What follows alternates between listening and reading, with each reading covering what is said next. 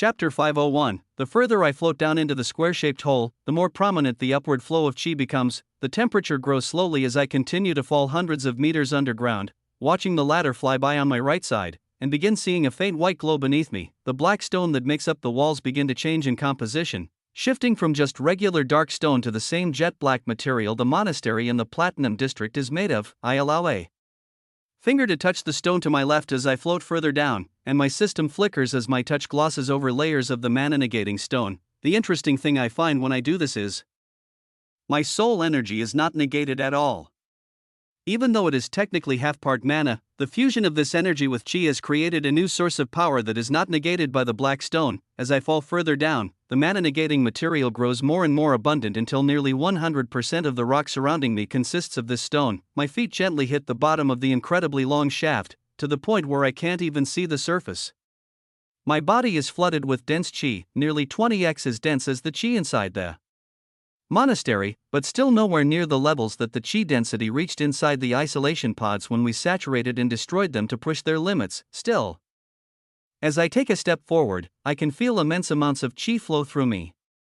It feels as if just standing in here could fill my core up to full in a few hours with minimal effort if it were empty. The steel ladder stops right at the ground level where my feet have landed, and the thin shaft has opened up to a medium-sized cave opening. There are jagged black rocks on the walls, floor, and ceiling, but the faint white glow that fills the cave makes my vision extra clear. There are small areas where white flowers grow inside the rocks, and as I walk forward and turn the first corner in this cave, I see the source of all this chi. Dozens of long white crystals emerge from the black rock. More and more of the delicate white flowers grow near these gems, and as I use my soul energy to stare deep into the crystal stones, I can sense thousands of chi pills worth of energy inside each one. They each slowly disperse warm energy into the air at a constant rate, but for some reason, it feels as if the source of this energy is not dwindling even though the rate at which they let the stored energy flows out is rather extreme. I take steps closer to the nearest cluster of crystals, and at the same time, sense my teammates floating down to follow me. I stare at the crystals in wonder, waving my hands around in the air to push the densest form of energy around that comes directly off the crystals. Even bringing my fingers close enough to the point where I'm about to touch one of the white treasures, Monk's voice rings out and his head pops around the corner before I do. Wait. Just wait.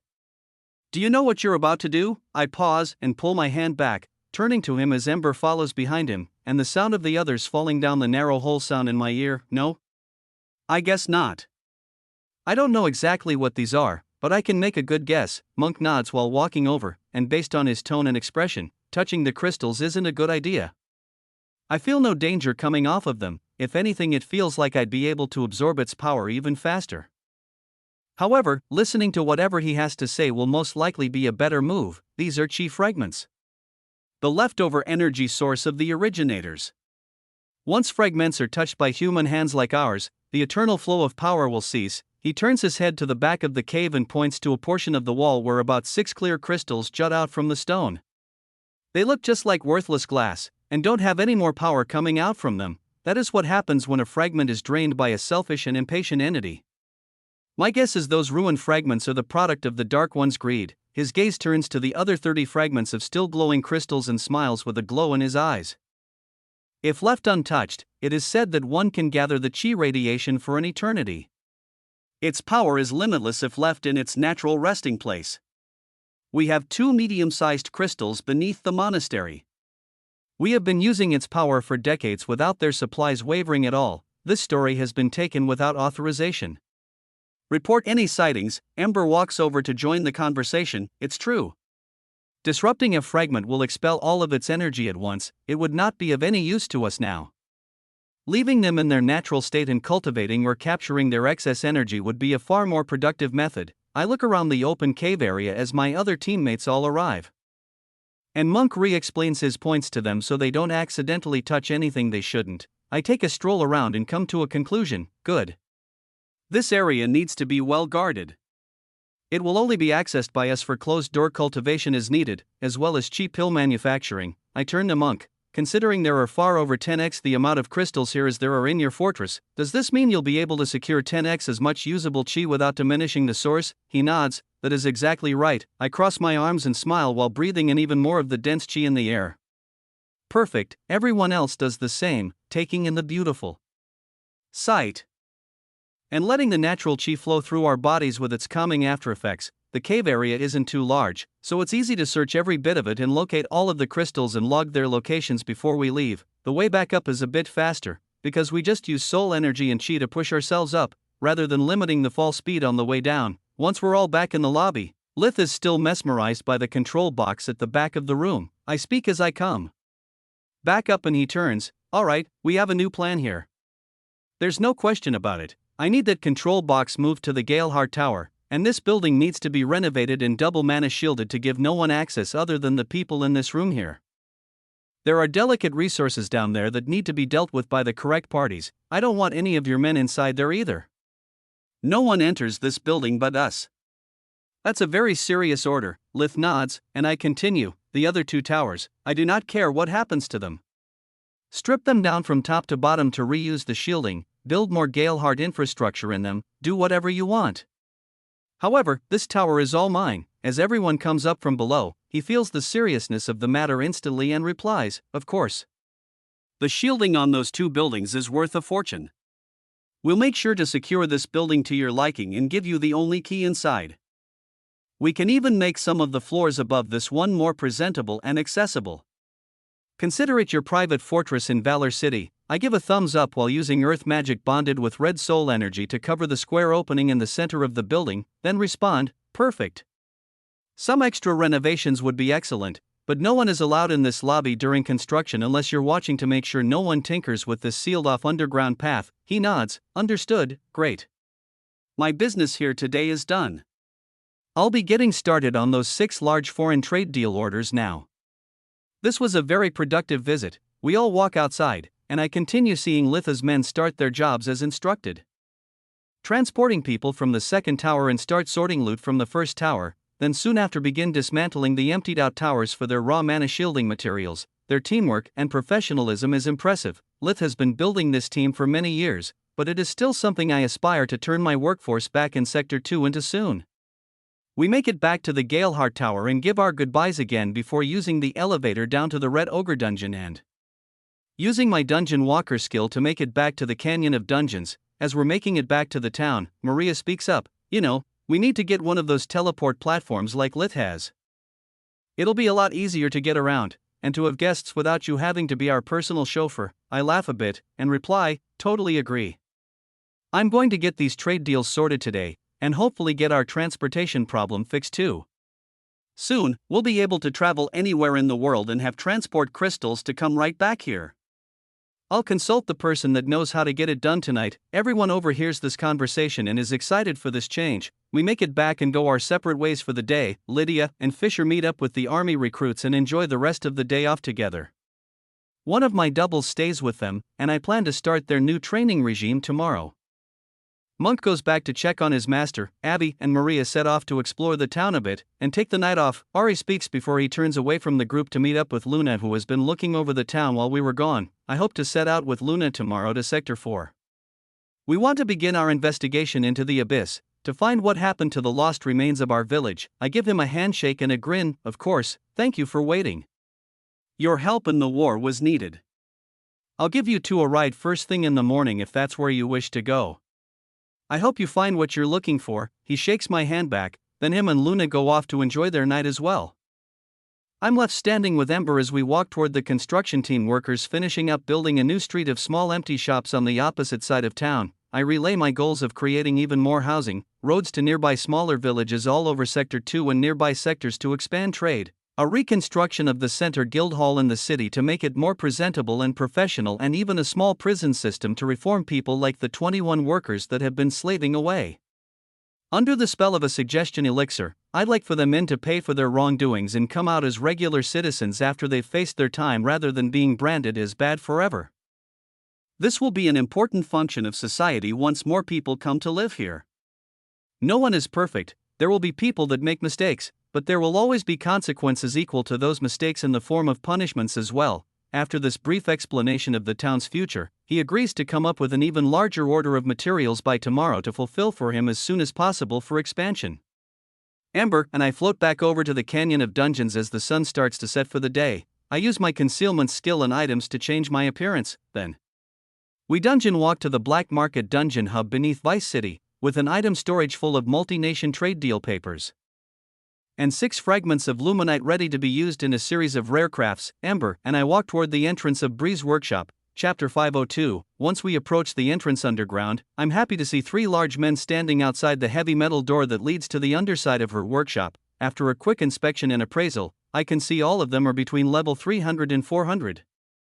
This is nearing elite levels, and is surely the top of the line security one can get in a place like this. There's no way any common thieves, or even professionals who have surpassed C-class could infiltrate this security without causing quite the commotion. I use my telepathy skill to send a message to Bree 3 floors above me to let her know I'm here, but step up to the security guards in the same instant to test them and see if they'll do their jobs. Ember and I stand before them with 0 detectable mana radiating off of our bodies, and I speak up. I have a meeting with Bree. I'd appreciate it if you'd let us pass. Using my conceal skill, mixed with the hidden attributes of my cloak, and new silver essence of infinite regeneration, I have it shapeshift into a perfect replica of a D-Class Association Hunter's ID with a picture of the face that I'm using to conceal myself right now. There's my ID, you can see I'm just a normal hunter. I have some rare items farmed from the new dungeons out in the forest. I point to Ember and smile. My partner here is unregistered, but you can just consider him my security. We work as a team here. The guard takes a step forward and snatches the ID out of my hand while the other 2 guards step in front of the large locked door. He eyes us up and down, then looks over the card before shoving it back in my face. Move along. I don't really care what you have to sell. You're not in Ms. Brianna's meeting schedule today. I suggest you don't show your face around here again unless you have official business. I smile inwardly as I take the ID back. They're certainly up to par with my initial expectations, but I want to try one more thing before Bree gets all the way downstairs to stop my fun. I pull out a handful of gold coins in one hand, and an earth element stone farmed from the 38th floor of the labyrinth in my other, creating mana shielding around it to make sure the excess earth magic flying off of it isn't too extreme. Come on, here, just a small token of my appreciation to let me pass. I want to sell this stone to your boss. There's no one else in the city that will give me a better price. His eyes widen for a moment at the sheer amount of gold in my hand and the rarity of the stone I'm holding, but his iron will doesn't budge. He replies as the door behind him opens. It's still a no. There will be no customers allowed inside unless they are on Ms. Brianna's invite list. This is not negotiable. A familiar voice calls from behind them as Bree stares past the 3 guards straight at me with an amused look on her face. Let them through, boys. I can fit them in before my important meeting tonight. These 2 were just testing you. You passed, she sighs, and the 3 guards move aside with confusion while Ember and I walk through them. I put the earth stone back in my pocket, which leads to my item storage, and flick 3 gold coins in the air behind me before placing the rest back in my storage too. They land in the hands of the guards as the door closes behind us.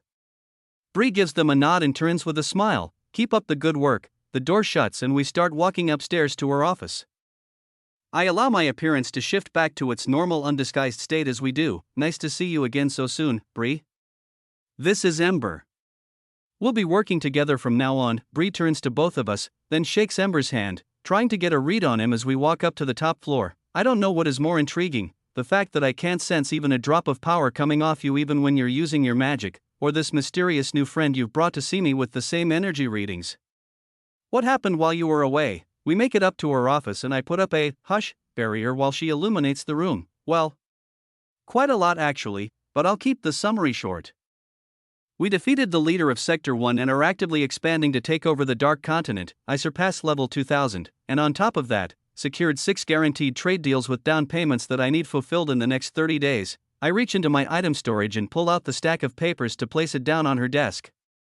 Next to those papers, I give a list of all the available dungeons we have access to in the canyon in Sector 2 with their loot drops labeled next to them. Her eyes turn to the papers and she walks around her desk to sit down and sift through them while Ember and I make ourselves comfortable on the soft seating arrangements in the room. Well, it seems you really have managed to get a lot done.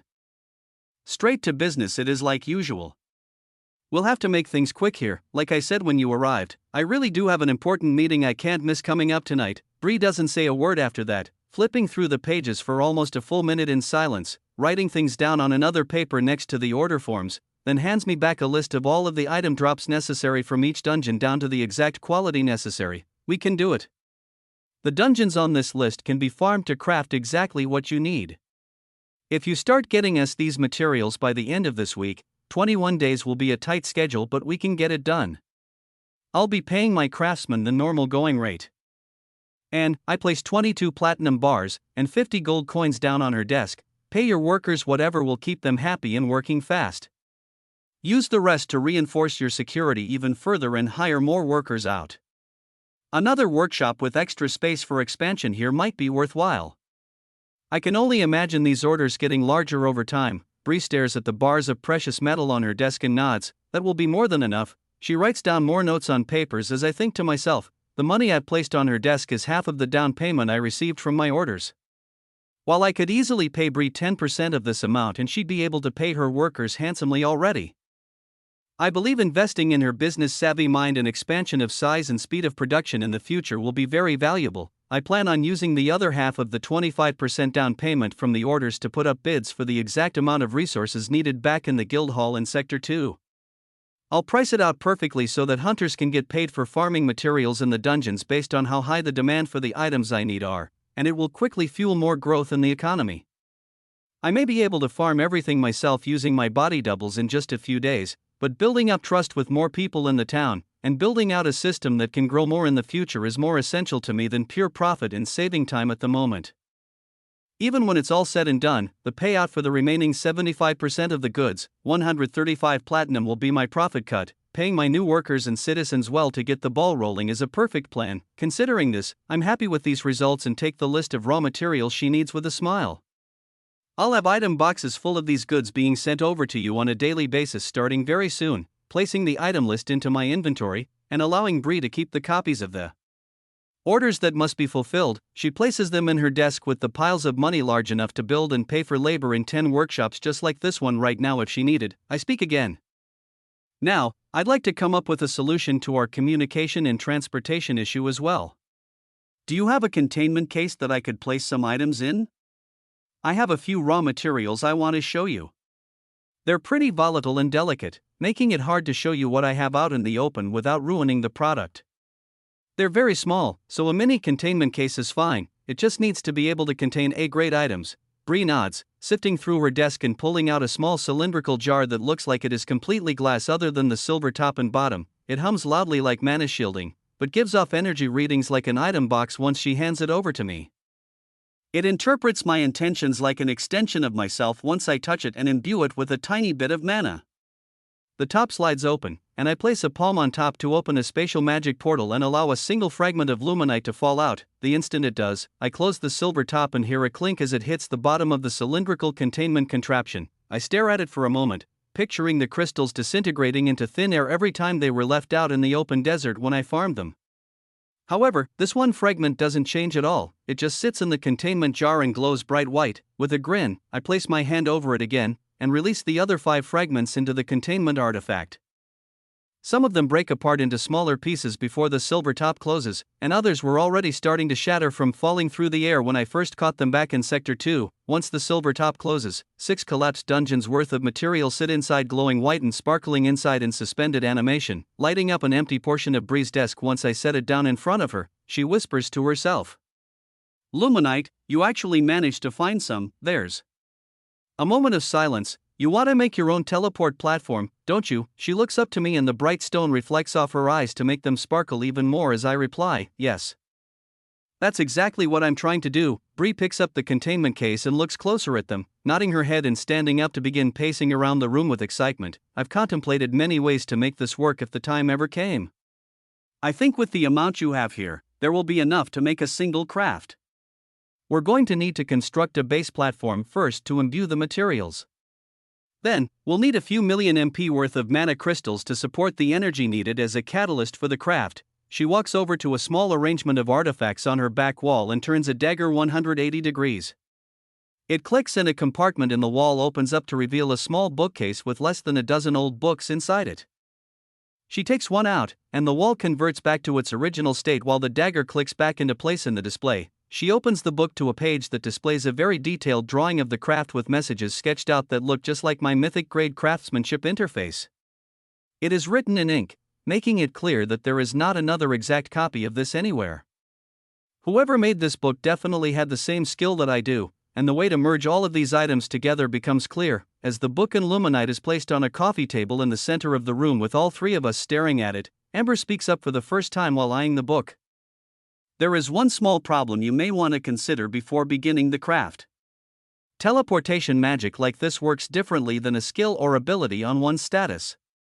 It performs more like a dungeon would. He points to a line in the book and keeps explaining, this kind of teleportation magic always comes back to a certain place on a map, not an object or living being. The platform we'll create is what stabilizes the luminite and mana input, but once the transport location is set, it won't be moved no matter where you position the physical platform. You're basically creating a geolocked dungeon respawn point, like when you kill a boss in a dungeon, you're always sent back to the same place.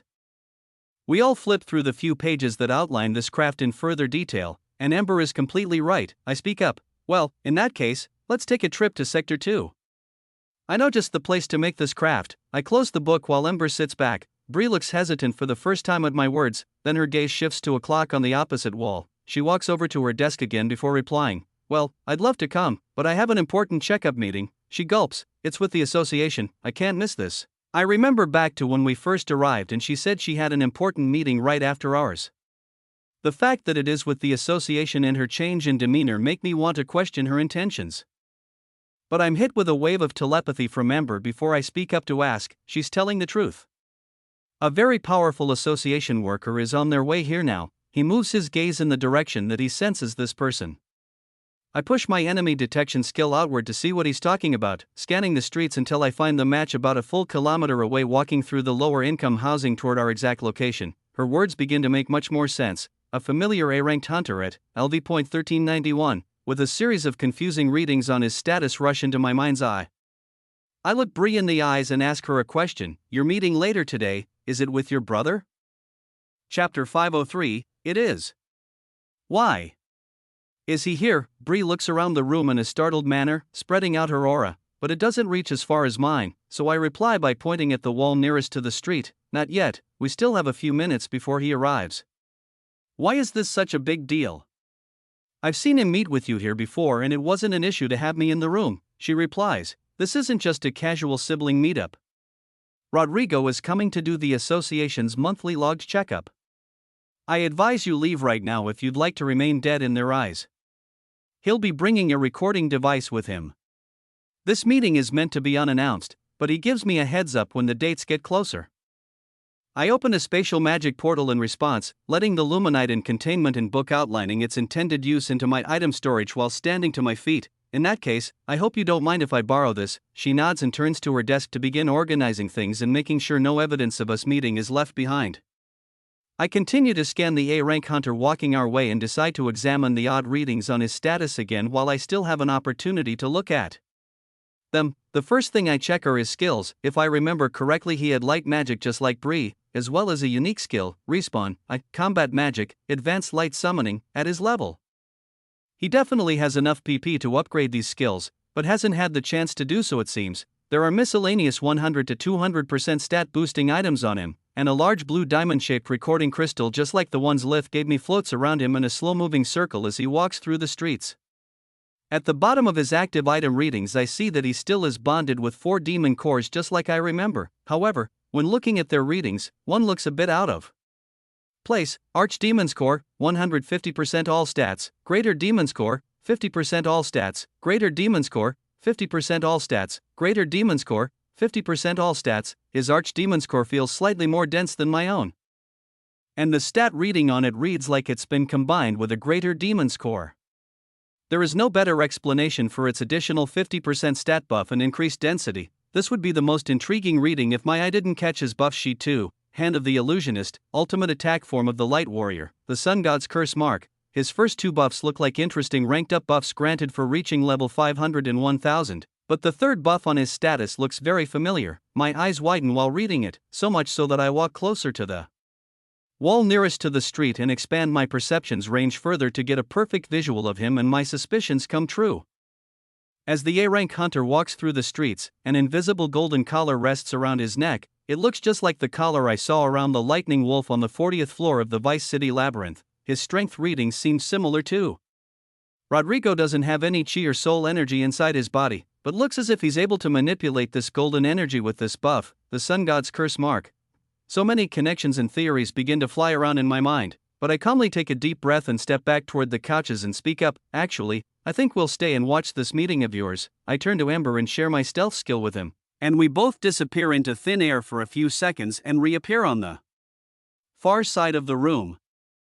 Leaning against the wall, you won't even know we're here. I just want to know what the association is up to these days. It's nothing personal. Bree lets out a sigh and sits down at her desk, letting the room fall dark to its natural state that she leaves it in before visitors arrive, then replies, I sense his presence getting closer now too. Do as you wish. There may be a point in our meeting where the surveillance is cut. Would you like to meet him again, for old time's sake? I'm sure Rodrigo will keep another secret from me. I pause, thinking about this question for a moment before answering, but eventually do. Yes, I'd like to have a word with him. Give me a signal once it's safe to appear unmonitored. I'll decide then if I feel it is worth showing my face. She nods, and I smile. Ember and I disappear using stealth to watch from a back wall as another 2 minutes pass and footsteps start to echo up the stairs. A man with olive skin just like Bree's, white eyes like a demon, dark hair, and the graceful walk of a dancer walks forward through the room. A bright golden soul energy collar shines with intense light only visible to those with chi senses.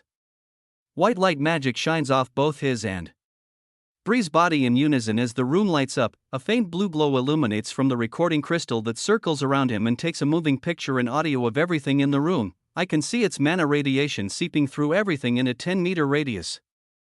But it's clear that this is just a high C grade, possibly low B grade item. There's no possible way it can detect me and Ember where we stand. Rodrigo takes a seat and speaks up. Good to see you again, Bree.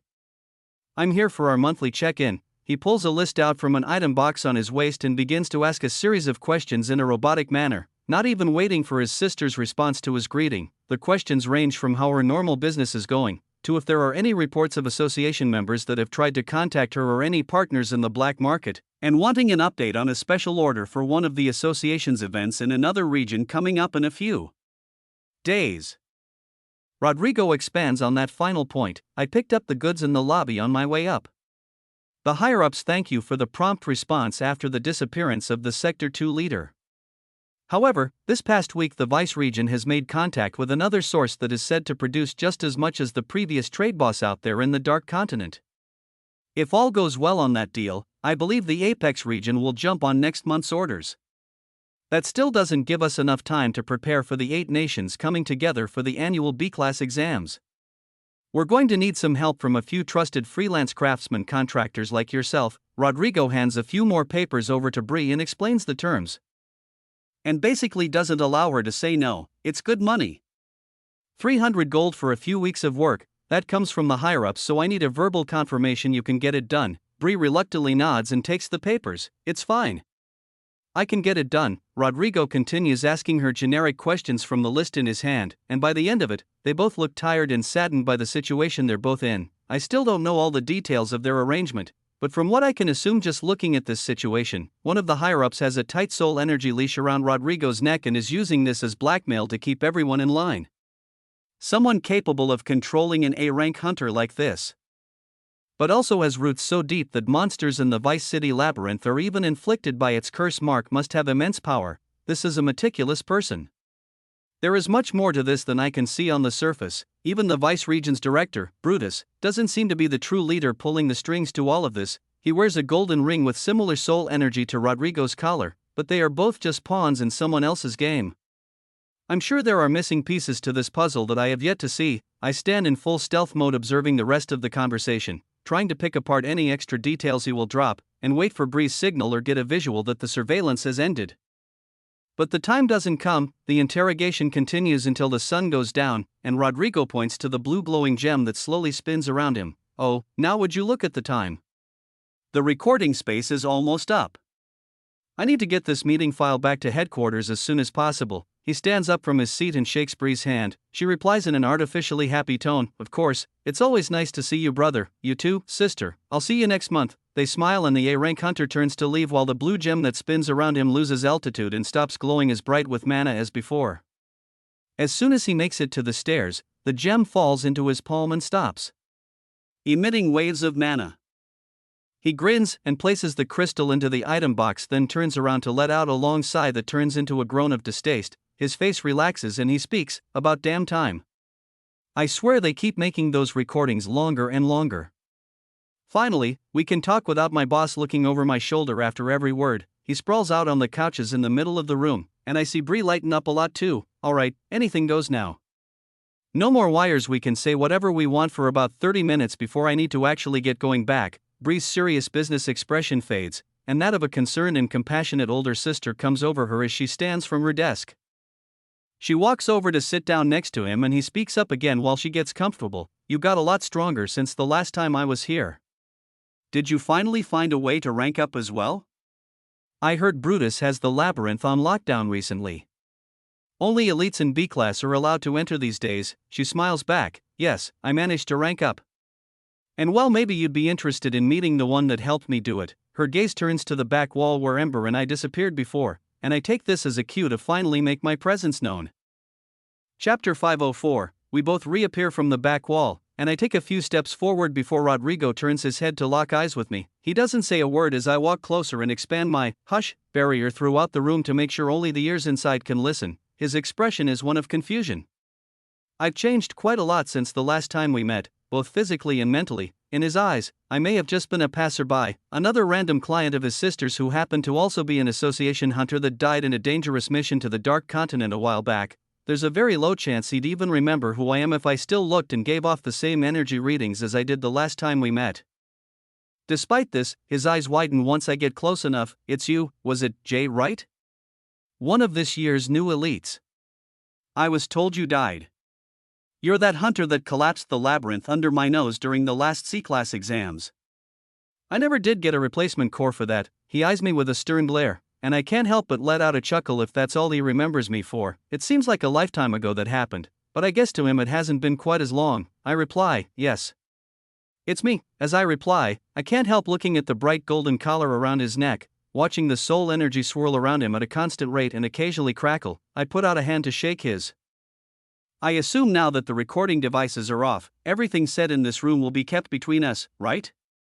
I don't want the association knowing I still exist." He shifts his gaze to Bree, and she gives him a nod. He turns back to me and shakes my hand. "Sure, it seems the secret of you being alive is connected to Bree somehow, so it's in my best interest not to say a word." He makes a twisting motion on his lips and throws away an imaginary key. I won't say a word. Green energy comes off his body, only visible to my lie detector skill, telling me he's being truthful, but I still have one concern. What about your curse mark? Do I have to worry about this so-called sun god learning of my existence even if you're trying to keep my presence unknown?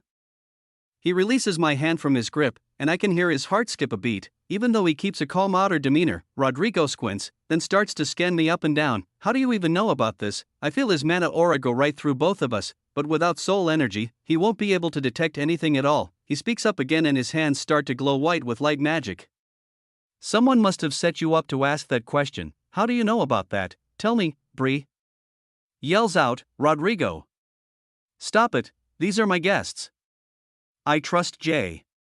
Please, answer any questions you can to help him." He pauses in place, but keeps his fists glowing, and rightfully so. No, the curse mark doesn't relay any messages or truths to its owner. It works like a sharp knife to the inflicted one's neck. Either the person wearing it obeys or they die. "Your words are safe, don't worry," I reply in a calm tone while both Ember and I sit down on a couch on the opposite side of the room. Good. That may not have been the right way to reintroduce myself back from the dead, but it's the only way I could think of breaking the ice. Let's just say, while I was said to be dead in the Dark Continent, I got around and learned quite a few things. I point to myself. "I'm not the weak C-class hunter you used to know. If anything, you're the weak one now." I cross my arms and sit back, letting tendrils of dark red soul energy seep from my body. In a physically manifested form, the pure mana in soul energy like this can be sensed, but its true power isn't able to be registered unless one has the chi-based perception that I do. This is clear by Rodrigo's eyes tracking the energy in his aura getting far thicker to try to make sense of this red light. His expression shows that he doesn't believe me. "Yeah, right. I know you somehow helped my sister rank up, but there's no way you managed to get stronger than me in a month. It's physically impossible." He chuckles to himself, thinking that my line about him being the weak one was a joke. I could release a pure mana-imbued aura to show him how strong I really am, but the fact that he thinks I'm still a weakling seems to be making him a lot more at ease and talkative. So, I decide to let him believe this and speak up again. I have a unique ability that can take that curse off your status. I believe you'll be free of that golden collar if you wish. I just want the name, location, and level of this sun god in return. Rodrigo watches the red energy float around me in a slow swirling circle, and waits a few seconds to reply. Whatever this cursed energy is, it is similar to the kind I'm able to wield. However, it is impossible to stack up to the sun god's golden power. I've tried everything I can to get this curse off for years. Even millions of MP concentrated into singular attacks do not affect it at all, he sighs, even if you really could take this curse off of me. Mr. Freeman is not a man I can easily escape from. No, he's not a man any mere mortal could dream to disobey. Ridding me of this curse mark will not set me free. It will only put a target on my back and everyone I've been in contact with. His gaze turns to Bree. At his words, I slowly begin to retract the red soul energy to think about what he said. The name sounds just like a man Lith warned me about the last time I mentioned the association to him. As the energy seeps back into my body, I reply, so then, Mr. Freeman, this is the man pulling all the strings? Who is he? Rodrigo doesn't reply for a few seconds. You really want to know? I nod, leaning in closer. Even knowing this information could put you in far more danger. Are you sure? I nod again. I'm already dead to them. They can't possibly want to kill me more, he sighs. Well, it's not really a secret. If you search through the old public records, a good amount of information can be found. Most people just don't know where to look. He is the oldest and most powerful registered A-class hunter across all 8 regions and throughout all 4 sectors. Mr. Freeman is the regional director of the Apex region. However, all 7 other directors fall in line to his demands. He is the unspoken leader of the association on this side of the world. My thoughts go racing for a moment as I try to conceptualize what Rodrigo is saying to me right now. So he calls all the shots? Does this mean your orders today to come out here and do monthly check-ins are his doing? Rodrigo nods, of course. My main orders come from the Apex director, but I'm a bit of a special case. I report to all of the regional directors, actually. The Vice region is one of many stops. I report and clean up large dungeon breaks, manage labyrinth stability, and take care of a good amount of the C-class exam proctoring. If it were up to me, I'd be fighting monsters and getting stronger by any means necessary, but my free time is rather limited these days. I nod and ask another question in response. That means the regional directors get orders directly from him too. He nods again, and I think back to the time I saw Brutus for a split second after testing out that cursed element stone on a dungeon out in the forest. The directors don't have curse marks though. They wear rings. Rodrigo nods again, smiling, and responds, this is true. You're very well informed. The 7 directors from the Vice, Bedrock, Tulton, Viridian, Silka, Raya, and Phantom region are all gifted with rings that work just like Mr. Freeman's power. They're all capable of controlling the high-ranked hunters with the curse. I think for a moment longer, before responding, why doesn't he just give them curse marks too? Rodrigo laughs. He doesn't have to. Perception of power and freedom is everything in this world. The only way to get access to resources to become even close to as strong as the Apex region's leader would be to take the helping hand of the association. Those that have talent and are able to gain strength are branded with a curse. He points to himself, implying that he is one of those few, those without any hope of ever gaining enough power on their own to overthrow his rule or given the opportunity to wield his power as a loyal servant. Rodrigo scoffs. None of the regional directors are even close to A rank. They are granted wealth and power by the association, and can be replaced at the snap of a finger by another power-leveled nobleman or businessman at any time. The corruption in this organization stems far deeper than anyone knows. He looks at me, then at Bree, then back to me with a sigh and a saddened stare. I appreciate the thought. You may have survived a few weeks on your own in the Dark Continent and think you've learned the secrets of the world, but I've thought of ways to free myself from this organization for many years. I'm one of the strongest registered hunters in the entire association. If anyone could manage a way out, it would be me. He lets out a sigh of defeat, but I respond, I think you still underestimate me. I may seem weak and naive to you still, but I assure you I would not run head first into a fight I don't believe I have any chance of winning. I pause for a moment. Is there any way you could get me to the Apex region? I just want to get a single glance at this man. It would be enough for me to know what I'm working with. Rodrigo laughs again. Impossible. The Apex Region's director only shows his face to A-rank hunters and other regional directors in board meetings. The public hasn't seen his face in decades. This is why his name has been forgotten in time. Only those that care to look through the old records or very influential business figures remember him from his contributions in the Great War. Rodrigo stops talking and looks up to the ceiling as if he's remembering something important, then continues, "Well, actually, there is one way you could lay your eyes on him if you really wanted to. However, it's basically a death sentence." More green light flows off of him from my lie detector skill as I can tell every word he's speaking to me is the full truth. I grin and respond, "Now we're getting somewhere. Where can I see this man for myself?" He turns to look me in the eyes and responds, "Well, a select few contestants that rank exceptionally on the B-class exams are put on an accelerated progression track. Kind of like the elites of the elites. Only a handful are chosen out of all of the applicants from all 8 regions every year. These members have the privilege, or rather, death sentence of training under Mr. Freeman himself to get the chance of becoming an A-rank hunter, or dying for the association while striving to become one of these chosen few." I turn to Ember and open a telepathy link. "What do you think about Mr. Freeman?" "He said he was in the Great War." "That was 50 years ago, you were alive then, right? Was there a sun god? Do you recognize this golden soul energy? Are we dealing with another divine beast?" Ember turns to Rodrigo and looks at his neck for a moment, but shakes his head in response to my question through our link. "No. None of these names are familiar to me. There isn't even a guarantee that these two are the same person. This figure must have gone by something else back in that era. Its soul energy is not one of the divine beasts, however, it is familiar." There's a long pause, but Ember speaks again. "If this is your next target, I believe we should assess this threat for ourselves. If this is really the only chance we have of organically meeting the figure in question, I say let's do it." I nod, and smile inwardly, then, I turn to Rodrigo and reply, "Great. It's about a month away, right? That should be enough time to prepare. I'd like to apply to become a B-class hunter. I'm sure you can fit in a few new last-minute applicants into this year's exam." Chapter 505, "No way. Are you crazy? You want me to sign your death sentence? You already narrowly escaped it by a hair once, there's no point in going back to the association if you don't have to." He eyes me and Ember up and down. "Plus, are you guys even ranked up? One of the requirements for entering that exam is hitting level 500. Based on the near non-existent mana readings I feel coming off you, I think you'd be killed off in the first combat round of the exams." He shakes his head with disapproval, but I reply with a shrug, "I didn't ask if you thought I was strong enough. I just want you to get me into the exams." He looks at me again and hesitates before responding, "No, there's still no way. Even if you have a death wish, don't drag me into it. They'd most definitely recognize you and see through any appraisal blocking items you own. The instant they realize who you are, and I'm the one who recommended you. My head is on the line here too.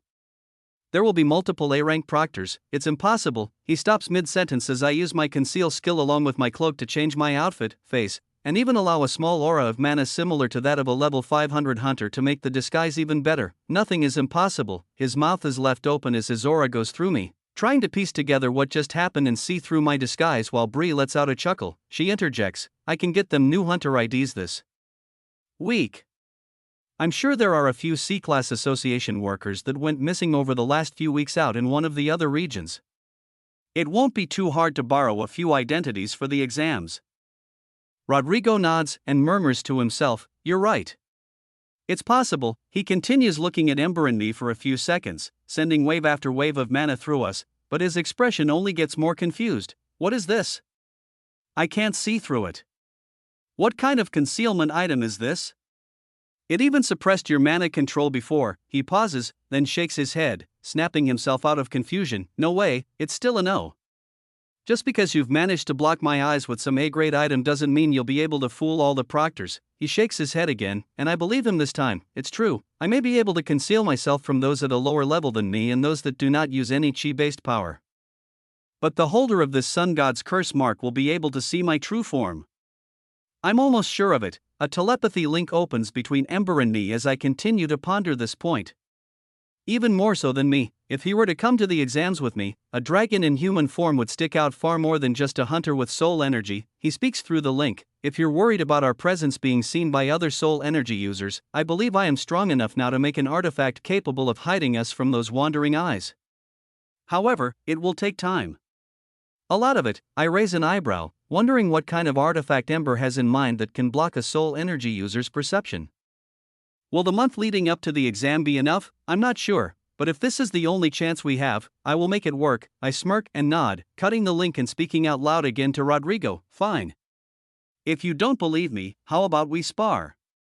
If I win, you'll get us a spot in the upcoming B-class exams. If I lose, we'll get out of your hair and stop causing you any trouble. He grins on the spot and starts to laugh out loud. Now we're talking. This is all it'll take to get you to give up on this? Deal. How about I take both of you on, just to give you a fighting chance?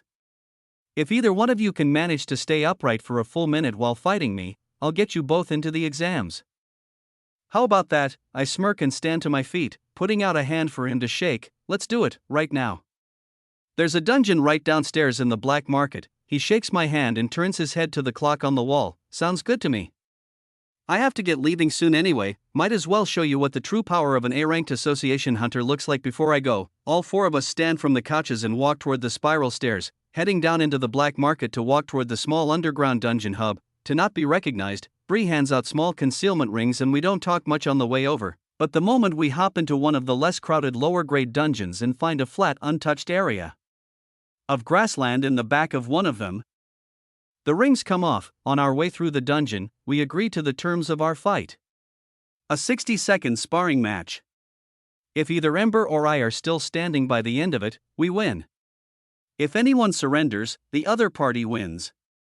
Either party is allowed to use any gear or weapons they wish. Rodrigo decides not to use any, so Ember and I decide to hold off on weapons too, but I mention that I'll most likely be testing out a sword later in this battle. Bree stands far away on top of a steep hill to watch, holding a small digital stopwatch. The fight will begin once the first punch is thrown. Rodrigo faces off against myself and Ember, speaking up while placing his fists in front of him. Don't hold back. I want you to aim to kill. I have a unique skill that allows me to respawn in the exact same form and place I last slept twice per waking cycle.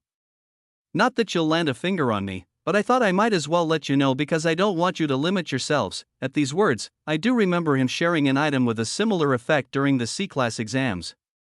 He gave out a charm for everyone to wear that allowed them to respawn after death with their body and memory intact. It is a very overpowered skill. With something like this, the fearlessness he is going into battle is exactly what an A-ranked fighter needs. No wonder he rose the ranks in the association so far.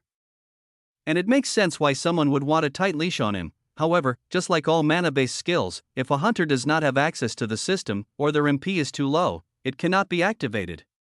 So, his offer to go all out would make sense for the perception of the weak hunter I'm showing him, but if I really went all out, it wouldn't end well, I'm sure of it. Ember looks at me, and I shrug, putting my hands up and speaking to him through our link. Go easy, and not just instantly send him back to his respawn. Let's win this, but at least do it by surviving the full minute to run some tests and see what kind of fighter he is. Ember laughs out loud, severing the link and putting his fists up too. I'll try my best. We both lunge forward and the clock in Bree's hand starts to count down from 60. Rodrigo runs forward too, with bright white glowing fists and blinding speed. I see the air ripple behind him as he doesn't wait at all to activate his first ranked up buff, Hand of the Illusionist. Dozens of copies of him start to trail behind his original body and spread out as we get closer to each other, creating a mirage-like effect of us being surrounded by lifelike images of him. It would be very confusing if I couldn't see straight through it with the soul energy floating through my eyes. Both Ember and I still play along and dodge and weave through all of the punches of the illusions until we make our way close enough to his real body. Rodrigo doesn't hold back at all. His fully charged light magic fist comes rocketing toward me, and I move my right arm in the way to block. An echoing crack sounds through the dungeon as my forearm stops his fist in place. The shockwave dissipates all of his illusions and he jumps backward with wide eyes and a smile. You blocked my punch. Not too bad actually. I underestimated you. How about your friend? He runs at Ember to my right side and throws a similar punch, only to have the same echoing shockwave of rippling light magic flow through the dungeon. He comes at us with even more speed and power next, throwing multiple punches and kicks per second while we block them effortlessly and follow his patterns while the 1-minute clock ticks down. Bree's voice calls out from high up on the hill, 50 seconds left. At this, Rodrigo's punches and kicks get faster and the mana imbued into them are far more extreme. His power is impressive, and his baseline mana control is on par, if not even higher, than Fisher and Lydia's. He's a legit fighter that could take out 39th floor labyrinth monsters with mana alone. The demon cores significantly increase his stats, but the items he wears could be optimized more. Ember and I increase our own power output the further he pushes his 40 seconds. Bree yells, his speed and power reach heights that are nearing his max, and he starts to get agitated. Impossible. How are you keeping up with me still? Your speed, power, your mana control, it's rising. He starts activating his Hand of the Illusionist mid-stride, sending out dozens of copies as we're about to attack again, and we ignore them, weaving through the copies to finally land hits of our own on Rodrigo. The punch I throw would easily have broken through the hard outer shell of the sandworms on the 38th floor and possibly even killed an elite minotaur on the 39th. However, he takes it head on and is pushed backward by the blast of his mana shielding breaking. 30 more seconds, halfway there. Bree calls out as the dust and debris clear. Fine, I'll show you my ranked up form. You two are strong, stronger than I assumed. You would actually stand a good chance in surviving the B-class exams, but I won't risk my own life on that gamble. His body glows white and grows about 2.5x in size into an armored warrior made of pure light magic. It holds 2 long white blades of light in each hand and gives off a pure white aura. It is definitely his second ranked up buff, ultimate attack form of the light warrior, but I don't intend for him to use this for long. We run forward at its form and I coat my arms in far denser mana than I was using before. Ember does the same and we begin trading blows back and forth with the enormous white knight. Its energy blades collide with our shielded arms and we punch back, sending the light magic user backward. To his utter surprise, only 20 seconds remain. Bree's voice echoes through the battlefield. At this warning, Rodrigo gets serious and takes a moment to step back and combines the white light magic swords into one thick blade. He holds an enormous glowing white sword in the air that hums with mana and makes everything around us ripple and wave. The air itself looks like it's about to melt. It twists and turns and the figure is surrounded by a flash of blinding white light. At the same time, nearly 100 more blinding flashes of light fill the dungeon as the illusion of more knights fills my vision. I stop in my tracks and turn to Ember while pulling my new Dark Emperor's blade out from my inventory. Let me handle this one. I believe the fight will be over shortly. I want to test out my new weapon. There's more than enough targets to try it on here. It feels extremely heavy in my hands. Its mass is still equal to the 100m long Lich King scythe it was crafted from. Black waves of dark magic ooze out from the sword meant for war. One of the most interesting traits of dark magic is its ability to negate all mana-based attacks. I imbue more dark magic into the blade using my superior dark summoning skill and it gushes more and more with the black energy. Mana from the dungeon floor beneath my feet is being ripped away and sucked into the blade the longer I hold it. I lunge forward as Ember steps back.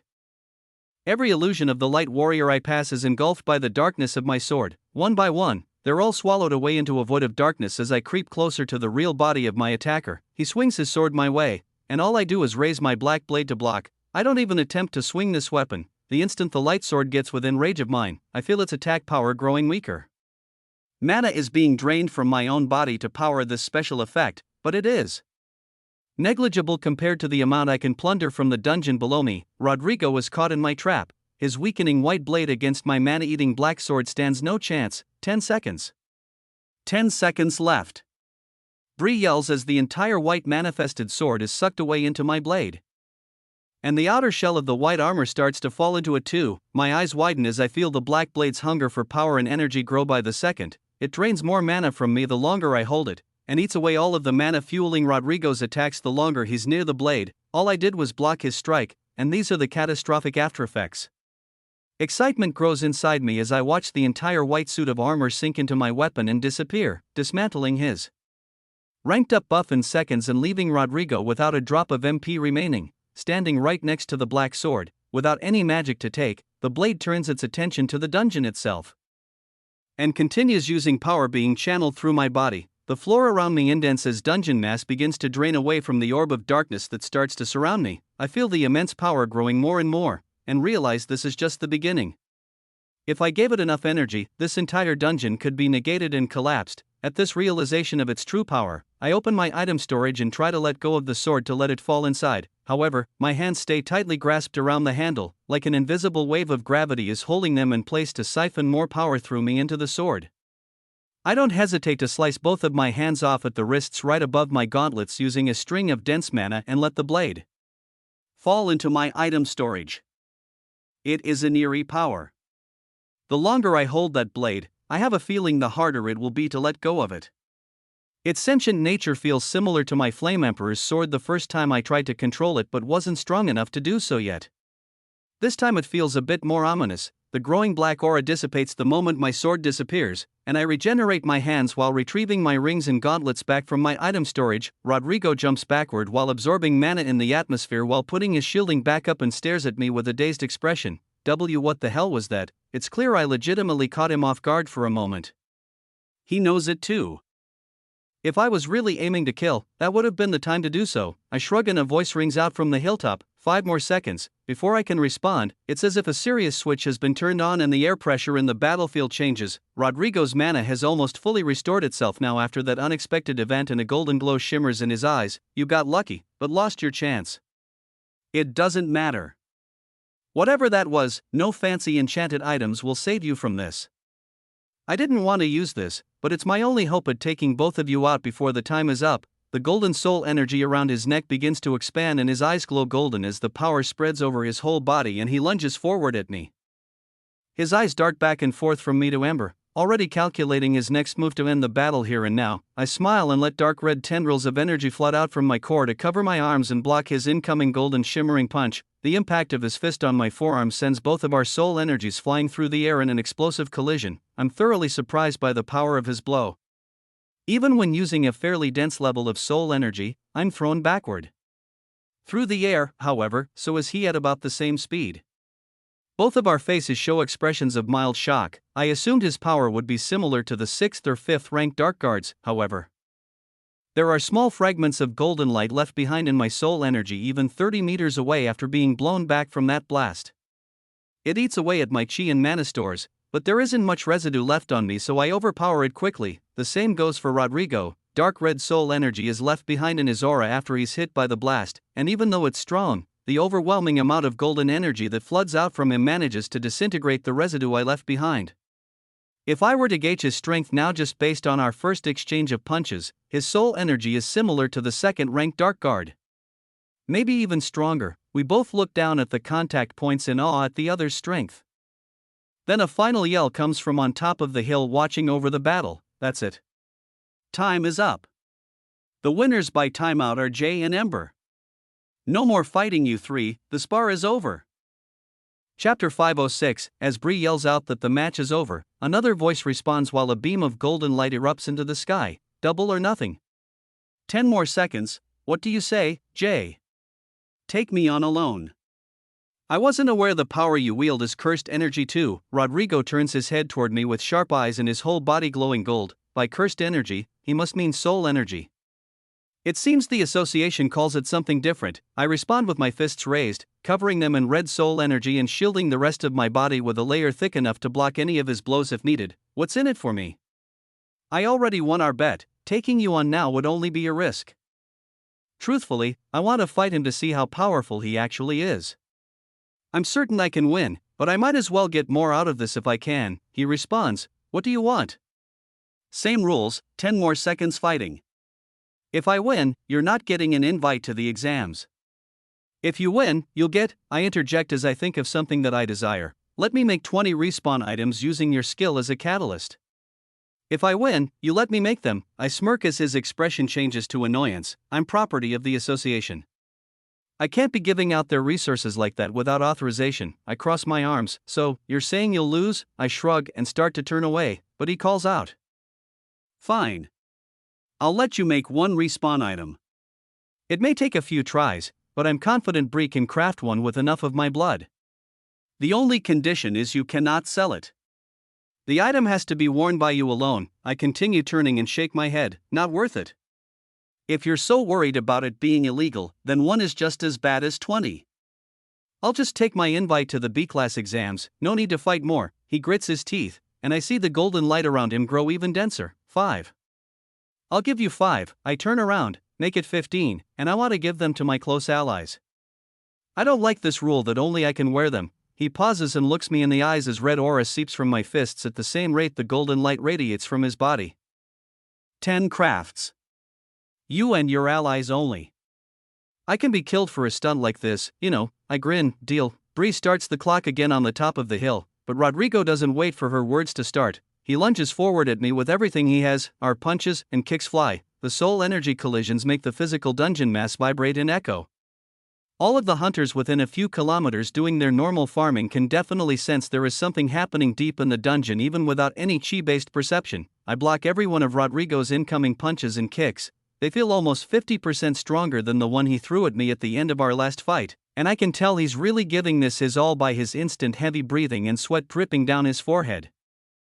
Tens of meters of dungeon mass are stripped away with every blow, and I have to actively use strong soul energy to block each of his strikes. My base stats are many times higher than his own just because of the level gap in my high-grade gear, but I still activate my stat-boosting buffs to keep up with him and not miss hits to take any unnecessary damage. After 42 blocks in a row in less than 5 seconds, and a massive crater in the grassland dungeon being formed, I whisper out loud while dodging his incoming golden punch with ease and hitting him back with a blow 3 times as powerful as the strongest one he's thrown at me so far just to give him a taste of what I can do. You're not a bad fighter. Let's see if you can take a hit. It makes contact with his stomach, and I see his eyes roll back in his head for a moment as his golden soul energy is pierced right through. Rodrigo is rocketed backward over 100 meters, ripping through the remaining dirt in the crater we fight in. However, before his momentum stops, he regains consciousness and activates his ranked-up buff with soul energy imbued into it as well. A 5-meter-tall golden knight digs its feet into the dungeon floor and rockets back toward me. I use the same power from the attack I just threw and let it soak my entire body with red aura. I take the ranked-up soul energy imbued light warrior on in my base form, just using basic soul energy shielding, going blow for blow with it. Now, the vibrations and energy waves coming off of Rodrigo are of a similar caliber to the destruction brought about by one of the first-ranked dark guards in their split form. Minus the base stats and lack of high-grade items limiting his pure strength and speed, Rodrigo is among one of the strongest beings I've ever laid eyes on. I wasn't expecting the fight to go this far, but with less than 2 seconds left on the timer that Bree holds, I'm sure he's finally reached his limit. I jump forward and let out even more of my soul energy, doubling my power again, cloaking my fists in soul energy so dark and dense it looks black. I'm impressed, Rodrigo. You were right. A-rank hunters are strong, but I am stronger. In a flash of red, my fist makes contact with the outer golden glow of the soul energy imbued ranked up buff and shatters it instantly.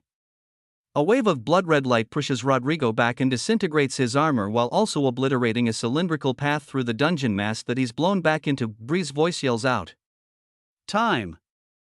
That's time! Time is up, guys! Stop fighting." At her words, I instantly stop expelling aura and cease firing off my attack. Despite this, Rodrigo is still rocketed backward a few hundred meters into a nearby rock wall, and it is obliterated into fragments of stone. The dungeon is left in silence for a moment as I power all the way down. An ember breaks the tension. Nice one, Jay. That guy was pretty strong. The curse mark he bears is far stronger than the Lich King's was. Ember nods his head, and I agree, wiping a small bead of sweat from my own forehead. You're right. Rodrigo is a formidable fighter. I might have lost if I tried to challenge him before the war. Bree comes walking down the hill toward us, and at the same time a white glowing figure comes floating out of the rubble and floats over. Rodrigo is beat up, covered in burns and bruises, and knows he's lost, but there's a satisfied expression on his face as he touches down in front of me. You win. I believe you really do know what you're getting yourself into now. You definitely won't die at the exams with power like that. Well, not to another applicant at least. Thank you for showing me I'm not just getting you into this exam to create another slave for the association to throw around. Jay, maybe you will be the one to set us free. He smirks, then catches a green potion I toss to him. It's the first mythic grade self-regeneration potion I've ever made, and he drinks it without questioning it to be anything other than a standard HP potion. Instantly, the burns and bruises all over his body disappear, his heavy breathing stops, and all of his fatigue completely fades away the moment the green liquid touches his lips. I put out a hand to shake his after he's healed and reply, "Glad to see you think I won't die." What a nice way to phrase things. I roll my eyes and chuckle. Now, to get what we bet for, let me get those crafts. He nods and responds, "Sure, I'll drop off some blood for Bree to use late this week." One thing you should know, if someone wearing one of those charms is killed with the energy of a curse mark, they don't respawn. It only works from pure mana-based attacks. I raise an eyebrow at his statement, but don't hesitate to pull 10 item drops from floor 31 to 39 in the labyrinth, ranging from fangs to scales to horns, and craft them all into rings, amulets, and charms while imbuing the you respawn skill into them while I'm still making contact with Rodrigo's hand. It only takes an instant, and his eyes widen with shock when I let the items fall into my storage less than a second later and release my grip. Done.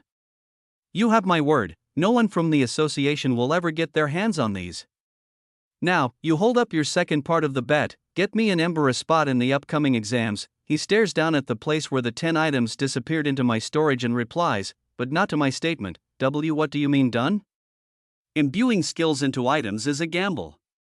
Every time Bree does it, it usually takes dozens of tries and liters of blood before she can even get one right. What kind of ability do you have? Bree interjects. Brother, that's not for you to worry about. Jay's crafting ability far surpasses my own. I add to her remark. It may even surpass the old Sector 2 leaders soon if you'd believe it.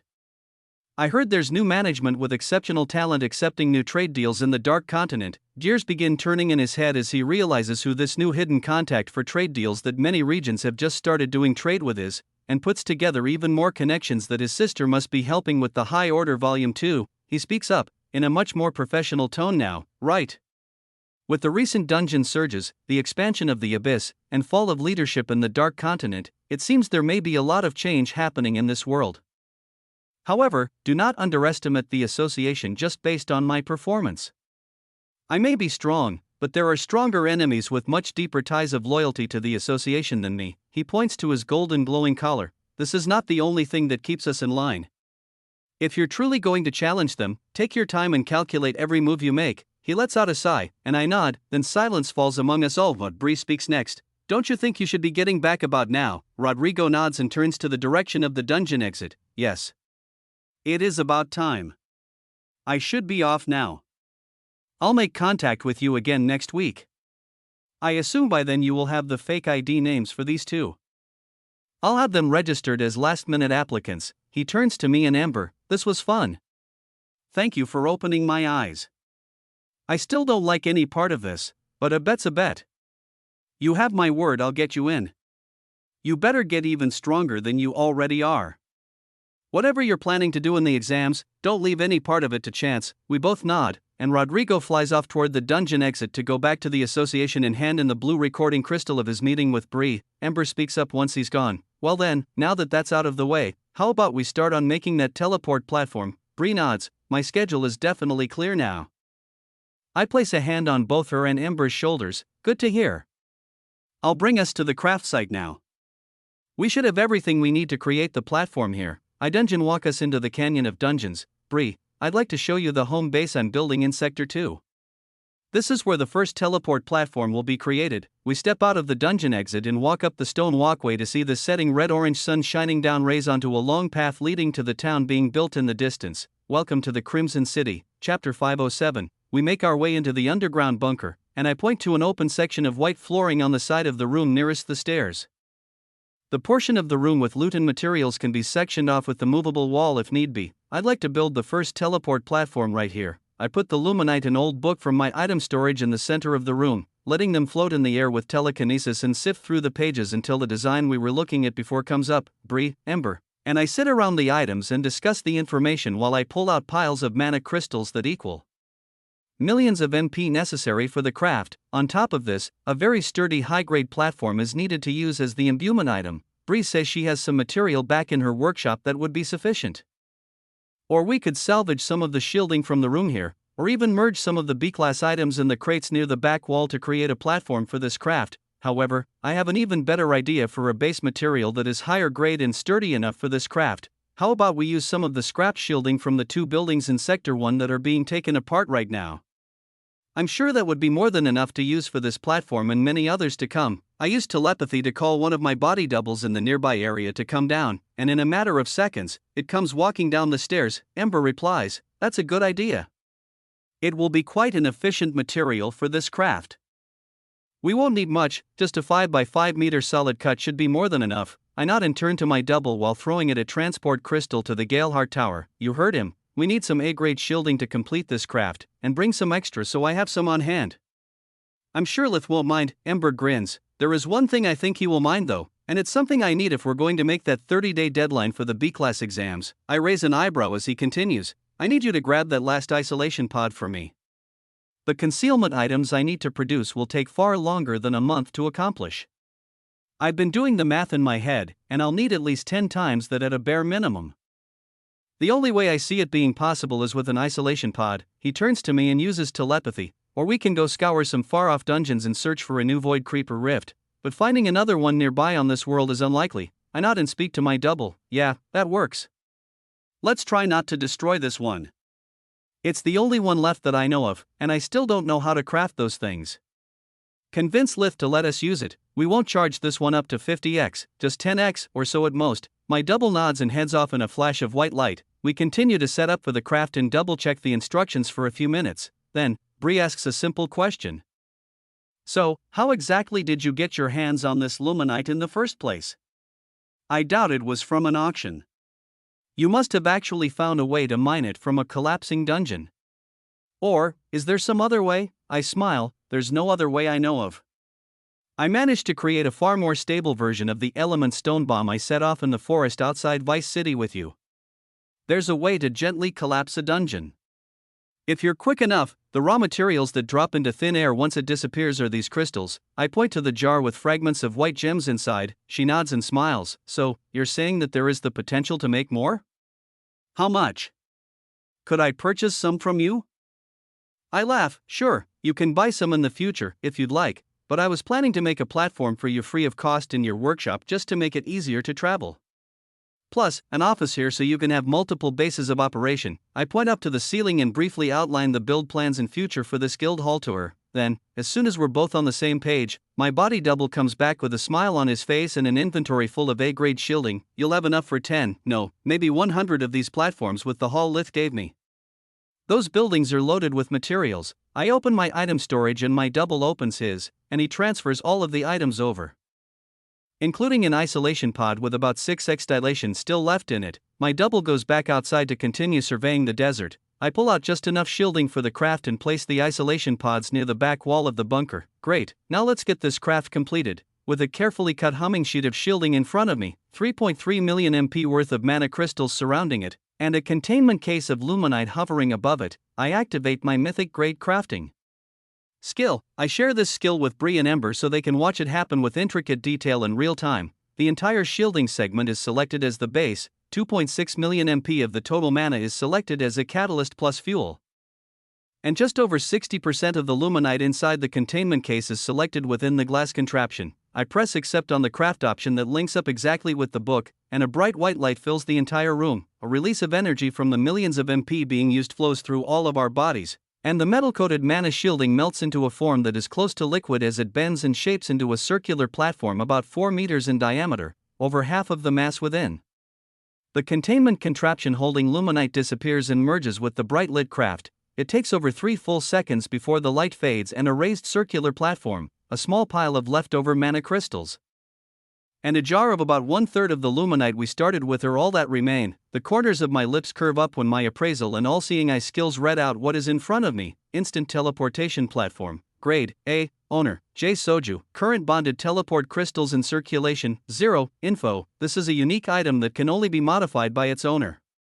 Using bonded teleport crystals, any living being and the direct mass they are making contact with will be instantly transported to this platform. Crafter's note. None. I smile while using my crafting skill again on the remaining luminite and mana crystals sitting on top of the platform and select the next option to make bonded crystals linked solely with this platform.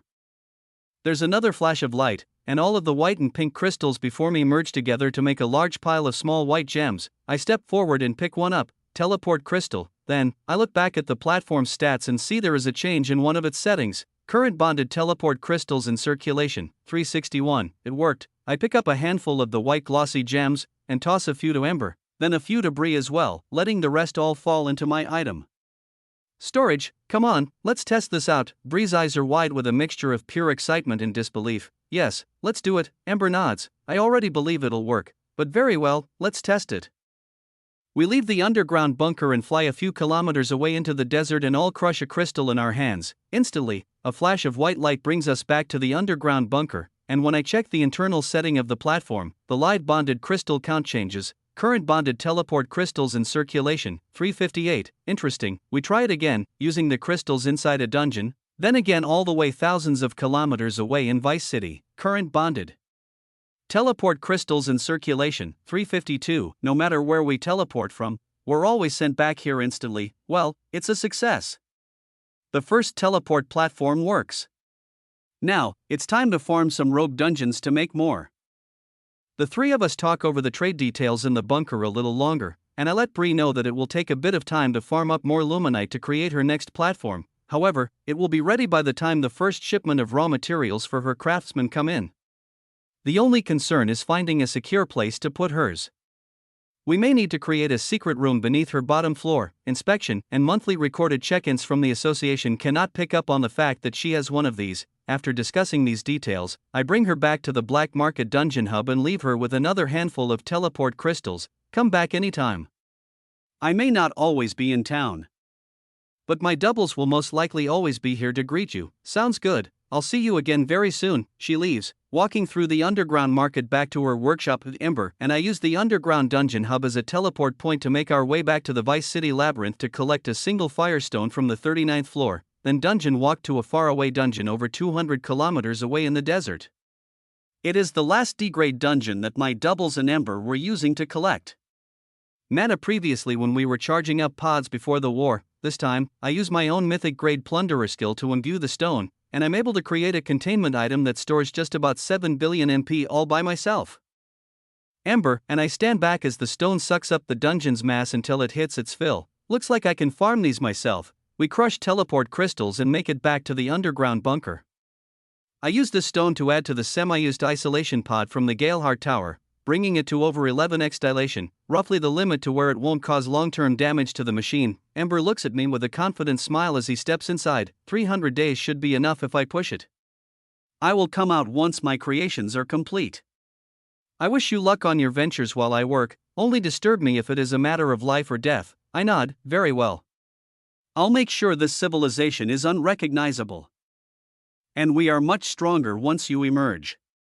Whatever it is you are creating, best of luck. Ember types on the keypad, entering 30 days at an 11.54x dilation. The door shuts, and I call for a body double to come and be on full-time guard duty of this pod. After it arrives, I head off to the Canyon of Dungeons as the sun fully disappears and the night sky comes. I dungeon walk into the labyrinth to begin a solo farming session. Chapter 508. I start by clearing out the rest of floor 39, dungeon walking from monster to drain their MCP, and opening up spatial magic portals to store their corpses in my storage, instead of leaving their bodies to dissolve in random places throughout the floor. Having to wait up to a full minute for some, I see it as more time efficient to keep their corpses on me and have them all dissolve together after I'm done with farming for the day. I clear out every floor from 38 to 30 next with fast strikes, dungeon walking to every new monster and killing them before they even know I've arrived. A few 100 million MP worth of mana control is absorbed, and over 1,000 monsters' bodies are stored in my storage before coming back up to floor 39 to catch the one mutant minotaur that respawns right on schedule. I repeat this routine for a few hours, piling up corpses in my storage, collecting over 1 billion MCP total, and holding 7 near A-grade firestones in my item storage before I decide to change things up. I let the massive pile of corpses dissolve before me on the 39th floor, collecting close to 1 million MP worth of pink mana crystals and over 1,000 high B-grade crafting materials. Then, I let them all fall into my storage while activating my soul energy, letting a visible red aura leak out from my core, the same output as the aura I was using while fighting Rodrigo at his maximum strength and his ranked up form. I pull out my Flame Emperor's sword because the dark blade I tested earlier seems to still be very unpredictable and hard to control. I whisper under my breath while dungeon walking up 2 floors. This should be enough to fend off whatever is on the 41st floor. It'll be a good change of pace instead of just farming the lower ones all night. The last few times I attempted fighting the monster on this floor, I never even managed to get a look at it. Its status never even showed up in my mind's eye. The only thing I know about this floor is that it is a dark cave system with a fast-moving monster that uses slashing attacks and conceals its presence very well. The instant I teleport into the darkness, I hear the sound of humming energy and barely audible fast-moving steps on the rocky ground approaching. In less than a tenth of a second, a sharp blade-like surface comes rocketing toward my midsection. I smile as the dark green bug-like claw collides with my soul energy shielding and bursts into an eruption of energy. There's an angry hiss that echoes through the cave, and I see the shadowy outline of a 4-meter-tall mantis creature circling me in the dark, ducking in and out of crevices in the cave while eyeing me down and waiting to send off its next attack. My inspect and appraisal skills finally pick up on a few of this monster's readings: LV 1522, active items, none, active skills, stealth, mythic grade, buffs, silent breath, eyes of the night, the sun god's curse mark, a mythic grade. Stealth skill, huh? Just like mine, my eyes lock onto the barely visible golden collar around its neck, being partially blocked out by its stealth skill. It's only visible now because of my all-seeing eye. New advanced perception, overall higher state of mana control, and of course my unique soul energy senses. Despite this, the dark green mantis lunges forward again and throws a claw covered in golden light beneath its stealth veil. It must not be used to its opponents being able to see its movements, because when I swing my sword up to block its strike covered in my own soul energy and the two masses collide, the creature immediately uses the momentum from my blow to be shot backward and scurry away into the cave again. It boosts its stealth skill further and lurks in the darkness. My eyes track it around the dungeon as it does. This creature is using only its own mana control to activate its stealth skill.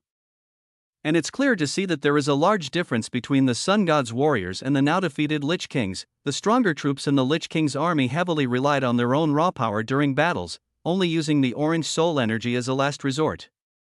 This is because the power being shared at those higher ranks did not make such a monumental difference than their own mana control and soul energy. Stolen novel. Please report. When I look at this creature, and when I relate its fighting style to Rodrigo's, I see the attack power they throw is heavily reliant on the borrowed energy of the curse mark they bear. Their curse mark's soul energy allowance at level 1300 to 1500 is rivaling to that of a level 2000 to 2500 in the Dark One's army. It's an interesting sight to behold, but I'm still not sure what to think of it. My first theory is that the Lich King spread its borrowed power among many troops so it weakened its individual power share to each recipient. However, I've dealt with borrowed soul energy before, like the Red Hydra's buff. It was only shared between a handful of people and was far weaker than the Lich King's. This just goes to show that there are too many variables at play to conclude anything concrete about this discovery yet. The mana control and base stats of this mantis monster are still lagging behind the immense power that is held in its borrowed soul energy. That's why I can easily still see its golden glow through its stealth skill. And also why it can block one of my mid-powered sword swings with its golden light despite being a far lower level than I am. This makes the strength shown in my spar with Rodrigo's fight make a lot more sense. However, as the mantis lunges forward at me again, I change up my stance and look the monster right in the eyes. I might as well end this battle now. There's no point in dragging it on. You're not much of a talker anyway. Its dark green armored mantis claw comes rocketing toward my blind spot covered in a golden glow while I let my warning echo through the cave. At the last minute before impact, I let my soul energy pulse and release my full power while still in my base form. A wave of red light illuminates the entire cave system while I turn my body and sword to throw a slash against its claw. The golden light around it burns away, and its outer green shell shatters while my soul energy blade cuts off the entire right third of its upper body in a single strike. The rest of its form is covered in soul energy flames and it's blasted off in the opposite direction from the impact of my release. Instead of letting it scurry off into the caves again, I follow with my eyes locked on it, releasing another attack at its other side that is charging up a last-ditch effort high-powered golden attack. I cut its long sharp left arm off at the shoulder joint before it can even get a strike off on me. And the residue from my first attack begins to eat away at the golden collar around its neck. A loud hiss sounds out as I get close to stop it from running any further, slicing both of its legs off at the knees. It falls and tumbles rolling to the floor while golden energy seeps from its body, attempting to protect its remaining vitals as a survival instinct. However, the damage is already done. My soul energy that covers this monster's areas where it was hit spreads further, eating away the golden glow, and burning the bug alive as it struggles to get up off the hard rocky cave floor. I raise my sword above my head to give it a finishing blow and put this dying floor boss out of its misery.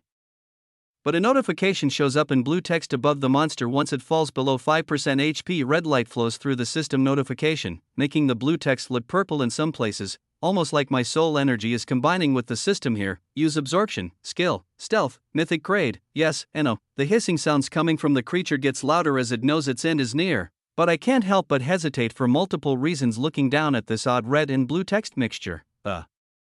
First reason I'm confused is the fact that I already have a stealth skill on my status, and it's already mythic grade 2. This is the first time I've let an enemy get down to below 5% HP to activate my new mythic grade absorption special perk that allows me to steal one available skill from an enemy before they die.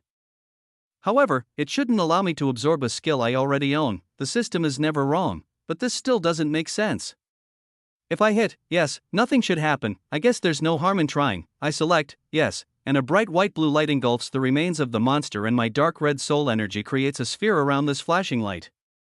I feel multiple skills like craftsmanship, mana manipulation, spatial magic, and a variety of others activating subconsciously through my soul energy link, while the dark red energy shifts in size and color while many mythic grade skills work together in a fashion I didn't know was possible. It feels similar to how I removed cursed soul energy from Monk's Master and the fighters being used as test subjects in the Dark One's tower, but fairly different because instead of flat out destroying energy, I'm trying to preserve it. The hot mixture of soul energy shrinks in on itself until the blue and white flashes have ceased. At the same time, I feel something fall into my item storage through the spatial magic bonded to my soul energy. In my mind's eye, as soon as this energy disappears into suspended animation, I see the status of the monster in front of me change. Its stealth skill vanishes from its status, and its veil of perception blocking protection disappears. Its green outer shell is clear as day while I bring my sword down, shattering it and slicing its head and body in two to finish it off. Another absorption notification rings in my ear as it allows me to take its MCP,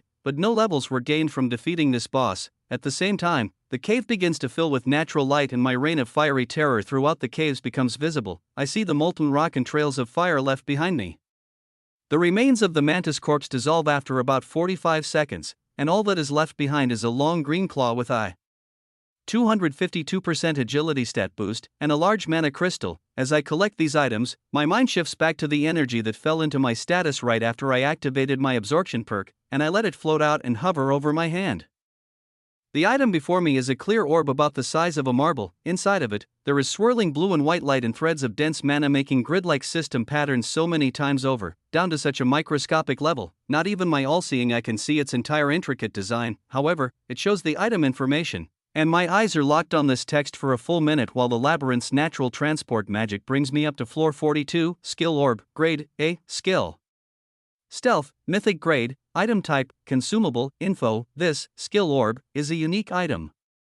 It allows the user to permanently absorb a new skill and add it to their status. Only one skill orb per person can be consumed. Any additional attempts will result in a failed absorption. My vision flashes white, and I let the blue orb fall into my item storage while I respawn on the next floor. A very odd environment spawns in front of me. There are rolling hills, but the ground is made of a smooth white material that grips my feet like rubber. There is no wildlife, and the sky is light gray, almost the same shade as the floor. I hear a murderous roar echo from beyond one of the rolling synthetic-looking white hills, but my mind is still racing on the fact that I now have the ability to absorb and imbue skills from enemies into a physical consumable. I need to see if this is replicable. If so, I can hand-select a new skill for each of my allies. The Flame Emperor's army could grow far stronger. I grip my sword and burst into dark red flames again, spreading out my perceptions and getting ready to take on whatever climbs the hill to challenge me on the 42nd floor. This farming session just got a lot more interesting. Chapter 509, the monstrous roar that echoes from the back of the 42nd floor boss room reveals its form soon after I hear it. At first, when teleporting into this white-floored room, my all-seeing eye picked up the presence of a man standing just as tall as me with a golden collar around his neck. However, it immediately evolved into its monster form when I arrived. It jumps up and over the nearest white hill to come into my vision, and its 6-meter-tall light blue-skinned muscular body contrasts greatly with the gray sky. It has 3 golden glowing eyes on its forehead, with a large matching collar around its neck too. It wears silver armor on its chest and feet, and carries 2 long swords that shimmer the same metallic shine. Its gaze locks with mine and it speeds forward as I scan its status. LV.2091, active items, enchanted silver sword set, 411% strength, 300 speed, 288% agility, enchanted silver chestplate, 391% defense, 322% strength, enchanted silver boots, 348% speed, 340% agility. Active skills, swordsmanship, mythic grade, dual wielding, legendary grade, buffs, overseer's vision, energy enhancement of the ultimate swordsman, the sun god's curse mark. It seems like every floor above the 40th has been raising levels by about 500 each new boss. It is a considerable amount. I feel an aura of mana control fill the dungeon and a denser layer of blue mana covers its body and swords. Both of its ranked up buffs activate, and the graceful movements of its steps and blade are the handiwork of this monster's mythic-grade swordsmanship at work. A thick golden aura leaks from its eyes and covers its arms and two blades while it comes at me. I activate my own mythic-grade swordsmanship skill and channel my soul energy into defenses while activating my own ranked-up buff to grow in size and create a dark red greater energy form almost twice as large as the monster before me. I lunge forward too, and both of us follow the instinctive thread of our skill's energy attacks. My sword collides with one of his, blocking it and sending it flying backward, then twisting my body to block his second blade coming from the opposite side. Blue and golden energy disperse into the air as the three-eyed swordsman calculates the perfect counter to my block. In my greater form, I have the edge on it in all of my stats. However, I could tell that if I fought it in my base form while it was activating its buffs, I would have had trouble fending off the attack I just blocked. My gaze locks on the monster's weak points. I need to focus on defeating this monster, not just testing out new skills and moves like I did on the 41st floor. Its shoulders, knees, and neck are unprotected from armor, but it holds its dual swords in a peculiar stance that blocks these weak spots while in a resting position. It even manages to guard these points while my sword was deflecting it during our last exchange. The focused golden soul energy in its blades was nearly as dense as mine, but it seemed like it was using the majority of it only on its weapons. My soul energy covered my blades as well as my entire greater energy form, spreading out its density greatly. The blue-skinned swordsman comes running back in with trails of golden mist behind its swords, and I block both attacks individually just like before, but lunge in to counter as it is moving away this time, aiming for its upper shoulder but get to witness a fast spinning motion from his upper body to block the attack too. What I find interesting about this exchange is that a small amount of its soul energy transfers from its unused blade in this block to cover its shoulder on the off chance that my attack makes it through. It is working with a limited amount of this high-level power just as I assumed. This gives me the go-ahead to allocate my own soul energy accordingly on the next exchange. I'm confident in my ability to outmaneuver this monster in my greater form, so I channel over 50% of my soul energy directly into my blades and send my next attack just like the last. Upon contact, both the golden and blue light that envelopes its silver swords are eaten away, and the hard silver enchanted metal begins to melt and bend as my blade pushes through them. Instead of having graceful spins and counters each time, the creature's golden eyes pulse and it jumps backward while holding up both damaged swords in the same unique defensive stance. I don't regroup my thoughts or step back at all. I jump in again after it, slashing away at its defenses and continuously melting and incinerating through its borrowed golden energy. This monster isn't weak, but I've found its weakness. I'm carefully positioning each strike using all of my perception and buffs on full capacity. I even feel my body tiring as I ruthlessly beat my opponent down. This swordsman is not capable of stopping me. My fiery red and black sword finally breaks one of its silver weapons into pieces, landing my first blow through its right shoulder. 3 exchanges later and its other sword is shattered to pieces and melted into nothing from my strikes, and I land more hits on its shoulders, knees, and neck area where its golden collar rests. The monster is overwhelmed as I push it back, burning large black and red marks and slashes through the floor of this boss room while imbuing more and more of my corrosive soul energy into each slash I manage to make on the three-eyed swordsman. It seeps into its veins, burning it from the inside, and turning the blue mana that covers its body into red flames while the golden light in its eyes dims. I go straight for a headshot right now. If my only aim for this battle was to kill it, another 30 seconds of burning it from the inside and cheap shots in its weak spots go by. I even slice its arms and legs clean off, pinning it to the ground under my greater form's boot before I finally see purple-red notifications. Select one option: swordsmanship, mythic grade, dual wielding, legendary grade. I choose swordsmanship and a more familiar window pops up. Use absorption, skill, swordsmanship, mythic grade, yes, and oh, once I hit yes, the same flash of white and blue system-colored light covers the monster's body. Then, my soul energy and subconscious activation of skills commences as well. The instant I feel a skill orb enter my item storage, I let my flames engulf the monster entirely, and burn its flesh to ash. A notification to absorb its MCP is presented, and a mana crystal as well as its chestplate and boots are left behind as loot. I happily accept and place them into my inventory with the mythic grade swordsmanship skill orb while being transported to the next floor while still in my greater form. Might as well keep going while I'm on a roll here, as the white transfer magic light brings me to the 43rd floor. I take in the rocky mountain landscape of brown dirt, green trees, and gray stone cliffsides. The instant I try to gauge where I am, I have to lunge out of the way to dodge dozens of incoming rocks and trees sharpened into spears covered in dense golden soul energy. Some of the projectiles narrowly miss me by less than a meter on each side, and as I weave through the Barrage, I have to use my sword to block a few attacks that would have hit me straight on otherwise. The soul energy shielding around all of these attacks is exactly even with my own. The best I can do is deflect them by changing their direction slightly. But it feels as if there is an external gravitational pull on them, making them shoot toward me in a curving path. After making my way through the bulk of the barrage, I don't manage to dodge them all. My soul energy shielding along with body hardening is torn through in the side of my stomach and lower left leg. It leaves golden flakes of soul energy behind, but also makes immense bloody gashes on my real body as I escape into the sky. They hit the ground where I stood moments ago and blast a massive crater in the soft ground. I look toward where the attacks came from while flying through the air, healing my wounds with self-regeneration, and locking onto a status reading of a being far above me on a mountain peak almost a full kilometer away. A large humanoid creature wearing armor made of stone stares down at me from up on its high cliff. Its face looks like a rhinoceros, with a large pointed black horn coming off its nose and a smaller one above it. Its skin is light brown, almost orange, and it carries a staff with a pointed blade at the top of it radiating golden light. The monster's eyes are jet black and sharp, locked on me without wavering at all. A curse mark forms a dense golden collar around its neck and it raises its staff, sending off over 50 massive fragments of rock, trees, and dungeon mass flying my way, all covered in golden energy while my gaze scans its status. LV.2699, active items, Blade of the Mountain Hermit, 589% mental strength, 400 strength.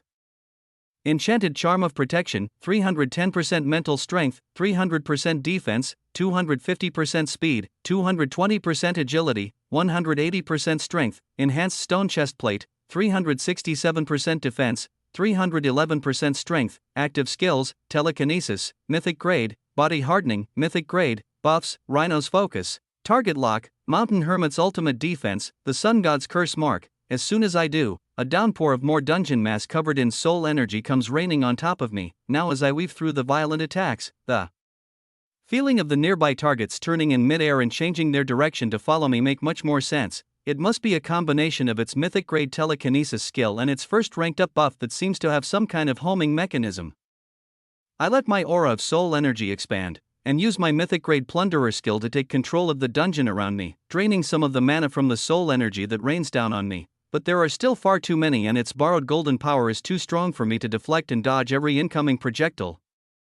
I'm hit 4 more times in the legs and sides and have to heal while I travel upward to take away the high ground advantage that the beast atop the highest mountain in this dungeon stands. Its aura radiates throughout the entire boss room, meaning as much as I run, I'll never be outside of its range. The aura it gives off gets stronger the closer I get to it, but with its primary offensive ability being long range, I don't have much of a choice other than attempt to close the gap between us. I for one don't have my telekinesis skill upgraded at all. There are no natural dungeons that spawn monsters with this exact ability. Its skill is multiple ranks higher than mine. If we were to battle solely using this trait from long range, it would surely win. If I get up close, I have many more skills in my arsenal that will be effective against it no matter how tough its mythic grade body hardening or ultimate defensive ranked up buff may be. Letting my body glow with a constant state of self-regeneration, I fly forward into the danger zone. The bulk of my soul energy covers my vitals and is imbued into my sword to directly deflect the dungeon mass that is thrown toward me with no possible way of changing its course. I use some telekinesis of my own, but it hardly does anything to change the rigid flight pattern of sharpened trees and boulders. Pulsing golden shockwaves come off the mountain while its natural resources are stripped away to send larger and more frequent attacks my way. The relentless attacks are painful, and the damage it does to my body parts where I can't stop them only increases the closer I get. I try many strategies to make my travel over more efficient. Once halfway there, less than 500 meters away, I come up with a few ways to slow its attacks. The first is sending off waves of intimidation and confusion. My pulses don't immobilize it, as we're very close in mana control power. But they do catch the creature off guard the first few times I throw them out. The second is using stealth. When I disappear, a large amount of the stones being sent toward me continue off in a straight line as the boss is most likely manually maneuvering them. However, a few still follow me like heat-seeking missiles, so this must be a feature of its target lock buff that I can't avoid even while invisible. As I get within 300 meters range, the strength and frequency of attacks it throws at me become overwhelming. While the damage done to my physical body can be healed almost instantly, and I never go below 80% of my total HP, I still have to concentrate entirely on every attack I counter and be diligent and patient while continuing to assess its Skills and abilities. This is a serious floor boss. It is definitely the strongest and most intelligent labyrinth monster I've ever fought. It is tasked to protect this floor and not let any challengers pass, and it intends to do exactly that without question. It gets straight to the point. There are no useless flashy displays of power, arrogant speeches, or any signs of it letting up to allow me to get in closer for any reason. It just stands high up on the mountain with its staff in hand, blocking me from getting near with minimal effort. If I can figure out a way to defeat it, I don't think I'll be challenging the floor boss above this one before I do some more soul energy training. I've climbed up this labyrinth far enough to find my limit again. Without power and reflexes over double my own, there's no way any opponent could ever get in this close to it without high-grade regenerative abilities. Even so, I've hardly closed the distance, and still haven't gotten to see its defensive buff or close-range battle tactics with that staff at close range yet. I've seen everything it can do using this attack pattern. I need to switch things up and run a quick test using an entirely different strategy. With this in mind, I activate stealth again, deflecting its homing missiles, and whisper to myself, Dungeon Walker. Less than a tenth of a second goes by as I calculate and execute my surprise assault. I spawn in less than 5 meters away from the creature's back. Plunging my red soul energy-soaked blade forward, using mythic-grade plunderer, confusion, and intimidation on full blast, I shock the creature's system while activating lifesteal at close range to drain its health and make it my own. I feel the soothing warm energy of HP and MP entering my body while I send a slash full of soul energy and murderous intent toward the beast. As soon as it leaves my blade, the sharp eyes of the mountain hermit's beast form turn around to catch a glimpse of me. In its peripherals, it looks calm and unfazed, activating its second ranked-up buff. A glossy diamond-textured armor shielding covers its body as my close-range soul energy attack collides with its back. Chapter 5:10. The energy blade that leaves my sword collides with the diamond armor, and at the same moment, I dungeon walk far away, over a kilometer back to where I spawn into this boss room. I do this for 2 reasons. The first is completely instinctive. There is no reason for me to stay up close any longer than I have to when I'm facing an opponent with unknown tactics at close range. The second is that the ground beneath my feet turned into hundreds of needle-shaped spears all covered in golden light the moment the monster's eyes met mine. It used telekinesis to shoot them upward, and if I stayed any longer, they would have all collided with my soul energy barrier as well. There's an explosion of red and golden light in the distance as these attacks collide. The concentrated slash makes it through the mountain hermit's outer layer of golden shielding and even cracks its diamond armor, but to my surprise, it doesn't make it all the way through before my attack dissipates into the air and is eaten up by the golden energy that seeps out from the monster's core. As collateral damage, the entire top quarter of the mountain is decimated by the extreme release of power. Hundreds of meters of dungeon mass are destroyed and sent flying into the air, being melted and incinerated into pure mana. My opponent stands on top of the rubble, reforming its diamond armor and letting the golden light around it reform as if nothing has happened at all.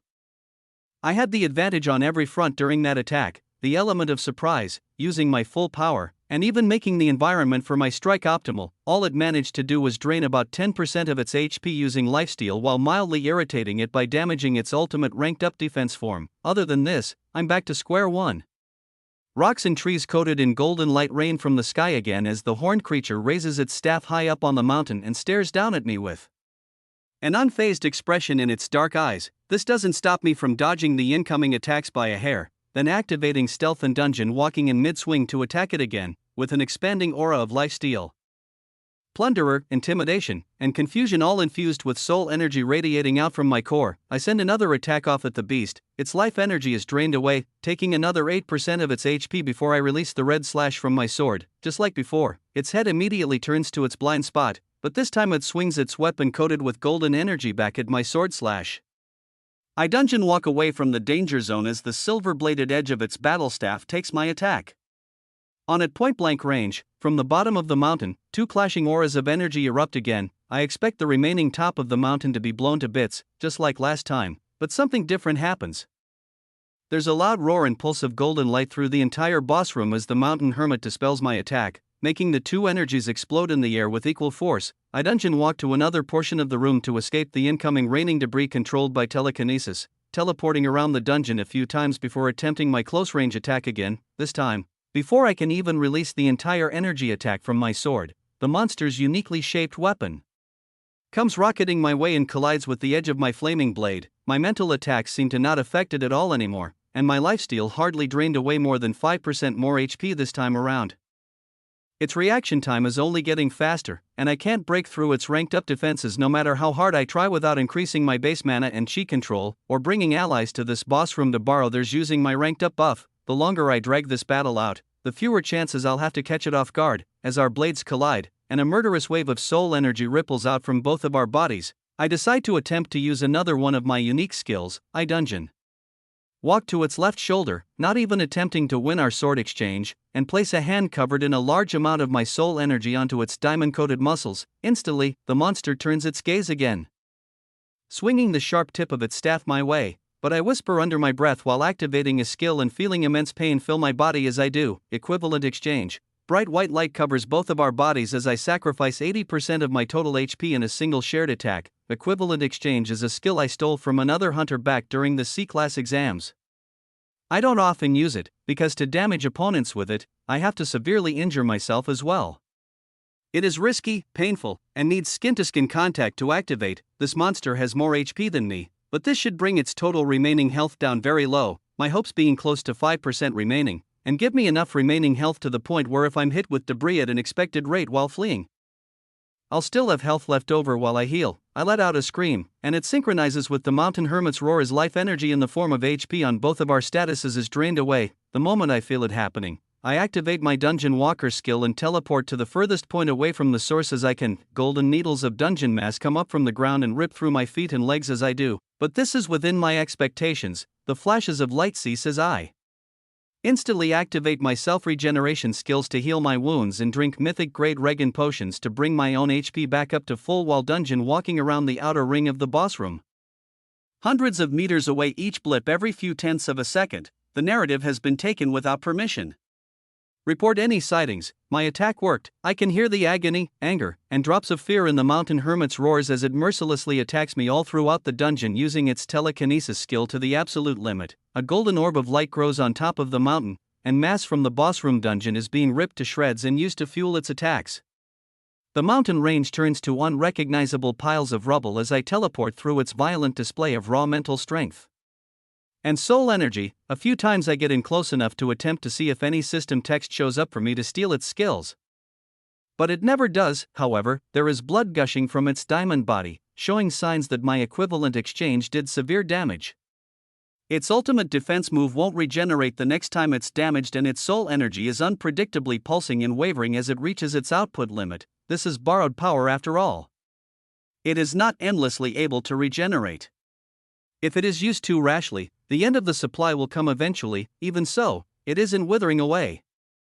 If anything, the candle is burning even brighter before it goes out. I need to be even more careful now than ever, but I'm sure this is the end if I can string the fight on a little longer. In between my dungeon walks and continuous dodges of attacks, I send out dark and dense crescents of soul energy toward the creature whenever I get close enough in range. It doesn't hesitate to block them over and over, but the rate of its attacks slows every time it has to block. This gives me enough time to dungeon walk even closer in and activate my lifesteal skill. Every few attacks I throw, I manage to break through its growing golden aura and drain another 1 to 2% HP. It realizes what is happening, but can do nothing to stop it other than pushing its soul energy limit even further. The density of its golden aura looks and feels to me just like the time I witnessed Maria use up all of her red Hydra's buff before she awakened her own soul energy. It's going to go all out. Whatever is about to come out of this creature is not something I want to be in the way of. As it reaches its limit, I manage one last ranged lifesteal attack and see a series of blue text boxes pop up over its head. Select one option, telekinesis, mythic grade, body hardening, mythic grade. At the same time, the golden aura that surrounds the monster in a dome shape instantly collapses in on itself and condenses entirely into its weapon, channeled into the short blade at its tip. My eyes open wide as all of the controlled mass in the dungeon falls to the floor, and all of the power it has remaining comes out in a single golden energy slash rocketing straight toward me. I dungeon walk away to the far side of the dungeon to escape its path, but the moment I do, the highly concentrated light changes direction and curves toward me at speeds that are only increasing. I dodge it and teleport around the boss room multiple times, but it only gets closer and faster. Mythic grade telekinesis allows this monster to alter and manipulate its own energy attacks with impressive accuracy. I want this skill so I can do the same. The thought of dungeon walking away and leaving this boss room entirely crosses my mind. That would certainly lead me to safety, but would only give this monster more time to prepare for my return. this last resort attack would gain even more power. And even worse, the boss could find a way to heal before I steal its skills or land the final blow. I need to figure out something here and now. So I stop in place and think of a new strategy. Let's end this. I begin dungeon walking around in a less erratic, more predictable pattern, but still add in random jumps here and there. I have it get used to my slower dodging patterns, making it seem like I'm getting tired and my reaction time is slowing. Instead of trying to fully avoid the crescent of golden light, I begin to let it gain on me each time, as if I'm the one in trouble here. While doing so, I keep a close eye on the monster atop what's left of the mountain it stood on before. And keep my vision locked on the blue text that still hovers above its head. I lead the golden crescent closer and closer to the mountain, allowing it to gain even more control over its movements while pretending to slow my own. Once less than 50 meters in front of it, I set out to finish it. I activate all of my mental attacks again, activating confusion, intimidation, flash to send bright lights in the air, blast and screech to create explosions and loud noises, then phantom step imbued with soul energy to create fake copies of my greater form appear in front of it. At the same time, I activate stealth with my real body and dungeon walk behind it while clicking on the status notifications before me. Choosing to absorb mythic grade body hardening, and watching the white, blue, and red lights around its body, I'm less than 5 meters away from its back. Throughout all of the confusion, the monster is caught off guard momentarily and only aims for the immediate threats in front of it, slicing through the phantom images that have jumped off in opposite directions out from the white blasts. Meanwhile, red soul energy surrounds its diamond body while the majority of its offensive soul energy is trapped in its attack.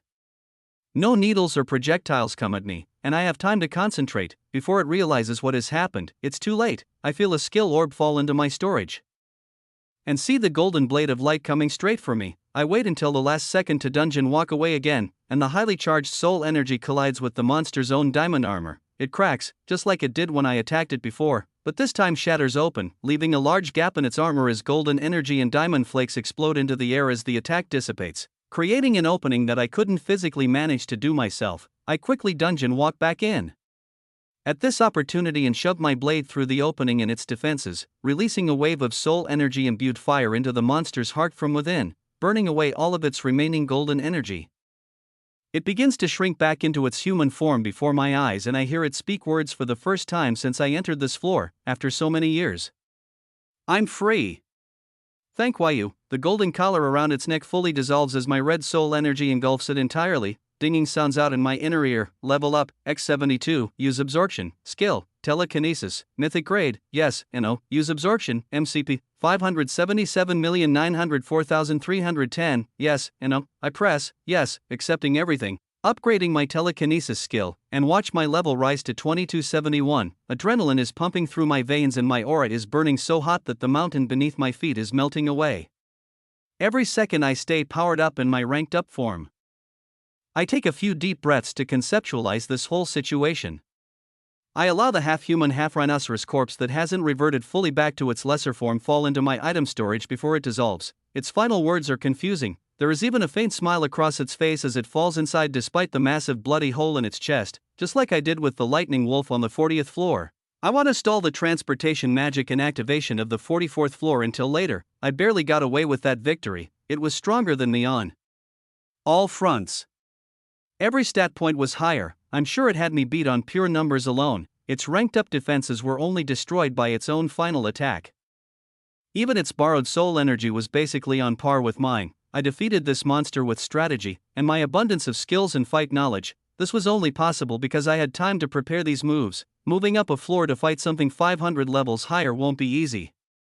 Just based on what I've fought so far, it could be stronger than the Lich King I fought just the other day. I stare out at the decimated mountain range after this battle, then teleport back to the lower floors of the dungeon to continue farming for the night and think over the fights I've been in today to assess what my next moves will be. While these thoughts settle in my mind, I continue to farm firestones every 30 minutes on the dot. During my downtime, I test out my new telekinesis skill upgrade 2, mastering the same technique I saw on floor 43, manipulating the movement and speed of my energy blade attacks. The image of the floor boss monster's calm smile and final words replay in my head as I train. While getting used to this ability, I also set off to use my new absorption perk to collect skill orbs from all kinds of monsters on the various floors of the labyrinth, dungeons from Vice City, Solara, my hometown, and even the Canyon of Dungeons too. It seems this process is very replicable from the fights I've had so far. There are a lot more tests I'd like to do, So once the sun comes up and I can find people that will be able to take these skill orb consumables, I believe my army will grow far stronger. Chapter 5:11. Over the next 8 hours, as the night slowly returns to day, I farm billions of MCP, hundreds of skill orbs, and an additional 15 firestones from the 39th floor to imbue with my mythic grade plunderer skill and collapse rogue dungeons out in the desert. An interesting thing I find when absorbing skill orbs is that they stay at the exact grade they are labeled on the monsters I take them from. I'm unable to change basic, special, or legendary skills farmed from lower grade monsters into mythic just from absorbing them. Whatever they are farmed at is their current grade. This makes the mythic grade orbs I farmed from the 41st, 42nd, and 43rd floor even more valuable than I thought. Another rare priceless resource I continue to farm is Luminite, the low D grade dungeon I was working on farming before the war eventually collapses, and in addition to that, I find 2 more E grade dungeons to fully plunder and collapse as well, 3 more fragments of Luminite, and just about 150 billion MP in containment stones float inside my storage now. I still have the unstable isolation pods of my teammates floating in suspended animation too. There's just about 100 billion MP in each of these pods. I try to think of ways to use up this extra mana and a safe way to actually extract it from the unstable pods, but there is nowhere to preserve it all or use it properly yet. There are more important things to do right now. I crush a teleport crystal after collapsing the last dungeon of the day and find myself back in the underground bunker while the sun begins to rise above the Crimson City. Everyone begins to wake up and go about their new routines and normal daily lives. As I walk outside, I sense 2 high-level ranked-up chi-wielding individuals on the roof of the guild hall, standing next to the silver throne that I created after the battle, and float up to see Luna and Ari watching the sunrise. I speak up as they see me, ready to head off to Sector 4.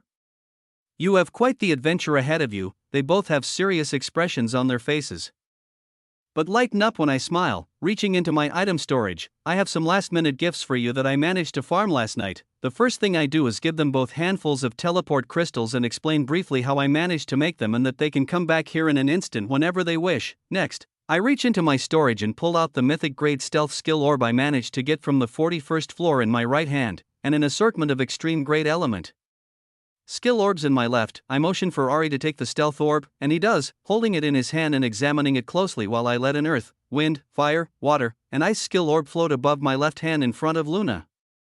Each of them has a slight color tint, indicating which one they are, but I point out each of them individually. These are skill orbs, a product of my new soul energy awakening mixed with my upgraded absorption skill. It allows me to give you each a single skill, adding it to your status permanently. I turn to Ari, using my own mythic grade stealth skill for him to see for himself, completely vanishing from his radar, then reappearing. The one I've presented to you is mythic grade stealth, and it's the highest grade I could get my hands on. You would need to level up 1,300 times to normally achieve a skill of that caliber. Considering you already use spirit arrows as your main attack and energy control trainer, and have dagger mastery for close-range combat, I think this would be the best option for you. It is very convenient to be invisible to your enemies. He smiles and throws the orb up and down in his hand. Thanks. I agree with you, this is a good option. I turn to Luna next. For you, I thought about giving you a combat skill, like swordsmanship or dual wielding, but I think an elemental combat power would be more useful. You could improve your natural mana control and manipulate dungeon mass far easier with a skill like this. Take your pick. The blue orbs float around above my hand for about a full minute before Luna picks one with only white energy inside it. Wind magic? Good choice. We make our way to the Canyon of Dungeons as the sun rises, and both of them continue to examine the small blue marbles curiously the whole way until we enter one of the nearest dungeons. I read out all of the details of these skills perks, along with showing them a few other options of skill orbs I farmed, then finally share the exact skills that I offered to them through my Rising Emperor's domain so they can test them out to see how they like them before committing to anything.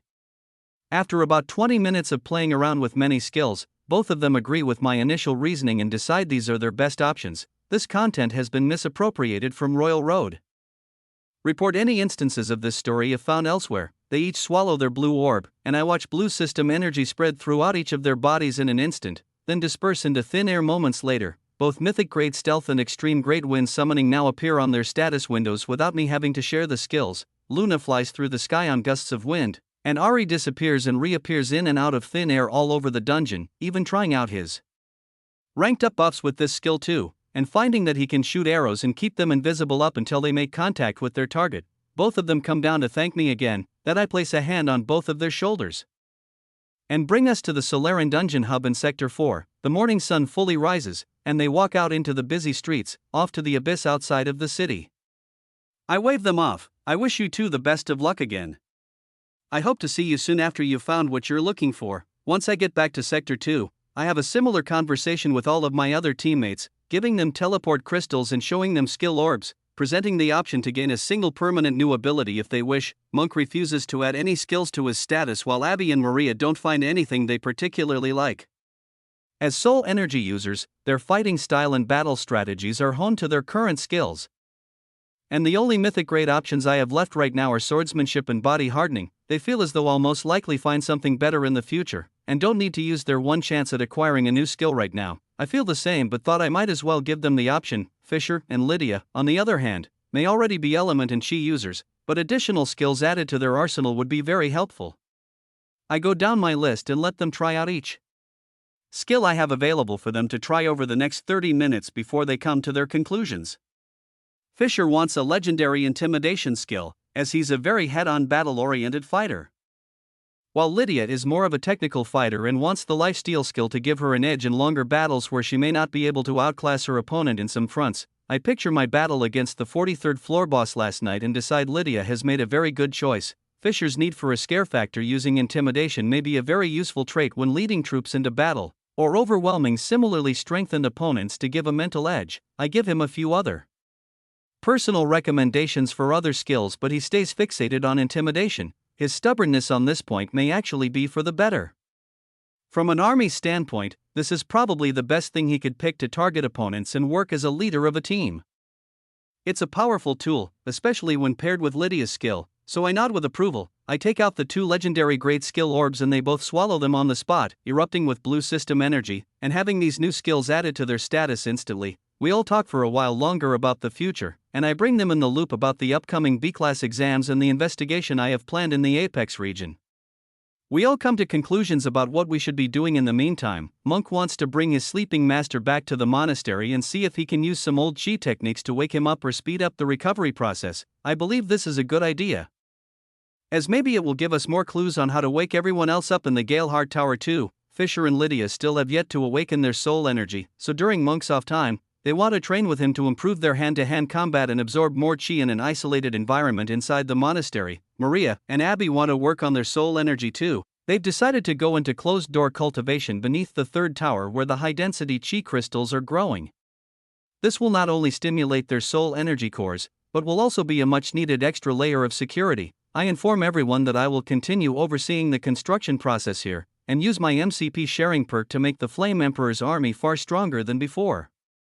I invite them to come back to Sector 2 and join me to farm MCP whenever they wish. The monsters in the labyrinth on floors 30 to 39 aren't a higher level than us anymore, so the mana control gains are lower percent-wise than when we first farmed there, but even so, it's still much more efficient than learning mana control the old-fashioned way. They agree, and I see them off to Sector 1, carefully transporting Monk's sleeping master with them to the monastery and ensuring that the security protocols for the final tower in the Royal Coin District are being held true. Once they have all been situated, I get back to the Crimson City and receive the new order form from Morris's construction team and take a trip back to Vice City in order to place a 25 platinum order. It's almost 5 times the volume as the last one we placed, but I saw the many sheets of plans that he has outlined, and this is exactly the direction I'd like this growing city to head toward. The Unity Building Supply Co. promises that my order will be fulfilled and ready in a warehouse in under 3 days. There are many unique materials and an extremely high quantity this time around, so a little longer response time is within expectations. I pay in full and leave immediately, thanking them with an extra platinum bar just like last time to ensure they keep our dealings a secret between us. I can tell the Father and Son duo are still in disbelief at my order volume. Their wide eyes and shocked expressions at the pile of precious metal on the table make me chuckle a bit as I walk out the front door. This has been a very productive morning. Now, there's only a few more things to do. I finally make it back to the Crimson City in Sector 2, and head over to the portion of the apartment complex where most of the army recruits that fought alongside me in the war against the Dark One reside. There is a lounge area where many of them hang out and socialize in the morning. Unlike the common villagers I walk by in the town, The elite members of the army recognize my face the moment I enter their lounge, and many stand at attention with respect, stop the conversations they were having, and await orders. I reach into my item storage and pull out 5 elemental skill orbs, letting them spin around slowly in a circle while I speak up. Alright, I hope you all had a good celebration and a nice time off after the war. I'm going to need all of you that fought by my side to meet me here by noon. Be geared up and ready to fight some monsters. Spread the word to those who aren't here in the lounge. I have a special gift for everyone and a decision I need you all to individually make. Then, we'll be heading back to the dungeons to train, Chapter 512, over the next hour or so. More recruits make their way to the small lounge area filled with couches, chairs, tables, and random food and magic items left over from whatever leisure activities they were doing before I came. The 3 elemental squad leaders are here, and naturally, the others split into the 3 groups they were training and fighting in together. I pull the skill orbs out from my item storage again and let them slowly rotate around my open palm. Today, I'll be giving each of you a chance to permanently add an elemental skill to your status. I look at each of the squad leaders too, and for those of you that already have elements, I'm going to give you an assortment of skills to choose from, but I have a recommendation I believe would be optimal. For each of you, I explain how the orbs work, and we all set off to the dungeons so each of them can test out the various elements I have available through my temporary skill share, after about an hour of flying through the air. Summoning elements, and destroying large areas of dungeon mass, everyone comes to their conclusions rather quickly. The majority of fighters are split between earth, wind, and fire. Earth is far more common in the defensive types that already have body hardening or similar skills. Air magic is common for long-range attackers and speed types. It also makes air travel much faster. Lastly, fire is a common choice for those that use close-range combat and want more destructive blows. The 3 original elemental squad leaders choose the skill that I recommended to them, self-regeneration. They test out many of the ones I have available, but my reasoning for them being on the front lines and leading attacks and training sessions sticks with them. If they have the ability to lose limbs or take blows that would normally incapacitate them and get up to keep fighting like nothing happened, it will be a very valuable skill as leaders. They agree and accept graciously. All at once, the 37 army recruits swallow the blue orbs and erupt with system energy, adding new skills to their statuses in an instant. Perfect. Now, let's get to work. I bring them all back to the 19th floor of the Vice City Labyrinth where we left off last before the war and share absorption with them so they can collect MCP from every kill. Bursts of elemental magic light up the dungeon as they head off following their 3 team leaders in search of berserker giants to continue their training. My Rising Emperor's domain fills nearly the entire dungeon's volume, so I don't have to stay close to each individual party. As long as I'm in the same dungeon as them, they're still able to farm. At the rate they're each killing monsters now, they'll be able to gain a few million MCP an hour each. Once they're a little stronger, I'll bring them to higher floors and their rate of MCP absorption will exponentially increase. Meanwhile, back in the Crimson City, I've tasked one of my body doubles to begin making detailed signs inside of the guild hall with pricing amounts I'm willing to pay for every kind of loot. Inside of the Canyon of Dungeons, each item is outlined with the maximum amount needed this month in order to satisfy Breeze Crafts. And I split the remaining 12.5% of the total order's revenue, 22.5 platinum, into reasonable payouts aligning with the rarity and difficulty of farming each item. Stolen content alert: this content belongs on Royal Road. Report any occurrences. The bulk of the items needed are E and D grade dungeon drops, and thousands of them are necessary, so it's easy to price these out at a few silver per item drop. Most beginner hunters will be able to farm a few of these and make quite a good living. The C-grade items are priced far higher, up to a few gold per drop. I don't believe anyone in this town that isn't a part of the army can farm these just yet, but I'll still leave them up for people to try. Most likely, some of the army recruits will go off and fulfill these orders once they have some free time.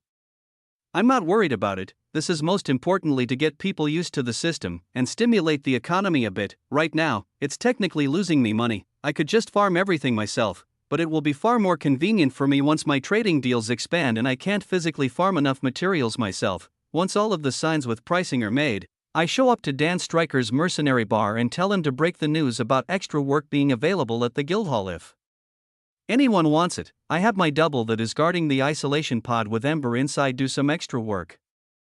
Having it wait just above the bunker entrance inside the center room and answer all questions from passers-by once a few people come by interested in the details of farming and payouts. By the end of the night, over 24 people have come by in total. My second double stays high above the town to do general surveillance. while my third and final double watches over the dungeons to make sure that everyone entering them is able to handle the monsters inside. Some may challenge higher grade dungeons than they're ready for, so I'll lightly regulate the canyon for now to make sure they don't kill themselves just for an extra silver coin or two. For those that come by, I offer high grade gear that fits their needs for free as a one-time deal. After the first, they will have to buy it in a basic marketplace I'll be setting up in the guild hall in the upcoming days. Not only will people be able to hand in item drops for profit, I'll be selling crafted gear, mana crystals, and various magic items so they can buy what they wish for personal use as well. 3 days pass, as expected, the farming operation starts off slow, but word of mouth spreads, and I even have to go to Vice City to exchange some of the platinum I'm sitting on for gold and silver coins to craft them into the Flame Emperor's coins to keep up with the expected volume in the future. In just these past 3 days, almost 10% of the E and D grade items necessary have been farmed. On day 1, it was less than 1%, and every day the volume is rising as I give them regen potions to heal their fatigue and more word of mouth spreads. I'm looking forward to further growth to meet this deadline that now has 27 days remaining. We're right on track. The members of the army that have been training in the labyrinth all have grown very quickly too. In just 2 days, all of them have blown past level 500 and ranked up, making it to the 30th floor, gaining a few hundred million MCP each. By the end of the third day, all of them managed to clear the 30th floor boss solo, surpassing level 750, and as a congratulatory gift for making it this far, I craft a special blood-bonded piece of gear with the extreme grade element stones they've managed to farm themselves matching with their elements. As we move on to the final stretch of floors, 31 and onward, I see this team of elemental elites becoming an unstoppable army. My goal over the next few weeks is to get every one of them to level 1000 with the mana control and compatibility to match it. After another long hard day of training, they all go back to the residential area and relax and have their off time while I get more work done. They all may be rising in mana control drastically, but none of them are near my level where they basically don't have to sleep at all anymore. Every 30 minutes or so while we were training in the labyrinth, I went up to the 39th floor to collect more firestones. At night while everyone slept, I continued to farm. After these sessions, I've managed to farm 136 more containment stones and have collapsed 14 more dungeons with them ranging from E to D far out in the solitude of the desert. I have more than enough luminite now to create multiple teleport platforms, so my plan is to see Bree and craft hers while I deliver the first installment of her raw farmed dungeon materials. Along with this, the construction materials needed to begin Phase 2 for the Crimson City's expansion are ready for pickup. This order will be enough to build over 5 times the housing that's available in the city now. It will also expand and fortify the guild hall to look more professional and efficient.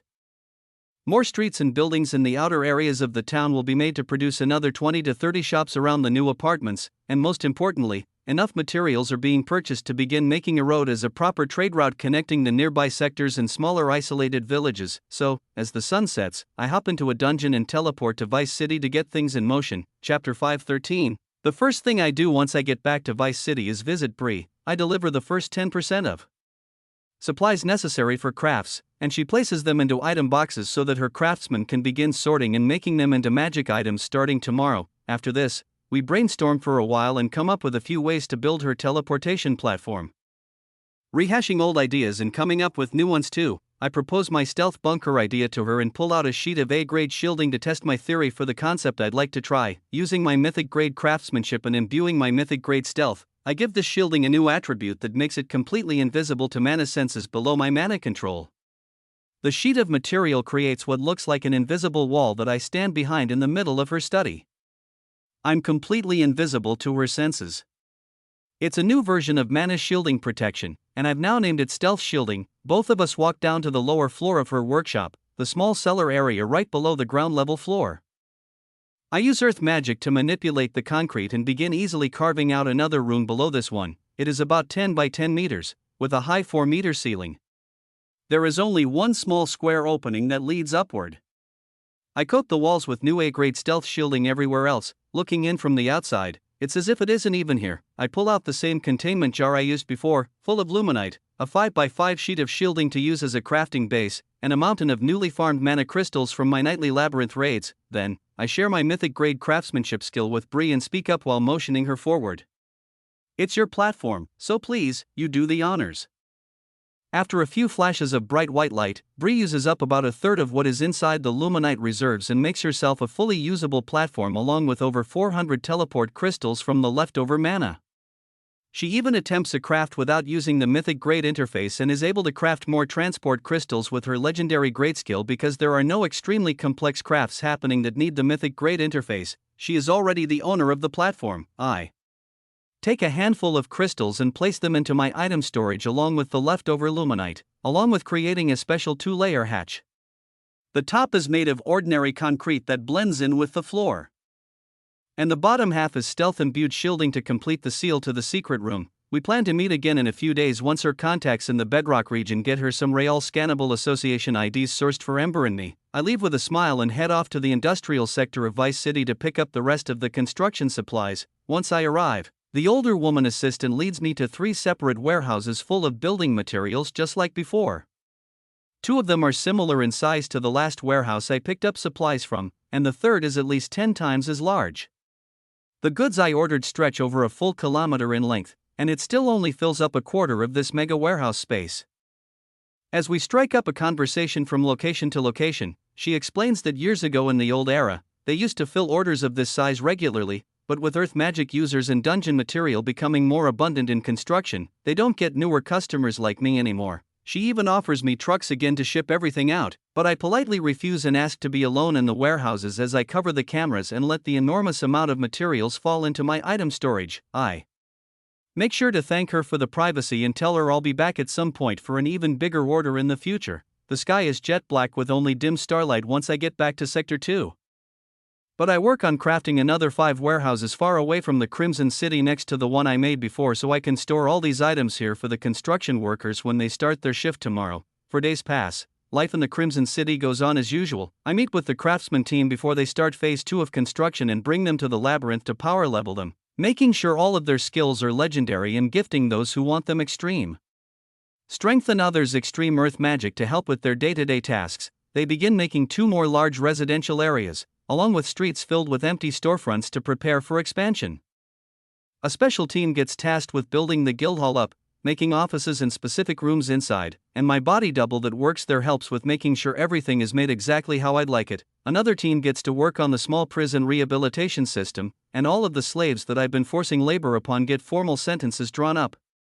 I use my lie detector skill to find out how long they worked for their gang leaders and multiply this time by the number of slaves they personally kidnapped and forced to do labor.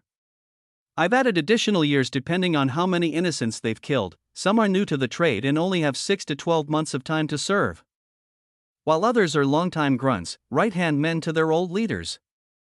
Their sentences are many, many years. The reactions are mixed. Some are thankful that I'm giving them a second chance at life, while others are resentful and still look at me with the eyes of killers. It doesn't matter to me, these are the rules I've put in place, and they must follow. I dose them with the elixir of suggestion again and give them back to the construction team under Maurice to get them back to work. Meanwhile, over these 4 days, the MCP farming with the elemental elites progresses very quickly. Although their raw talent isn't as impressive as my teammates, they all still manage to make it up to floor 38 and 39 by the end of this cycle. Each individual has managed to absorb over 1 billion MP, and some groups of them can take out the massive sandworms on the 38th floor, while only a single team of 12 lead by the Fire Elemental Squad leader, Rachel, is able to take down the base-level elite Minotaurs. No one is capable of defeating the mutant on the 39th floor yet, but it's a work in progress.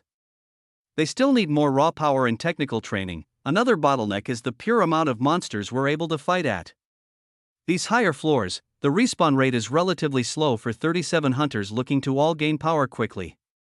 So, we stay in the floor 33 to 35 range for the most efficient MCP farming most of the days. However, when everyone is fresh at the beginning of every session, we go up to the higher floors to test their combat abilities with high-intensity battles and to farm pure level gains. I hope to see them all be able to take on the 39th floor boss alone by the time we finish another week of training. It seems like a reasonable goal. Then, I'll actually be on track to ranking them all up a second time before this month is over. During my downtime, I continue to farm element stones and collapsed dungeons out in the desert. Over 4 more days, I managed to farm 188 more, collapsing 20 E-grade dungeons. I found that it takes fewer containment stones worth of MP to collapse an E-grade dungeon. But the mass of luminite that falls out is exactly the same as the mass that comes from D-grade dungeons. It's far more time and energy efficient to target E-grade dungeons when farming luminite. However, I'm not sure if this is entirely true. I may be inefficiently farming luminite altogether. Every D-grade dungeon that I've collapsed, I've shrunk down to an E-grade dungeon before fully destroying it. So, I haven't found a way to tell if this affects the total luminite mass that falls out yet. Considering this, I begin to change things up during my nightly tests, and I come across quite an interesting phenomenon. It's gotten to the point where I have to travel further than 400 kilometers out into the desert sometimes to find new rogue dungeons. Now, with over 300 full containment stones with roughly 7 billion MP stored inside each one, I've been constantly thinking up ways to use this energy. At 4:30 in the morning, roughly 470 kilometers away from the Crimson City, so far away that the terrain has changed from desert to grasslands, hinting that I'm nearing the border of Sector 3, I finally decide to do another test with a fresh E-grade dungeon. It's a standard mountain terrain dungeon, and there are wolves inside, ranging from level 40 to 50. These are the most common dungeons I find out here in the low mana density areas of the empty space between civilizations. Instead of using a newly crafted empty containment stone in this dungeon, I pull out one of the full containment stones and set it down in the center of the dungeon. It slowly gives off mana radiation, but overall, the stone is fairly stable. A few hundred MP leaks out every minute. It'd take forever to naturally decay and release all of its energy, so I fly far away, over 2 kilometers in distance to the edge of the dungeon near the exit portal and aim a high-powered mana slash back in the direction I came. Using my new mythic grade telekinesis skill upgrade, I'm able to easily aim this shot with pinpoint accuracy onto the target. The moment the slash hits the containment stone, it shatters and releases its energy. I jump out of the exit portal and let chaos ensue. In the darkness of the open flatlands, I watch the blue glowing portal slowly shift from blue to red and a grin comes across my face. A dungeon break. I wait a few more minutes before jumping back inside the portal to find a massive hole torn through the center of the mountainous dungeon, and billions of MP being absorbed into the natural dungeon mass. The wolves that respawn after this blast are surprisingly all level 50 to 55, and some have odd mutant traits like fire magic or intimidation. Unlike the normal level 40 to 50 monsters in this dungeon, I've seen the levels of monsters go down every time I steal mana from a dungeon, and now I see there is potential to make them go up as well. It gets me curious about many things. Is there a limit to how high a certain dungeon's monster levels can go? Is that why there are breaks? Can this process of decreasing and increasing monster levels work in labyrinths too? As these ideas rush through my head, the only conclusion is that I just need to test things out and see. I let another full containment stone fall from my inventory and repeat the process, firing a high-density mana slash at it and hopping out the dungeon exit. My eyes widen once I get outside and watch the bright red portal slowly shift back to blue. It stabilized the dungeon. I jump inside again, and the entire terrain inside begins to shift and change before my eyes. The mountainous environment becomes more of a thicker forest area, and a new variant of high E-grade orc monsters level 60 to 70 start to spawn in. The wolves dissolve back into the dungeon along with the rocky terrain like they were never even here, and everything starts to click into place as I come up with plausible theories for what I've just witnessed. Dungeons break when too much mana is brought inside them. The most common procedure hunters use to stop these breaks is to kill the final boss and collapse the entire dungeon. A precaution many guilds and the association itself use to keep dungeons at bay is to constantly farm them, taking resources away to balance out the mana brought in by hunters and the natural mana in the air that flows in. I've just found another way to stop a break. Instead of bringing it back down to its old stable level, it's possible to push the dungeon to evolve and grow to hit a stable level at a higher level rank. Just like a labyrinth adds floors over many years of farming mana from hunters, it seems it's possible to increase the strength of a singular dungeon in the same way. My mind races with more questions, but I decide to just do a few more tests, adding about 10 more containment stones to this dungeon and bringing the level of monsters inside above level 100 in just over an hour and roughly 70 billion additional MP still left in my storage. There is over 2 trillion MP worth of containment stones. And I decide if I'm going to be using this resource on anything to raise its value, it should be in the dungeons backed by the Crimson City. My mind fixates specifically on the high B-grade dungeon far below the others that I have sectioned off for personal use. It could be an incredibly valuable resource if I could make the monsters inside it even stronger. The sun is starting to rise, and I have another full day of training to get back to today with the army. In addition to this, Bree should be coming by today for a check-in too. I'll be letting this brand new D-grade dungeon sit for a while. If it is still stable with no adverse effects of foreign mana being injected into it after a full day passes, that will be a good sign that it is safe to begin tests on dungeons closer to home. Chapter 5:14. I use a teleport crystal to transport back to the Crimson City, then collect the loot that has been farmed by all of the townspeople over the last 4 days from my body double in the guild hall. It's an additional 20% of the total necessary. Most of the C-grade items have been handed in by the army recruits after training hours. Adding this to the 10% farmed earlier in the week, that's 30% of the total. At this rate, I'll have everything I need well before the deadline. I stop by the residential area where most of the army recruits stay and send a message to the 3 squad leaders that training will be delayed a few hours this morning, if they'd like to train in the dungeons while I'm out. My double is there to help them, but MCP farming and supervised high-floor labyrinth training won't start until I'm done with some business. Once the word begins to spread, I crush another transport crystal and make it to the stealth bunker beneath Bree's workshop in Vice City to deliver the goods. I give her a telepathy greeting that I've arrived, then walk up through the floors as all of her workers stay focused on their morning tasks. She collects the raw farmed item drops, then reaches under her desk with a smile and shows me something I've been waiting for, your IDs. I sourced these both from 2 registered hunters in the Bedrock region that went missing during a series of dangerous high C-grade dungeon breaks a while back. One that got out of hand and monsters actually escaped to the city. Some call it the Bedrock catastrophe. There were over 100 casualties and thousands injured.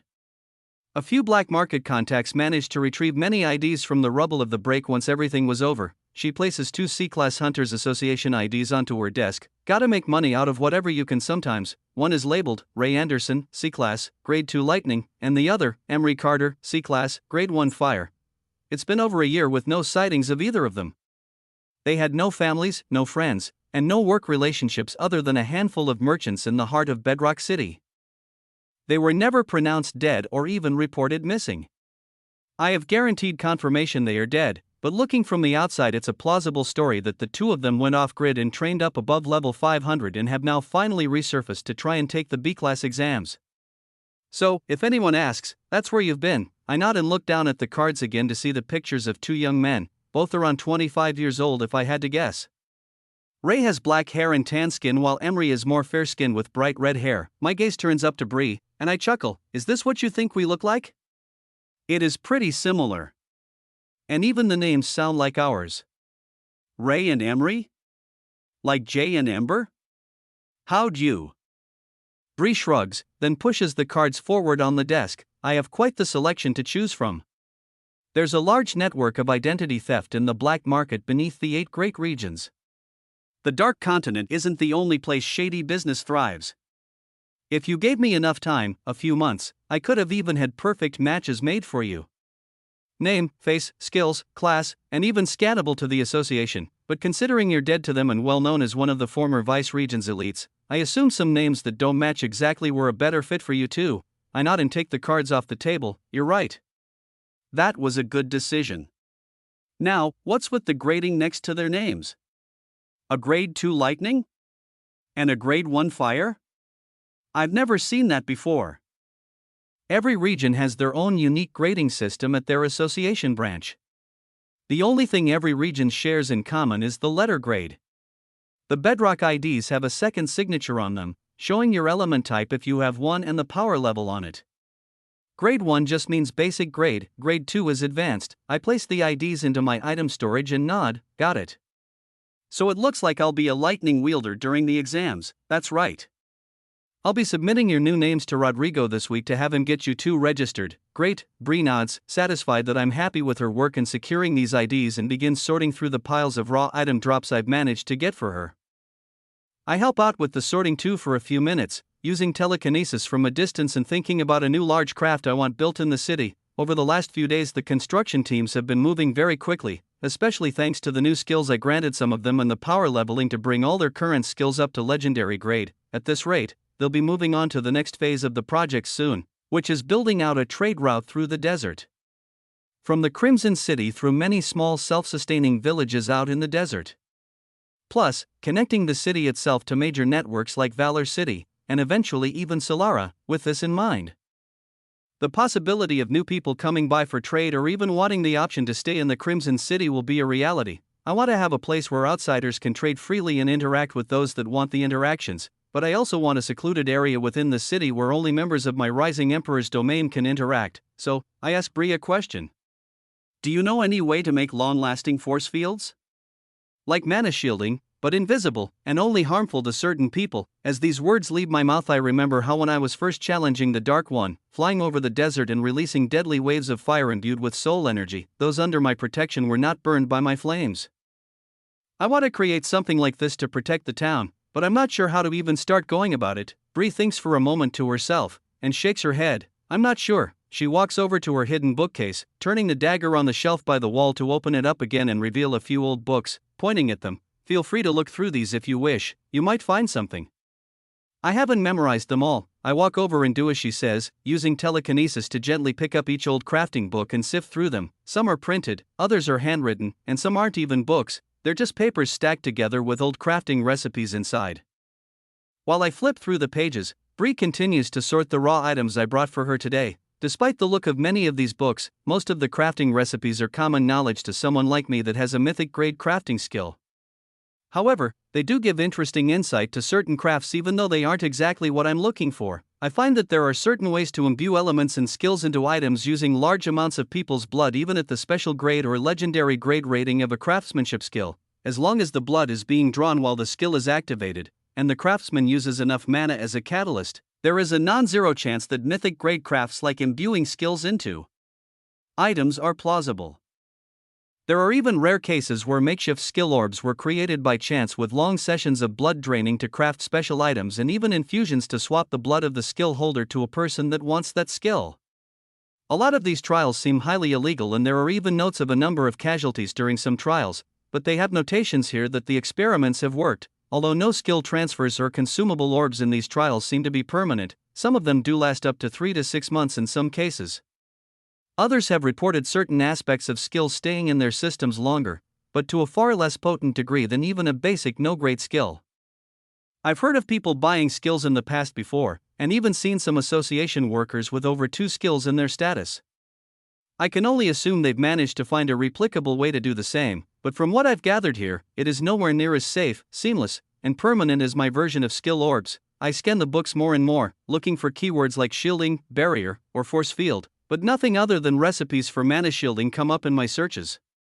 There's only one single paper that shows something remotely similar to what I'm attempting to make. It's a self-recorded study done by one craftsman that managed to reach level 500 many years back. Despite being a craftsman by day, he also fought in dungeons by night, and mostly used defensive gear and spawn camping tactics to power level himself higher in search of new levels of crafting. His ranked up buff reflected his battle tactics, and he awakened a force field buff just like the one I'm trying to make. It allowed objects to come in that he wanted and pushed objects away that were perceived as dangerous to him. After many tests, his detailed notes show him using a similar method to the crude blood draining rituals of skill imbuement, but while having his buff activated the whole time, he managed to imbue this buff into many objects over his years of testing. These include shields, swords, and even mana shielding itself to make barriers that would let certain objects in and out according to the parameters he sets. Once I get to the end of the page, I flip it around to read more, but there's nothing left. I search through all of the other notes and books a second time, trying to find his name in any other papers or books, but it never shows up. The floating papers all drift back to the bookshelf, and I hold only the one in my hand, then turn to Bree who has finished her item sorting. I think I found what I'm looking for. Well, at least something close to it. She smiles. Good. Now I have a busy day of meetings and crafting to get to with these new items. I look up at a clock on the wall and see that over an hour and a half has gone by while I was immersed in the papers. Oh yes, I have a long day ahead of me too. Thanks, Bree, for the IDs and this paper. I'll see you soon. I crush a teleport crystal and come back to the Crimson City with about an hour left to kill before the time I said I'd be back to train the recruits again. In this time, I have a few new crafting methods to try out. I make my way out to the open desert right outside of the city about 1 kilometer away and begin merging high B-grade items from the labyrinth with large amounts of blood imbued with the same fiery soul energy that I used to burn my enemies but protect my allies.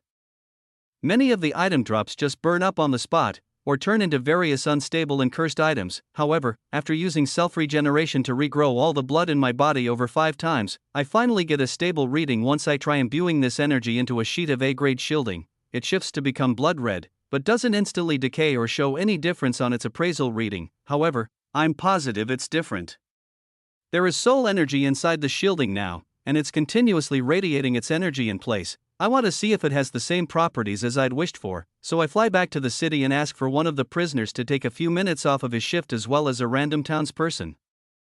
They both stand out in the desert with clueless looks on their faces as I point to the red glowing square of shielding on the ground while I myself am flickering with black fire in my Flame Emperor's disguise. Both of you touch it, then step back.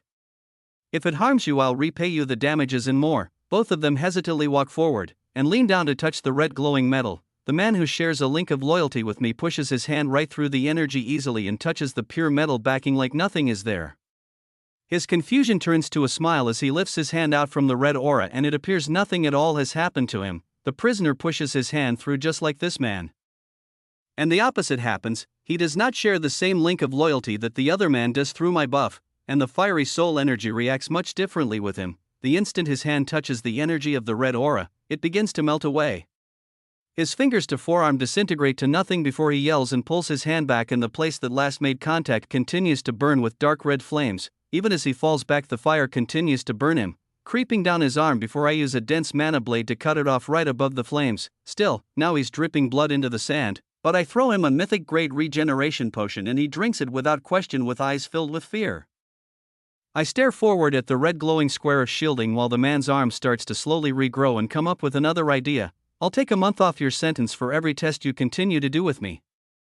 Well, you have no choice, but that's the offer I'm giving you. I turn to the man that already has a link of loyalty with me and nod. Thank you for trusting me.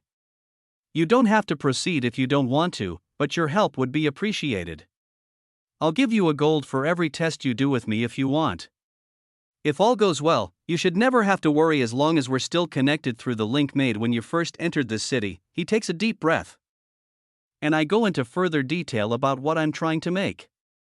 After clarification, he agrees to help, understanding that he's not the one in danger here. The tests go on for another full 30 minutes as I manage to imbue more soul energy infused blood into more shielding, and exactly the same result comes back. I even create a ring of shielding about 15 m wide, and when imbuing soul energy infused blood into the entirety of the outside, it makes a small red tinted dome. This is exactly what I'm looking for. I try to do the math, thinking about how large this city will grow to be. It's already a few kilometers in distance from the far area of warehouses to the guild and residential areas. The Canyon of Dungeons needs to be protected from outsiders too, and that's another few kilometers away as well. I need to make a dome at least 10 kilometers wide to fit everything I want in the inner city, and I don't have anywhere near enough shielding to produce something that large right now. Even if I asked for every last piece of scrapped A-grade shielding from the Valor City Towers, that wouldn't be enough. I need to get creative. As the time ticks down before my training session with the elemental elites, I rack my brain for more options. Then an idea comes to mind, my blood-bonded infinite essence of regeneration. It is the product of the 7th rank Dark Guard's clear energy crystal and silver metallic arrowhead left behind from the 2nd rank Dark Guard. It's malleable and can form into whatever shape I desire. It's also high enough grade that I believe it won't become a cursed item when I try to craft with it. I think about it a little longer, then decide to go for it, making the silver substance float in front of me and expand in the air. I stare forward, concentrating, and form the liquid into the shape of a large dome, twice the size of the one I made with the mana shielding moments ago. I used the same amount of blood and soul energy, and the same reaction follows. The outside of the silver dome tints bright red instantly, my eyes widen at the sight, and I decide to expand the metallic dome. As I do, the red barrier around it grows in size but lessens in density. The same amount of energy as I started with spreads out to create a larger dome. I make the base of the dome 100 m in diameter before I stop, then place a hand on the outer silver layer. I can feel every bit of it. The item is blood bonded with me, and the soul energy surrounding it feels as if it's still connected to me, yet there is now more room in my core to recharge it with mana and chi later. I hold the soul energy in place just how it is for a few minutes straight, then take a deep breath and begin to let the metallic dome disappear. Starting at the top, the thin silver metal disappears, but the large red dome stays in place exactly the same form. Once the silver metal hits the sand near the bottom, I stop making it shrink and all that's left is a massive silver ring, keeping the huge red dome formation steady in the air. I motion for my 2 test subjects to do as I say. The one connected through my link walks through the red wall of energy like there isn't anything there but open air. The grunt hesitantly touches the wall again and jumps back once it starts to burn him. I stare up at my creation with awe, and picture it at a much larger scale covering the entire city as a final line of defense. I let the prisoner heal and thank the villager again, making sure to repay them both with what I promised and have them go back to their daily lives. The villager is escorted back to the bar and I bring the worker back to the construction crew, asking Maurice for an updated map of the city so I can plan out how exactly I'll make this happen once I need to do it at a larger scale. As I place the map into my storage, I see the infinite essence of regeneration is not on my status at all anymore. It is an independent object out in the distance holding up the red dome in the desert. I come back alone and it's still standing perfectly. Placing my hand on the edge of the barrier, I let soul energy leak out from my palm, and the coloring gets much denser as the barrier itself gets stronger. Satisfied with the results here, I swallow 3 full chi pills and plunder a few mana crystals to restore the soul energy lost during these tests. Unlike chi and mana separately, the perfect mixture between the two that is soul energy doesn't regenerate instantly. I hardly used up 10% of my core for the tests done today, but recovering this much will still take about 2 hours to come back to its 100% natural fully usable state. I float down to the desert ground level and touch the metallic circle that keeps this dome steady. Once I do, it re-equips to my status, and I instantly reform its malleable state back into a small ring that fits around my finger. Instead of just being silver like it was before, it now glows red, but the soul energy is leaking out of it at a fairly steady rate. I can tell it's not permanently imbued. The large part of this structure that kept it stable has now disappeared, and I watch the dome of red energy begin to drift away into the atmosphere like residue from an attack. I make sure to take notes of everything that's happened today, adding my own experiments to the pool of data that craftsmen have collected, then place it all into my item storage before heading to the residential area to meet the elemental army. I have a long day of MCP farming to do, then I need to make a visit to Monk at the monastery in Valor City to pick up some more chi pills if I want to attempt creating a stable barrier that covers this entire settlement. Chapter 5:15. The day goes on, and I continue training the elites in the labyrinth. Over the last week, while bringing them all from the lower level 400s to now mid-level 900s, I've gained a fair share of MCP myself, especially while training alone at night. My focus right now is mainly training my troops and expanding the city, but I still want to find a way to get stronger and climb higher floors of the labyrinth too if I can. The billions of MCP gains that add to my energy control are slightly noticeable, but there are no overwhelming increases in strength. My best gauge of power is to think back to the creature I battled on the 43rd floor atop that mountain, and I'm sure even with the strength gains I have now, that fight wouldn't have been any easier to improve and have a chance against the 44th floor. I need a drastic change in the style of training or find a way to create an isolation pod myself. Even throughout all the notes I read through this morning, there was no mention of anything like it at all. It seems the one Ember is in now is the only one left, and possibly my only reference to try to recreate one in the future. For now, I stick to the tasks at hand and make my way to Valor City once the training session for today is over. Once I arrive, I'm greeted by Lith and his lobbymen, and he takes me on a quick tour to explain what I've missed out on while I was busy. We make our way through the rooms of fighters that were rescued, and they're all in comas with life support and feeding tubes attached to them. Lith comments on the situation. Not a single one has died.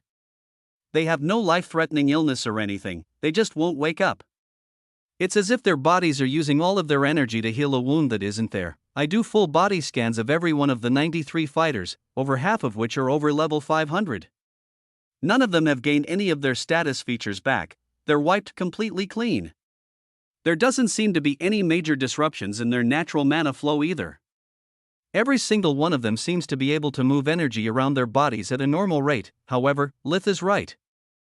The way they are moving this mana is interesting. It's as if they're all subconsciously attempting the same thing. It looks exactly the same as the mana flow within me when the perk of my self-regeneration skill detoxifies alcohol or poison in my system.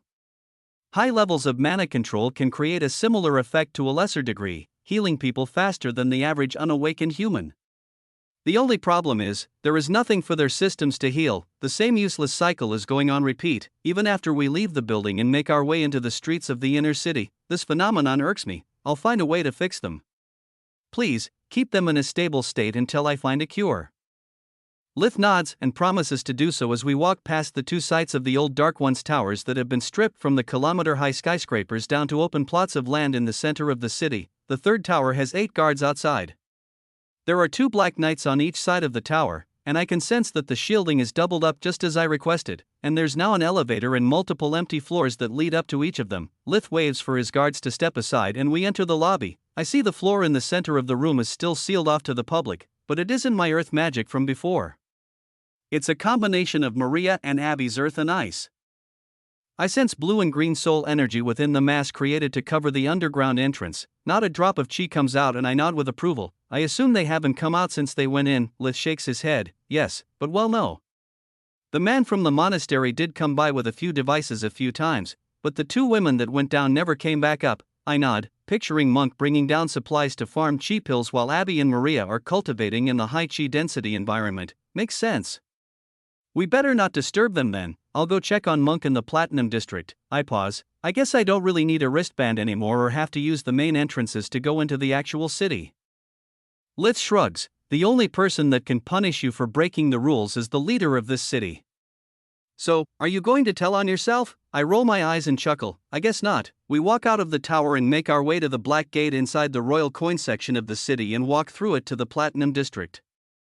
On the way over, I update him on the volume of orders being crafted and guesstimate how much longer it'll be until I have all the crafted materials ready. Lith stays within the center of the city and waves me off. Very good, you're right on schedule. Just about 3 more weeks before they need to be all ready to ship. I look forward to introducing you to the Sector 3 and regional leaders on the mainland once we deliver the goods. See you soon. The gate shuts behind me and I make my way through the Platinum District streets as night falls, reaching the Black Pyramid, and passing the 2 guards in the narrow hallway that leads inside without them batting an eye. I assume Monk told them I would eventually come by. Once I make contact with the black material that makes this fortress, my system begins to fade in and out like usual, but my soul energy feels completely intact. The mana that has successfully merged with chi isn't negated at all by this stone. Just to be safe, I use only pure chi to open the doors and make my way down into the monastery. I walk through the main hall to try and find the training rooms where Monk usually resides, and let my senses seep through the walls before I pinpoint him in one of the rooms far away. It is just him and his sleeping master in a room alone. I can sense his palms on the old man's chest, and he's releasing high-density waves of chi into his body over and over again as I continue to walk down the hall. Once I get to the black stone door, I wonder if I should disturb the ritual that's going on here, but before I decide, Monk stops and walks over to the door and opens it himself. Long time no see. I've made some progress. Your timing is excellent. As I shake Monk's hand to greet him, I see his master's eyes open in the bed at the back of the room. They look around for a few moments, and Monk leads me over to the side of the bed. A faint whisper comes out of the old man's lips as he makes eye contact with me. I will repay your kindness. You have given me a chance to live again. I will beat this curse. A smile crosses his face and his eyes close while the excess chi that Monk pushed into his body begins to flow out at a natural rate. The old man falls back into his coma-like state, and Monk turns to me. See, I'm on the right path here. Last week when I started this treatment I couldn't get more than an eye twitch out of him. Now he's able to resume consciousness for a few seconds every time I complete a cycle. There's a chance. I nod and stare down at the man, watching how his natural chi flows around his body at a very slow rate. It almost looks normal. There aren't the odd fluctuations in subconscious forced healing cycles that happen with the other lower-level fighters' mana. Interesting. So there is a way to treat them with chi. I turn to Monk. So with enough chi, everyone in that tower could be healed. He nods. Theoretically, yes, but that would be a large use of resources without any proper results yet. Yes, I'm not saying to start trials immediately, I'm just thinking of ideas. Lith said he's able to keep them healthy in their suspended state for a while. Take all the time you need to heal your master, Monk bows. Of course, then I respond with the main reason I came here. How has the farming operation on the new crystals been going? I have an unrelated side project that needs a large amount of chi to be completed. Monk smiles and turns to the door. It's been going very well actually. Right this way. We walk down the hall deeper into the monastery, and when we pass one of the training rooms, 2 incredibly dense forces of chi are colliding at high speeds inside. The flow of chi feels just like Fisher and Lydia's. It is about the same raw strength as when I last saw them use it, but it is far more refined and precise. They've been working on their fighting styles in here with no mana at all for a week straight. I can tell their movements and striking accuracy is improving at fast rates. Monk even comments on them as we pass. They're talented fighters. That man has an ego that powers him on the battlefield, and that woman is sharp. Fisher may have more raw talent than her, but Lydia hasn't lost a single battle. It's always by a hair, but she finds a way to win. Something is driving her to improve every day, but she's never mentioned what it is. I smile, happy to see the two of them are improving while I work, but think about Monk's comments deeper as we continue to walk. Fisher was my mentor for a short period of time when I first joined the association. Monk is right in his assessment. He wants to get stronger and his ego leads him to believe he can best any opponent. It is fairly simple looking from the outside why he fights. Lydia, on the other hand, I've never delved into her mindset or true nature. She carries a unique curved blade, has an unknown background other than the fact that she was partnered with Maria to teach her ice magic before the association cut us off. Her intellect is very high, but she doesn't talk much at all since she was kidnapped by the Sector 4 leader. Her focus has been the same as everyone's, trying to stay alive and get stronger. I am curious what is really on her mind sometimes, and why she fights, but now isn't the time to find out.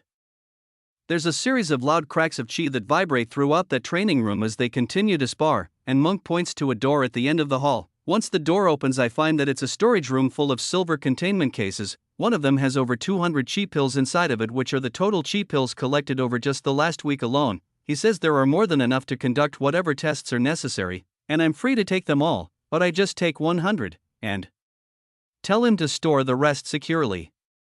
With great resource abundance like this, it is a perfect time to start making a stockpile rather than use them up unnecessarily. He agrees to continue saving half of the supply and keep half available for treatment testing, training, and miscellaneous tests and missions that come up in the future. After that, he promises to continue treating his master in farming chi and report the findings once I return. I leave the monastery and crush a teleport crystal to come back to the Crimson City to continue my tests with the essence of infinite regeneration.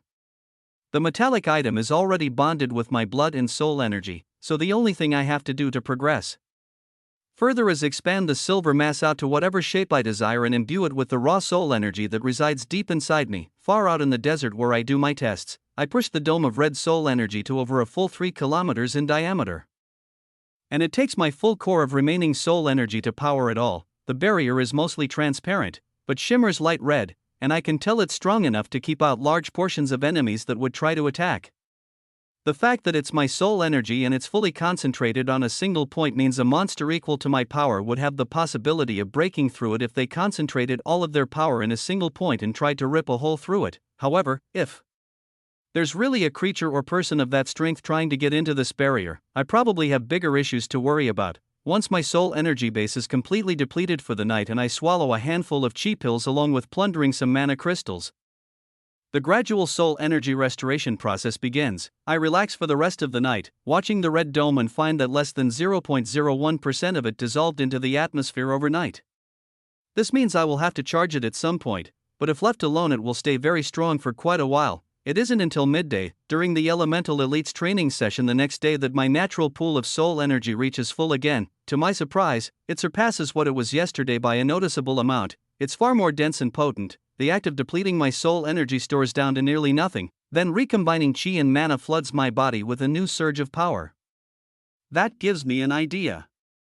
This is how I'll get stronger. 6 days pass. I continue to train the elites and their MCP growth has reached multiple billions at this point. Teams of 12 to 14 are led by their squad leaders and they're now capable of defeating the 39th floor boss room by themselves. Every single elemental elite has surpassed level 990, the final stretch is here. I've also managed to farm another 341 containment stones this week and collapse 32 rogue dungeons out in the desert, making my luminite total in my storage even larger. The dungeon out in the desert that I artificially increased in level was still stable when I went back to check on it, giving me the green light to begin releasing the containment stones I've farmed into the high B-grade dungeon in the bottom of the canyon.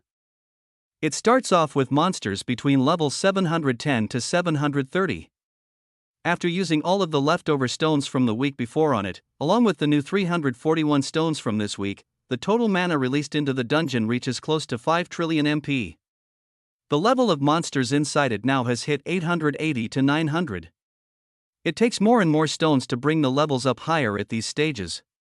It definitely takes less MP to raise the levels of an E-grade dungeon, but my goal here isn't efficiency, it's to get this dungeon to spawn double ranked up monsters.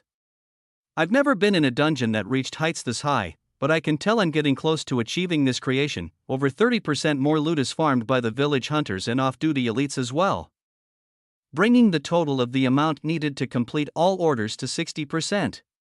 There are 2 weeks left to farm the remaining 40%. In addition to this, over these 6 days, I repeat a similar process with the soul energy barrier too. By day, I continue to train the elites, and by night, I work on expanding the dome of soul energy by depleting my base almost entirely. The dome grows over 3 times in size, reaching about 10 kilometers just like I set out to do, and the density of the shielding is twice as strong as it was on day 1. I make an announcement to the villagers that I'll be placing a protective barrier around the outer edges of the city, and use my telekinesis to move the entire structure from out in the desert where I was testing it to place it down on top of the warehouse city, and even the canyon of dungeons. Once it hits the sand, I replicate one of the tests I tried on shielding and other objects earlier this week, and shape the essence of infinite regeneration into a mirror image of itself to form a second upside-down facing dome underground.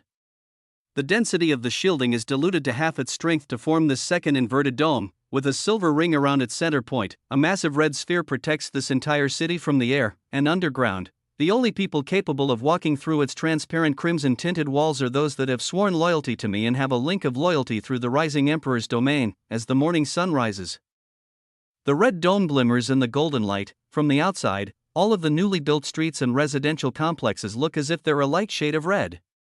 Anyone visiting in the future will now know exactly why this settlement is called the Crimson City. Chapter 5:16. The craftsman teams have used up nearly half of the materials I delivered to them last week, and the impressive new apartment complexes rising up 5 to 10 stories for future residents are completed. There's enough room to increase the population of this city tenfold if needed. The new streets are built, and dozens of new storefronts line the roads, ready for businesses to move in. 2 small grocery stores are built, and I task a body double to buy supplies from large chains in Vice City and Solara. This will have to do until I can barter some deals with Sector 3 to buy fresh produce in large quantities directly from them. Some of the villagers take positions as managers, and the teens and villagers in their early 20s take jobs to stock the shelves and work registers. Many of the small shops and businesses that were set up during the first construction wave hire people to work in them too, and with the influx of new money to villagers from my weekly aid packages and the increase in coin supply from the Guildhall's farming requests, the economy begins to move along on its own. Less than 10% of people are now unemployed. Many don't fully rely on my aid packages, but the reassurance that they will be taken care of gives them trust to take risks in their business and have fun in their personal lives too. Dan Stryker's mercenary bar mostly sells drinks and food, but there have been a few private trading requests for materials in the dungeons that can be farmed that the Guildhall isn't offering to buy. I'm sure my requests for goods will fluctuate every month. It won't always be the same items. So it's great to see if people have usual dungeons they like to farm or special requests. There will always be other places to sell that loot if it's not on the Guildhall list. Back in the Guildhall itself, the entirety of the structure has been renovated. The base that is open to the public at ground level has a new glossy floor, imported tables, and comfortable furniture for people to relax in, professional signs with pricing for goods being sold that can be controlled by a device from inside the octagonal center room, and even a new board on the wall that shows the pricing for basic gear and potions for hunters to buy at cheap prices so they can be fully protected and prepared to hunt in the dungeons. I hire a few people to work inside the room. One woman buys loot from the hunters that bring it in. Another young man sells the basic E-to-C grade crafted gear like health and mana potions, swords and daggers, as well as amulets and armor that I've crafted to fit the hunter's needs based on the level scans I've been doing these past days. Then, another woman greets people at the door and answers questions in the lobby. An extra floor is built to make the Guildhall 4 stories high. It has been renovated to be my personal office with a large glass wall at the back in front of the same throne I built after the war overlooking the city. The growing community gets into quite the rhythm. With 2 weeks left until Ember's Pod opens up, I head back to the mainland to check out the B-class exams. I call the construction team to have a meeting with me right near the barrier of the Crimson Soul Energy Shield far outside the city, facing in the direction of Sector 1. It's early in the morning, and I've given the elemental elites the morning off again before we train. The team of construction workers look up at me with wide smiles while the prisoners eye the red barrier with a dazed look in their eyes due to the elixir they're under the influence of. I speak up. All right. Today, we'll be starting Phase 3 of the building project. We'll be expanding this city outward to begin making connections with other settlements in this sector and connect the Crimson City with many major trade and travel routes all over the Dark Continent. While making contact with the outer barrier of the Red Soul Energy Force Field, I'm able to manipulate it by connecting the red energy to my own supplies. The construction workers all walk through without any resistance. Their gear and building supplies are all in item boxes around their waists. The prisoners all carefully walk through a small hole that I create in the soul energy shielding. Once the last one makes it through, I release my contact from the barrier. The hole shrinks until it's gone, converting right back into its natural solid barrier state, and we get to work. I use earth magic to begin the base structure of a trail out into the desert. Earlier last week, I surveyed the lands and found nearby towns that I see as great routes to make the road near. I won't be making the main trade route within 10 kilometers of any settlement, because I don't want to bring any unwanted foot traffic to them. However, once we're out there, I'll be greeting every town with my Flame Emperor's appearance and give them options. They can come and live in the Crimson City while listing the benefits, or for those that aren't interested in staying in my settlement, I'm giving them the option to come and be trade partners with us instead. If no one in the villages that we make contact with wants anything to do with us, we just won't make connecting roads to their town from the main trade route. If they want their privacy and isolation, they can keep it. It's as simple as that. While I head off into the empty desert, slowly forming a long winding path, a small group of workers follow to add fine details, lighting fixtures for nighttime, and signs that show the distance to the surrounding landmarks in place. A larger group stays behind and works on building up another village outside of the Crimson Barrier. This consists of many trading posts that will be filled with workers who want to sell and trade their personal gear to outsiders, along with another guild hall that will accept trades buying and selling my crafts and gear directly. Nearby, outside the barrier, there are also plans to have inns, bars, and even a small short-term stay residential area for people to spend the night if they've traveled a long way. It is another large-scale project to work on, and we have 2 weeks to get everything in motion and automated before I leave out of town to attend the B-class exams. We get to work, 7 days pass, I make 2 roads, about 200 kilometers each in 2 directions spreading throughout Sector 2. One of them stretches toward Sector 3 and the other goes off in the direction of Sector 1. The trading posts and visitors' inns have been completed, and the infrastructure is almost as large as the residential area inside the Crimson Barrier. It's definitely going to be necessary too, making my search diameter over 400 kilometers. I've made contact with 7 villages ranging from populations of 25 to 200. Not a single one declines my offer to connect them to the main trade route via smaller offshooting roads. There are 117 new links of loyalty created through my Rising Emperor's domain, and I've given these individuals transport back to the Crimson City as promised, along with weekly aid and a free place to live in the newest residential housing areas. Most of these new citizens are hunters that are looking for work. The remaining 40% of the guild hall's orders are filled before these 7 days are even up. I deliver them to Bree and she tells me she'll have everything ready for me days before the final deadline. She also received word back from Rodrigo and managed to get our 2 false identities registered for the B-class exams. There will be a pickup point assigned in the Bedrock region 1 day before the exams start. Bree says she can source transport crystals linked to a public hub in the Bedrock region for me to use before then, so I let her work out the logistics. The start date of the exams is exactly 3 days after the 30-day deadline for these trade deals. That means once Ember awakes and I've delivered the goods, I have 2 days to get all of my affairs in order before then. It's all working out perfectly. Actually, everything has fallen into place even better than my expectations, but I'm happy to see the orders will be fulfilled now with time to spare. I post new guild offers for the most common items that will most likely be needed for next month's orders, and always accept buying mana crystals, but leave out a lot of the obscure item drops. The mercenary bar's order quantity rises drastically once the guild hall stops accepting certain goods because thanks to my ventures out in the desert, there have been over 500 visitors from the surrounding towns to trade new items. For now, I accept any coin, marked with the Flame Emperor's emblem or not. However, once it's processed through the guild hall, I keep any unmarked currency for myself and always pay out hunters with my own marked coins. Traders from other towns accept that these coins are still made of bronze, silver, and gold.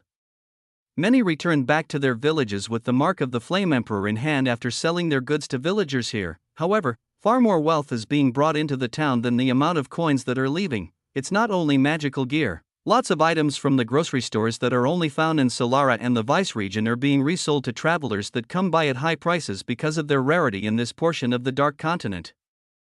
The inns outside the barrier need maintenance and attendance, so I appoint managers and workers from the new arrivals that aren't hunters, and they find their place in the city very quickly. A few of the empty storefronts are contracted out to new businesses like pawn shops and cafes, but a majority of them are still empty. There is still far more room to grow. As these days go on, I keep training the elemental elites for about 8 to 10 hours every day. They've gotten to the point where they're able to defeat the 39th floor boss in teams of 3 to 4, and everyone has made it to level 998 to 999. Some talented fighters are even capable of defeating the boss monster solo, but I still don't permit this without my direct supervision. They're all extremely close to ranking up again. Every night after training I continue to farm the containment stones to collapse dungeons, and fill my inventory with another 29 luminite fragments. Using over 2 trillion more MP from the leftover containment stones, I bring the B-grade dungeons monsters up to level 915 to 930. The boss monster reaches level 945. It feels like I'm getting closer to the double ranked up monster goal for this experiment, but the rate at which the dungeon's levels increase is slowing down even more. In addition to this, I drain my soul energy core down to near zero every single day, making the crimson barrier far stronger. The reformation of soul energy gets faster every time. And the volume and potency of energy within me continues to rise. Since the first day I started doing this 2 weeks ago, it feels as if my capacity to wield soul energy has risen in strength by over 50%. My flames are burning hotter, denser, and more deadly than ever. I haven't had any opponents to test it out on yet, but it feels as if I would have probably stood a chance against the 43rd floor boss in a one-on-one fight without even using my lifesteal or equivalent exchange. My strength is rising at a steady rate. I stopped by Valor City to pick up another 100 chi pills once I'd burned through the entire supply Monk gave me before. He's surprised at the rate I'm using them, but doesn't question it and gives me another 100. Showing that his rate of farming is still faster than the rate at which I'm using them, but I don't think that will be the case for long. The mine is producing between 350 to 400 chi pills per week. 200 is going straight to isolated storage, while the remaining is being used to find a cure for the Lich King's aftermath, and training materials for myself and others within the monastery. It is sufficient for now. Every time my soul energy capacity rises, I need more chi and more mana to reform the entirety of the newly grown base. This shouldn't be an issue in the near future, but at some point, I will need even more chi than this if I want to get stronger, to attain exponential growth.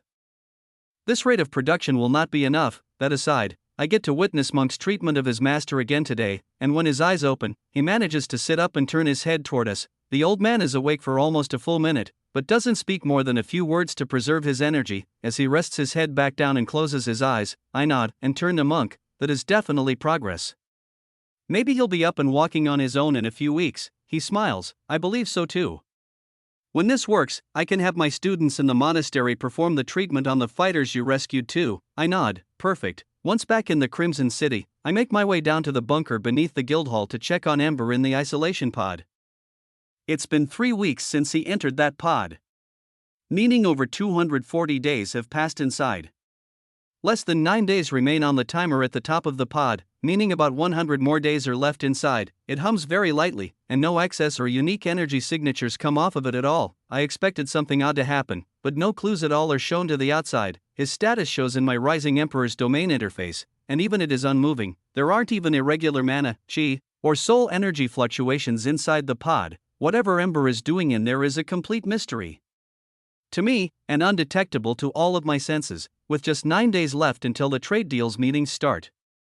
And 12 before the B-class exams begin. I still have a lot of work to do to get the Crimson City in a stable position before I go. Chapter 517. Over the next few days, the trade routes continue to expand further into the desert in both directions. The trading posts, inns, shops, and restaurants outside of the Crimson Barrier grow as the construction teams use up all of the remaining supplies available. An outer ring of the city is built for those that do not wish to stay and be under the Flame Emperor's protection. 16 more small villages are connected to the trade route, and over 300 more links of loyalty are created through my Rising Emperor's domain, bringing the total in my interface beyond 500 now.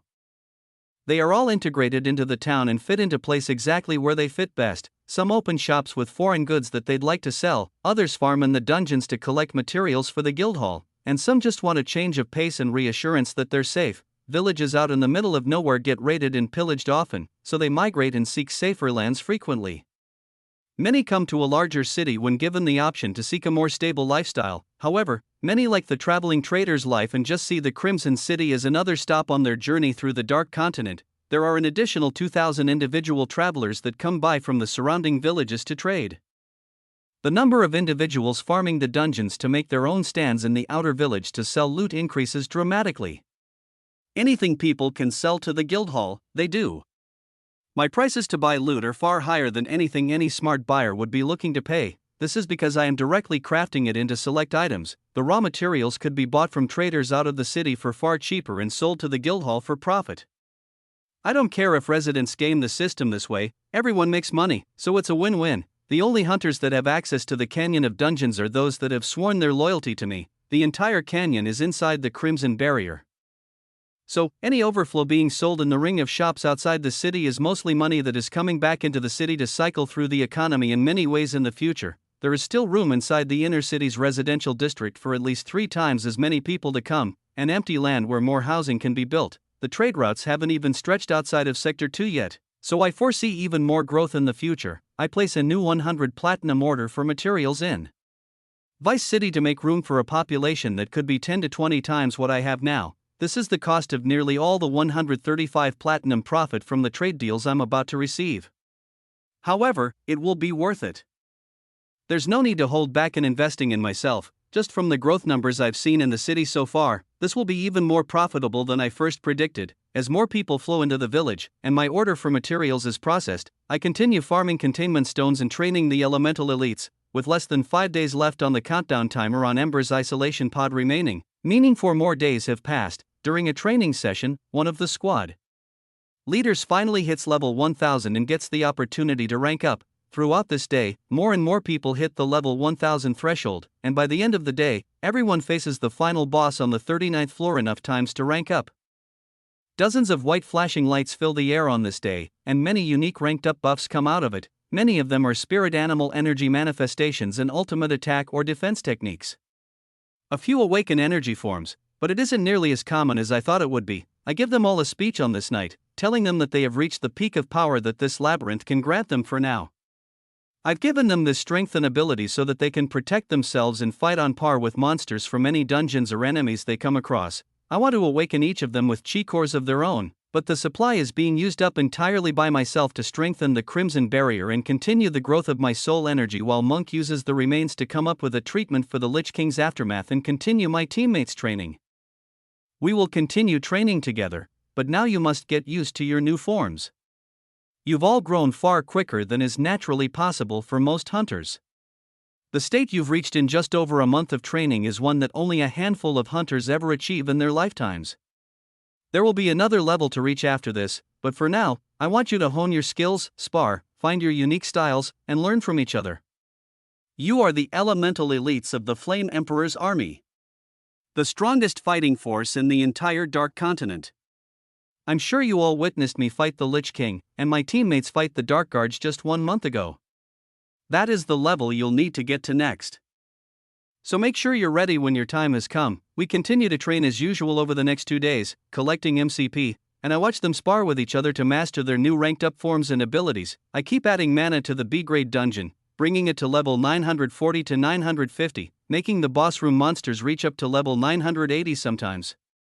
It's so close, yet so far, it eats up over 100 full containment stones per new rank now. This dungeon is stronger than the 38th floor in the labyrinth. It has enormous white birds that soar through high mountain peaks and wide open blue skies. It is similar to the 39th floor. 1 out of every 15 spawns has a bird with extreme wind magic. And the element stone it drops is strong enough to withstand a mythic grade plunderer imbuement. This discovery lets me double my speed of containment stone and luminite farming, bringing the amount of fragments in my item storage above 100, but also clears out almost every rogue dungeon within a 600 kilometers radius of the Crimson City. The only ones I leave be are those very close to villages, as it seems some rely on them for resources, and any of them that are above middle D grade, because it takes way too many stones to collapse them to be worth my time. I've been stuck on this same B-grade mountain dungeon for a while. After dozens of stones, it hasn't even become unstable to hint that it'll reach the next stage. So I just start saving up containment stones instead of letting them loose in the dungeon. I want to do it all at once and not risk creating a break that would need more stones than I have available to satisfy and push to the next stage. It isn't until 2 days later, exactly 1 day before Ember's pod will open, and the trade deals are due, that something very unexpected happens. I feel memories of the surveillance body double that watches over the Crimson City send me an instant message. It's midday, with the sun high in the sky, with over 1,100 people below me. About 200 are in the Crimson City inner village, 200 are outside around the outer barrier selling to the 600 travelers from nearby cities doing trade. While roughly 100 people are in the dungeons farming loot, my double senses a very intense energy wave rippling out from the center of the dark continent. It feels familiar, and it isn't until I see the light gray shockwave coming out from the abyss that I realize exactly what it is. It's been a while.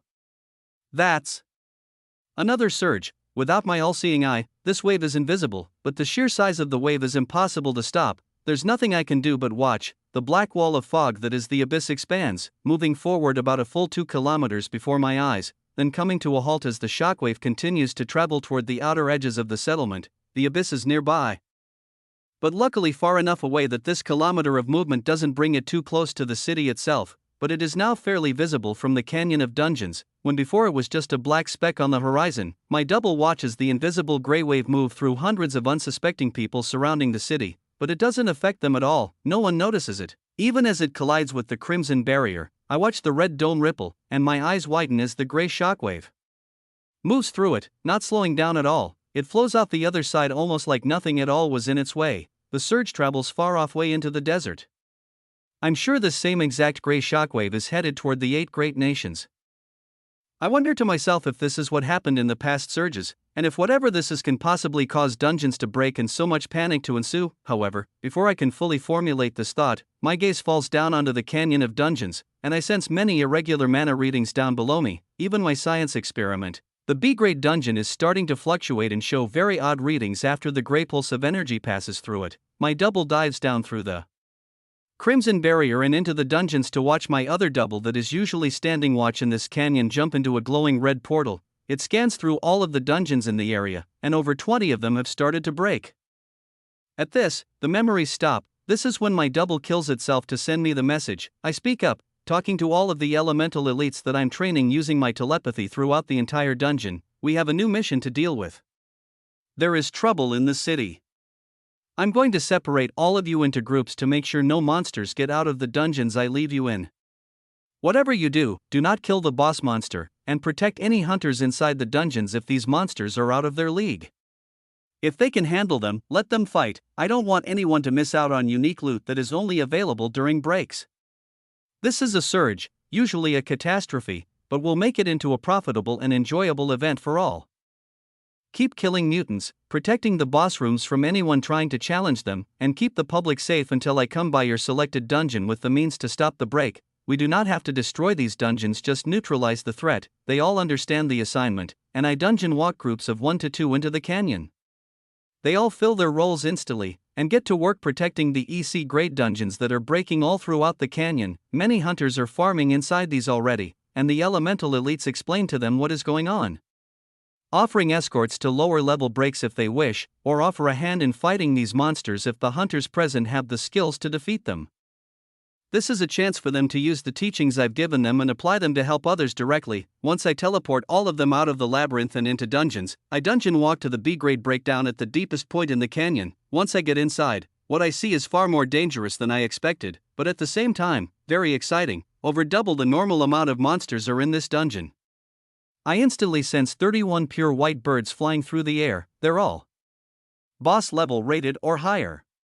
The creatures range from level 980 to 990, and the best part is that every single one of them has extreme wind magic that ripples off them. I grin and grip my Flame Emperor's blade while dungeon walking to each of them and slicing them in half. Each time I do, an element stone drops into my storage, and almost instantly, another one spawns in its place on the far edge of the dungeon. This surge has supercharged many dungeons, and has given me the opportunity to farm the exact resource that I need. It takes time for the birds to dissolve, but hardly takes any for me to continuously dungeon walk to their new places and farm more stones from these near A-grade mutants. Roughly 30 stones can be farmed every 5 minutes, and it feels as if there's an endless stream. I constantly check on the other dungeon breaks that are nearby being protected by the elites. and find they're carrying out my orders perfectly, hunters have been moved to dungeons that are too powerful for them. And word has spread even outside that a surge is here, but it is somehow under control. All off-duty hunters selling loot in the outer city that are able to cross the Crimson Barrier do so, and my body double vets them to enter certain dungeons. These dungeons are breaking because of excess mana injected into them from the surge. My theory to turn them back to normal would be to take that excess energy out. An easy way would be to allow a plunderer imbued element stone loose inside one.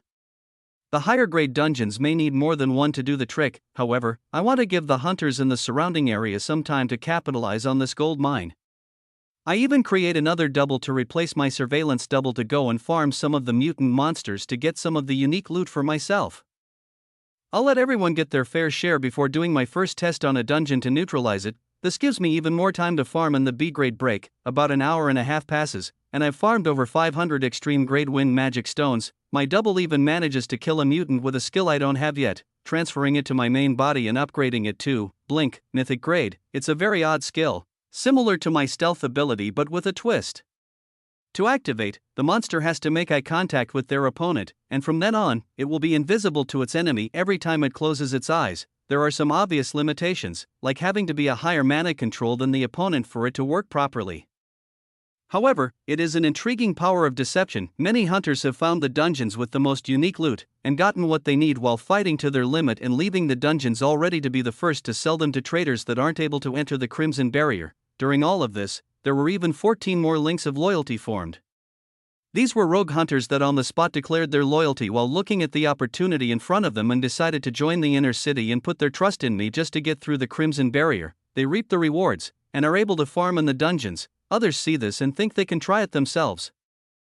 Those without pure intentions or full trust in me as their leader do not form a link with my ranked up buff, and are unable to pass through. I have guildhall workers on standby at booths in the outer city ring that supply mythic grade regeneration potions to those that accidentally injure themselves trying to go through the barrier. Once the traffic starts to settle down, I imbue a few of my new element stones with plunderer and create new containment stones with roughly the same 7 to 8 billion MP allowances.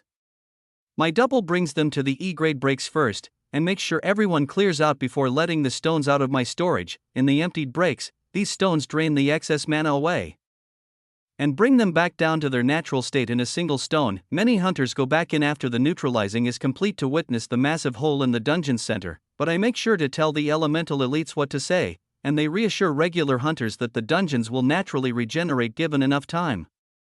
My double continues to neutralize the dungeons one by one with the containment stones as my main body continues to farm for more in the B grade break over the next hour and a half straight. I leave the most popular breaks for last, so that hunters can get all the resources they want. The D grade dungeons take up to 5 to 10 stones to neutralize, and some of the mid-level and high-grade C grade dungeons even take 30 to 50. I've farmed over 1,000 windstones, so this is perfect. By the time every break is neutralized, and all of the dungeons are back to their normal state, I have 600 new full containment stones in my inventory, and just under 500 raw element stones still waiting to be imbued. The massive wind element birds in the B grade dungeon dive bomb toward the glowing red exit portal every time they respawn. If I was not in here constantly farming them, they would escape out into the real world and cause havoc. The stones in this dungeon are a valuable resource, but this is a dangerous dungeon to keep so close to the city at this unstable state. I need to stabilize it before something unpredictable happens. Outside, the crowds of traders and hunters celebrate their loot and harvest while my double tells the elemental elites they've earned a night off after all the hard work. My main body stays in the B grade dungeon break for another 6 hours until I'm satisfied with the number of stones I've farmed. Over 2,500 fresh element stones are farmed, while 600 are still full to the brim with 7 to 8 billion MP each. I task my body double to go out to C grade dungeons in the desert that I passed on, collapsing in the past, and give them newly crafted containment stones from these 2,500 to fill with mana, as the sun goes down on the final day before Ember is scheduled to wake up in the morning. My doubles fill almost every single stone they can. About 700 are left uncrafted in their natural element state, while 1,800 more are turned into full containment stones, adding to the 600 total and making 2,400 full stones ready to release over 18 trillion MP. I whisper to myself, I guess it's now or never. This should be enough. Once I have these ready, I begin releasing their mana into the B grade dungeon. After about 300 stones, the monster type changes again, making the birds disappear and a new level elite scorpion-like monster form in a new dungeon. Some are level 950 to 965 in their base state, but others reach up to level 995 in their mutant form. I use the exit portal to walk outside, expecting for it to be stable after the new rank up, but to my surprise, the spinning portal is still bright red. I jump back in and start defending the exit from dozens of massive creatures that are programmed to leave this dungeon by any means necessary. Not good. I decide to release even more full containment stones into the dungeon to try and bring it up in rank again to stabilize it further. Over 2 hours pass. I set off chain reactions of dozens of stones at a time, protecting myself within a soul energy shielding barrier at the far edges of the dungeon near the exit to release more mana. Inside, it takes another 500 stones to make the dungeon move up in rank again. The creatures are all aquatic, with long bodies and sharp teeth, with their base forms ranging from level 970 to 985. Some mutants hit level 999, however, they're all aggressively hardwired to leave the dungeon too. The portal is still bright red. I don't dare challenge the boss room because I'm almost positive it would destroy the whole dungeon once defeated. My plan is to continue charging this dungeon higher. I'm so close to my goal of level 1000 monsters, I might as well use the rest of the stones to try and reach it. If this dungeon actually stays unstable forever, I'll have a double standby and farm it while standing guard. However, if it is really a lost cause and seems too dangerous to keep in the canyon, I'll take out the boss and end things here. I have a feeling there is a light at the end of the tunnel, and I'm almost there. It takes another 4 hours and 1100 stones before the dungeon finally hits its new rank. As I watch the mutant sea creatures fade away and a new dungeon begin to form, the outer edges of my perception begin to shrink in toward me. The dungeon itself feels like it's getting smaller, and the coloring and artificial sky and floor start to fade away until I'm only left floating in a small sphere of white and blue pure system energy. A single blue text box hovers in front of my eyes. Create a labyrinth, yes, and oh. Chapter 518. So this is why I've never seen an A-grade dungeon. The same system text floats in front of my eyes. Create a labyrinth, yes, and oh. The possibility of a whole new type of farming comes into my mind. If the creation of a labyrinth spawns demons and dragons, and this process is possible to replicate, I could find a place to farm demon cores with minimal effort. All it would take is a few hundred containment stones worth of mana to bring dungeons up to a high B-grade rating. Then, between rank-up stages, the dungeons produce their own high-grade element stones that I can craft into containment items. The only issue would be finding more dungeons to drain mana from.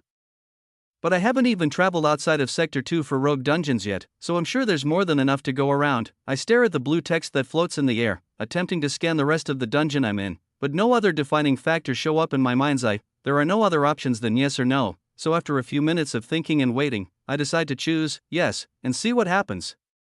The text box pulses and disappears, then another one comes into view right where it left. Choose labyrinth type. There is a list of options below it with detailed descriptions and 3D holographic scans. The top option is one I'm very familiar with, showing stacked dungeons with boss room floors every 20 stages.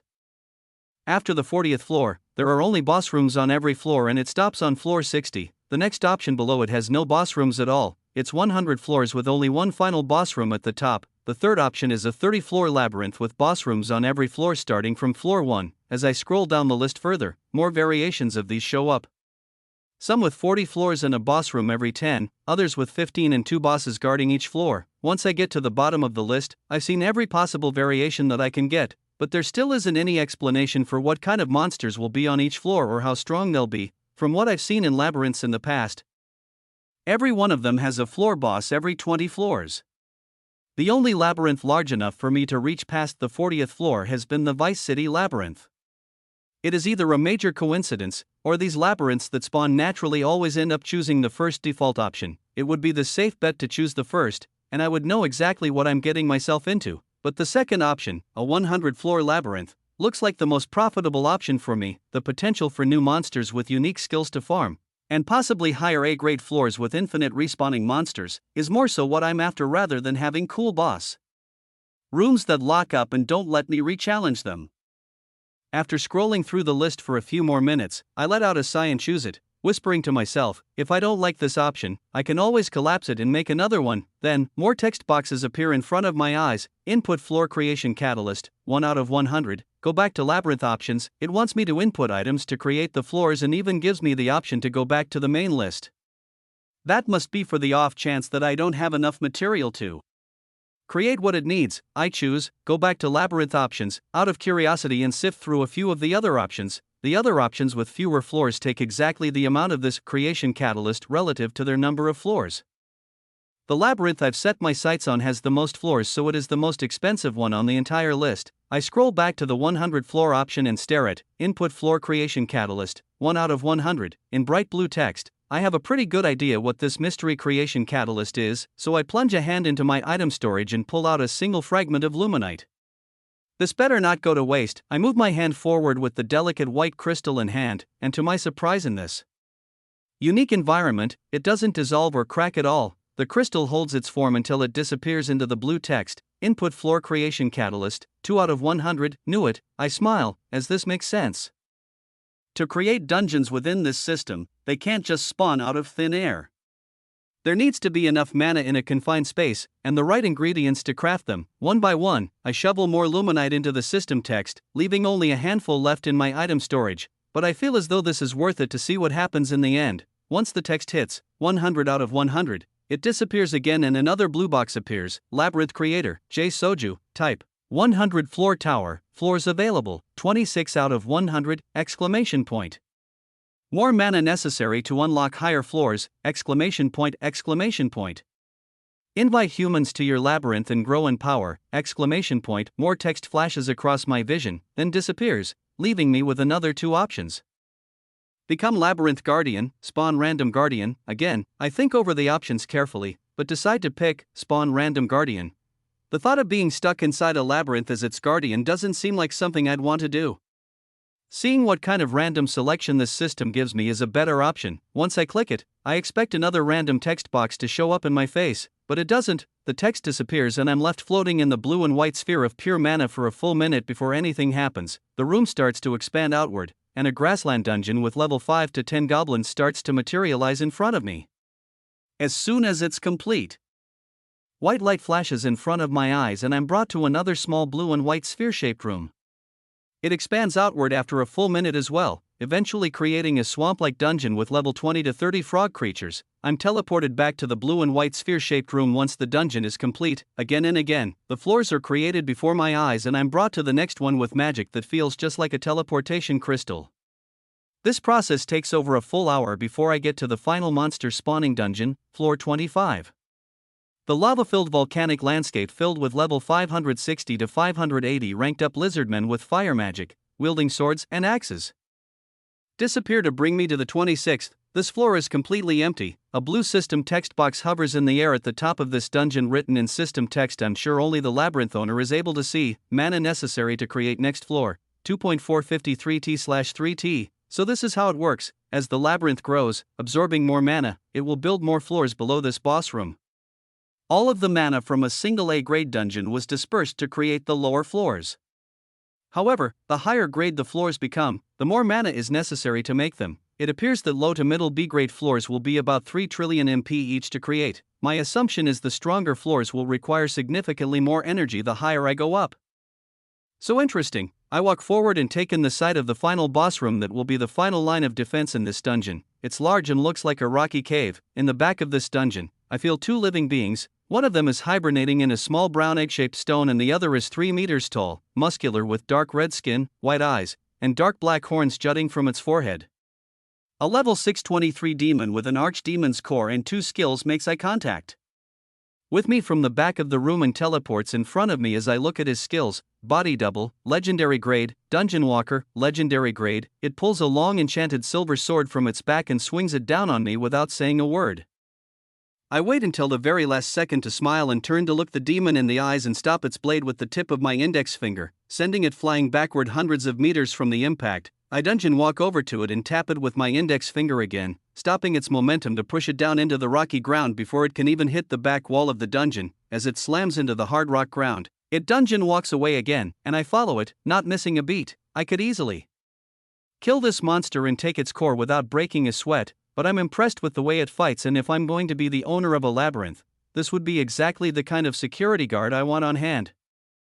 Having mythic grade body double and dungeon walker would be very beneficial too, but I see a longer term goal here that could be far more profitable than destroying my month-long project right now, a demon that fights and aims to kill an intruder without question. That's who I want on my side. However, I want to test it a bit more and give myself assurances this creature can't turn on me. No matter how many times I beat it down, the demon continues to come at me with everything it has. I start moving my attacks closer to its vital areas, aiming for the heart and head. Of course, I'm just testing it, and not even using soul energy, but I'm increasing my intensity and could actually kill this creature if it doesn't keep up with my movements. A full minute goes by, and the boss room is decimated with rock holes and the demon itself is bleeding all over and torn to shreds from the impact. It hasn't said a word, and continues to fight for its life, protecting this labyrinth with everything it has. Once I slam it down on the ground again, my absorption skill's special perk notification rings, telling me the monster has fallen below 5% HP. I choose Dungeon Walker and the process of stealing and creating a skill orb follows. Once the system lights and soul energy clear, the demon still tries to fight back even as its skill falls into my item storage. I finally speak up and reach into my storage to throw the defeated demon a bright green regeneration potion. Catch. You fought well. If we were the same strength, maybe you would have given me a bit of trouble, but there's only so much you can do against an opponent almost 4 times your level. Its eyes widen and it catches the potion. Drink it. If I wanted to kill you, you would be dead. I'm the creator of this labyrinth after all. It wouldn't be wise for me to waste all this time and mana for nothing. The demon tries to activate a skill, but nothing happens. It looks around to see its sword 10 meters away on the rocky floor, then back to me. I took your Dungeon Walker skill. It's just a safety precaution of mine. I don't want you moving around to other nearby dungeons. I don't know how you'd manage it. But I've met some very annoying demons that have left their labyrinths before. It still doesn't say a word, so I activate my intimidation skill just slightly and stare into its gaze, showing that I too have the white eyes of a demon. Drink it, or I kill you and your dragon right now. I stare over to the stone-colored egg at the back of the room, then back to the demon, and it finally drinks the green liquid. The slashes, bruises, and scars all over its body heal, and it stands to its feet with a confused expression. I use telekinesis to give the demon its silver sword back, then speak again. I'm going to be doing some experiments in this labyrinth for a while, so it would be best if we get along. You pledge your loyalty to me, and in return, I grow this labyrinth to 100 floors and I'll even give you any skill you want back except for the one I just stole to make sure you stay put. The demon's eyes widen, and I finally hear its voice. You have the ability to take away and grant skills. I thought that power was only a myth. It points its sword forward at me again and takes a step back, then opens its status with its other hand. My eyes lock onto it, and instead of blue text like mine, all of the lettering is black with hints of purple and dark blue flickering in it. I've never seen a demon open its status before, but that coloring wasn't what I was expecting. Before I can look at it for long, the creature closes it and looks back at me. It seems you can take away skills. You're telling the truth. What nation are you from back in the demonic realm? Which lord do you serve that lets demons freely roam in the human world to gain enough power to summon their own labyrinth? This makes no sense. It shouldn't be possible. Please tell me, who are you? We're left in silence for a moment. My words and actions may not make sense to him, but his words make even less sense to me. I respond with a curious look on my face. Your assumptions aren't all correct. However, who I am doesn't matter right now. I have some questions for you. Where you've come from and this so-called myth about my ability are more important. Chapter 519. The demon stares straight ahead at me with a confused look. I'm from the Central Kingdom. More specifically, the realm capital, now run by the lords of the 5 remaining nations. I'm serving my sentence by being contracted out as a labyrinth guardian in the human world. If I grow my labyrinth to its maximum potential, and bring its stored mana back to the demonic realm, I'll be free. I'm not sure where else I'd come from, or why else I'd agree to become the guardian of this place. Isn't it obvious? I nod slowly and step forward with my arms crossed. Right. Obviously, I stop and pause for a moment, thinking about how this demon, and even other demonic creatures and monsters, have all mistaken me for a demon before too. It's very odd. Even though I have demon cores, I've seen monsters and humans have cores before too, and it's not like I easily mistake them for demons. I'm still not sure why, but I'll take advantage of this if it puts the creature in front of me more at ease. So this myth, the one about a power that allows someone to steal and grant skills. What do you know about it? The demon eyes me curiously, then shrugs. I don't know much. It's not like I was alive during ancient times. I know just as much as any other demon in the capital. It's a story, well, more like a myth told between fledgling and even greater demons that seek more skills and more power when they're just starting out. Some demons say there was once a demon lord that could manipulate the system as easily as breathing. He could just look at you and increase your power from that of a newly born demon to a peak archdemon in the blink of an eye. He could grant you any skill you wish and take it away too. It's not a real demonic ability, just an ancient rumor. The red-skinned demon lets out a sigh and looks at me with his white glowing eyes. See? Just a child's fantasy. As a peak-tier archdemon yourself, someone who has conquered their own labyrinth and lives free with your dragon, you know what power is. Whatever trick you've used to lock my teleportation skill is very convincing, but it will come back in time. The demon laughs. I'm not gullible enough to fall for your tricks even if you were leagues above me in strength. You know the rules of the system cannot be changed. I stare back into its eyes. Well, then I guess we just disagree. I believe there's much more to the system than meets the eye. It's not that I blindly believe this. It's that I've seen it happen, and I'm the one that makes these feats come true. Ever since Chi was introduced into the mix, the capabilities of the system have been changing. I'm able to move in and outside of the lines of pure mana-powered reason to use my skills to a capacity that shouldn't be possible by normal means. The demon laughs again, stepping back and shaking its head. You really are from outside the capital, aren't you? I heard that some rebels in the outer nations were acting up because of some phenomenon happening in the human world. There must be a lot of mana up for grabs lately. What's going on out there? I shrug and reply, seeing no reason not to tell him the truth. Maybe it's because of the new throne awakening. Most of the large-scale mana fluctuations have been because of that. It's the main reason I was able to create this labyrinth on such short notice actually. Once I turn back to the demon, its expression completely changes. Instead of the nonchalant, easygoing, curious, and almost bored attitude it was showing me before, the creature's eyes widen in shock. You mean the next demon lord will be chosen here on the human world? I smile, looks like it. Why is that so shocking? Well, it's not, or at least it shouldn't be. Sometimes the thrones do spawn off-world, but it's just not very common. Usually they appear near the capital. At least all of the ones logged in history books I've read have been nearby. I had just hoped that I would get to see one form in my lifetime once my time building a labyrinth was up. It looks like that won't be the case, unless I live long enough to see the next one. I've always wanted to witness the true pinnacle of power, but I've never seen a demon lord with my own two eyes, he sighs. But I reply quickly, well, that brings us full circle. If you will truly be free once this labyrinth has hit its maximum floor, then we both have a common goal. Pledge your loyalty to me, and I will help you grow this labyrinth to 100 floors. Work with me, and one day you'll see a demon lord in the flesh. I guarantee it. I put out a hand for the red-skinned creature to shake, but it takes a step back. I can't. If you're really a rebel from an outer nation, just being in contact with you could get me banished from living in the capital once I return.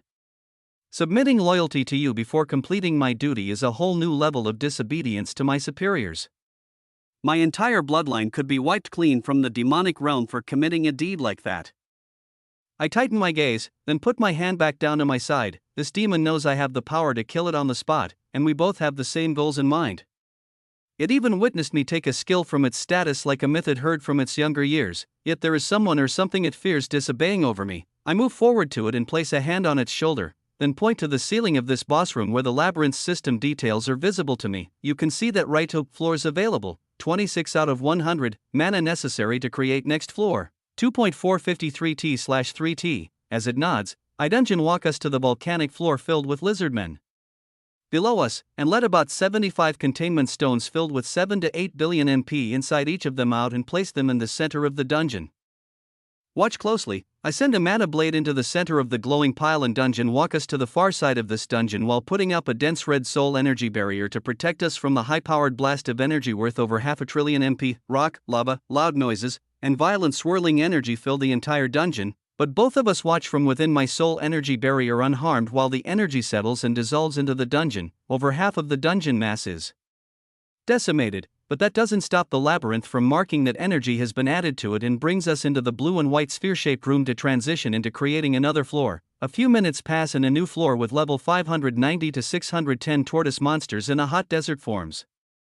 I can sense about 60 of them. Most have body hardening skills, but every 30 or so have an extreme earth summoning ability and are 10 to 15 levels higher than the others. I dungeon walk us back into the cold and dark cave-like boss room that now sits on the floor above this one. We look at the ceiling again. Floors available, 27/100, mana necessary to create next floor. 0.058T/3.5T. The demon stares at the reading for a moment, then back at me. So you do have the means to grow this labyrinth? I nod. I can give you any skill you desire as well. I'm not lying about this. However, there's a good chance I'll kill you if you decline. It stares at me with a puzzled look on its face for over 10 seconds before responding. Your words confuse me. I can't submit to you. You of all demons should know why. Forming a new loyalty contract would nullify the one I have activated now. Meaning this labyrinth's guardian would cease to be. Once it has reached its peak, I'll be able to fulfill my duty back in the demonic realm and leave to form a contract with you if you can truly follow through with your promise to grow this labyrinth. I'm thrown off by its response, but my lie detector skill only senses truth coming off of the demon before me. It really cannot break whatever labyrinth contract it created in the demon world, and for the sake of keeping my human identity hidden, I put out a hand to shake and decide to leave while I'm still ahead. Fine. I bring this labyrinth to 100 floors, and in return you submit your loyalty once it's hit its peak. The demon grabs my hand and responds in a sarcastic tone. Don't forget my skill and that meeting with the demon lord you promised to. I nod and shake his hand. Of course, I assumed that was already part of our agreement. We both step back from each other and he speaks. Well, good. You are quite the odd one. Usually a peak form archdemon would never talk with an unawakened like me. I'm Pluto, by the way. What's your name? I respond. If you really care to find my real name, I'm sure you can see it digging through the labyrinth information. However, you can call me the Flame Emperor. I ignite my body in fire, heating up the entire boss room instantly and leaving him with a final goodbye. Protect this place with your life. I'll be back to add more floors after I attend some business in the human world. Nice meeting you. I'll have more questions once I return. The demon's confusion about the entire situation only grows as it sees this fire magic being used. I don't wait around to hear its response. I just dungeon walk to the first floor of the labyrinth and step out into the canyon of dungeons. I look back at the spinning green labyrinth portal, then immediately cover up any entrances to this portion of the cave with earth magic and leave my body double that watches over the canyon with a quick recap of what happened via telepathy. I take the slow and old-fashioned way of travel back to the town, walking on the stone pathway as the early morning sun rises. Today, I'll be attending a few meetings with some regional and sector leaders to fulfill their item orders. I'm excited to meet some new powerful people and get paid the remaining 75% of the order value. Before that, I need to make a stop at the guild hall. According to the energy readings I'm sensing right now, the isolation pod in the underground bunker is already open, and Ember is wide awake. Chapter 520. Once I walk through the guild hall doors, I see Ember and my body double both sitting down on the new furniture, talking to each other. My double has a concealment disguise on and looks like a random citizen. While Ember just looks like his normal self, there are hardly any other hunters in the guild hall yet. Only a few are here, buying some gear and potions early in the morning before their farming expeditions begin, but the two are often a portion of the lobby isolated by themselves. Ember looks up at me as I approach and sit down in the seating area they're relaxing in, and he speaks up first. I can feel our soul energy capacity and potency have increased by almost double what it was. Emptying and regenerating your core must have taken an immense amount of chi, but from the barrier I feel around us, it seems that expelled energy didn't go to waste. The population of this city has grown almost 5 times since I went under. It seems those young warriors you were training have managed to hit their second rank up too. Overall, very impressive. I nod, but he adds on before I reply, there was also a labyrinth created. The high-grade dungeon below the others in that canyon is no more, so I assume you overcharged it, and well, he thinks to himself for a moment. Actually, I'm not sure how exactly it happened based on the rate of containment stones farmed from those minotaurs. That wouldn't be nearly enough to, wait, more gears are turning behind Ember's eyes, and he figures out exactly what happened. It must have been another surge from the throne. That's what triggered this. I smile and nod. Very perceptive as usual. I plan to work with the demon inside and grow it to 100 floors. Ember shrugs. Good trade. All demons want is to grow their labyrinths. As long as you make it easier for them to do so, there shouldn't be anything to worry about. Well, that is until they're free, then they can be a pain. Ember looks up to the ceiling like he's remembering something while speaking that last sentence. but I changed the topic, so, a year inside the isolation pod. I assume because of your positive attitude this means it was a success? You managed to create the concealment item we need to suppress soul energy. Ember nods. Oh, yeah. We're set. Creating the items was the easy part. It took me less than an hour to get them both done. I raise an eyebrow. What do you mean? What was that year of time inside all for then? Ember stands up from the white couch he's sitting on, stretches his arms, and looks around before replying in a low tone. Well, just because it only took an hour doesn't mean it wasn't one of the hardest things I've ever pulled off. A mere level 2000 channeling divine energy. Maybe you'll understand how impressive it was one day.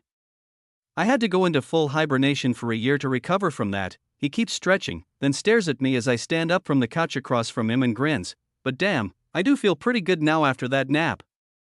He lets out a satisfied sigh while putting his arms down and continues. So, your double filled me in on everything we have to do now. Meetings with the regional directors and sector leaders today, then head off to the meeting point to get into the B-class exams in 2 days. Then, a day later, they begin. I nod. Exactly. In that case, I think we should activate the items now. It's going to take a bit of practice to get fully used to them. The longer it's on, the better. Might as well take them for a test run now. Ember lifts a finger, and the air around it ripples like something is coming out of it, then stops moving. He looks at the top of his finger like there's something there. But I can't see or sense a thing. Next, he brings his finger to his forehead, and before my eyes, all traces of his soul energy and even mana control disappear entirely. I boost my perception skills to the max, confused at the sight I'm seeing, but no matter how hard I try, nothing happens. He looks like an ordinary human. Not even a drop of mana in him. He doesn't even look like he's an awakened. My inspect and appraisal skills don't show any readings. His status is gone. It's like he's become a ghost. The only thing that breaks this illusion for me is the fact that his name and geopoint in my Rising Emperor's domain still show him to be the same level as me with all his stats and skills intact. What just happened? Ember smirks. Watch, it gets better. His eyes glow red, and I witness the mana control grow in his body. In a matter of seconds, he begins to give off the energy readings of a level 250 hunter, then a level 500 hunter, to a 1000, then fully reveals his full mana control before my eyes for a split second. My inspect and appraisal readings of him return, and I can see his full stats once he shows me them. No soul energy at all was visible to me when he did this. Then he brings himself back down to the levels of an average level 500 hunter. Flickers of pure chi start to form in his hand that rests by his side, then it shifts and changes into pure soul energy but is only visible outside of his body. I can't see anything that is happening on the inside. It's like there is an impenetrable facade that makes him look like he is just a mana wielder that has recently ranked up for the first time. He watches my surprised expression and replies with an explanation. It's a divine limiter. Temporary, maybe 30 days at most before the barrier begins to naturally decay, but it is close to impossible to perceive for mortals in the human world.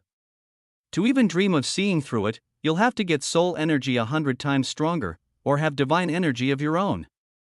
Believe it or not, the Lich King could have seen through this disguise, he chuckles, not because that monster is stronger than you or anything.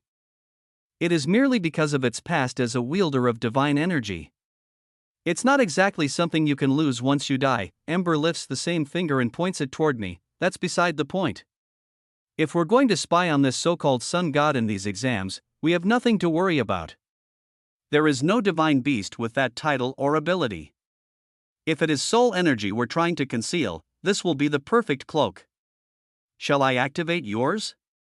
We need to start getting to those trade meetings soon, don't we? I nod, still not sure what this item is, but trust that whatever Ember has created is safe to try. Do it. He pushes his finger forward, with seemingly nothing on it, toward my forehead.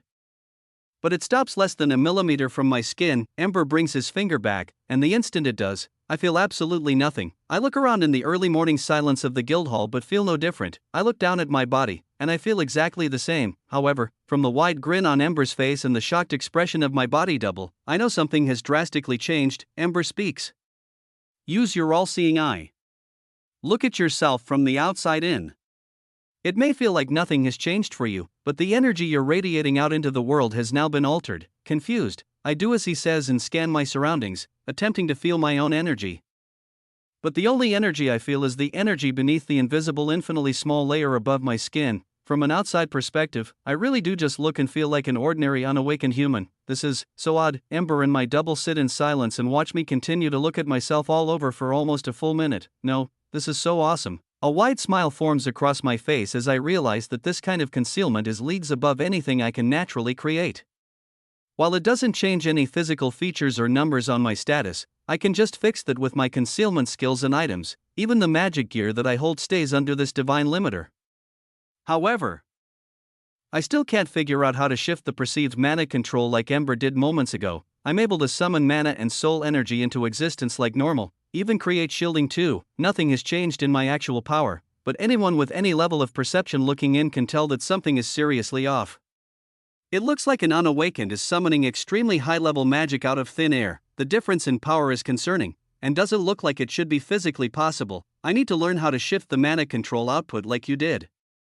Right now, this looks even more suspicious than going in and trying to hide my true power naturally. Ember laughs to himself and points to the door.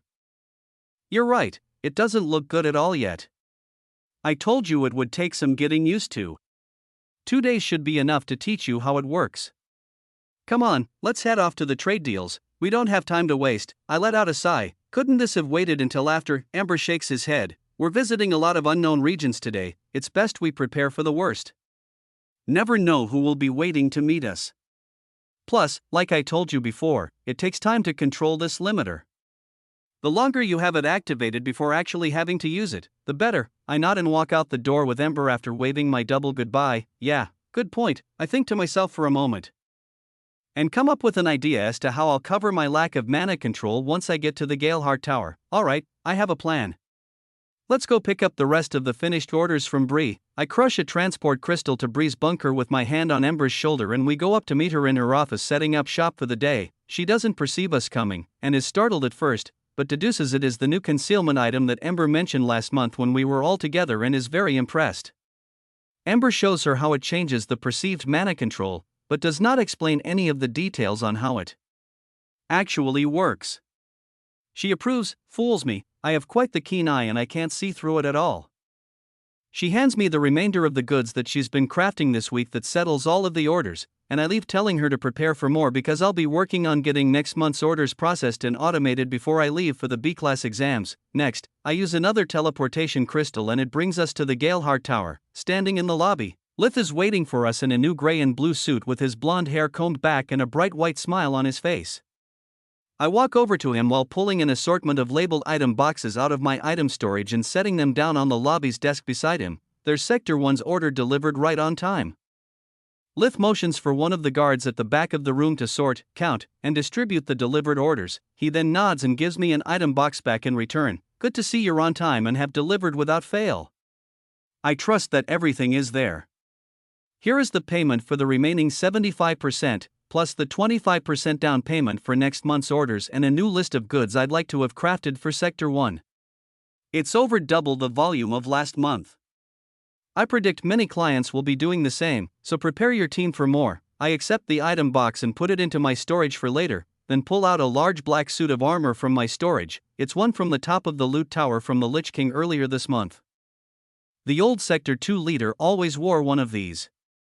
Even though they know I'm a new business connect, I might as well keep up appearances. In reality, I want to wear this concealment armor so it doesn't look overly suspicious that my mana control is not perceivable.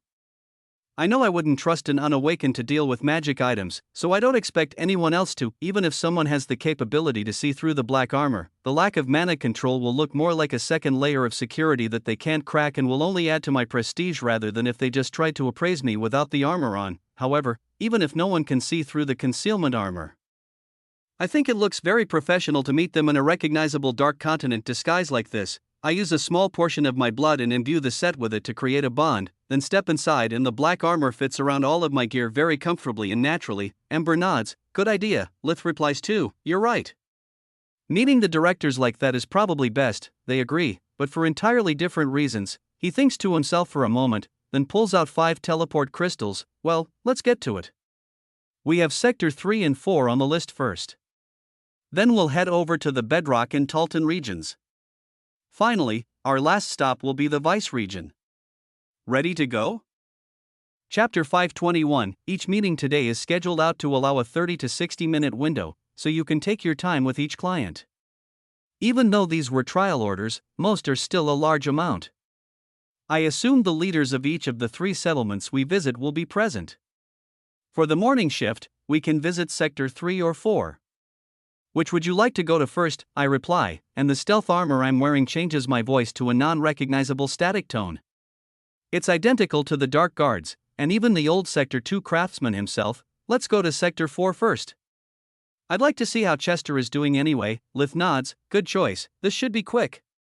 Although, Sector 4 is the only trade route we have on the list that doesn't have a direct teleportation platform to their residence. Chester is the leader of the Sector 4 black market. It isn't as well connected and established as the rest of Solara. I'm still working on getting a trade deal in motion for their main government, but they haven't sent back any formal response yet. He puts 4 of the 5 crystals into a new item box, then tosses the one labeled Sector 4 over to me. I assume you'd like to do the honors. I place a hand on both his and Amber's shoulders, then crush the crystal and the room flashes white with teleportation magic. We're all transported to a public building in Solara. The morning sun is still coming through the large glass windows, and the white floor is so glossy I can almost see my reflection in it. There are about a dozen random businessmen and hunters near the sides of the room, but no one looks disturbed by our sudden arrival. There are only 2 men in suits that walk up to us, recognizing Lith, and motion for us to follow. Without exchanging any words, we follow them through the streets of Solara and down underground into the black market area that brings back many memories of the first time we were kidnapped by the Sector 4 leader. There are multiple long, narrow circular hallways underground, and it looks almost identical to the time I visited here last. Many people trade E and D grade gear and items with each other, and we approach a section of the market that is sectioned off and guarded by multiple level 300 to 400 security guards.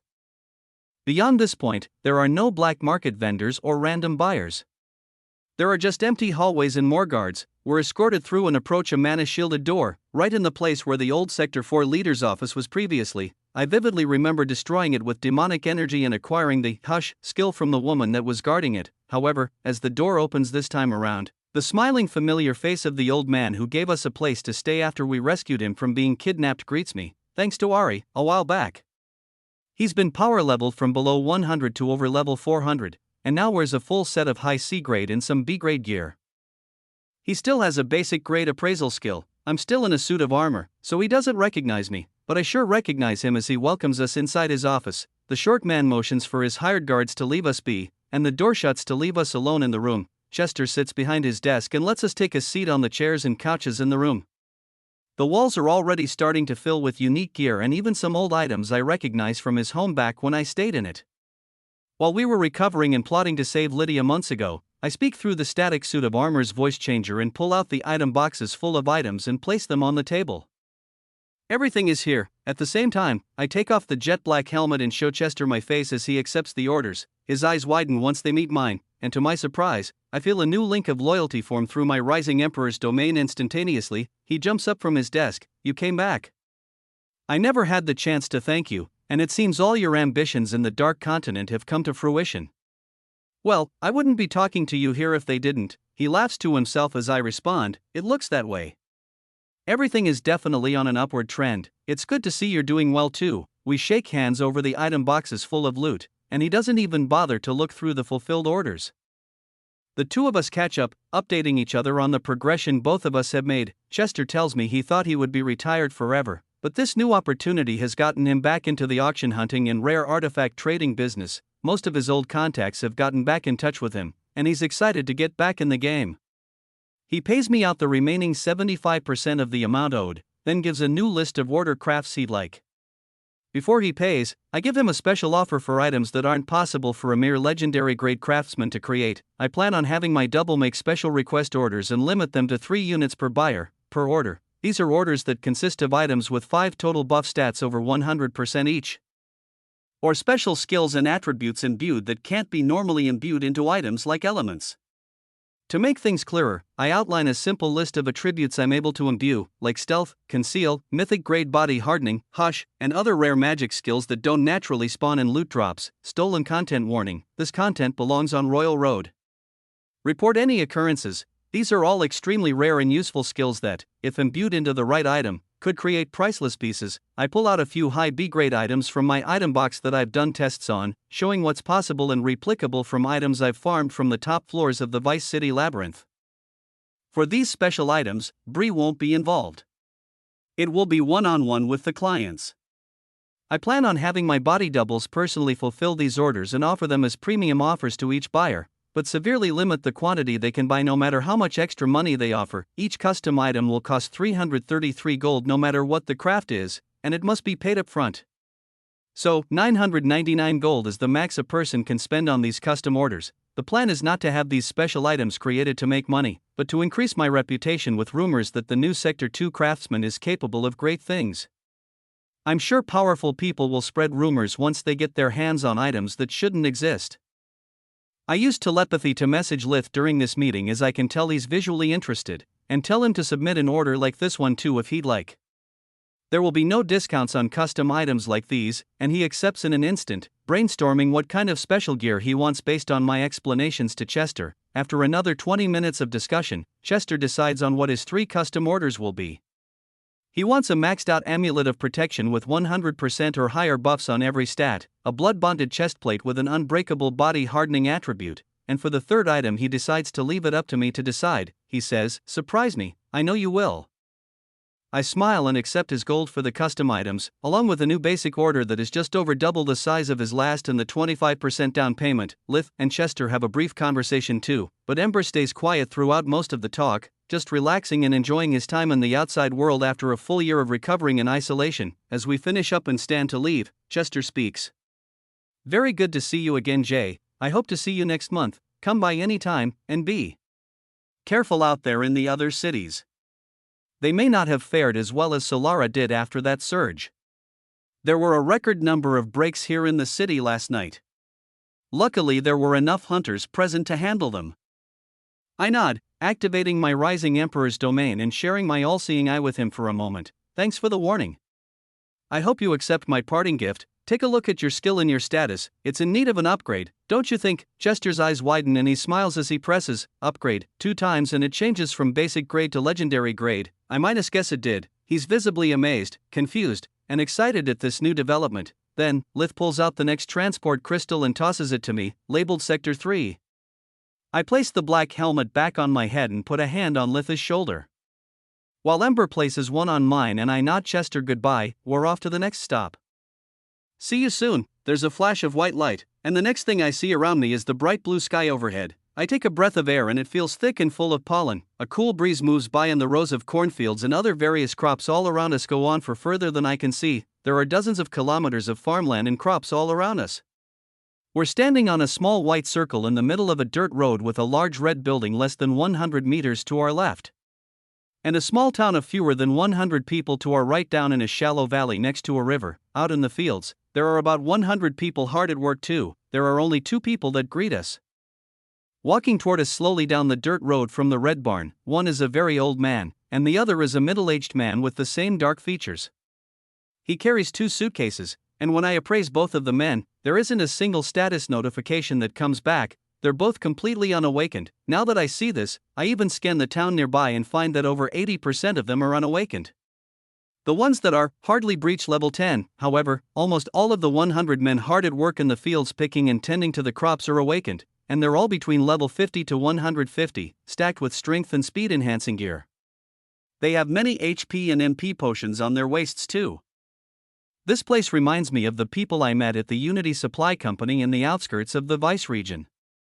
This farm is also a business older than dungeons themselves, still profiting despite their goods not being magical in nature. However, they've also adapted to the newer times nicely. Most of the gear they ordered is very similar to the kinds that I'm sensing on the workers in these fields. The fact that I can't even sense the end of these crop fields means they probably go on much further, and create work for hundreds if not thousands of other people.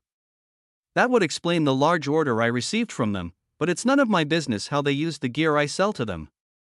We wait patiently as the 2 men approach, and once we do, the younger-looking man puts one of the suitcases down on the ground. There is the remaining 75%. "Let us see the gear we've been promised and it is all yours." I nod and step forward, summoning the item boxes full of their orders out from thin air in a neater pile next to the suitcase in front of them. the older man just nods and grunts, not saying a word, and the taller younger one places 2 fingers in his mouth to whistle. Count M, an even younger kid, not older than 15, comes running out from the barn with a happy look on his face and follows the wishes of who I can only assume is his father and scoops up all the item boxes. The boy holds a paper in one hand and goes sifting through each of the item boxes and moving his eyes down the list quickly. He isn't awakened either, so he's only going off of sight, feel, and quantity of items. About 2 minutes pass before he nods and replies, "Everything's here, Pops." The middle-aged man smiles, "Very good, bring them all back inside." The kid grabs up all the item boxes, and at the same time, the oldest man grunts again and turns to leave. They both make their way back to the barn, and the only one left is the middle-aged figure that's done all the talking so far. My assumption is these aren't the types to spend an extravagant amount on extra items, so I'm hesitant to even give them an offer about the special items like I did Chester. None of them even bothered to introduce themselves or even asked for any of our names. It looks like they really just want to be left alone here and keep to a routine. Even Lit said the order they made was the exact same one that they would make from the old Sector 2 craftsman. The middle-aged man speaks up again while putting the other suitcase on the ground and looking at the small slit in my black suit of armor's helmet. There is the 25% down payment for next month's order. We want the same potions and basic gear. Nothing more, nothing less. The name's Carson, by the way. It's nice to see some new faces around here. His gaze turns to Ember and back to me as I nod and use telekinesis to bring both of the suitcases toward me, opening them up in front of my vision and counting the coins just to be sure. This is someone I've never met before. It would be naive of me not to make sure it's all there. Once I confirm the amount is correct, I let both fall into item storage portals. The moment they disappear, the middle-aged man looks behind him, and looks relieved when he doesn't see the old man and kid within earshot when he opens his mouth next. This may not be polite to ask, but I'm not quite sure who else to turn to. Is it possible I could hire you for a job? We don't have enough extra capital to hire hunters from Solara, and I'm afraid it will be too late if we wait for the association's workers to come by. There's been a terrible dungeon break on our property, and no one in the surrounding villages is capable of handling it. I'd be happy to pay you in crops once this season's harvest is over, but I have nothing else to offer. There's a moment of silence between us, and I smile beneath my black helmet before I reply in a static voice, "This is a surprise, but I accept. I'd be happy to handle any break you have. Free of any monetary charge, of course. There is just one favor I want in return." Chapter 522. I'll take care of any breaks you have, and in return, you give me a better deal on bulk ordering fresh produce than any of your current clients. I'll collapse any break you have in the future too. And in return, I want to make a trade route connecting my settlement in Sector 2 to your land here in Sector 3. The middle-aged man named Carson thinks for a moment but makes a decision rather quickly and nods, pointing to another shed on the property behind the large red barn that the kid and old man went into earlier in our meeting. Deal. I'll sell you crops at our break-even price for a lifetime if you can provide quick and stable protection to our land. We've wanted to cut ties with the association for decades, but no one else is capable of making it this far out into the dark continent because of the control over their transportation crystals. He begins to walk over to the shed behind the barn and motions for us to follow. The trade route you speak of would raise some political issues with many of the villages and towns in this area. We live a simple life here, and we do not want to get mixed up in world politics. We would rather live off the land and never have had the dungeons form here in the first place. However, if these breaks aren't taken care of soon, there won't be much farm left for us to negotiate over. I listen to his words as the entrance to the shed comes into view. A small blue and white plane with a tarp over the back half of it and a dirty propeller on the front comes into my vision as he speaks again. If we fly now, it will only take 3 or 4 hours to make it down the river into the breaks. All nearby villages have evacuated already. I turn to Lith, and he shakes his head. We don't have time for this. Maybe 30 minutes at most considering the time we spent in Sector 4 and here already. The Bedrock region is our next stop, and they're not a party you want to upset. Being punctual in their territory is necessary. Right under the Vice and Apex region, they have the potential to be one of your biggest clients. First impressions are important. Trust me, I can see Carson's expression drop to one of sadness, as I'm sure he knows exactly where this is going. Based on what he's already told us about the association and Solara, money has always gotten in the way of helping others in his line of work. I let out a sigh and turn to him with my arms crossed. Where's the break? Point to it and give me an approximate distance. He lifts his head with a confused look but still points off into the rolling cornfields and long winding river and speaks. about 200 kilometers that way. If we follow the river and maybe catch some air currents, we could get there in under 3 hours. I turn to Ember and nod. Watch these two for me real quick. I'll be back in 30. He grins and doesn't respond because I've already started flying through the air toward the direction the man pointed. I close my eyes and fly high enough in the air that I can use my full extreme speed, wind magic, telekinesis on myself, and even soul energy to power my footsteps through the air and not affect the landscape below me. I use enemy detection and my all-seeing eye the whole time, flying over small towns and hundreds of fields with kilometers of farmland and thousands of workers in the fields. There are small E and D grade dungeons scattered throughout the landscape, but I don't stop to check them out. I just keep following the river faster than the speed of sound. Loud cracks echo through the sky down on the workers below, but the speck that disappears from their view is gone before they can examine what it might be. Soon enough, I sense something in the edges of my vision that is quite a bit stronger than an E-grade dungeon. I feel a high C-grade break happening in the center of a field that has decimated crops for nearly 10 kilometers in every direction. I sense a nearby town with some magical goods in it nearby, but the entire population has been evacuated and no one is working in nearby fields.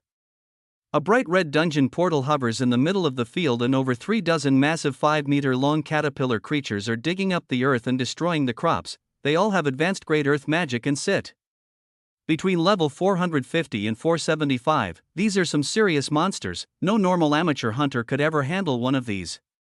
It may even be difficult for hired help from Solara to take these monsters out. High-level association elites would need to be deployed to take out a threat like this. Even then, it would be quite the struggle. This reminds me of the breaks I was sent out to take care of in Sector 4 by my team on my first Dark Continent mission for the Association. If they're sending more squads like this out, Carson is right. It may take days, or possibly even over a week to get men out here if they're already dealing with other regions. Well, time to handle this myself. I dive down, activating most of my skills and buffs so I don't harm the farmland while touching down onto the soft soil in front of the red break, then jump through. Once inside, the dungeon itself is just massive dirt mounds with occasional trees every couple of 100 meters with trunks larger than any tree I've ever seen. The trees are covered in the same green caterpillars, and the soil is infested with them too. High in the sky, there are 3 mutants clearly higher level than the rest, each of them over level 500, with an additional skill, buff, and new ranked up forms with colorful wings and slimmer bodies. 2 of them have wind magic, and another has a skill I recognize very well from a gang leader I killed back in Sector 2, Poison Mist. Special grade. My version of this skill is already legendary grade. But it's worth wasting a few seconds and taking a detour to kill this mutant, so I change my flight path to arc upward and slice the colorful ranked up butterfly creature in half on my way to the boss room. Upgrading this skill to mythic grade on the spot, my flight path arcs downward again, and I ignore all of the other mobs in here until I see even more mutants near the boss room. They're over level 500 too, but still in the form of caterpillars. There are 4 of them guarding the dark black boss room portal. 3 of them have legendary body hardening along with advanced earth magic, but one of them has another skill. I slice it to pieces on my way through the boss room and acquire a brand new skill, instantly upgrading it to mythic grade due to my absorption perks. Cocoon, mythic grade. While killing another ranked up butterfly mutant in the boss room, I look at the details of this skill, and it looks like it's an advanced form of body hardening. While I assume with these monsters, activating it works to morph them into a different form during their rank up or something, the skill has adapted to my biology and created an ultimate defensive skill. It may create a greater shell than body hardening does, but the downside is that the caster cannot move their body out of this cocoon while activating it. A neat addition to my status, but not one I'll likely be using much in the future. I stand over the final boss's corpse and watch it dissolve away with the dungeon, and I'm transported back to the open field. The dungeon disappears, and I activate my all-seeing eye to attempt catching any luminite fragments or special drops that might occur after clearing a dungeon like this. But nothing happens. I was expecting for something to happen, and am slightly confused when nothing does.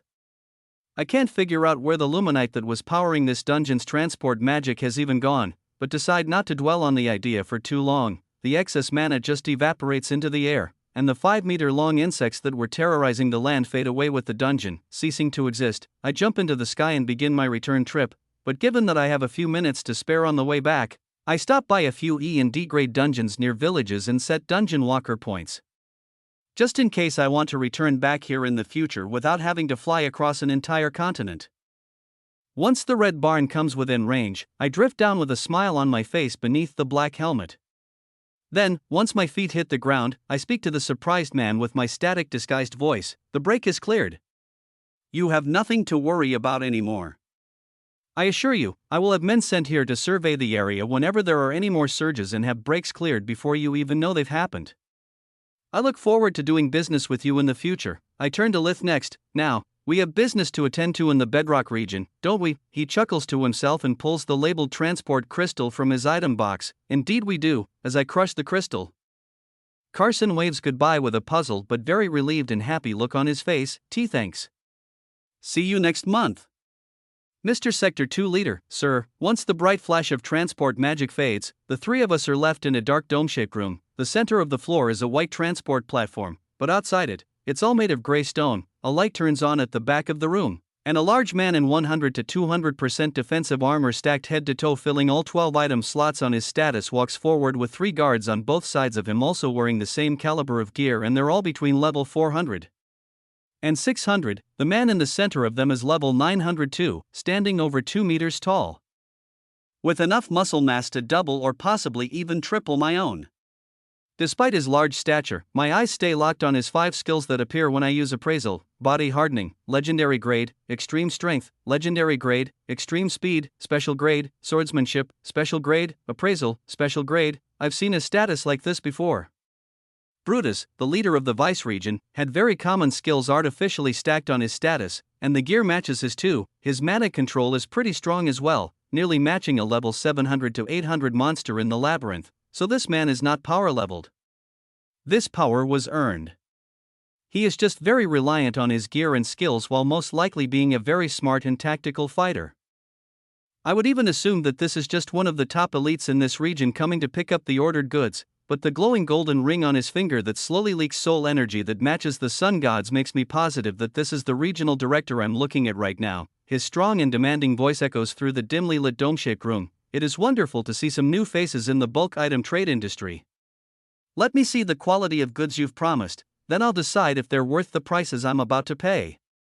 I, Regional Director Malak, welcome you 3 to the Bedrock region. Chapter 523. The large man stops moving forward once he is less than 5 meters away from the teleport platform in the center of the room. His 6 guards halt as well, and all of them cross their arms and stare forward as the 3 of us walk off the platform. I don't waste any time and pull out a single item box from beneath my armor, then pull out the multiple item boxes from within it that have the Bedrock region's orders sorted and labeled. 2 of the guards step forward and pull long wooden tables out from their item boxes and motion for me to set the goods down on them. Once I do, they begin pulling out the gear, potions, and various crafted items while the regional director looks over everything with his appraisal skill activated. Over 10 minutes go by as the clinking of metal and miscellaneous magic items fills the room before all of the gear is put back into the item boxes they came from. Another guard moves forward and places a single item box onto the table, and the director speaks up as he steps back into line. These goods are of presentable quality. I accept. Here are your remaining funds. I stare forward, and I feel his appraisal skill attempting to permeate my black armor, but the waves of mana don't even make it past the outer layer. I use telekinesis to bring the item box toward me and look inside. The amount I count far surpasses what is owed, and there are long lists of items inside as well. His appraisal skill stops probing once he sees my telekinesis activate, and he speaks up again. Inside I've included the down payment for next month's order as well. His gaze shifts to Lith, then back to me. In my previous communications with Lith, he told me there is no limit on the amount of items I can buy, so I've upped my order by about 5 times. If this is the quality you continue to produce at this price, our operations out here will be greatly improved. I smile beneath my helmet and place the money and new order back into my item storage behind my back while pulling out a few high B-grade items, like the ones I showed Chester when I made him his special offer. I place them on the table before us and explain what I can offer. The large man's eyes widen once his appraisal skill reads the rare endowments and 100 to 200% stat boosting on 5 total stats. Every item on the counter outclasses anything that he currently wears. He takes over 5 minutes examining the items, then sends one of his guards off to bring more funds. There is a small rectangular door at the back of the dark-colored dome, and once it opens I see that we're on top of a mountain made of dark gray stone as well. I see other mountains in the distance, and not much greenery at all. There are many houses and patches of city within the mountain range, and I sense dozens, if not hundreds, of dungeons that stretch through the lands. However, the most prominent thing that I perceive are the winding tunnels through the mountains that lead deep underground. There are workers in them even now as we speak. and they're busy mining and pulling ore from the mountain ranges. Far off in the distance, I even see clouds of smog coming from factories that must be processing plants of some kind. I conclude that this is a mining and factory-filled region, but the door closes before I can see much of anything else. The walls are mana-shielded, but they're easy to sense through. I can sense that there are thousands of people living in the cities around us with a similar population and hunter strength level of those in Solara, or possibly a bit larger, around 1/3 the population of Vice City. There are some strong independent hunters, but the strongest fighters within my entire perception are definitely standing right here in the room with us. I don't mention it, and let the regional leader think to himself for a while before the guard comes back with another item box. He asks a few questions about what the limits of this item creation can be, and I give him a solid idea of what's possible with high B-grade items and my craftsman team's capabilities. In reality, I'm just telling him what I'm willing to make him with high-grade labyrinth material. I'm looking to sell him unique goods, but nothing above A grade that rivals my own personal gear. That material is for myself and my teammates only. After another 10 minutes of discussion, he hands over an item box with the requested 999 gold, and gives me very specific instructions for strength and defense boosting gear. I plan to imbue extreme strength and body hardening into the armor set, sword, and amulet he requests, along with over 100% stat boosts on everything. I promise that they will far surpass any of his current gear, or a full refund will be processed without question. We shake Audit with his guards as witnesses. He's very happy with this and speaks in a loud and demanding voice just like when we arrived. Very well. I think I like you, new craftsman from the Dark Continent.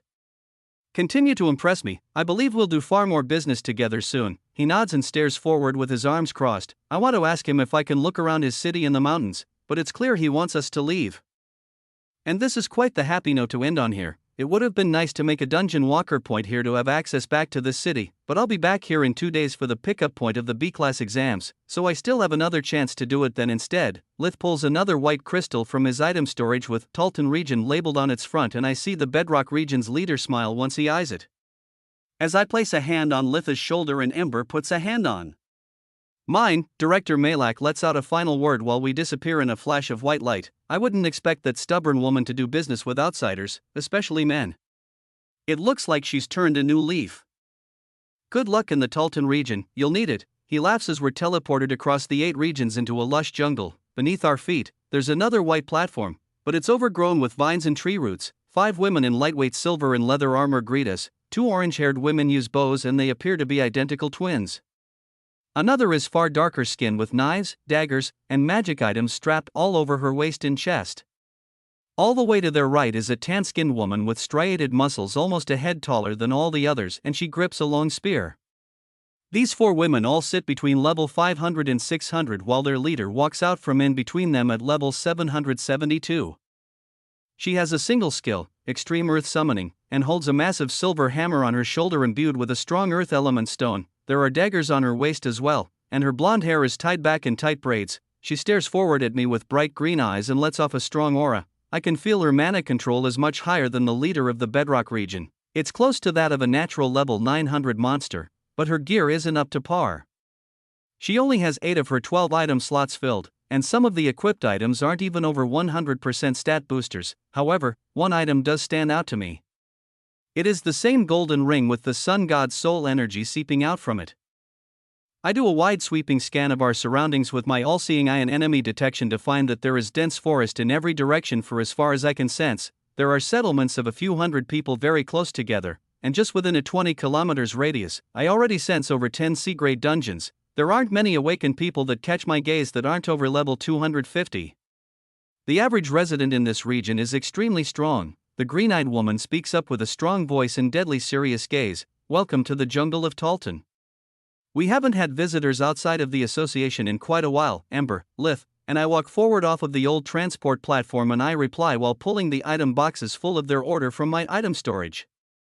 Well, that I'm honored that we're your guests. The instant I pull the item boxes out, the green-eyed woman swings her hammer off of her shoulder and lets it strike the ground. On impact, a long stone table erupts from the earth and she motions for me to place the item boxes down onto it. I do so, then step back not saying a word while the spear and dagger wielders begin sifting through the gear. The director steps back and leans against her hammer while the 2 archer women stand at the Ready behind her with wind-imbued arrows and bows drawn, I don't move from my place, and Ember watches with amusement. Lith, on the other hand, I can tell he's slightly nervous at the events that are unfolding. And open up a telepathy link to ask why. His reply is interesting, and matches up similarly to the word of warning the Bedrock director gave me. It shouldn't be an issue. I've never personally been here myself, but the Talton region is the black sheep of the 8 regions. They don't usually participate in countrywide events. I'd be surprised if anyone here even had hunter's licenses. The only reason they're a part of the mainland is because of their geographical location and dungeon resources. The association still wants control over this land, so it appears they've brokered some secret deal. He pauses, but keeps speaking through the link a moment later. I was surprised I even got a response from them when I was querying for potential buyers. I never thought they would respond, but it seems they're interested and willing to pay. He shrugs, and I thank him for the explanation through the link. Just as the 2 women finish sifting through the gear, their leader pulls out an item box of her own from her waist and tosses it to me from over 10 meters away. Once her guards give her confirmation that everything is accounted for, she speaks up. That is the remainder of what I owe you. Take off your helmet and show me what you really look like. This alone will dictate whether or not I want to place another order for next month. Chapter 525, I nod, and Leo leads us down the hall past over half a dozen identical doors until he turns into another mana-shielded room just like the one we left. Instead of being wide open like the last one, this room is split into 2 halves with the same high B-grade mana shielding dividing it in the center. There's a long bench and table on both sides of the wall and a clear section so both sides can see each other, with 2 silver metal cubes built into the wall on both sides of the glass-like material. They look like they have mechanisms to open and close on both sides of the wall. Leo and his 2 water-wielding guards go on one side, and Ember, Lith, and I go on the other. Leo is the first to speak up, pointing to the silver cubes. Press the control panel when you are ready to begin. There is a small silver tablet built into the table in front of us that we sit on, and I press it at the same time Leo does. I hear a click on his end and mine. The cube to my right opens up next to me, and the cube to my left opens up on his side of the table. At the same time, the door we walk through to get in here shuts abruptly and the center of the room seals itself. To make the room split evenly in half, I watch him place an item box in his cube and press the tablet. It clicks closed, so I do the same, taking the item boxes full of gear and potions out from my storage and placing them into the cube open in front of me. Then, press the tablet to initiate the trade. It clicks shut, and immediately 2 more clicks echo through the room and the left cube opens. I pull it out and look inside to start counting out the money inside and confirm it's the exact amount. Leo begins sifting through the item boxes I sent him and takes about 10 full minutes to go through his papers and tally everything he has. Then, he nods and presses the tablet again to have the cube on his end close. I do the same, seeing that I've got everything I need from this deal. The moment I do, the silver box shuts and the door sealing the room opens up. The open hallway is visible to both of us. It's a very cool mechanism, and now I want to build one myself back in the Crimson City to conduct similar deals. If either party isn't happy with their trade, they can withhold both parties from leaving the sealed rooms until the proper deal is done. Leo looks through the clear section in the center of the shielding and speaks up again. These are good items. Who makes them? And where do you source the raw materials from? Is there truly no limit to how much we can order per month? He turns to Lith. Your middleman here told me you could handle 10 times this order if needed. Is that really true? He turns his head back to me curiously, and the room falls silent for a few seconds. Then, I respond in a static voice through the appraisal blocking armor. I have some dungeons I farm from in the Dark Continent, and a small team of skilled craftsmen that is capable of fulfilling orders no matter the size. He thinks to himself before responding, what about that armor? Who makes it? And can we purchase items of that quality in a future order? I nod slowly. Armor like this is not for sale, but I can provide some high B-grade gear at a premium. The only catch is I need to limit the quantity. Leo smiles and leans in. Of course, the high price of goods would be meaningless if there was no longer any scarcity or demand for it. What do you have to offer? I run him through the usual spiel that I have all of the other regions and sectors about my offer for special items, and his eyes widen more and more the longer I talk. I know his skill is similar to that of a craftsmanship one, so it's clear he realizes that this is either a unique version of the skill like his, or above just legendary grade. However, he doesn't say it straight to my face, he just looks at both of the guards behind him, then to me. I'll pay the full 999 gold right now, but I want 2 orders done here in front of me to see it work with my own eyes. I pause, looking at him for unusually long beneath my armor, because I never said I was the one with the craftsmanship skill. however, I'm confident in my concealment. Even if he used some unique appraisal gadget to make it through my black armor, I'm sure it's impossible to read my actual status in the state I'm currently in. Thanks to the divine item Ember applied to my status this morning, not even I know how to break through it if I wanted to. Even so, I reply, fine, what is it you'd like? We discuss what's possible for a few more minutes, then land on the fact that the 2 guards standing behind him need upgrades to their gear because they're going to be attending the B-class exams in a few days. Having high-powered water-imbued gear will surely give them an edge. The next round of trades using the cubes consists of the guards handing over a long sword and a chestplate along with large containers full of their blood for me to activate the bond. On my end, I give them both mythic-grade regeneration potions to restore their lost blood. Leo's eyes widen with surprise again once he touches one of the potions, and I tell him just one of those would be considered a special item too. I'm only giving it to them because I know they'll drink it on the spot. Leo's curiosity grows more and more as I pull out 2 extreme-grade water stones to begin the crafts. I increase the longsword's basic stats all up over 175% on all 5 slots, imbue swordsmanship into the item to give the wielder better instincts and accuracy while holding it, and add 3 additional water stones to increase the intensity of elemental magic. The chest plate is imbued with body hardening and 3 water stones as well, bringing its defense stat up to 250% and the others all above 150%. The hardening attribute mixed with the water stones creates a natural dark blue layer of shielding that expands over the entire body of the hunter using it. It can be controlled in density just like mana shielding. Basically, it's created a stronger layer of full body defense that seeps out of the dark blue chestplate. Once I trade the completed items back, the water wielders and the artificer are in shock at the one-of-a-kind priceless items they're holding in their hands. These are basically A-grade items. I've never even seen something like this in a public auction. What how? I cut off the 999 gold he sent over with a smile on my face beneath my helmet and place it into my item storage before replying. The how isn't for you to worry about. I'm glad to do business with you for many months, or even years to come. There's another pause as they equip the gear and still stand in awe at its power. So, how about that final item? What would you like me to make for you? And is there another basic order of E to C grade goods you would like to have crafted for next month? Leo turns back to me while pulling another pouch out from beneath the table and nods. Yes, I believe I would like to make another order. Well, 2 orders actually. He places the bag into the silver cube, and we repeat the trade process, but I don't give him anything in return this time. As I look through the pile of gold and platinum inside the item box he just handed me, he speaks up. That's a new order for the Vice region. You said you could handle 10 times the output, so I'm giving it to you. There's another small order of items from the Apex region that we'll accept for them. The regional leader up there isn't too friendly with outsiders. I hope this is acceptable. I nod and place the item box into my storage. Of course, I'll get it done. No problem. How about that final special item? Any preferences? Or would you like to think on it? Leo smiles. I'm going to have to ask the director once he's back from the B-class exams candidate selection in the dungeons. I believe the trials and extended training sessions will be going on for another full day. I hope there's no rush at all. Take your time. As you can see, it doesn't take me long to complete a high-quality craft. I turn to Lith. Just contact him through the usual channels. I can create anything the regional director desires. Within reason, Leo responds. Very well, then. Both of us start to come to the conclusion that the meeting is over. Lith even pulls out a transport crystal that would bring us back to Sector 1. But I speak up out of curiosity on a point Leo just made. If you don't mind answering, what do you mean by the director picking candidates for the B-class exams? Is there more than just being above level 500 to attend that event? Leo looks at me curiously.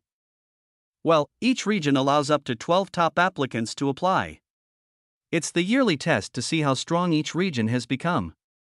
This is about showing the progress of the regional directors, not just for the hunters themselves. I nod slowly, and turn to the white gem in Litha's hand, but Leo keeps speaking. We lost a good amount of this year's candidates in a labyrinth collapse out in Sector 4, so the director is personally making sure we fill in those slots and training them up in one of the B-grade dungeons. Half the city knew this. We held an event for level 400 and above hunters to apply all month. I reply, that makes sense. I don't exactly spend time in the Vice region. I was just curious. I pause a moment longer, then ask another question. Why don't they just use the labyrinth to train up recruits? Wouldn't that be faster and more efficient than B-grade dungeons? Leo's Ice Titan. Sometimes curiosity is best left as just a question. I wouldn't go asking things you don't want to know the answers to. I let out a sigh and take the transport crystal from Lith and hold it up in front of me while Ember and Lith put their hands on my shoulder. I didn't mean to pry. I'm just a new businessman from the Dark Continent trying to get to know the mainland. Leo smirks. Right. Well, I'll just leave it at this. The Vice Regent doesn't exactly own the labyrinth. It just happens to be here. We only do what is within our authorization. I nod and crush the crystal in my hand. Understood. Nothing more for me to know. I look forward to crafting that item for the director. See you next month with the goods you've ordered. He gives me a nod back before the room fills with transport magic and we find ourselves back in the Galeheart Tower. I pull off my helmet and let the rest of the armor fall into my item storage to leave a wide smile across my face, turning to both of them. Jackpot. From all the regions so far, that's 310 platinum in revenue today. 30 of it is from special orders. Lith interjects. Well, soon 40. I'll get you your 10 platinum today with a list of items I want. I nod, doing some math in my head. That means 280 platinum is this month's 25% worth of down payments. After splitting that up between payouts for the Guildhall and paying Breeze Craftsman team, the payout of pure profit from the remaining 75% will be 840 platinum. Plus the 40 from special orders, 880. I'll probably make a few platinum overall from sales in the Guildhall too, but that'll be burned through when I give weekly aid packages at the rate new citizens are entering the town. Still, nearly a 1k platinum month. This is good. Lith hops on the elevator to go to his vault and grab money to pay me while Ember and I are standing in the middle of the lobby. Ember speaks up. That was a very interesting trip. You're making some fascinating allies and even playing nice with your enemies without them even knowing. Humans are very tricky creatures to figure out sometimes, I reply. I plan to build this trade route far larger than it is now and expand my city much further, but I need to know exactly who I'm dealing with without anyone getting too suspicious. Let's go to the dungeons back in the Crimson City. I need to learn how to control this concealment item as soon as possible. There isn't much time left until the B-class exams. Chapter 526. I crush a teleport crystal to bring Ember and myself back to the Crimson City. It's good to see the double that was working general surveillance is now farming the labyrinth for more fire containment stones and high B-grade items now that the soul energy barrier is up.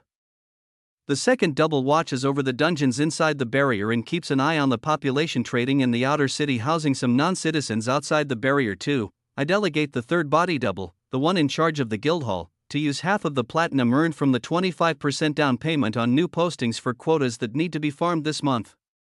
After these are posted and the word is spread throughout the hunters that farm in the dungeons, I delegate this double to C. Bree with the other half of orders and the list of goods that need to be made this month. I plan on seeing her in my main body before the B-class exams. She is my ride to the Bedrock region, after all. But my time right now needs to be focused on a single task. Ember, we have less than 48 hours to get this done.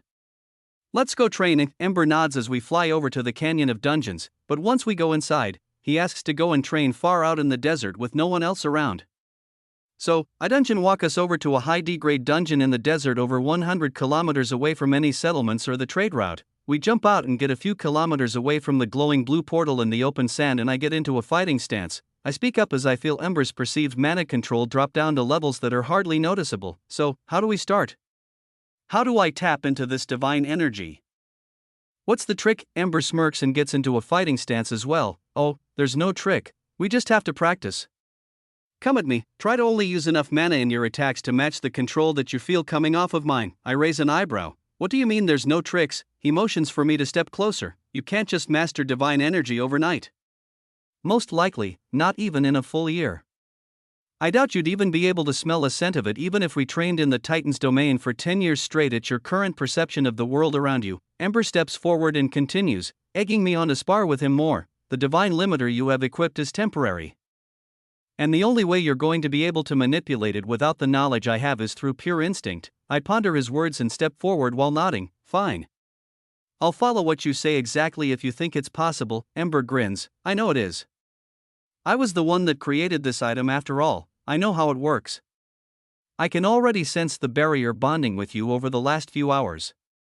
You should be a natural once you get a feel for things. I run forward and try to use the minimum amount of magic physically possible. matching the mana control he's producing that barely reaches the heights of a level 100 hunter. The first punch Ember blocks sends ripples of mana through the desert. And I see his head shaking. Still need to tone that down by about 10 times to match me. I try again, using even less mana, and a smaller ripple comes out. Better, but let's go even lower. Over and over, I try to naturally suppress my mana control with lighter and lighter hits until I finally reach the mana control level he wants me at. To me, it feels as if I'm back inside Monk's Monastery for the first time without any chi. The amount of mana I'm using is so minuscule, the speed my punches are moving at, and the power behind each blow feels like I'm playing and acting out a fighting scene in slow motion. Ember makes me hold this incredibly slow and grueling pace for over an hour before he speaks up again. Alright. Let's move it up to the average level 200 hunter next. The mana control that radiates from him increases drastically, and his speed and power do too, but there's hardly any change when I match him. It always feels exactly the same to me as the level 100 comparison was, but I catch on quick. Now, 300, 400, first rank up, let's do 500.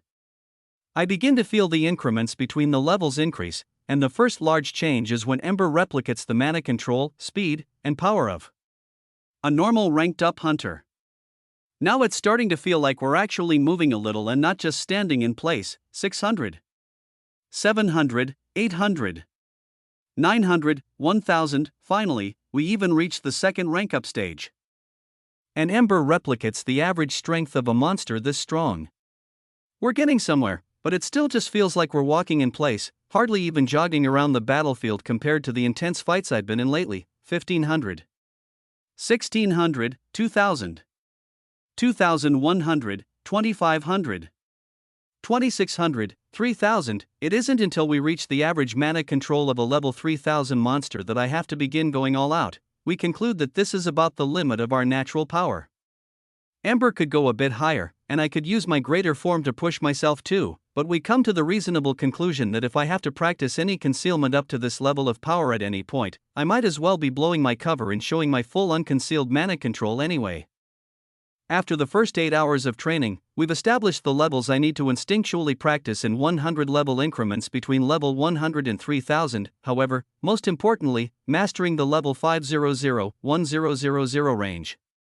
But, in order to master that, I need to have a feel for the entire spectrum. Over the next 8 hours until the sun rises, we spar in the open desert. Ember calls out a random level, and I have to adjust my output of firepower to combat this exact level of threat. My perceived mana control is still non-existent, but for now, this is practice to make sure the energy coming off me correlates with the average output of the hunter I'm trying to emulate, at first, even with the tutorial running through all the levels with Ember. It's still rather tough to get the exact power and speed right. When Ember switches from fighting at level 2000 mana control straight back to level 300, for example, sometimes it's hard to gauge my actual strength. Level 700 to 800 feels like it's 200 to 300 when I'm used to sending off attacks that blow 1 kilometer large craters into the ground seconds prior. Despite this, after thousands of attempts and trials, by the time the sun comes up, I'm capable of matching Ember's exact strength within a 100 to 200 level mana control range of speed and pure power within a quarter of a second. We stop for a break to watch the sunrise, and Ember compliments my progress. Pretty good start to this session. You've basically mastered your real output control, so if you have to fight any of your fellow B-class hunters in this exam, now you won't accidentally kill them with a handshake. I roll my eyes. Hey, it's not like I was that out of control before. Ember chuckles. Yeah, you had 2 settings before, off and on.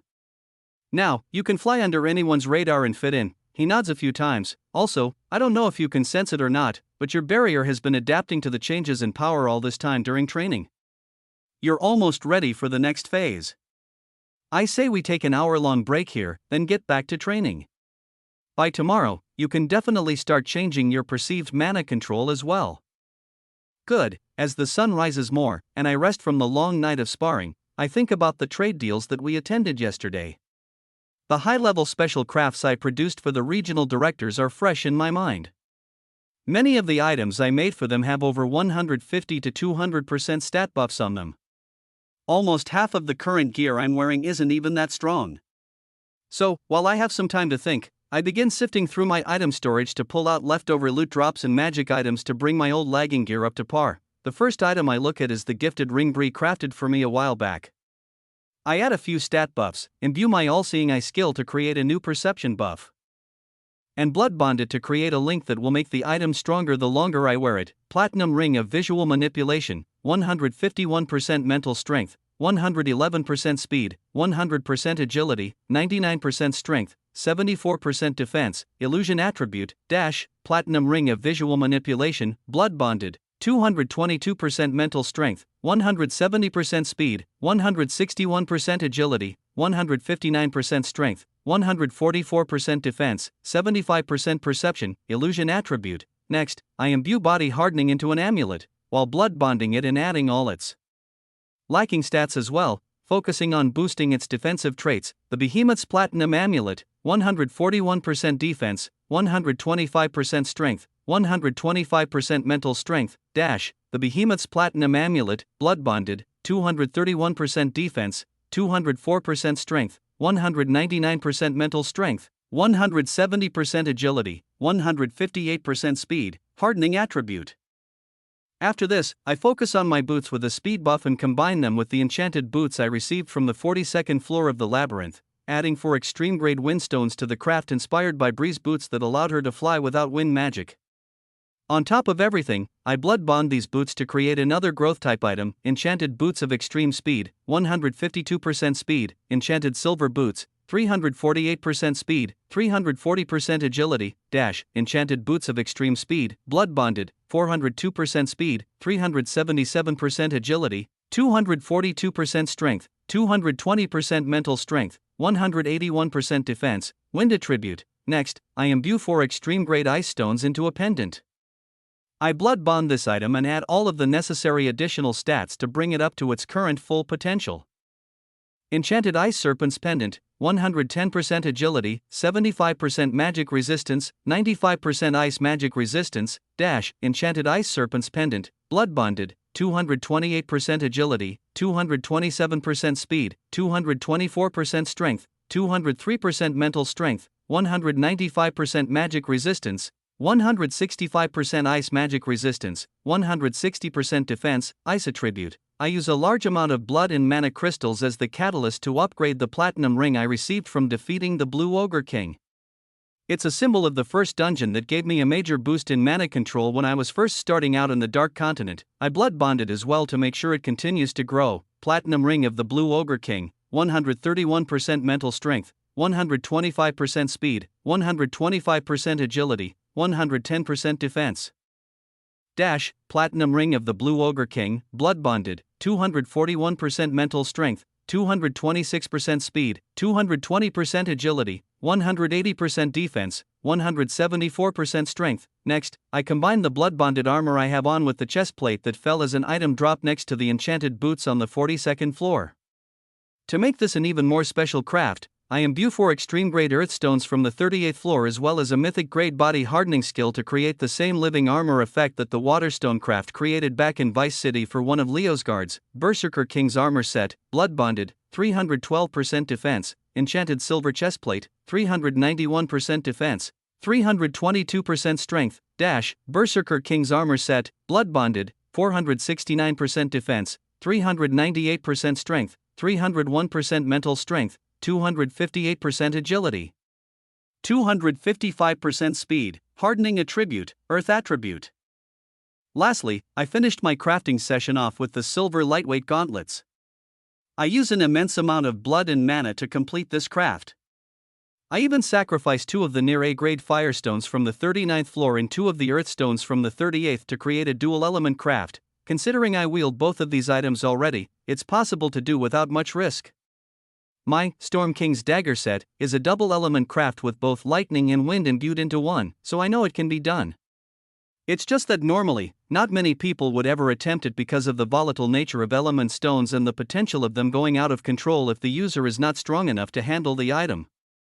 Once the craft is complete, and the silver gauntlets rest on my hands, I can feel them humming with power. Enchanted lightweight gauntlets, 165% defense, 120% strength, hardening attribute, dash, enchanted lightweight gauntlets, blood bonded, 279% defense, 270% strength, 256% mental strength, 239% agility, 233% speed, hardening attribute, earth attribute, fire attribute. I put everything back on, then use my conceal skill to modify it all to look like 50 to 150% stat boosting gear with only 1 to 2 stats buffed max on each item. My mana control isn't the only thing I want to hide. My gear should look like high C grade or average B grade gear at best. I stand up and turn to Ember once the sun fully reaches above the desert horizon and speak up.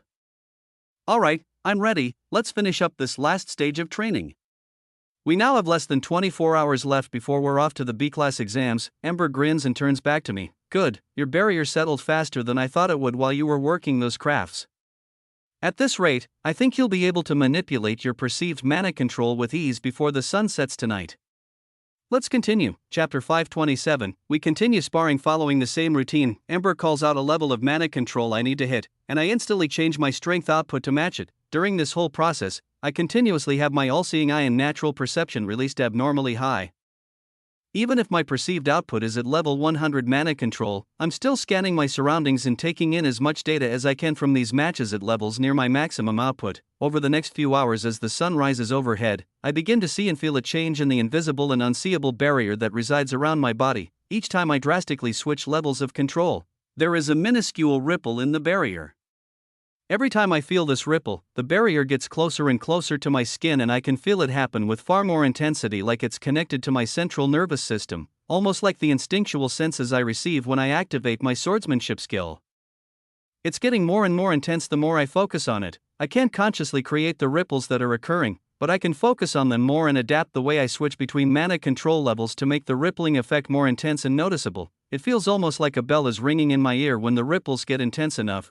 But there's no actual noise. Ember doesn't tell me specifically to do this, but once he realizes I am, the jumps between mana controls get faster and further apart in power to help me stimulate this change and get into a flow-like state. More hours pass, and we spar well into the afternoon, the sensation of bells ringing throughout my body and the invisible barrier rippling over and over gets so intense to the point where it crosses a threshold and feels like one long continuous ringing vibration. I don't even sense my own breathing. The only thing I can feel is the power level in my body rise and fall, until I see the barrier between my inner being and the world around me fade away in my mind's eye. My true mana control seeps out and flows strong like a river as the continuous feeling of infinitely fast vibrations ring through my ears and mind. The full extent of my mana control pours out into the desert, and a wave of natural intimidation and pure crimson aura expands to become kilometers wide. The moment it does, my concentration completely breaks, and the bells stop ringing. Reality floods back into my conscious mind, and the vibration of this divine limiter ceases completely. My mana control is concealed and hidden from the outside world again,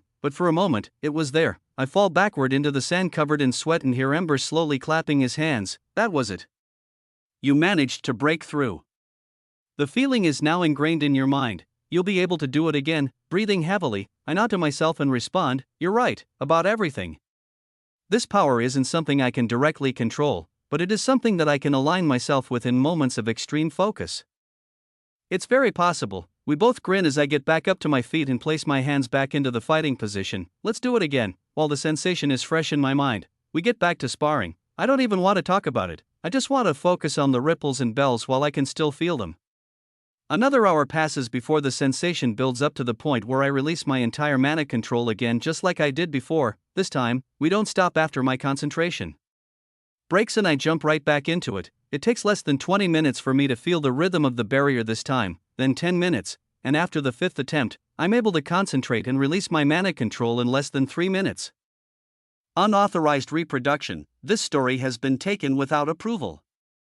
Report sightings. We continue to spar. Eventually, as the sun starts to set, every few seconds, spurts of my full unconcealed mana control are pouring out into the open air. The desert turns dark again, and we don't stop sparring. After another few hours pass, I'm able to keep my full unconcealed mana control aura pouring out from the barrier around me without breaking my concentration for what feels like indefinitely. The ripples feel natural, and I can concentrate and align my output with them in fractions of a second. At first, the only thing I can do is release my full power, but as the night goes on, and we continue sparring while changing the speed and power of the output of attacks, the perceived mana control becomes easier and easier to control. Once I've synced myself with the barrier, it takes just a few more hours to master how to manipulate the actual energy that comes out and the amount that is perceived. I've passed the point of mystery, and entered the stage of fine-tuning.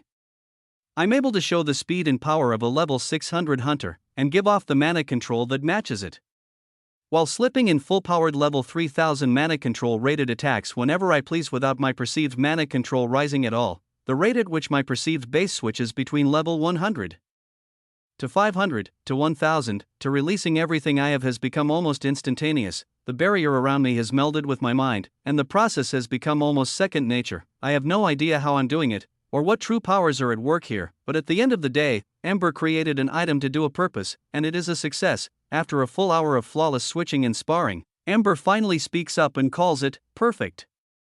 There's no more training to be done. Anything more is just a waste of energy.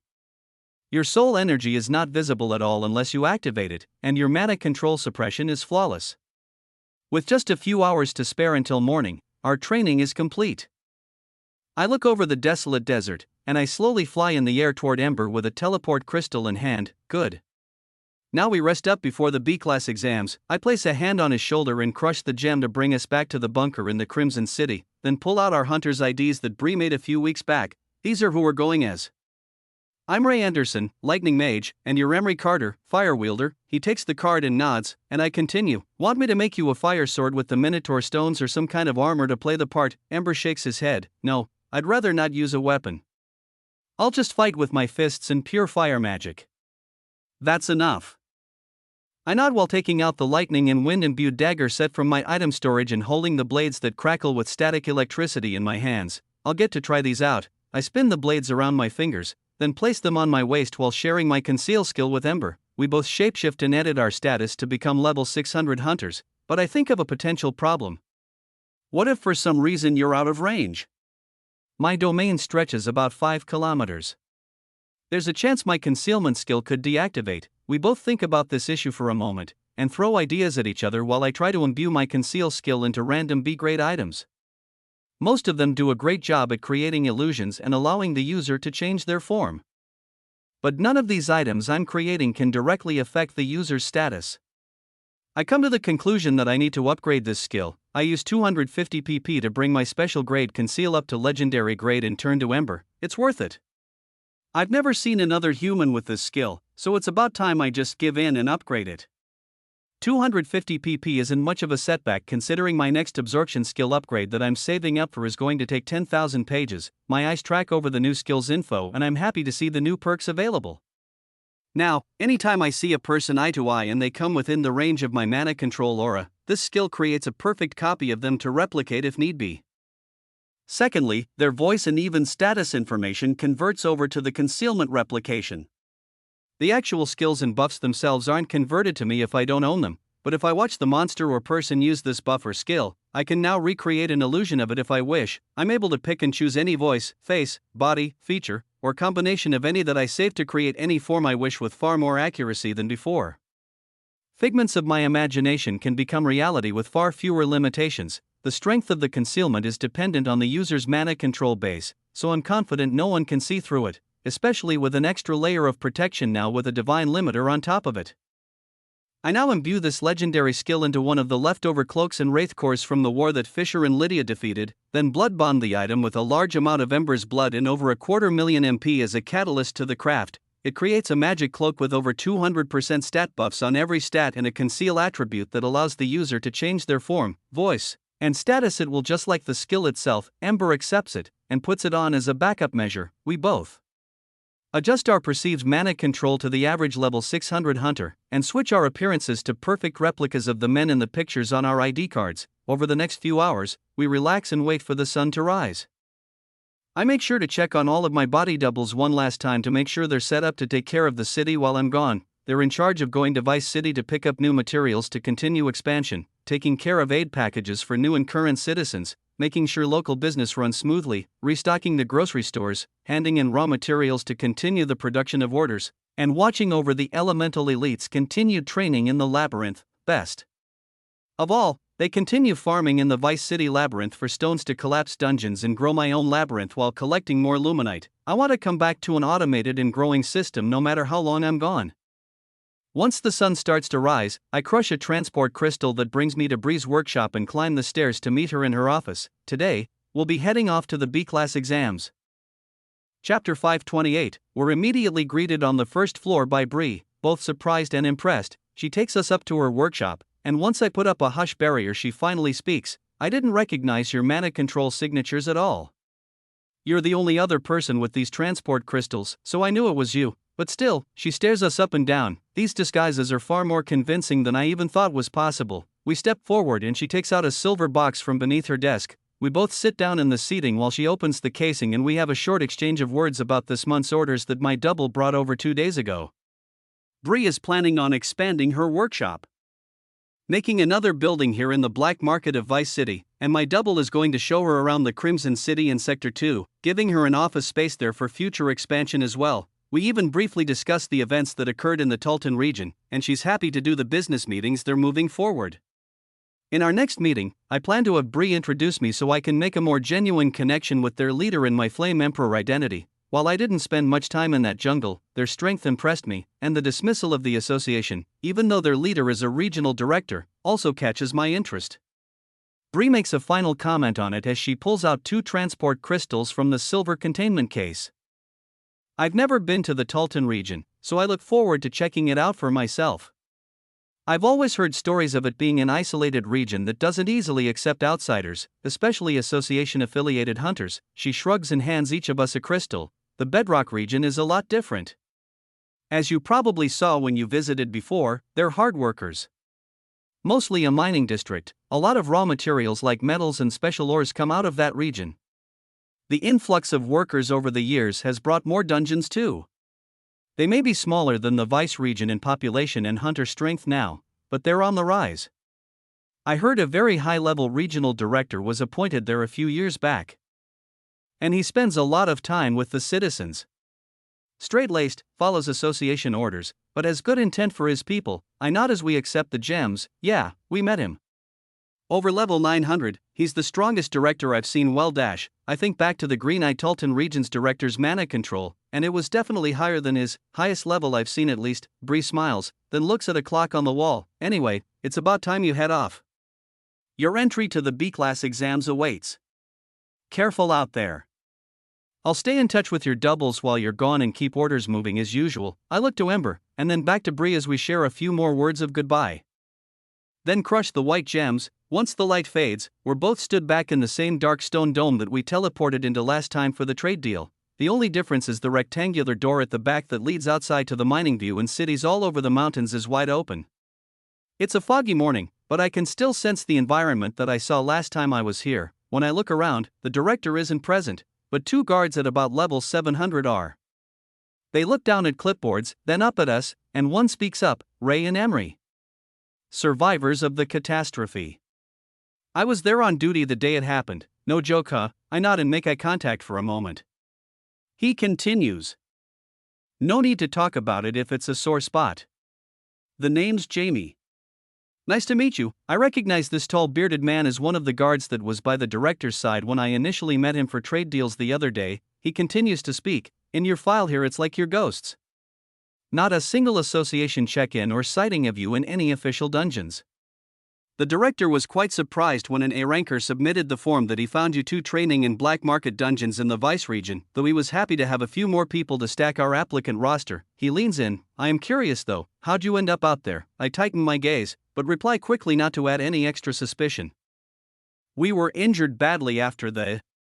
Well, you know, I pause as he nods, then continue. We were already outcasts here without friends or family to rely on. We just thought it would be best to lie low and farm in the regions where more stable dungeons were. The stronger dungeons here in Bedrock were way too volatile to train without worry of another catastrophe. I pause for a moment, letting the guard that apparently lived through that event reminisce about it for a moment. Then Ember pitches into my fabricated backstory. We managed to find some training grounds in the Vice region, but once we were strong enough and wanted to get access to B-grade dungeons, the only way to do that would be through the association. No black market areas have dungeons of that strength. It was either reapply to the Vice region where we were hiding out, or come back to our roots. I smile inwardly and finish his thought. That's right. The Bedrock gave us our start, so we might as well give our thanks and apply through the region that grew us into the hunters we are today. The guard crosses his arms and grins. That's what I like to hear. Come on, follow me. I recognize you from the pictures on file. but we're going to have an appraiser verify everything and officially check you two in. Come on, I'll bring you to see the other applicants. I'm sure the director has a speech he wants to tell to prepare everyone. We follow the tall bearded guard with two large silver axes strapped to his back outside the dome, and I take in the view of the endless mountain ranges filled with mining towns and caverns. At the top of this mountain we're on, there's nothing but this dome structure. We're led down a rocky path for a while, over a km of elevation downward, wrapping around the mountain until we come upon a flat base and a valley in between this mountain and the next. The fog begins to clear the further down we travel. There's a city with a few thousand people in it. I can sense quite a few of these in between most of the mountains where the land is flat, stretching on further than I can sense. It doesn't seem like any one part of this region is the center capital, but it is all very well distributed. Every building looks very modern and well maintained.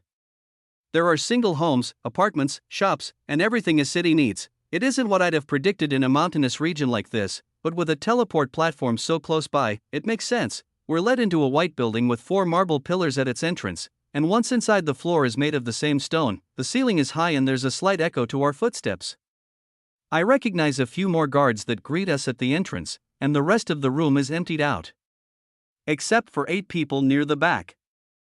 Green Hunters Association logos are on the walls and floor, and we're greeted by the familiar voice of Director Malak. Welcome, welcome. Our final 2 surprise applicants have arrived. That brings us to 8 hunters applying to become B-class this year.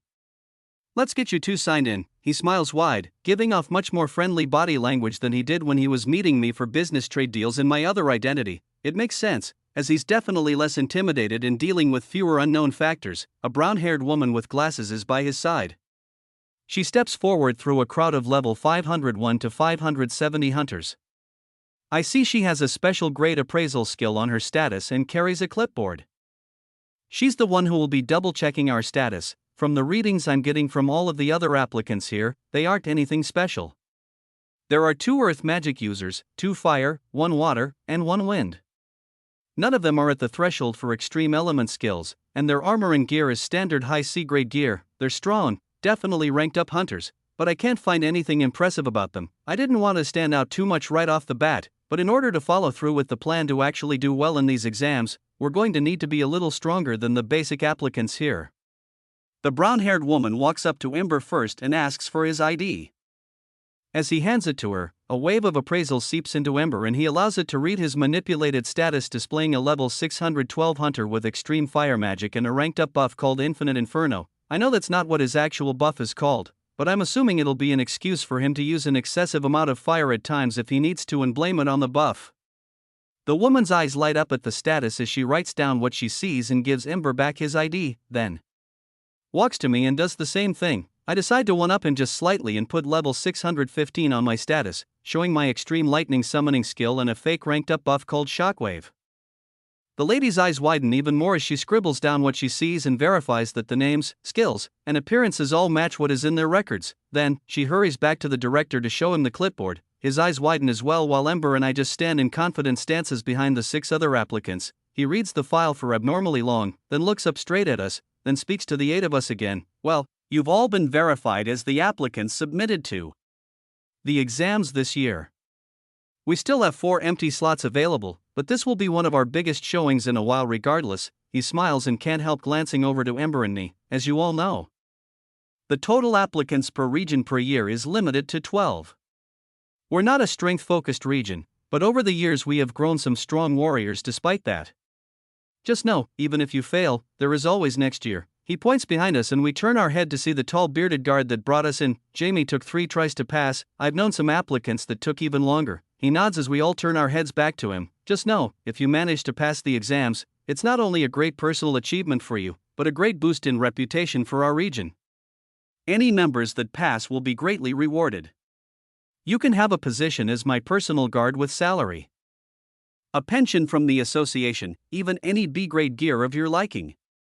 The region gets an increase in spending from the Central Association government, so it will help the whole region and you will reap those rewards directly as a thanks. Only a handful of applicants make it through, and most of the slots are taken by the Apex region private trained recruits each year, but maybe we have a shot at taking 1 or 2 slots, you never know. His eyes rest back on Ember and me before he continues his speech. and the assistant that was doing the appraisal before hands out new transport crystals with Apex and our names labeled on each of them. These transport crystals will bring you all directly to the exam site. There will most likely be an introduction there as well, but the rules, layout, and exact location of the exams change every year. I would give you pointers if I could, but there is no advice to give. All I know is that I'll be attending the exams in a few days to be part of one of the assessments, so will all of the regional directors. The only hints I have is that it will be a multi-stage exam.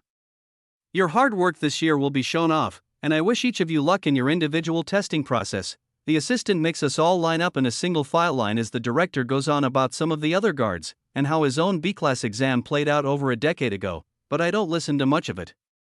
Like he repeatedly says, they change the event every year, so I'll just have to go in prepared, on guard, and with an open mind. Although my competitive nature urges me to show off and try to win whatever challenges are thrown in front of me, my real goal with this entire event will be to gather information on the association's higher ranks. I want to know who this leader of the Apex region really is, why he won't show his face, and what correlation to the sun god he has. One by one, the line moves forward. The director has a quick one-on-one conversation with each of the applicants, then sends them off with a flash of light from their transport crystal. The line reaches Ember. And I hear his tone completely change. He motions for me to step forward next to him too, and I do as he says. You two, you're not ordinary hunters. I can feel your mana control. It rivals that of some of my guards that have passed the B-class exams years ago. Your file says you disappeared in the catastrophe and now you're back out of nowhere with strength like this. Ember shrugs and I nod. As I'm about to speak up, the tall guard that escorted us here speaks from the back of the room. They're good boss, the story checks out. They're real loyal Bedrock citizens. Just a tough past. Trust me, I was there when the catastrophe happened too. They're survivors, it makes sense that they'd be driven to be strong. Director Malak nods. Oh, I know. I meant it as a good thing. I haven't seen hunters like you apply in the Bedrock region. Maybe ever. Usually stronger hunters like yourself move out to the Vice region or even the Viridian region, if not directly to the Apex headquarters. This is the mana control of Apex soldiers if I've ever felt it. Maybe we have a chance at winning some actual impactful region points this year. He smirks. I know you're doing this for yourselves, but if either of you pass, just know I have an extra reward waiting for you. Even better if you make it to the final selection. Do that, and you can have anything you want, even his job. He points to Jamie and they both start laughing.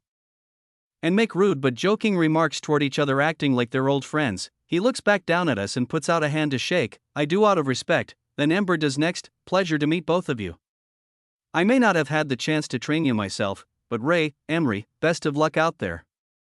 Make your home region proud. We both shake his hand one more time, then crush our transport crystals supplied by the Apex region. A flash of bright white magic covers our vision. Chapter 529. As the transport magic fades, the white color in my vision stays. The floor I'm standing on is made of large squares of glossy white humming mana shielding, and it's far denser than any of the A-grade shielding I've ever felt before in my life.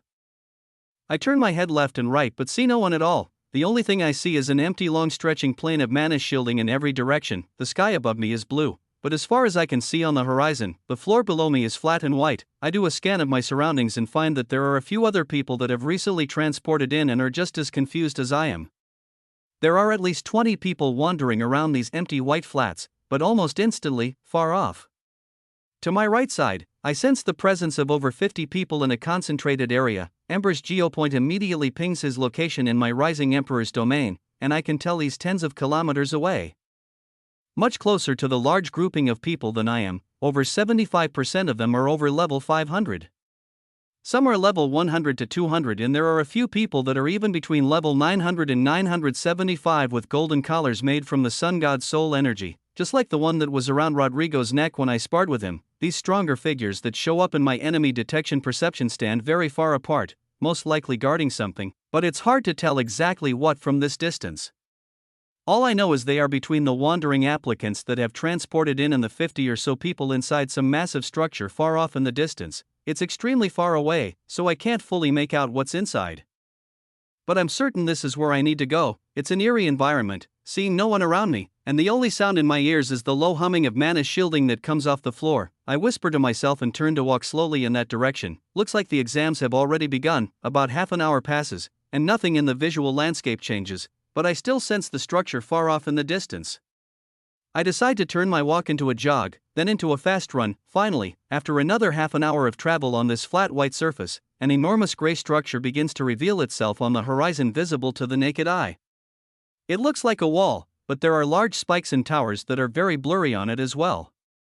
I even pass close by a few other applicants, some of which I don't recognize, telling me they're definitely from other regions. However, I decide to veer off to stay my distance and not interact with anyone until I make it to the destination. It seems like some people got lucky and spawned in closer to the massive gray wall, while others I'm sure are aimlessly wandering the wide open flats too far away to see or sense a route to safety. A few are flying through the sky to get higher vantage points, and this works for them, as they begin flying in the correct direction once they get high enough. I just continue forward at a fast pace, speeding up even more, maxing out what should be possible for the level 600 mana control I'm putting out. Not worrying about anyone but myself until I make it to the wall. It takes another half an hour, but I finally see the huge gray stone structure up close. It stretches about 100 meters into the air, and there are enormous closed-off arching doorways every few hundred meters along the wall. Each doorway is guarded by a peak B-grade hunter, their level nearing 1000. And my guess is that these are the apex soldiers that Director Malak mentioned while we were talking this morning. Their mana control is impressive, and every one of them has an extreme grade element, along with 2 to 3 additional skills that are special grade and in some rare cases legendary grade. They're all very common skills like extreme stat buffs, body hardening, and swordsmanship, just like the status modifications I've seen on other directors. This confirms the association has definitely found a way to transfer these basic skills to their high-level officers, and the process is replicable. The guard that I approach has a wind magic skill, along with extreme speed and swordsmanship. His eyes are sharp, has a dark beard cut short, and silver armor shimmering and contrasting with the wall and floor. He steps forward and lets out a strong aura as I get into visual range and yells out while creating large wisps of wind magic to ripple through the floor and push my feet back. Applicant, state your name, region you come from, and why you desire to become a B-class hunter. His loud voice rings out with the aura and wind magic for a few seconds, and it doesn't show any signs of stopping. I yell back in return, Ray Anderson. I come from the Bedrock region.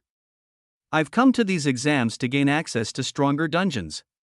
Climbing the ranks of the association and becoming a loyal soldier like yourself is the only opportunity that will grant me this access to the power I desire. The wind magic and mana control aura bash against me for a few more seconds. I'm roughly 30 meters away from him. If I was an average hunter, like the applicants that were beside Ember and myself in the Bedrock region, this amount of wind magic might knock me down.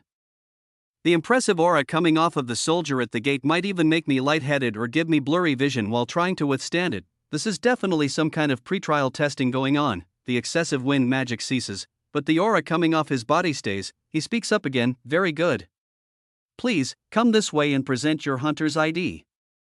I will grant you access to the facilities. He pulls out a black box from a pouch on his waist, and there's a small slit in its top. He looks down at it, holding it steady in both of his hands, then looks back up to me. The soldier doesn't say another word, but stares forward. This gives me the notion he wants me to place my ID in that box. I take a step forward, and the aura around him becomes thicker and thicker the closer I get. Once I'm within 10 meters, I can feel the pressure would be enough to make an average hunter pass out. If I want to make this interaction look real, I have to think of something to make it believable, so I activate my lightning magic and make an orb-like barrier around me that disperses large amounts of the incoming mana. Static charges hum and crackle off as they collide with waves of his aura, and it cancels out over 90% of the charge. I run forward, pulling my hunter's ID from my side pocket and throw it forward with exceptionally fine precision. At less than 5 meters away, there's a clicking sound that triggers the man's offensive aura to disappear. The hunter's ID slides right into the slot on the front of the box, and it flashes white. My electricity-filled aura expands quickly when the attacks cease all of a sudden, but I deactivate my skill as well when the box opens up to present a black wristband inside. The soldier smiles and presents the box. Very good technique, and impressive mana control resistance. Lightning types are pretty rare. I look forward to seeing how far you make it. Please, put this device on your left wrist. It will track your progress throughout the exam. I take a few steps forward, take the wristband from the case, and click it onto my wrist, and a few small letterings pop up on it. It reads out all of the details that were on that hunter's ID in white glowing text on the bottom half of the circular display screen. Then at the top, there is a larger 00 that appears to be unlit or deactivated. I assume it will show numbers at some point, ranging from 0 to 99, but can't figure out why. I look up from the watch and back to the man, thinking that I'll receive the ID back, but he just closes the box and turns to the stone archway, pressing a silver device. The center of the door splits open and begins to show what's inside as the man speaks again. You will receive your updated ID once the exam is over. Please, make yourself comfortable. Today you will assimilate with your fellow applicants and rest up before the exams begin tomorrow morning. He motions for me to enter through the stone archway. And I see a long gray cobblestone path. Follow the path and you'll make it to the greeting hall. I step forward onto the pathway and the doors begin to close behind me as I do. He gives me a professional smile, then presses the sides of the black box and turns back to the never-ending horizon to wait for more applicants to arrive. The double door shuts with a thud as the heavy stone comes back together and the chirping of birds and smell of honey fills my senses. The scenery of green trees, flowers, trickling streams, and even docile animals like squirrels and deer roam around on either side of the path. I walk forward, taking in the view, passing fruit trees, and watching birds fly through the open air. There is no ceiling to this odd place. I still see the same blue sky above that I did when I first spawned in. The further I walk away from the stone wall behind me, the more it feels like I'm really walking through the wilderness. The gray stone path winds through the woods past ponds, flower fields, and mythical-looking swamplands with glowing blue mushrooms. I don't sense much mana at all coming off of anything here. The only thing I sense is the excess energy floating through the air. From the mana shielding outside these walls, flowing water, the sweet smell of fresh roses, and the beautiful wildlife continue to amaze me, but my gaze stays focused on the path beneath my feet. Almost a full 20 minutes pass before the sounds of other humans hit my ears. Cheers, laughter, music, and conversation flood through the wilderness until I come across its source at the end of the gray path that leads to a large stone castle in the middle of the wildlife. Another stone archway comes into view, but this time the doors aren't closed, vines have grown up the castle walls, and birds have even made nests in some of the crevices in the hand-laid stone. They chirp and fly in and out of the archways to enter and leave the castle as they please. There are 6 large archways covering the front side of this castle, opening it up to the outside world, and there are 5 other gray paths aside from my own that wind through the wilderness in directions far from where I came. Everyone that was transported into that white abyss-like landscape and made their way to the stone wall all have come to the same exact place. I see over 50 other people inside, but I can tell they're not all applicants. There are long tables of food, fancy silverware and glasses, casino-style games being played, bars, stores with neon signs and various pleasure products and luxury items, fresh oxygen-rich air being pumped through the room, and many waiters handing out drinks and food on golden platters. Once I walk through the gate, one of these men in a tuxedo welcomes me. Ray Anderson, I'm glad you've made it all this way. Please, make yourself comfortable. We want to make sure you're well rested for the exams tomorrow. He looks toward the back of the room, where over a dozen small closed doors rest through all of the activities taking place. They have all kinds of signs above them, and only 2 of them on the far sides are labeled, Exit. Once you have had your fun, you may leave, but you may stay as long as you like. All goods and services are on the house. The wristband you wear will tell you when you need to arrive at your next exam. He hands me a drink and walks away before I can ask any questions. Everything here feels very odd, even his wording feels very off. Next exam? Was that a slip of the tongue meaning I'm being tested right now, or just more nonsense to throw me off? The bright lights, endless entertainment, and especially the calming nature outside. This isn't at all what I expected to see when coming here. Despite this, I walk forward into the crowded luxury lounge to see who has arrived and what I'm dealing with here. Over half of the people in here are employees, working gambling tables, serving food, and escorting guests to private rooms in the back. Many of the workers are over level 700, while others like the waiter I just met aren't even level 200.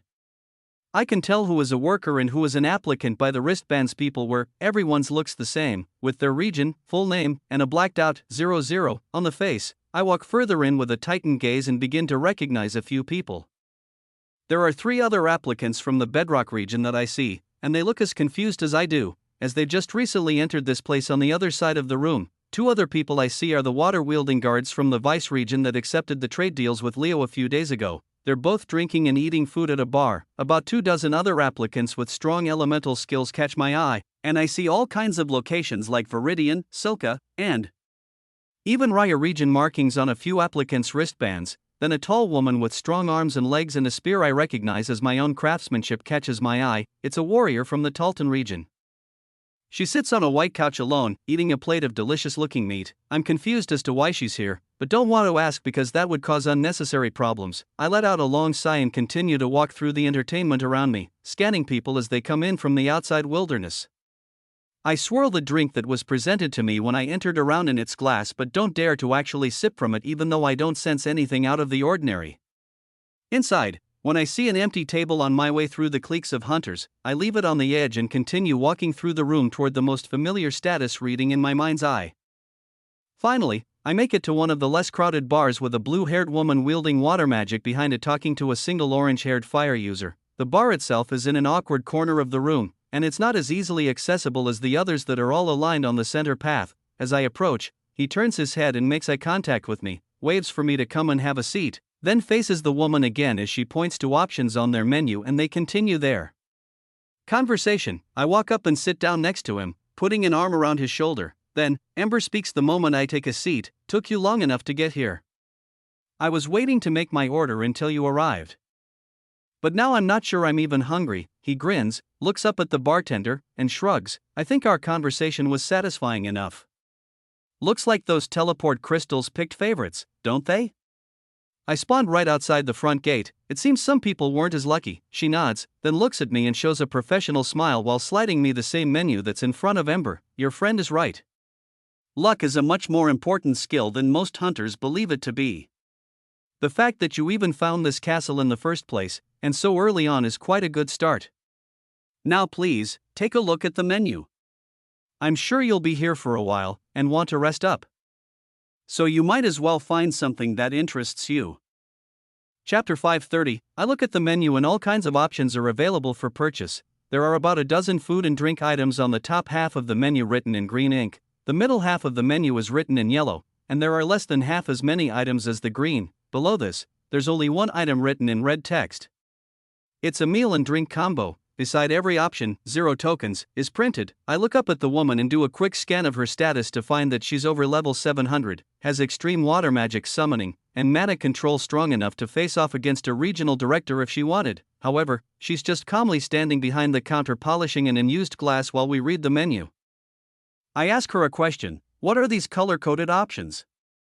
And what are tokens?" I scratch my head and look back down at the paper, but she doesn't respond right away. I turn to Ember and he shrugs. I asked the same thing a few times, but got no direct answers out of her. However, I did pick up on a few clues and think I have a feel for what's going on. I tighten my gaze at him as he continues. "Everything about this first stage of the exams is about luck dash." As he says these words, lights flash in the background and a dinging noise sounds out from one of the casino tables with a spinning roulette machine. A tall man with blonde hair stands up with a relieved look on his face and yells out in excitement as the thin worker behind the machine hands him a small black coin. A man on the other side of the table looks depressed and pale-faced. I can't quite tell what exactly is going on. It's on the far side of the room and I didn't see what the stakes were before their game, but that coin in the winner's hand may have answered one of my questions already. Ember grins and continues after they calm down. "Those are tokens. I've seen a few people win them throughout the last hour or so, and a few have even left through those doors." He points to the back of the room where the exit signs glow with red neon light. Then I reply, looking down at the color-coded menu, "So even this is some kind of game." The woman behind the counter shows a small grin as she continues to polish the crystal clear glass reflecting her blue hair in the bright lights of the room. I point to the menu. "So what? The green options are safer? And the red options are risky. Does it work something like that?" I look her in the eyes, and she shrugs. "I'm not permitted to answer any questions about the exams without proper payment." I tighten my gaze, understanding that this means it will be possible to get some information out of her. If proper payment means tokens, then I'll have to play in these games to win some, but maybe there's a way to get the answers without risking anything. I saw the look on that man's face at the table when he lost, but if everything is free, then I'm not sure why he'd be so down. I ask another question: "Do we have to participate in these games? Do we even need tokens? Or can we exit right now?" "I'm not permitted to answer any questions about the exams without proper payment," she responds with the same tone, but I can tell she's enjoying herself by the small changes in her facial expression while she watches me think. I let out a sigh, thinking over my options. Well, if I'm going to play, I might as well limit the times I'm going to test my luck. I doubt it's as easy as just picking a green meal and winning a token. High risk, high reward. I'll take the meal and drink from your red menu option. Her grin grows as I push the menu forward, and Ember adds in, I'll have what he's having too. If it doesn't look appetizing once it's presented, I just won't indulge. I nod slowly, same. The blue-haired bartender places the overly polished glass back with the other clean glasses and gets to work on preparing a meal before our eyes, with magic stoves, pre-cut meat and vegetables, and top-shelf drinks line up ready to pour behind her. It only takes a few minutes before our meals and drinks are served on crimson-tinted plates and glasses, the drink bubbles and the food steams. I can sense a large amount of mana radiating off of both of the meals. Similar to the dishes I ate back in Valor City. They will instantly re-energize the person that eats them and fill their mana stores to full, even giving minor strength buffs that linger after. She places them down and takes a step back. Please, enjoy your meal. The woman goes back to polishing the same glass that she put away before, and we stare down at the dishes. I do a full scan of the food and drinks multiple times and find no odd curses or magical debuffs present. It's just like the glass that the server at the door handed me, nothing is off about it at all. And it feels like I'm just being overly paranoid for no reason. Ember also looks down at his dish very hesitantly too. Taken from Royal Road, this narrative should be reported if found on Amazon. I come to the conclusion that there is really nothing wrong with these dishes in a magical sense, but that doesn't mean it's safe to eat. I dip a finger that's covered in the silver armor of my gauntlets into the sauce that's cooked into both the meat and vegetables on my plate and smear a small amount on my inner right wrist against my bare skin. I look at Ember's dish and don't even ask him first before I do the same on my left. The bartender presents a sanitary towel for me to clean the sauce off my hands, but I leave the 2 blotches on my skin for a few minutes and wait. In the meantime, I do the same thing with our drinks, dabbing a fresh towel into each of the glasses, and putting it onto my wrist below the sauces. Nothing happens for a few minutes, and we wait in silence. The food stops steaming, and the bubbles in the drink all pop and fizz away. However, it isn't too long before I begin to feel mana from a passive skill being used up while a very strong burning sensation starts to make itself known in my left wrist. I whisper under my breath while staring down at the plate where the sauce came from, poison. This dish is poisoned, none of the drink splotches react, and the sauce from my own dish doesn't burn at all. I wipe the sauce off both of my wrists, and only one is covered in a very faint rash that is automatically healing from the passive poison resistance perk of my self-regeneration skill. Before it fully heals, I cover it up with my cloak and put my arm below the table, then switch my plate with Ember's. I speak up while picking up some of the veggies with a clean fork and crunching down on them knowing that they're packed with poison. Ember smirks, but the bartender's eyes widen with surprise. I can tell she wants to say something, but just gulps and steps back while continuing to polish that glass. Both of us dig in, and I feel the burning feeling in my mouth and throat rise and fall over and over after every bite. My self-regeneration skill cleanses the entire meal of any harmful substances and even detoxifies the alcohol in my drink before it can reach my bloodstream. It actually tastes like a unique flavor of hot sauce, slightly sour, and a strong aftertaste. Whatever poison was in this dish was definitely a strong one. But it'd take far more than this measly dose to actually do any real damage. We both push our plates and glasses forward when we finish, and the woman behind the counter is almost breaking a sweat at the sight before her eyes. Despite that, she reaches beneath the counter and pulls out 2 black coins and slides them toward us. Congratulations. You've both earned a token for completing the red menu challenge. Now that you have a balance, you may order from our secret menu if you please. She slides a new menu toward us while taking our dishes away. 1 token, ask me any question. 2 tokens, choose a magic item you desire. 3 tokens, exit card, basic room. 5 tokens, exit card, designer suite. 10 tokens, exit card, all-inclusive lounge. I look up to the exit, then back to her and ask a question immediately. What does all this mean? An exit card? Does that mean we fail or pass? Is exiting a good thing? Or dash, I'm not permitted to answer any questions about the exams without proper payment. I let out a sigh when I hear her speak these words again, but think carefully about what comes out of my mouth next, because it seems like I actually do have the proper payment to get what I need now. Although I am interested in this game and how it's really played, looking at this entire room on its macro scale is more worth my time. I pause for a moment, then slide the black token I just won forward. My question is, how do we pass this first portion of the exam safely and efficiently? She smiles and takes the token from me, finally responding with a straight answer. Every vendor in this space has the same secret menu. To move on from this stage of the exam, you must collect at least 3 tokens and buy an exit card. You must move to the next room by morning and rest up with the remaining applicants before the real exam begins. Her gaze moves over to the exit doors, then back to me. As I said before, luck and skill are very similar. One by itself will not make you a strong hunter. You're not only going to be tested by your physical capabilities during these trials, I nod to myself. Then speak up again. Well, in that case, if it's that easy, I'll have another course. One option from the red menu, please. Ember is deep in thought too, but adds in, make that two. The woman smiles and places her polished glass down to begin making two identical meals just like before. They come out steaming hot, and drinks bubbling. I do the same test I did before, but for some reason, this time neither of the dishes are poisoned. I'm unsure if that was a one-time thing, or we just got lucky this time around. Not questioning it much, we just dig in, and right after, 2 more black tokens are presented to us, another round.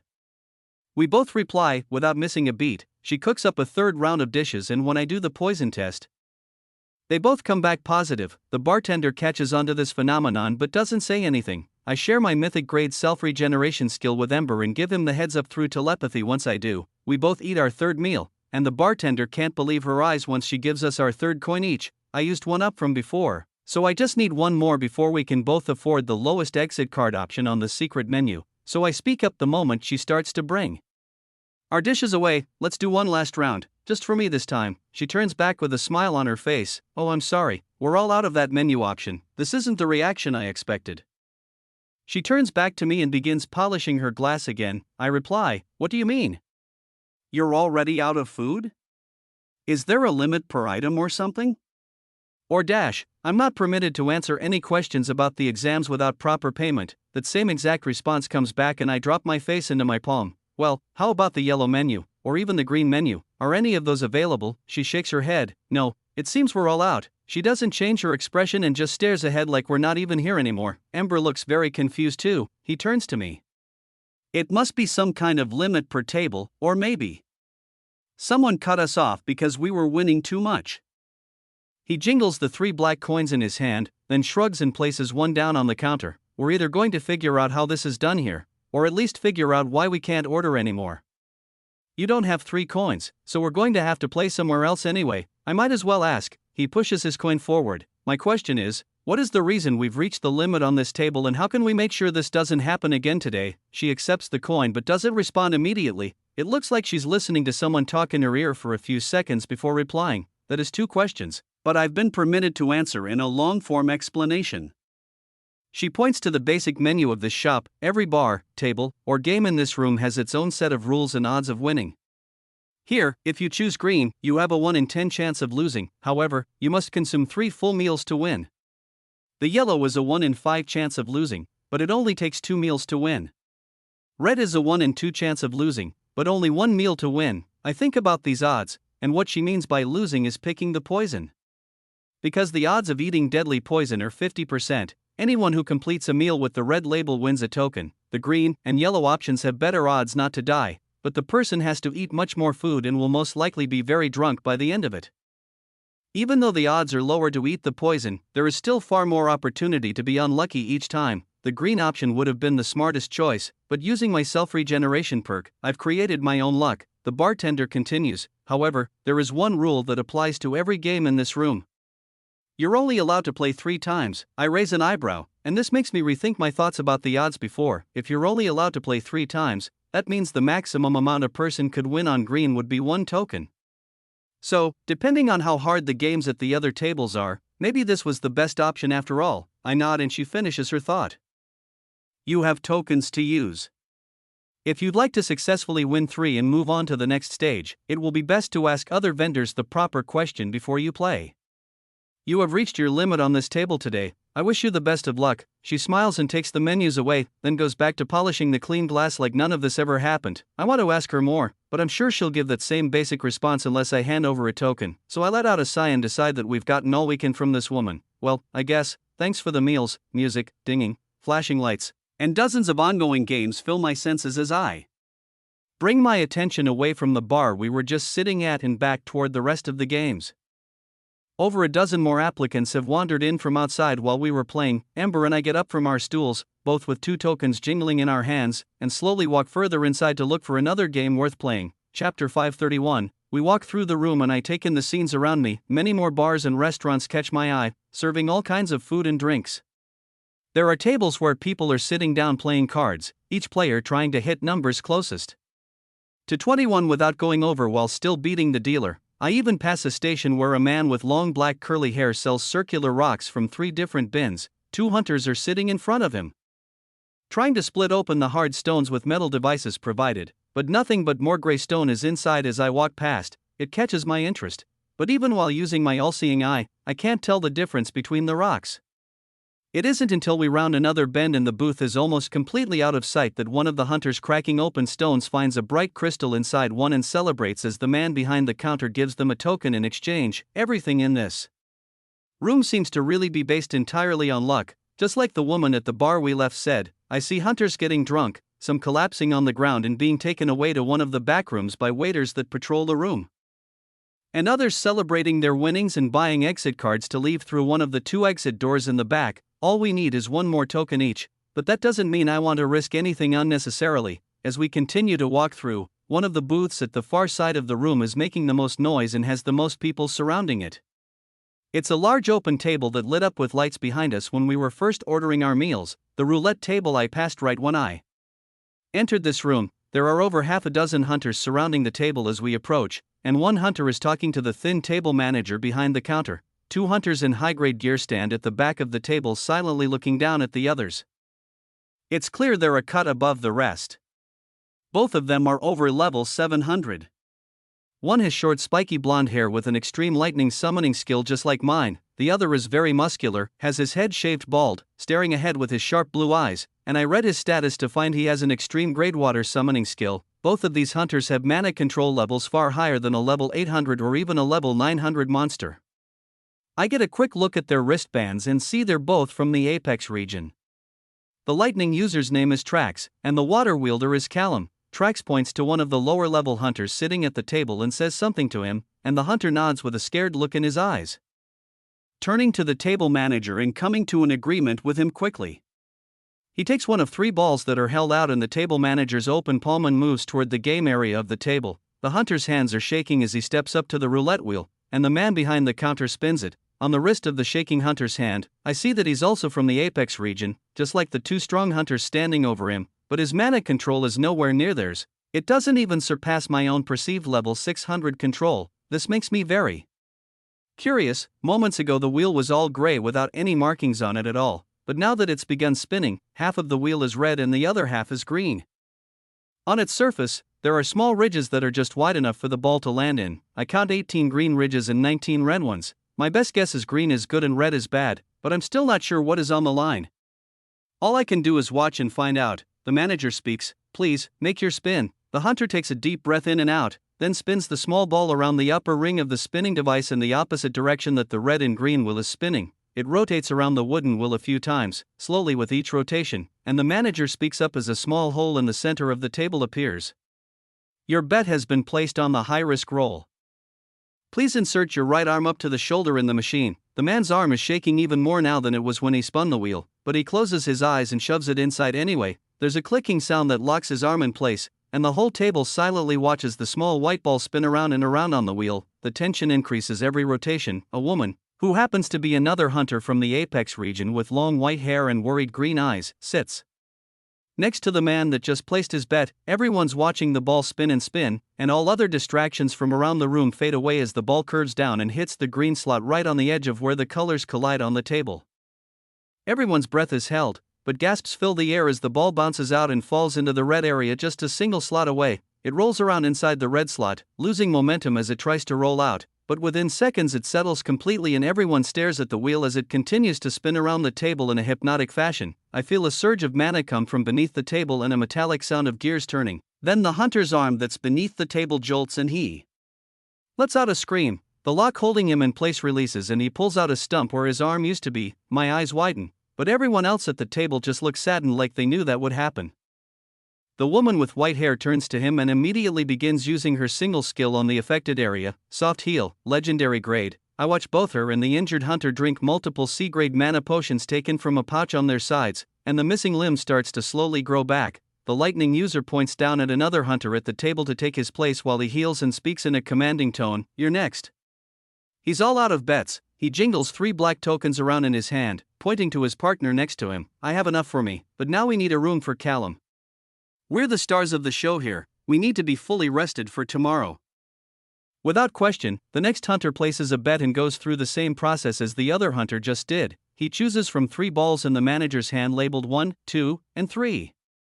Every time he picks the 3, and the same split green and red table appears, this hunter is far luckier than the last. His first 2 spins land on green, and there's a light show to celebrate when he wins. He's allowed to take out his arm from the contraption each time, and he wins a black token, but doesn't keep them for himself. Every time he wins, he hands the tokens over to the lightning user. He plays one more time. However, his last round doesn't go as well as the others, just like the hunter before him. The ball lands in a red slot on the wheel, and he loses his arm because of it. Mana surges and gears shift. The hunter yells out in agony, but Trax shrugs while looking down at the tokens in his hand. The story has been stolen. If detected on Amazon, report the violation. He turns to the white-haired woman that is almost done healing the first man. Heal him up too. 5 is enough for us, at least we can get a suite. The lounge may be a bit too risky to test our own luck at any of these games. You'll be able to make enough to pass this round by healing other suckers. He smirks, then places the 5 tokens down on the table, speaking to the manager while ignoring the second bleeding hunter as he covers his wound. An exit card for a designer suite, please. That will be all. The thin man behind the table just smiles and accepts the coins, shuffling beneath the table, then handing the man a silver rectangular card. They walk off from the table together without saying another word. The woman lets the first hunter rest up. After a few minutes, it looks like he's completely healed up, in a physical sense.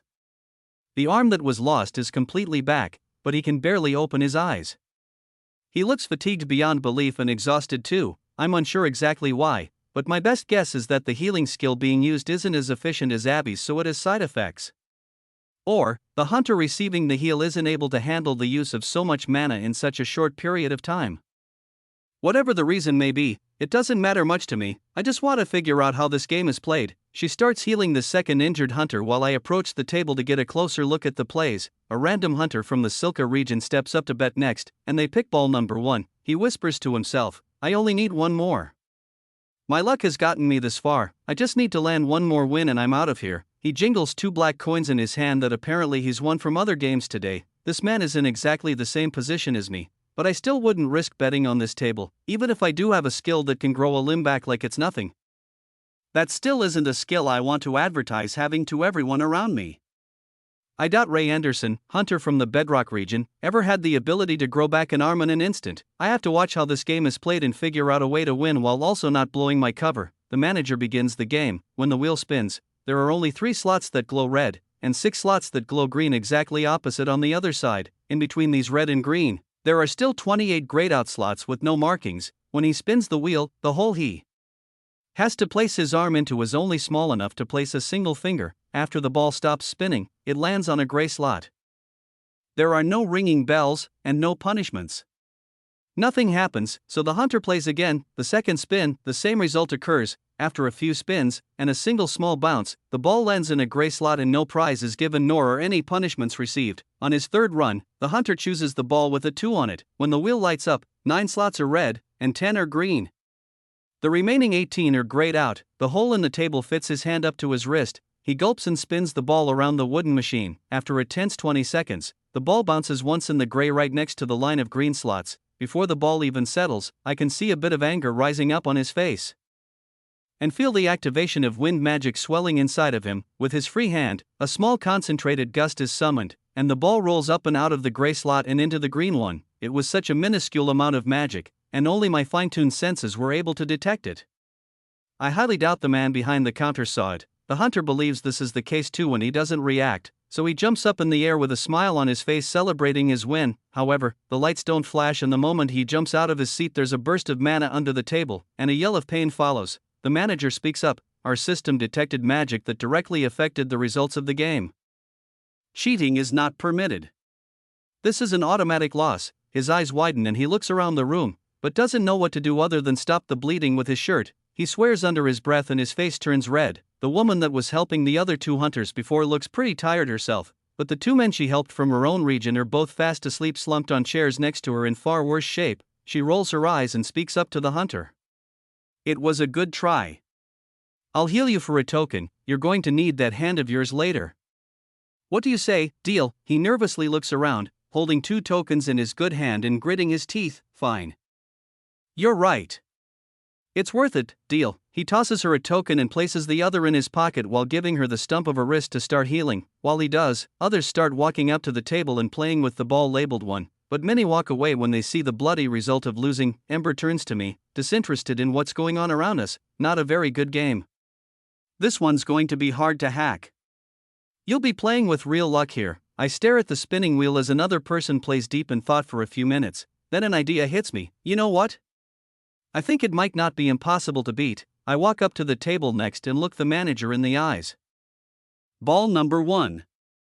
That's what I'd like to pick. He lets me take it from his palm and he spins the wheel. I hold the ball in my hand and try to focus using my mythic grade swordsmanship skill on the ball, focusing on only the green slots as a target, but it doesn't activate as I assumed it would. The manager speaks up as I think deeply to myself. Please, make your spin. The 6 green slots glow as I watch them spin around the wheel. However, the 3 red slots rotate and glow into my vision on the other side of the wheel too. I take a deep breath in and out and try to concentrate, pretending this ball is my sword again, and the faint thread leading toward the green slots on the spinning wheel flickers. But it doesn't stay solid in my mind's eye. I guess I'll need a little more than that. I bite my bottom lip and reach into a fake item box on my waist to reach into my item storage and touch my sword with my opposite hand. The instant I do, mythic grade dual wielding activates, and I'm able to see the same thin thread with far more precision in my mind's eye than before. Using an actual sword accustomed to this skill in one hand makes it far easier to visualize this ball as a weapon and the green slots as the enemy I'm trying to hit. A swirling line of probability shows me exactly how fast and hard I need to push this ball to make it land where I want it to. I'm not imbuing the ball with mana, and not directly affecting the game itself. It's just an advanced perception boost. Technically, it's a legal spin. If using mana to increase my accuracy is against the rules, then it's worth losing a finger to test things out. I take another deep breath in and out, then release the ball to spin around the wooden table at exactly the rate at which the thread from my mythic grade skill predicts a perfect shot on my target. Once I stand back up, I pull my hand from my item box and place the finger I'm betting with into the table. Even now, there's silence as the ball rotates around the table. As the ball curves down, it bounces once and lands directly into the center of the green slots. Nothing happens for a moment, so I prepare to have a finger taken off, but to my surprise, the lights ring out and the manager behind the table smiles while presenting me a token as my hand is released. Congratulations on your win, sir. I accept the coin, then speak up again with a grin. I'd like to do another. Ball number 1 please. Very well. He immediately stops the wheel from spinning and hands me the ball to spin it again. I place my hand into my item storage to touch my sword. Activate dual wielding, then do it all over again. The lights flash, Ember laughs. I accept my token, ask to play a third time, and the man from before that lost his hand is fully healed. He looks tired and pissed off about my winnings, so he walks away with a scowl. 2 waiters in suits walk up to the table next and don't say a word. They just watch the table closely. It's pretty odd that they're watching so close, and it makes me a bit cautious of winning again. Although I kind of wanted a designer suite of my own and to share the trick I'm using with Ember, it's better safe than sorry. I aim with dual wielding again, but make sure to place the ball trajectory into the dead gray space between green and red. The men in suits surprisingly don't seem to care once I let go. They just pick up the 2 passed out hunters on the seats next to the healer woman and take them away. I let out a sigh and shake my head, as it seems they weren't watching me directly after all. Ember opens a telepathy link with me after my ball lands where I aimed. What was that?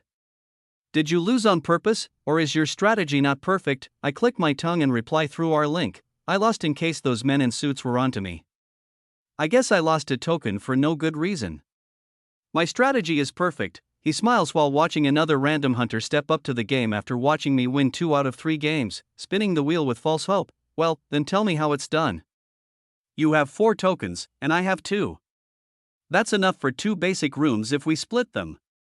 If I win 3 more games here, we can probably learn a lot more about this place if we use the extra tokens to ask questions. I nod, then explain what I did while a hunter goes on a 3-game-in-a-row gray slot losing streak and walks off the table shaking his head. Ember borrows a C-grade dagger that I pull from my storage out of my fake item box and places it on his waist, then steps up to the game. I share my dual wielding skill with him, and over the next 3 games, he places one hand on the dagger and the other throws 3 perfect shots directly into the green range, defying the odds of the game repeatedly. Lights flash, tokens are received, and neither the manager nor the other players at the table have any clue what's going on.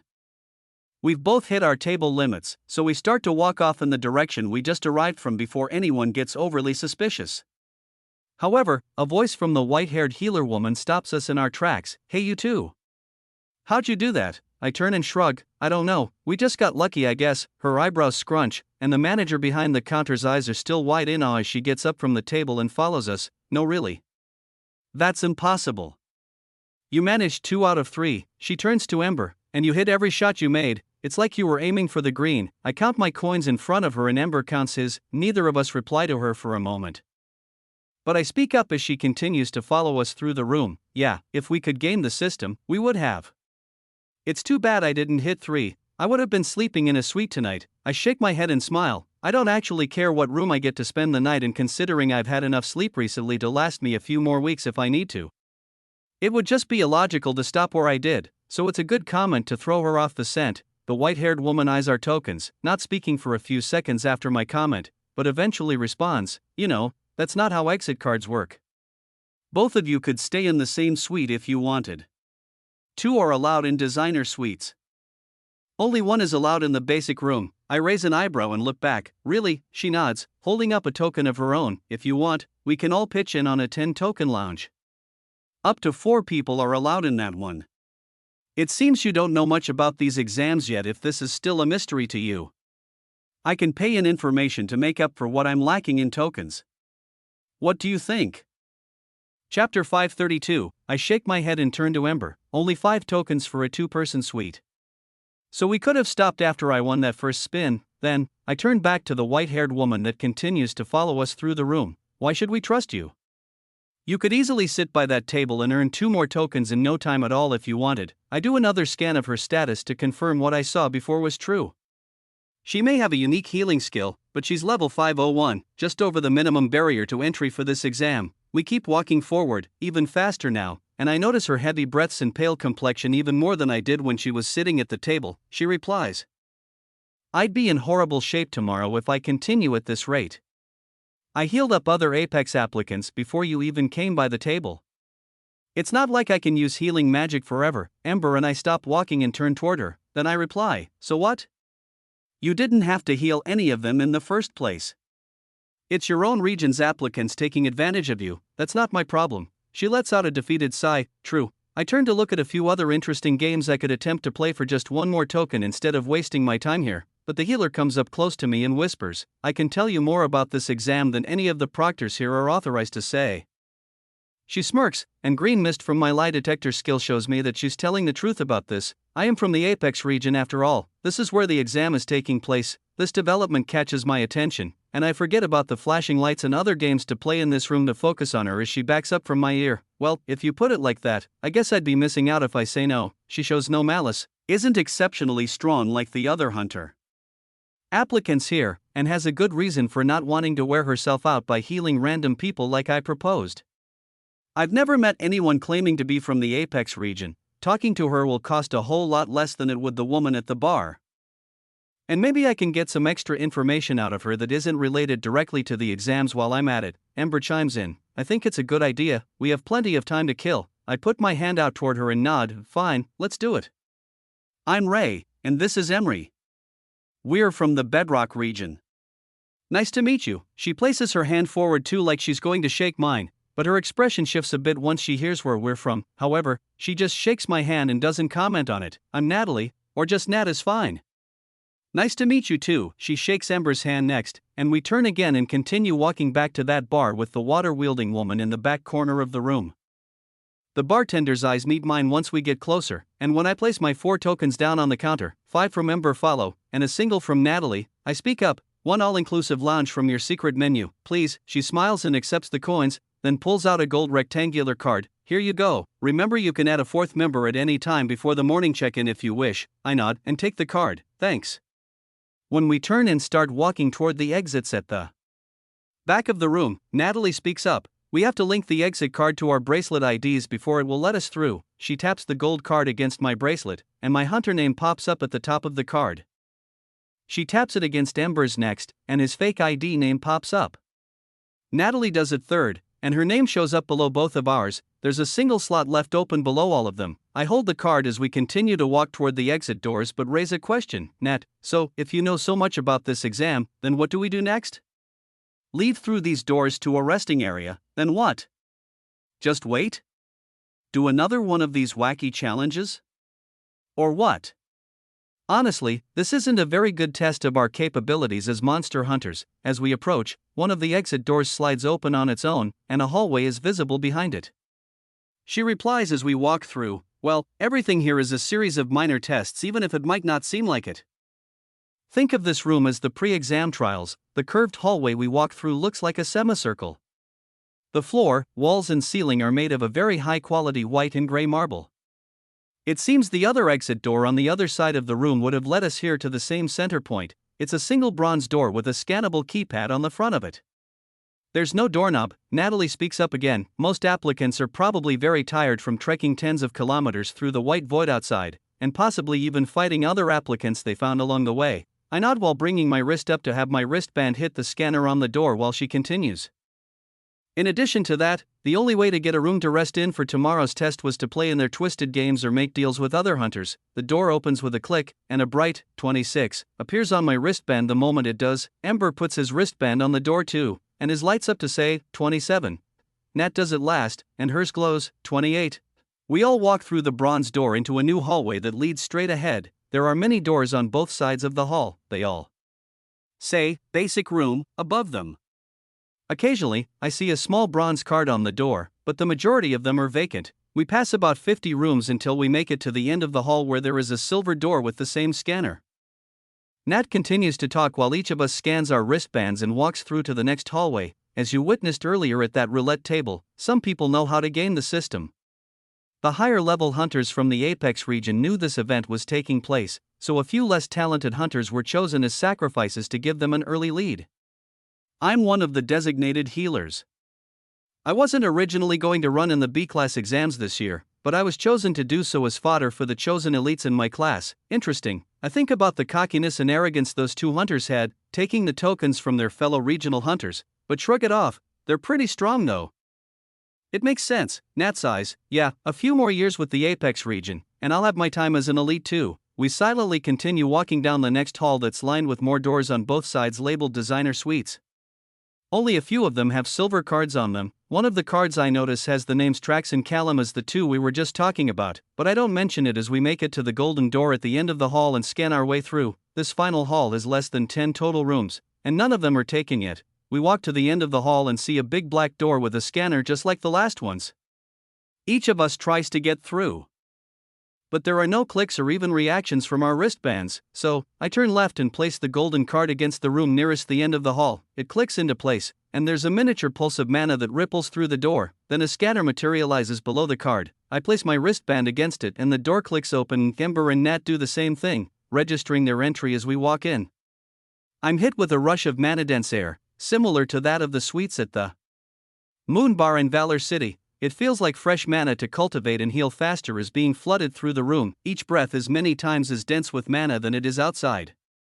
It isn't impressive to me or Ember, as we've been in circumstances with hundreds of times more mana-dense air than this, but it is still relaxing. Natalie, on the other hand, walks forward with eyes wide full of awe, taking deep breaths and fluttering her hands around like she's never felt anything like this before. The door clicks shut behind us, and I take in the view of the lounge. There are many tables and couches, white carpets, fine art on the wall, and a stuffed fridge and cabinet with mana-imbued food to eat.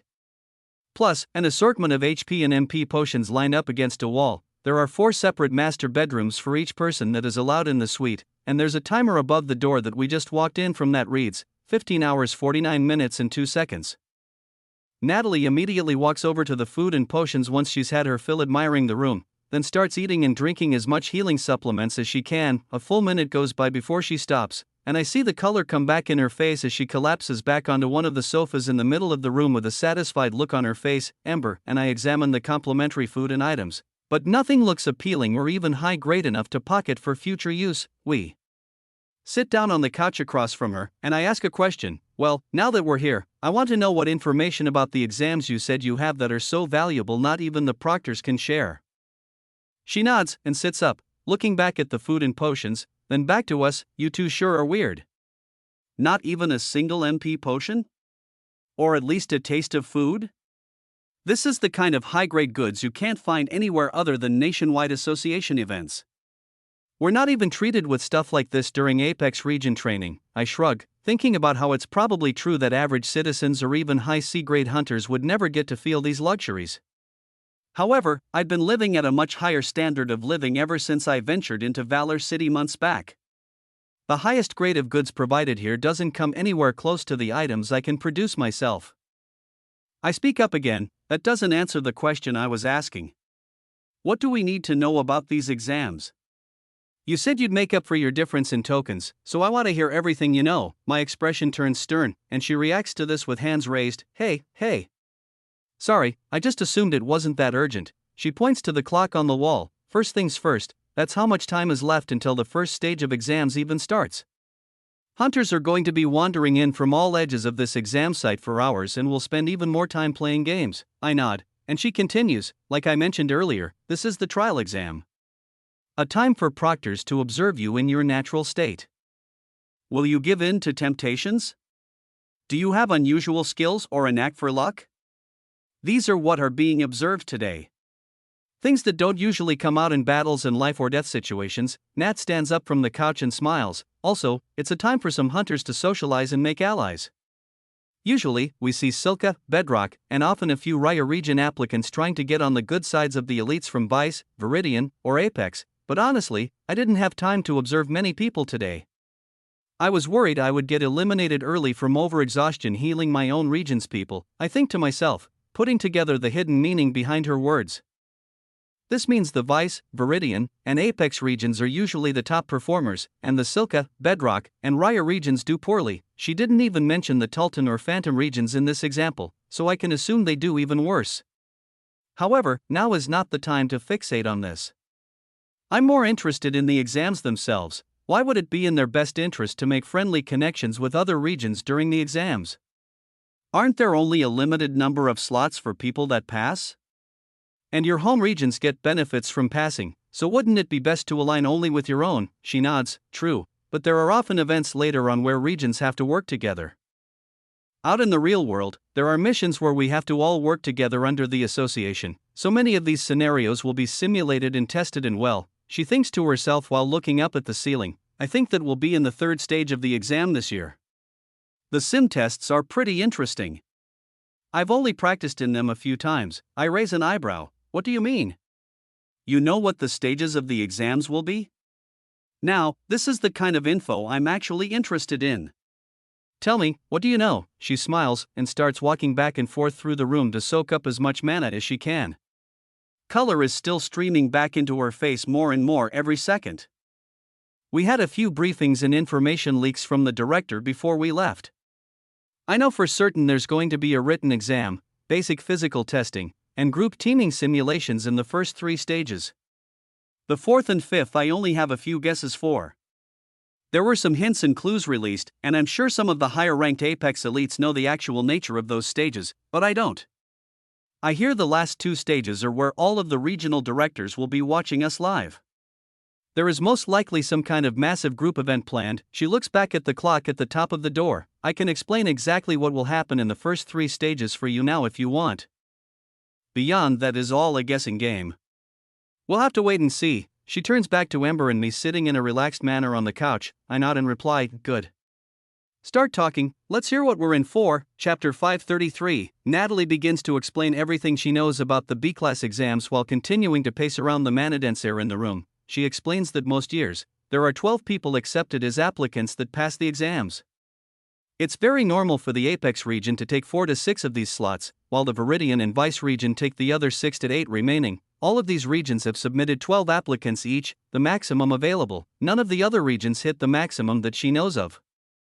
The other 5 regions usually try to aim to squeeze in 1 or 2 passing slots with their most talented hunters every few years. The Bedrock region I came from only submitted 8, and that would have been 6 naturally if Ember and I didn't show up last minute. For the exams themselves, there's always a very unique grading system used. Her best guess is that this year the wristbands will play a large role in grading applicants. The first stage after today will be a written exam and will most likely be paired with general physical tests to see our natural intellect and combat ability. Natalie recounts many of the training exercises she's been through over the last few months while living in the Apex region. Everything she's telling me seems like very basic procedure, making me realize again how overqualified Ember and I really are for this exam. Still, I note down everything she says. Being overprepared isn't a bad thing. Finally, once she starts talking about the third stage, this piques my interest. The white-haired healer describes a contraption that she's trained in similar to a device I've used back in Vice City. When I first visited the capital with a private guild from my hometown, there were special mana-shielded rooms that provided high-grade gear to train with other hunters and not worry about being injured. However, the descriptions that Natalie gives make the simulated rooms she used to train in sound like a step far above anything I've ever seen before. She was able to fight simulated monsters of varying levels, and in a small room it would feel like a vast dungeon all controlled by someone outside the room. Once her explanation is finished, I notice the pale complexion in her skin return, sweat form on her face, and a wave of exhaustion wash over her eyes. She stumbles but catches herself on the edge of a sofa. Anyway, that's about everything I know. The sim stations usually hold about 4 people each, some of the big ones can do 6. So, that's something to keep in mind. Maybe you were looking out for other hunters while back in the game room. If not, we already have a room here. There's no rule that states you can't go back out and make connections. All you need is your activated wristband to move in and out of the rooms now. I raise an eyebrow at her last remark. But see, she's not in any shape for more questions. I could give her a full Regan potion right now, and she'd most likely be as good as new, but I'm still not too sure I can trust this woman as my ally. She is some random healer from the Apex region after all. I can't just assume that it's out of the realm of possibility this is all a part of the high-level Apex soldiers' plan. She could just be a plant to hold us back even more. Despite these thoughts, I reply in a friendly tone, "Thanks, I think you've paid with more than enough information." I appreciate it. She lets out a relieved smile and walks over to one of the master bedrooms, scanning her wristwatch on the door and walking inside. She speaks as the door closes. "Thank you too. I wouldn't have had the resources to rest up for tomorrow without you." It clicks closed and I turn to Ember immediately. I'm going back out there. If what she said about allies is true, I might as well make some other friends.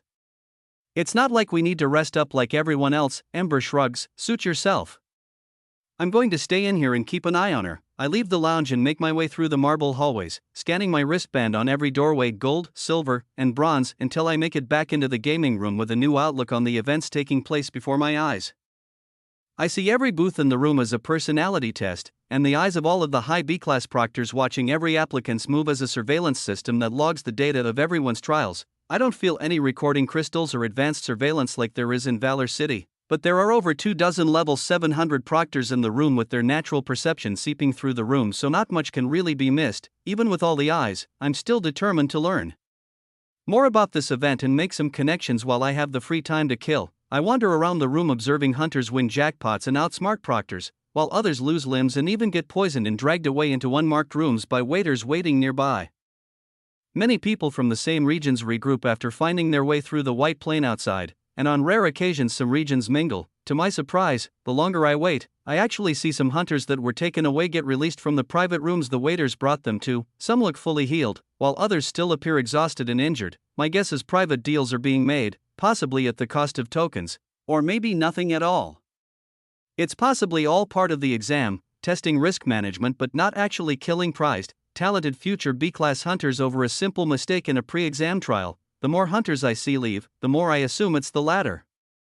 But I don't want to go into those unmarked private rooms myself to find out. After a good amount of time wandering and observing, I decide to start playing a few more games I know I'll easily win without any real risk. There's a drinking game where the applicant at a bar has to choose between extremely strong alcoholic beverages from platters of labeled intensity. Of course, the higher the alcoholic potency, the less you have to drink to acquire a coin. Many leave this bar staggering, but everyone that does has at least one black token in their hand when they do. I take on the challenge and drink 9 of their strongest drinks in under a minute without batting an eye. By the time the liquid even makes it to my stomach, it's already been completely neutralized like I'm drinking water. I leave this booth with 3 black tokens and a baffled bartender. There's one other food stand at the other end of the room that I haven't been to yet, and I decide I might as well stick to what I'm good at. It's a similar game to the one I played when I first entered this room, where one of the plates they offer has a high chance of some kind of toxin inside it. There are a few applicants sleeping headfirst in their food sat at the table in front of a chef, so my best guess is it's some Kind of sleeping drug, I clear 3 of their hardest plates in just a few minutes, and feel the toxins in my body being dispersed in 2 of them. I receive another 3 tokens for completing this challenge. If there were more food or drink booths, I'd do them in a heartbeat. My body burns through this sustenance almost instantly, so I hardly feel like I've even eaten anything. After my many long months of mana control and chi training, I'm more used to consuming pure energy than food itself. While I need some vitamins, minerals, and water to survive, food itself has become less and less important to me. Today is one of the first meals I've eaten in weeks. I let out a sigh while jingling the coins in my hand, looking through the crowds of people in search of a new game to successfully cheat or something interesting. But everything left feels like pure luck to me. Playing these games isn't really worth trying. I walk past the geode cracking game again, and see a random hunter open one of the stones to find bright red crystals inside. Without warning, guards bring him away to a back room even though he looks healthy and fine. I'm happy I didn't test my luck on this one earlier. I still have no idea how it's played, though. My eye does catch a familiar spear-wielding woman from the Tultan region sat alone at an empty table holding 2 tokens in her hand, clearly deep in thought about something. She's been in this room since before I even initially showed up. Either her luck hasn't been good, or she's a very cautious player. Her wristband isn't lit up, and she hasn't talked to anyone this whole time I've been wandering around. So I'm sure these 2 tokens are all she has at the moment and doesn't have a room. While my identity is Jay wants to see the Tultan region do well, and I'd help them if they asked. Ray Anderson from the Bedrock region has nothing to do with them. I'd offer her a place in my lounge, but that may come off as far too forward. She wouldn't make the connection that her doing better in these exams means that there will be more funding for her region, and as a result of that, they could buy more goods from me. So, instead, as I walk by I flip a single token in the air toward her. Hey catch, I had an extra. I show 5 coins in my open hand as she catches the one I throw. Her expression is a bit confused, but she looks me in the eyes and nods with a serious gaze. Thank you. This kindness won't go unnoticed. I smile and continue walking through the room. She immediately gets up behind me and buys a basic room exit card at the nearest vendor with her tokens while I look for others that it would benefit to help out in the long run. I remember the 2 water-wielding guards from the Vice region that I saw when I first walked in here, but after another walk around the room I find that they too are gone. They must have already saved up enough tokens and moved on. The longer I wait around, the less impressive the crowd in this room becomes. There's no one left that remotely compares to the strength and level of those 2 apex elites from before. And it makes me wonder if there are others of that strength level or even higher in the 25 applicants that made it into the suites and lounges before me. While making my walk back to the back of the room to call it quits, I pass a card game table with chairs hooked up to higher-powered electric chairs. I see a few players lose on my way over, and the mana-imbued charge that comes out of that chair has mana control nearing a level 850 monster. Any normal hunter would be paralyzed and burned to a crisp by this attack. Many are dragged away and given health potions on the spot to heal even before being taken to a back room. If your hand goes over 21 or the dealer's hand is higher than the player's, the chair shocks whoever is on the seat.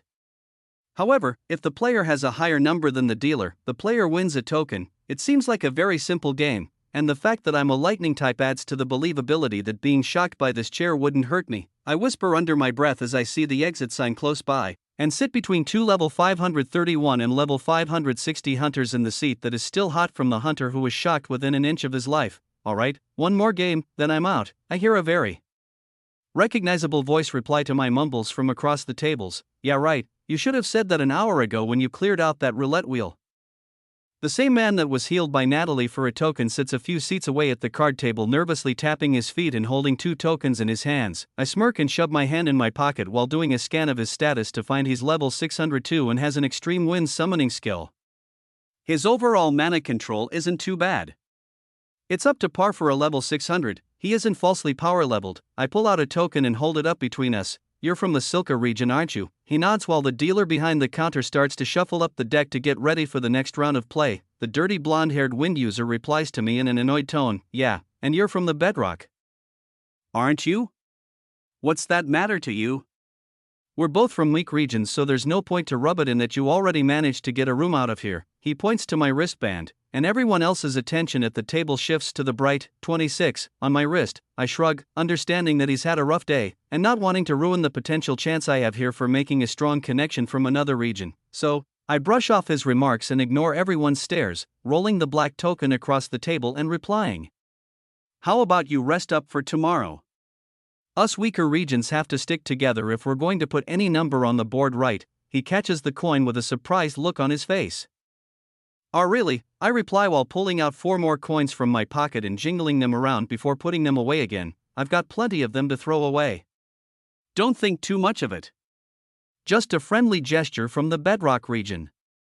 The name's Ray, by the way. He pushes the coins forward at the dealer behind the counters and quickly yells out, "1 basic room, please, get me out of here." The dealer accepts his tokens and gives him a bronze card. Then the man turns back to me. "I'm Dana, thanks, man." He wipes sweat from his forehead and runs toward the back of the room while everyone else at the table starts asking me for a spare token too. I ignore all of them, as their mana control hardly even reaches Natalie's level, and their advanced grade elements won't make the cut if we have to do any team events later. The dealer quickly shuts this down once he senses the disinterest I'm taking in the other offers and calls for those who are interested in playing to stay and those not to leave the table at once, to leave, and 4 people not including me stay at the table to play. The first round of hands gets 2 people shocked very brutally. One is dragged away immediately, but the other somehow manages to stay upright, but it's clear he's badly injured from the charge. Only one person wins this round. He's the hunter to my right who hits exactly 21. While myself and the player a few seats to my left tie the dealer with a 19, we don't get shocked, and don't get a token. However, it does count as an attempt at the table game, so I only have 2 tries left. The second round, the 3 of us remaining at the table all win when the dealer busts by making his hand go over 21, hitting 24 total and paying all of us out a full token. After this win 2 players leave, and it's only me and 1 other sitting at the table once the dealer spreads out the final round. I'm happy with a 20, and the hunter next to me is satisfied by his 19. However, when the dealer flips his card and draws another to hit, he reaches 21 and beats both of our hands. The instant the card is placed down, electric mana-imbued shock courses through both of our veins. To me, it feels like a delicate static tickle. Even without activating any defenses or special mana blocking skills, the shock of a non-double ranked up monster doesn't affect me at all. The man next to me shows a whole different reaction as his hair stands straight up and he falls to the floor off his seat. I accept my loss, as this was really just a game based on pure luck, and walk away from the table like nothing happened with the same number of tokens I had when I approached in the first place. With 5 tokens in hand, I make my way back to the exit, but stop by the bar with the blue-haired bartender one last time to ask her one thing. "Hey, your secret menu option, the second one. The part where it says any item I desire. Are there any limitations to this?" She smiles and responds, "Welcome back so soon. It looks like you have gotten quite busy today. You're one of the applicants I've had my eye on the most so far." She pauses and takes out the secret menu again for me to look at it and points down at the second option that reads, 2 tokens, choose a magic item you desire, hand me 2 tokens and ask for what you'd like. If it's not in stock, I can provide a refund immediately. I nod, then push 2 tokens across the table and think carefully about what I'd like. Once she accepts the black coins I speak.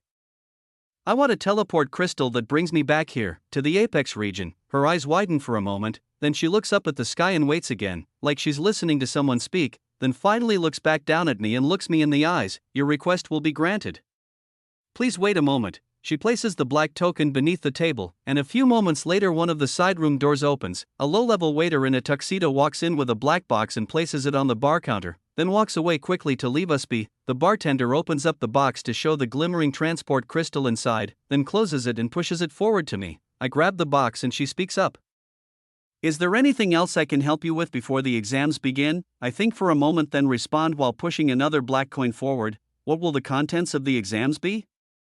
"I want an explanation of all of the stages." She smiles and pushes the coin back toward me. "Unfortunately, I am not permitted to answer questions of this nature." I push the coin forward again. "Will tokens be valuable later on in this exam?" She smiles and accepts the token. "No, tokens will only be used in this trial portion of the exam. Once the testing begins, they will be worthless." I push the 2 tokens I have remaining forward and smile. "Well, in that case, I want another transport crystal just like the one I bought that leads here to the apex region." She listens in and looks up at the ceiling again and shakes her head while pushing the coins back to me. "I'm afraid we're currently out of the item you desire." I think to myself for a few more seconds, then push the tokens forward. "Well, then how about a lightning stone? The highest grade you have." "High B grade, even a grade if you have it." "Don't worry about me being able to handle it with my current mana control. I'm just thinking of this as a future investment. I might as well take advantage of this while I can." She nods again and accepts the coins while listening to something in her inner ear again, then nods and responds, "Very well, your request will be granted." The same procedure takes place. And a waiter comes by with a clear containment case and a static charged bright yellow lightning stone floating inside it. I do a scan of the box and it feels like this really is a high B grade, borderline low A grade element stone. If I had to guess, it was farmed from some monster in the 900 to 950 range. There are no monsters that I know of like this in the Vice City labyrinth, so it gets me very curious about where it's come from. I accept the item and turn away with the 2 boxes in my hands. Thanks again. Looks like this time I've really gotten everything I can out of this room. The bartender watches me leave all the way to the exit door. I feel her curious eyes on my back until it shuts behind me. After a series of clicks and opening door locks, I finally make it back to the lounge to be greeted by Ember with his feet up lying back on the couch. I throw both the items into my item storage through the fake item box on my waist, then lie on the couch next to Ember and tell him about the events that happened in the game room while I was away. My eyes move to the clock above the door when I'm done, but I still see almost 12 hours left on the timer. We both decide to lie back and relax until the time is up. It's been a very busy month. Between training, fulfilling orders, and dealing with new businesses and citizens coming to the Crimson City back in Sector 2, just sitting back in this mana-dense room with nothing on my mind but a single task ahead is pretty relaxing. I let out a sigh and close my eyes. Alright. I'm fully prepared. B-class exams bring it on. We relax in the mana-dense room as intended all throughout the night at Ember, and I discuss a few things about training and random crafting ideas through our telepathy link from time to time, but for the majority of it, we really do sit in silence and relax while absorbing some of the fresh mana in the air. Once the timer on the door hits midnight, a loud constant ringing sound vibrates throughout the room, and all of the master bedroom doors open wide.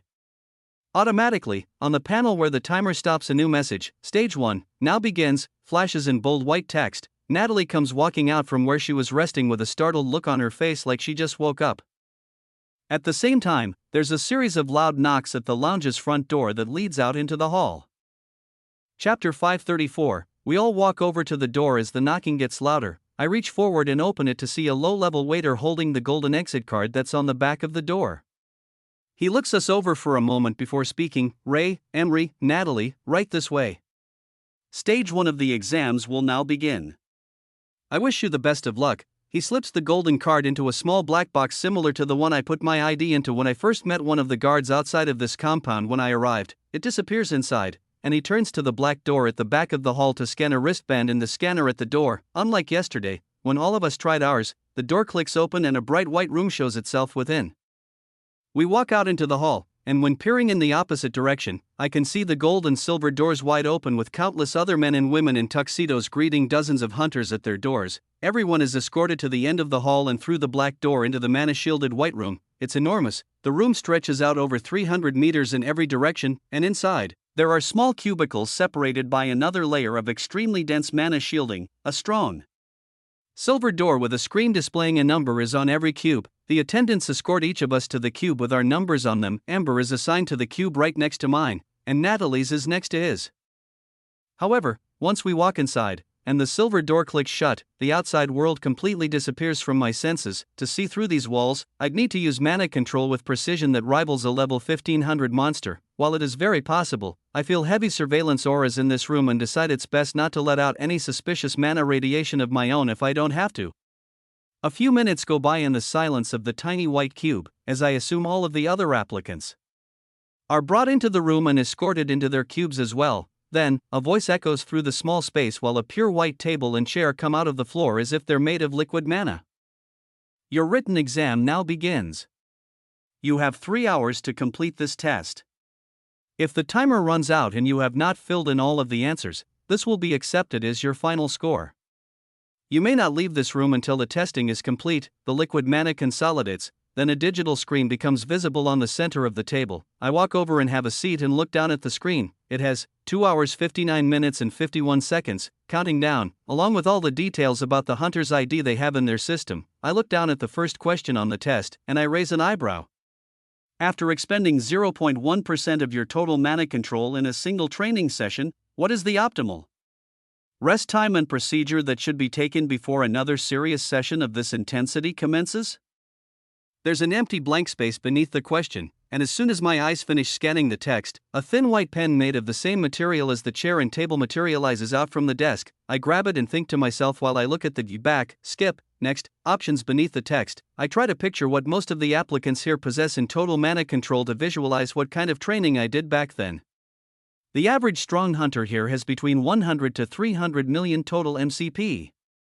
So, the amount of mana being used during training wouldn't be more than 100 to 300 KMP in a single session. From my own experience, it feels as if the data is not very solid to compare. I have regeneration skills.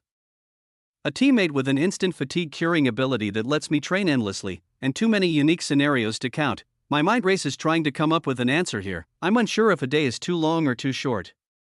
The same goes for a week or even a month. I decide to skip it and come back. What is the maximum level monster a team of 5 level 500 association hunters should attempt to subjugate? I scratch my head and think about this one too for a moment, but skip it and move on to the next one. What is the hierarchy of command in the association between the ranks of elite to regional director? I skip again as I have no knowledge of this topic either. Skip, skip. Skip, over and over. I skip through niche questions that want descriptive and direct answers about topics I'd really only know if I were trained classically by members of the higher-ups in the association. There are a few about why and how dungeon breaks form that I managed to get lucky on, along with identifying what kind of item drops fall from certain kinds of monsters. However, these questions hardly make up more than 20% of the total. I continue to skip through the questions I have no idea about and make it to the 100th question where at the bottom of the page it reads, finish. Over half of the time is left over on the counter while I spam the back button and start filling in answers to the questions I left blank. The knowledge I have about the inner workings of the association is very minimal. That's about 30% of the test questions. I'm able to logically deduce certain answers, but others are just niche knowledge that can't be learned. You could be reading stolen content. Head to the original site for the genuine story. A solid portion of the test, over 10%, actually deals with the average cost of magical goods. I aced this section without a problem. However, the remaining 40% is filled with questions asking about random scenarios like the average level that hunters should fight up to win in teams, or an explanation of why fire types should never challenge water or ice types of similar strength. I can fudge answers that seem to be correct, but it all seems far too rigid, like they want me to recite an answer that a teacher has given me. From my actual battle experience in countless fights against the odds, I've found that many of these scenarios can be flipped right on their head. While it may be the safest way to train recruits on a massive scale, this kind of brainwashing to play it safe and not push the limits of each hunter's individual understanding of their abilities irks me quite a bit. It's like they're making mindless rule-following soldiers that all think the same. These ideas bleed through into my answers quite a bit on some of the scenarios that are asked about. They give the freedom to write abstract answers, so that's exactly what I give, explaining how it is very dependent on what skills each teammate has and their base stats as well. Just because a monster may be higher level than the hunter, or even have a massive mana control advantage, sometimes the hunter has a better understanding of the landscape and can use the dungeon mass to their advantage. Other times they may have a speed or agility edge and can wear the monster out. Many hunters create unique styles and even have high-grade gear that outclasses high-grade monsters too. As I really get into answering these final skipped questions, I lose myself in the fun of it, and basically write, it depends, just in a much longer thought-out way on almost half of the questions in this exam. If an experienced hunter were to read through my answers, they really are far better explanations to these scenarios than any of the boring exact technical answers I know the screen in front of me wants me to write down. Once I sit back and finish the final one, the timer on the top of the screen reads out, 13 minutes and 42 seconds, I click, finish, and let out a sigh. Well, either they accept these answers, or I have a lot of catching up to do on the physical exams. I chuckle to myself, then sit in silence as the counter falls down to 0 and the screen disappears. There's a light dinging sound, and the chair beneath me and table before me start to dissolve and fall back into the floor while the silver door behind me clicks open. And I'm greeted by a new attendant in a black tuxedo. Right this way. I walk out the door and follow him to see dozens of other applicants following their guides through the rows of white cubes. Some look happy, others stressed, and some don't show any emotion at all. Many look down at their wristbands, and this prompts me to do the same. I watch the 26 on the face of it change into a 59. My eyes scan around the room more, and I see Ember's number read 40. When I see Natalie's band read 7, I get the feeling that a high number isn't exactly a good thing. It appears my long-winded answers weren't appreciated by a machine. We're all led to the back of the room, away from the back door we entered through. I managed to get in line next to Ember, and he nudges me with a grin. Should have studied more, don't you think? I roll my eyes and comment back, hey, you didn't do too hot yourself. Both of us are smiling and joking about it, while Natalie looks back at us with a confused stare. What's up with you two? I thought you were capable hunters. She even looks annoyed, like she's wasted her time and energy investing in us, but I couldn't care less if she's upset. There's nothing I could do about it. Plus, the physical exams are where we'll shine. Nat tries to get in another word, but one of the guides motions for her to be quiet while the door at the back of the room opens up with a click and a wave of mana-dense air comes out. We're all led into the room, and the door closes behind us. The ceiling is higher, the walls stretch out even further, and I can hardly believe how massive this mana-shielded room is. It's easily 5 times as large as the last one, with shielding around the walls that is higher grade than even what was salvaged from the Valor City towers. I can feel there is a divider in the center of the room that has been artificially placed there to block off the other side. It's made of high B-grade shielding at best, meaning they're probably going to tear it down after this exam is over. I can feel the presence of a few proctors on the other side of this wall and various kinds of magical gear that must be used for the physical exams. It must have cost a fortune to make this place. The guides separate us into 2 groups. In one group, everyone with wristbands that show 30 or below is situated. In the other, where Ember and I stand, there are 36 of us that have numbers above 30. The highest I can see is a large tank with advanced earth magic and an extreme strength skill from the Maya region with a 66 on his wrist. I murmur to Ember, see, I didn't do the worst. There are others in the crowd that whisper to themselves. When all of the attendants that brought us here step away from us, a single man's voice rings out above everyone else. Good morning, hunters. I hope you all had a good rest and managed to test your luck and make it this far already. There were only 10 of you that had to be sent home during the pre-trials. 66 remain, and we'll hopefully all be seeing you in the final round. The speaker steps forward, and I recognize his face. It's that same wind user that was over level 900 with the golden collar I met at the gate of this entire fortress. He speaks again while hovering in the air on a gust of wind and looking at all of us with the vast white empty room behind him. Your tests have been graded automatically by our in-house machine to get your basic results for Stage 1. It has 99% accuracy, but further grading of the raw answers will be looked over by our staff to make sure nothing was missed while you continue to Stage 2. He smiles and turns his body to the low-quality mana shielding at the back of the room with a single door in it. Now, if you have perception sharp enough, you know that behind this wall is where the basic physical exam will take place. He pauses while everyone listens carefully. I want everyone in Group A, applicants numbered 1 to 30, to line up single file in front of the door. Those of you in Group B, 31 and over, may stay here and talk amongst yourselves. Once Group A is finished and has moved on, we'll set up the tests again for you. His tone and even facial expression toward us in the second group is dismissive and looks like he can't be bothered to even look like he cares. His attention shifts to the rest of Group A. All of the Apex region's 12 recruits are in this group, even the ones that were dragged away from the counter during the pre-trials at the roulette table. In addition to the 2 outliers, Trax and Callum, that I can feel radiating mana control from here, there are 3 others that are over level 700 in their group that come in close second to these 2. Many from the Vice and Viridian regions are in this top 32. I see the 2 water guards from Vice City at spot 16 and 17, then the last person I recognize before they all walk away from us to the back of the room is that blonde man from the Silka region. He's managed to slip in at spot 29. Here, back in Group B, many people begin to socialize and ask each other about the questions on the test to see what they got right or wrong. The only person I recognize is the Tultan region woman. Everyone else doesn't stand out much to me. However, for men in black robes with considerable high mana control do stand out, as I haven't seen them at all before during the game rooms even. 2 of them wear heavy hoods that make shadows over their faces while the other 2 just straight up wear black masks. Their wristbands show that they're from the Phantom region. This is the first time I've heard of or seen anyone from this place, and they sure do dress the part to match their name. I let out a sigh and watch the line of the top 30 slowly begin to move. It appears as though they're being tested individually, one by one. Each test takes over 10 minutes, so we're going to be here for a while. I decide to just sit down on the mana shield floor and wait. Ember sits down next to me and does the same. Then, an unexpected guest comes and sits next to me on the opposite side. It's the woman from the Tultan region carrying the spear and wearing the armor I upgraded for her by hand just a few days ago. But she has no idea it was me. She speaks up while sitting down and putting out a hand with a 65 on the wristband, and I shake it. My name is Marcy, by the way. Looks like they don't teach that nonsense that was on the test from wherever you're from in the Bedrock region either. I smirk and respond, yeah, I guess not. I look down at her watch, then continue to introduce myself and ask a question. I'm Ray, by the way. I've never met anyone from the Talton region before. What brings you all the way out here for the exams? Chapter 535. Well, if it was solely up to me, I wouldn't be at these exams at all.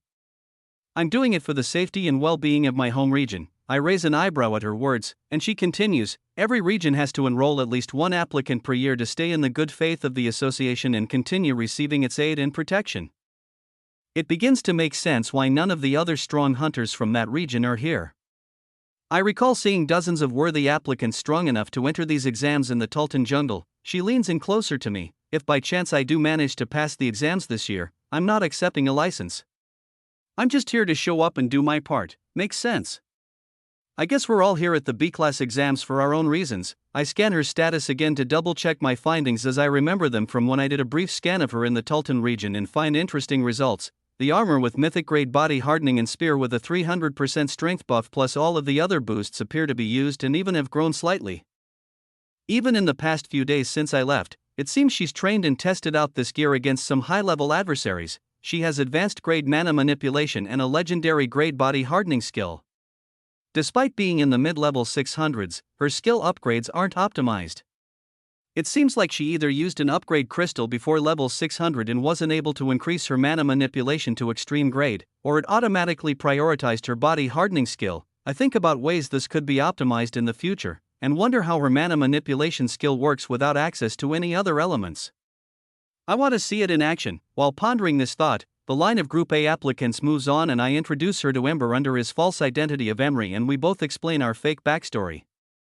For the most part, I think Marcy believes us, but there is a fire burning beneath her eyes that sees this whole exam a lot differently than everyone else here. I can't quite tell what's on her mind, but decide not to pry and keep the conversation very surface level. The line doesn't move too slowly, but it doesn't move fast either. It takes over a full 2 hours for everyone to make it through before the wind magic proctor with the golden collar comes out of the door and floats above us too. Speak again, Group B, please line up in single file according to your corresponding numbers. Stage 2, the physical exam will now begin. We do as he says and line up. Ember and I agree that we will both go a bit above and beyond during these tests to make up for the lack of information we had in the previous stage. The goal is still to pass these exams and get as close to the upper management of the association as possible. I watch applicant 31 enter the door in the wall first, and the line slowly begins to move. Ember is about a dozen people ahead of me in line.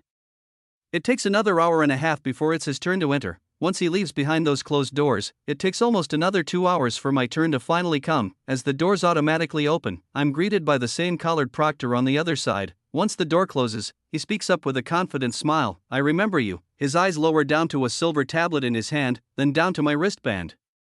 Number 59? I would have guessed you would rank much higher from your performance at the front gate. Top 20 or maybe even top 15 was my initial guess, he shrugs. Well, there's still plenty of tests to raise those ranks. The written exam is weighted as a large portion of this exam, but there's still a chance for you if you are exceptional in the following stages.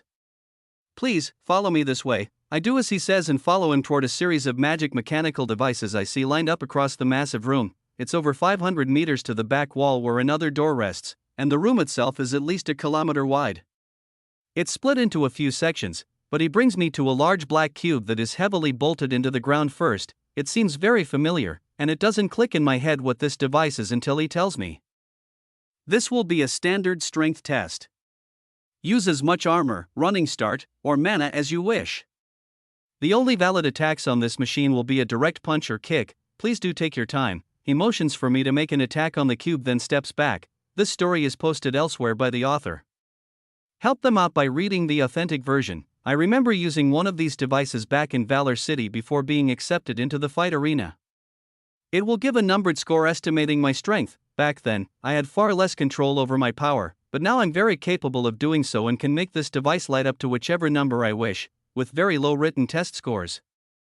If I want any chance of making it into the top 12, I'm going to need to up my game quite a bit. I step up to the black cube and get ready to punch it in its center. I picture the mana control of the two strongest applicants in this whole exam, the lightning and water users from the Apex region, and tone my own strength down just a small amount. I want to give a good score. but don't want to make it obvious that I'm the strongest hunter in this whole event. That would raise a lot more red flags than I want. Once I can picture the perfect strength of a level 750 monster in my mind, I lunge forward and cover my fist in equivalent mana shielding imbued with lightning magic to match it.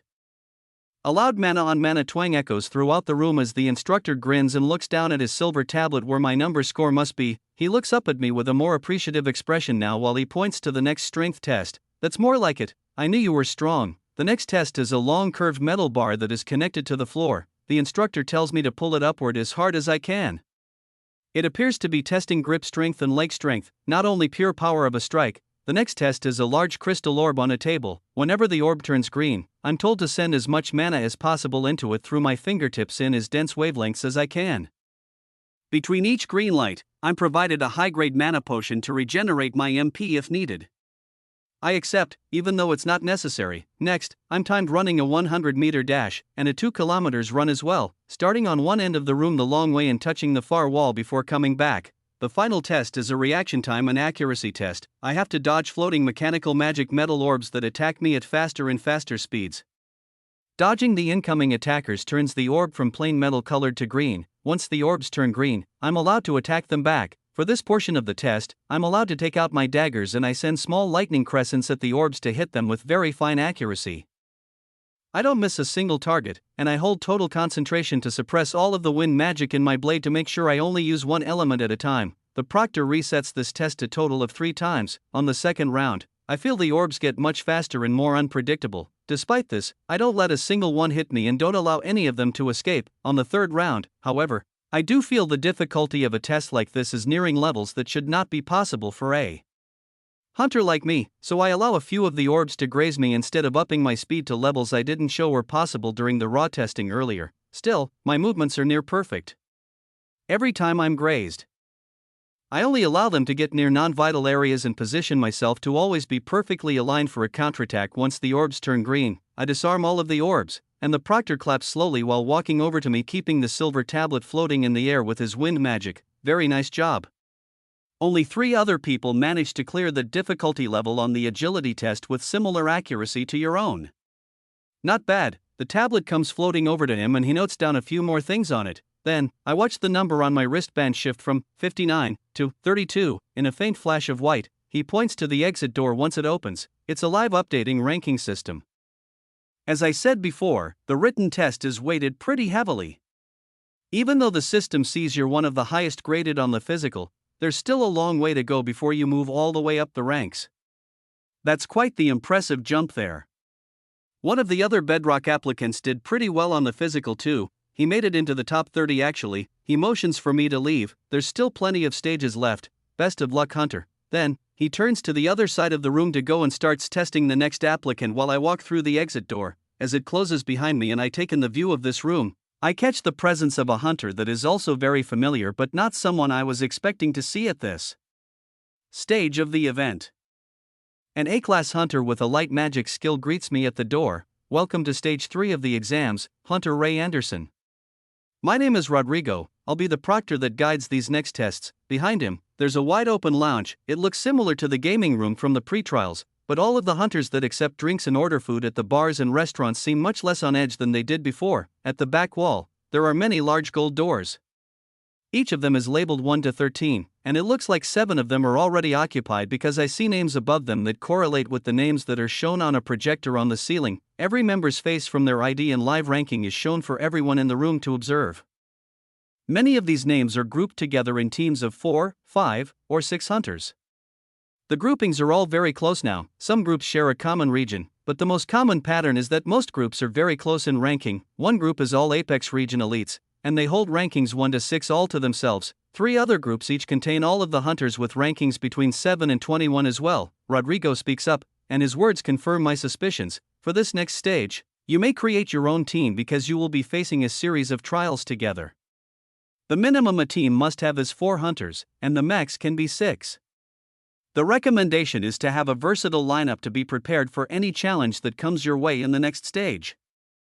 I hope you've mingled with your fellow hunters during the exam so far. because connections will be very helpful moving forward. He gives me a thin smile. It looks very professional and fake, however. I'm fairly certain he knows exactly who he's talking to right now and is playing the part. To many hunters, this description is very vague and can't mean much, but thanks to my unexpected roommate in the pre-trials of this exam, this perfectly describes the simulation tests she has already explained everything about and prepared me for. So, I reply and walk past him. Thanks for the advice. I'll do my best to make a team.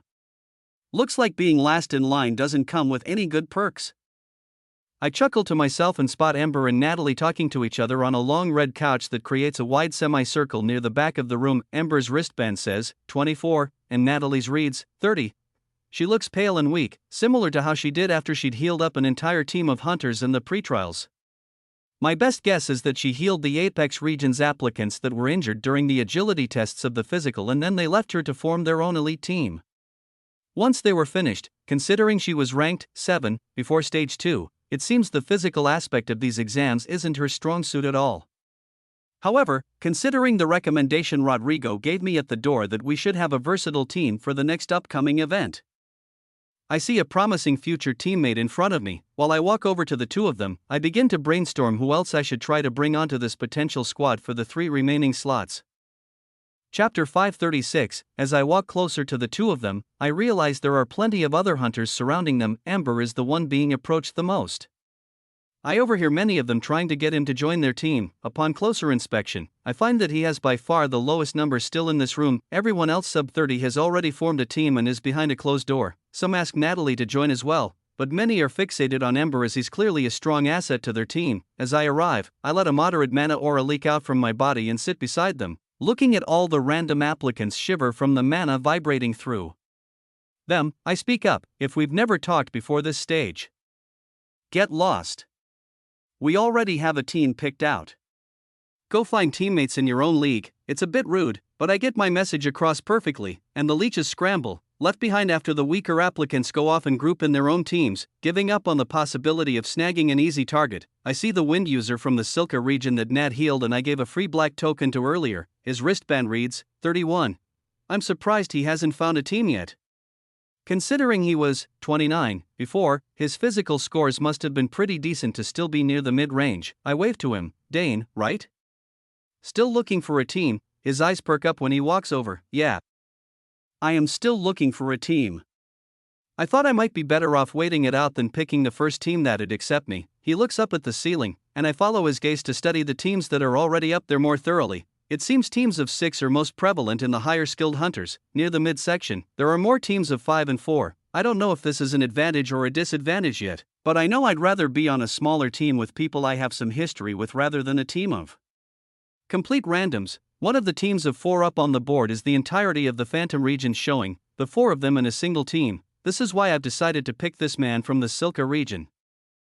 I gave him a token in the pre-trials. He seems competent, but also this will come with a sense of loyalty because he may feel partially indebted to me from before. We have 4 people right here, but I want to let all of my options run out before making a final decision and approaching one of those numbered golden doors. Dane shakes Ember's hand and they formally meet. Natalie recognizes him in an instant, realizing he's the one that paid her to heal him in the pre-trials. I speak up while more people begin to form into teams, and additional applicants walk in after finishing the physical exams. Dane, you're a wind type, right? Does that mean you're capable of long-range attacks? He raises an eyebrow, most likely wondering how I knew this, but I point down to his wristband that shows he's a class 3 wind type according to the Silka's grading system. Yeah, I can be your long-range attacker. I nod, remembering some questions in the written portion of the exam referencing the main structures of hunting squads. There should be a support type, whether that's a healer or buff user, long-range attackers, close-range damage dealers, and lastly some kind of defensive tank to distract and keep larger enemies occupied and protect the damage dealers. Although this isn't how I would usually hunt at all, I usually just go in solo and take every role for myself. There's a very good chance this is what the exam proctors are looking for when we're forming teams. I nod and reply, good. You'll be our long range then. I turn to Natalie. Obviously, you'll be our support. Then turn to Ember. Emery, you and I will be the damage dealers. You'll be close range, as you fight with your fists. I'll be mid-range. He nods, then Nat chimes in. What about a tank? We'll lose points in the long run if we don't have one of these. None of us look strong enough or defense-focused enough to fill in this role. Dane raises an eyebrow. Lose points? What do you mean? They haven't even explained the rules of this test yet. Nat smirks but doesn't say anything. Ember speaks for her. Just trust her, she hasn't been wrong yet. I nod, thinking to myself how she successfully predicted over 75% of the equipment that was used during the physical test. It's true.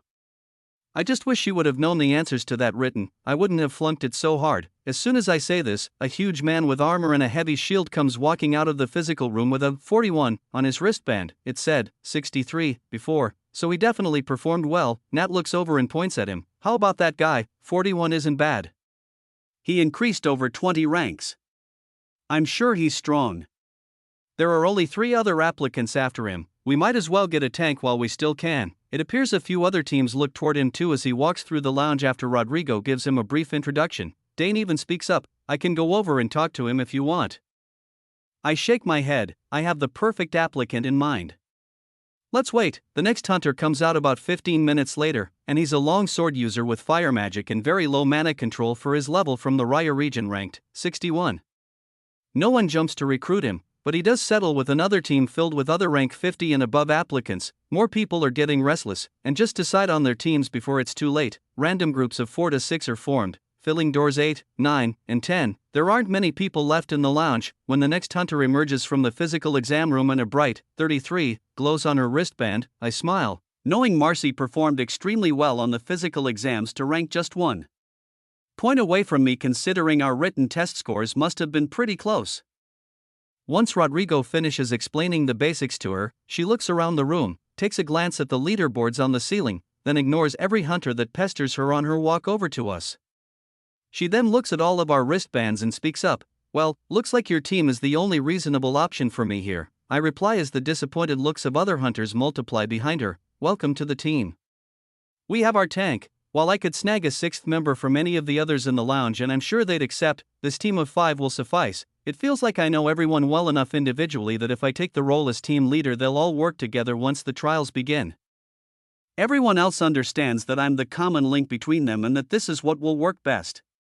We walk over to door 11 to scan our wristbands. The door clicks open, and as soon as we're all inside, it clicks shut, leaving us in a small 10 meter by 10 meter white mana shielded room with a silver door on the back wall. Above us, a ceiling projector shows the 11th team has been formed, with all of our names in it, then shows 2 team slots still available to be made with all of the solo applicants in a straight line with their ID pictures next to their ranking waiting for them to form a group. A single line of text appears beneath the ranking board. Please wait for all applicants to form teams and enter their rooms.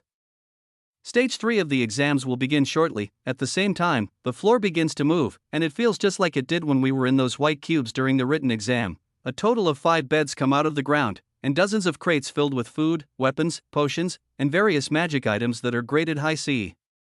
There are even some near middle B grade. Most of them are health and mana potions, while others are weapons like swords, daggers, bows, spears, armor, shields, and all kinds of things necessary for a team to use on an extensive dungeon expedition. There's no description that pops up, or instructions about how to use this gear or even why it's been given to us. The only thing we can do is wait.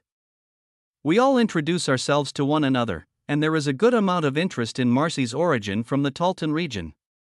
Natalie is especially surprised, but Dane takes it in a much more nonchalant manner. We each tell each other our levels, fighting styles, general skills, and what to expect when working together. Then each of us looks through the gear provided to see if anything is to our liking. Ember and I are the only ones that don't sift through it much, as everything here is basically useless to us, but the others are captivated by the B-grade items and swap out weak pieces of armor and gear that will raise their stats a few percentage points here and there. It takes another 15 minutes before another team is formed.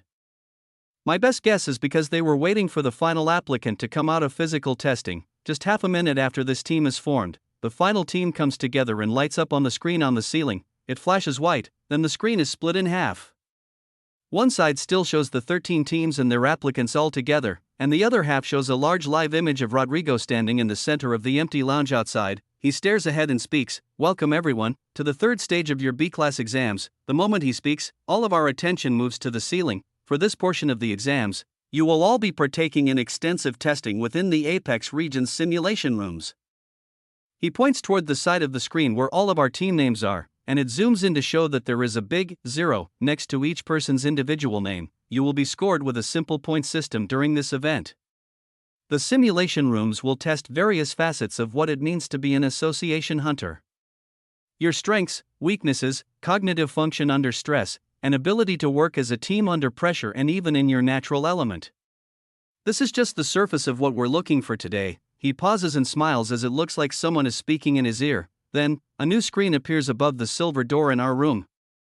It's split in half, the top says, 55 minutes, and the bottom says, midnight. Rodrigo speaks again, there will be 24 trials. Each will last 55 minutes, and 5 minutes of rest within the safety room you stand in now will be allotted between events. He nods, then the top counter changes and displays a 5-minute clock, 4 minutes and 59 seconds. It begins to tick down as he continues to speak, and the clock below it moves as well, showing 23 hours 59 minutes and 57 seconds, a few seconds later. You are all required to participate in the first trial. You may bring any magical items that are on your person or that have been provided in this room.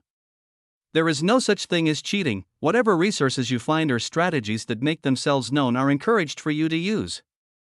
However, we strongly advise against killing your fellow applicants.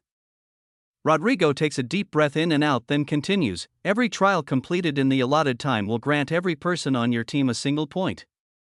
Not every trial after the first needs all applicants to be present inside the simulation room to be passed.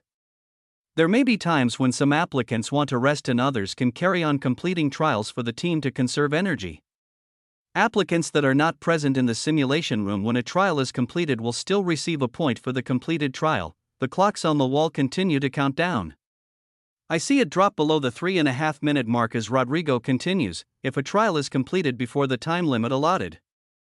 The next will not start until the timer runs to 0. All team members may rest during this time. In addition to the 1 point per completion, the team that completes any given trial first out of all 13 teams will receive an extra 1 bonus point per applicant present. This bonus point will only be given to the members present in the simulation room during the trial. He points to the leaderboard again, and it automatically scrolls through all of the 0 markings next to everyone's name. Lastly, an MVP point will be awarded to the single applicant that contributes the most during each individual trial. Rodrigo pauses for a moment, and lets all this information sink in while the clock on the wall ticks past the 2-minute remaining mark. You've all formed teams with fellow regional allies, as well as applicants from regions unknown. Maybe you're already a well-oiled team, or maybe this is the first time you've ever fought together. Today is not only about working together as a team to push each other toward a common goal, it is also about doing this and still showing your individual skills and ability to stand out amongst the crowd. He pauses again and the reality of this test's true nature sinks in. The clock on the wall falls below 1 minute, showing 59 seconds, and the silver door clicks open. A wave of hot mana pours out, and the visual of a lush green jungle meets my eyes. It looks like there is a portal to a whole new world right behind this silver door. I can already sense ranked up monsters inside roaming the dense trees for what feels like kilometers ahead. If I wasn't told that this was a simulation room, I would believe it was a real B-grade dungeon. The clock above the door continues to tick down and Rodrigo speaks again. The door will close once the timer hits 0, so enter while you still can. It shall open once the trial is complete. It is time for the third stage of the exams to begin. What will you choose? The satisfaction of bringing your peers around you to success together, or will you sacrifice those around you to achieve personal glory above all else? I wish you luck in your journey over the next 24 hours, applicants. Remember, there are no rules and no wrong answers. Do what you believe is right.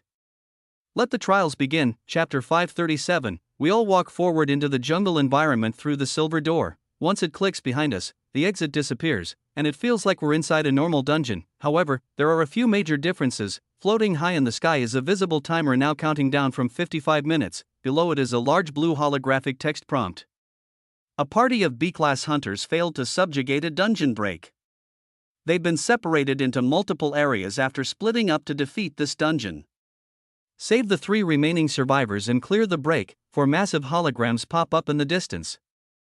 3 of them are yellow exclamation points, scattered far out into the jungle, pinpointing where each of the hunters are, and the 4th is a red arrow with boss room hovering above it. When I scan the dungeon using enemy detection, I do sense enemies in here, but they feel much different than normal monsters.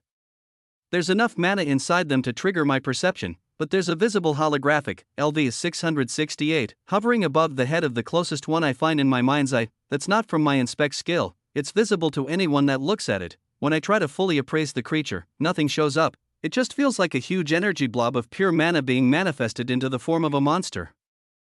Everyone in the squad takes in the view and reads the message in the sky. Before we can even devise a plan, the monster closest to us starts to make itself known.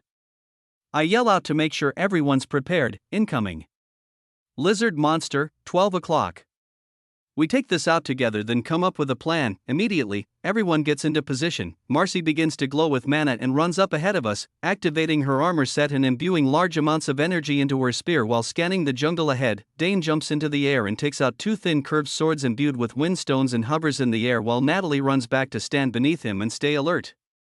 Amber and I stay put right behind Marcy and wait for the monster to show itself from beneath the thick trees. I pull out my daggers and let the lightning magic crackle on them, and Ember ignites his fists with a low sizzle of flames. We all move forward slowly as the cracking of sticks and presence of a strong aura grow closer. A 6-meter-long greenskin lizard with massive beady eyes and a long red tongue comes flying out from the trees.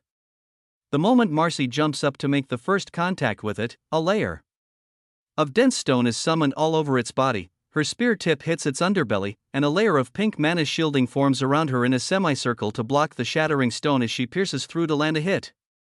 Wind blades come curving in from behind as Dane lets out an attack at the now exposed monster's underbelly too, while Marcy steps back and pulls out her spear. I curve to her right while Ember curves around her left. The wind blades create a wide-open X-shaped gash, far deeper than the spear wielder's hit because the monster's outer shielding has already been shattered. I aim for its neck with my blades while Ember lets fire erupt from his fists to attack right where the weak spot Dane and Marcy already created is. The creature's body explodes in a ball of fire, and its head rolls to the artificial dungeon floor as its long red tongue crackles with static electricity, still reacting to the clean slice I followed through with to its neck. In a matter of milliseconds, our opponent that outleveled every one of us dissolves into thin air and its holographic tag disappears into the air. The flesh I cut through felt real, but the lack of any system notifications after the kill convinces me this is truly not a legitimate monster. It is somehow a lifelike manifestation of what a monster would feel like. The Apex region has their hands on tech that can replicate the mana shielding and skills of monsters for training scenarios like this. We all float to the ground, then put our weapons to our sides, and Natalie speaks up. That was very impressive. Just know, moving forward, even though this is a simulation, the monsters might as well be real. You can get seriously injured just the same as any real monster attack in a legitimate dungeon. I'm not sure what parameters they're set to. Sometimes they're programmed to stop the simulation once the hunter inside looks like they're in critical condition. However, I wouldn't be surprised if they took this safety feature off for the exams. I can see she's a bit wide-eyed and frazzled by the display we just put on, so I just nod and reply, "Thanks for the heads up." I've never been in one of these before, so I'll just assume everything is real. Similar remarks come from Dane and Marcy, as they've never tried tech like this either and just assumed it was real too. We all discuss the mission at hand and come up with scenarios of how to fulfill it efficiently. Dane and Natalie both agree that the safest way for this mission to be completed is to go to each hunter checkpoint that needs to be saved one by one as a full team. In the prompt itself, it said that these hunters split up and couldn't handle the dungeons. Ember and Marcy have different opinions about it. They believe that we're all stronger than whatever hunters came here before us in this scenario. If we want to have any chance of winning the fastest pace prize, we need to split up and rescue them in 3 groups. I consider both options but speak up with my own idea in mind. What if we just go straight for the boss room? There are a few confused looks at me, but then they consider what I've said in more depth. I grin, turning to Natalie. I don't know how these simulation rooms work, but if this were a real break, the smartest thing to do would be to focus on taking out the boss monster. The whole dungeon would collapse and all excess dungeon mass would be automatically teleported to safety. I shrug. We wouldn't have to prioritize one hunter over another to save first, and we wouldn't have to risk splitting up into groups to save time and sacrifice our own safety. Marcy chimes in. I like that idea better. Even if it's not what the test wants us to do, it's what the right thing to do in the actual scenario would be. This story originates from Royal Road. Ensure the author gets the support they deserve by reading it there. Nat thinks hard but can't come to a conclusion, whispering to herself, I don't know. I don't know if the sim room is programmed to work like that. Before anyone talks us out of it, I jump in the air, stepping on small yellow platforms of lightning magic and point toward the red arrow at the back. Come on, I'm the reason we're all on a team together, at least humor me. I want to see what happens. Let's fly there, it'll save us even more time. Ember Fire steps up to follow, while Marcy uses pink platforms of mana to follow, and Dane floats up with wind. Natalie lets out a sigh. Manifesting mana beneath her feet and following upward. Fine, but we're going to use my safer strategies in the next tests if this backfires. We soar over the trees, and occasionally large green lizards jump up into the air toward us, but we fly way too high for any of them to actually hit us with attacks or engage in battle. Less than 3 minutes later, we pass right by one of the yellow exclamation points less than 500 meters away to our right. The next one passes less than a kilometer away on our left. Then the last is far out, about 2 kilometers in the opposite direction of the boss room. We hover down to the simulated dark gray portal and jump through. They all follow my lead. An enormous tree with leaves that stretch over 5 meters long is all there is in the boss room, and a huge camouflage lizard over twice the size of the first one we fought is what we're meant to fight. It has a body hardening perk to it as well, and its tongue sharpens to punch holes through whatever it makes contact with. There's a large blue, LV 690, over its head as we fight. While either Ember or myself could easily end this battle in a single strike, we let our teammates shine and leave any special moves for emergencies. It really only adds an extra minute or so onto the battle. Dane has extremely proficient accuracy from long range, and works well with Marcy as she is able to shatter its armor for brief moments of time whenever she attacks. Using these distractions, Ember and I chip away at its vitals. Natalie waits and stays out of attack range, feeling a bit out of place until the battle is over. The massive lizard falls from its tree and disappears before hitting the ground. Soon after, the boss room disappears around us too, and a loud ringing sound fills the room as our surroundings turn white. Then a silver door opens in front of us with blue text hovering over it. Congratulations! 25 minutes and 56 seconds remaining. Trial 1 complete. 1 point awarded to all applicants. 1 MVP point awarded to Ray Anderson. You've come in 3rd place, better luck next time. Please rest until your next trial begins. We walk through the silver door and find ourselves back in the resting room we came from. The leaderboard comes into my vision as the door behind me closes, and I see that the team of Apex members 1 to 6 came in first, finishing the trial 10 minutes faster than us.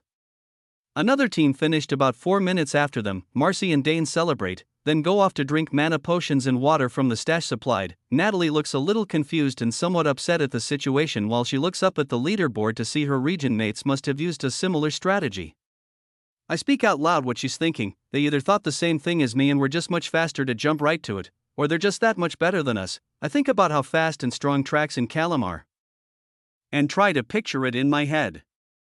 If they really stepped on it, I'd believe either scenario was possible. However, my best bet is they went straight for the boss room too. That's what any competent hunter of their caliber would do. I wouldn't be surprised if they had separate simulation training for the elites of their class. That may be why Natalie thinks this way by default. She replies, "Sorry, I doubted you." Maybe taking the creative approach is necessary if a weaker team like us is going to score any points. I shrug. Who says we're weak? 3rd place isn't really that bad for round 1. We still have 23 trials to go. There's room for improvement. I just need to get a better feel for how these simulations work. Over the next 30 minutes, more and more teams complete the trial and get their points on the board. Once the timer rings, only 11 out of 13 teams have completed the challenge. Many hunters have 1 point, all the MVPs from each team have 2, and the Apex team, Team 1, all have 2 points other than Trax who has 3. Once the timer hits 0, it resets to 5 minutes just like it did when Rodrigo was speaking, and once it hits 1 minute, the door opens again. I see a desert landscape before me at dusk, and we all walk through to begin the next challenge. Clear the 2 dungeon breaks and protect the village by helping them fix their automated defense system.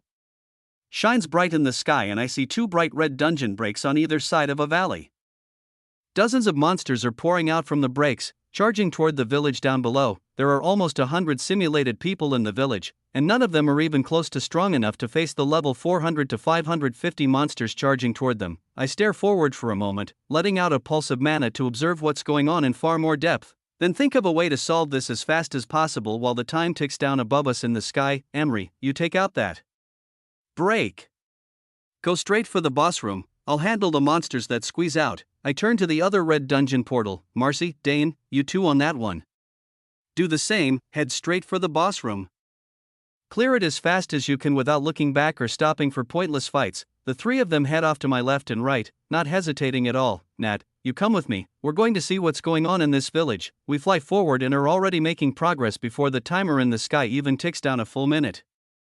We soar past the charging monsters below and get to the town before they do to meet with scared townspeople at the flimsy wooden front gate. There are maybe 30 houses in this whole village max, and 2 enormous humanoid robots out front that appear to be powered down. A middle-aged townswoman calls out to us for help. Adventurers, you've come to save us.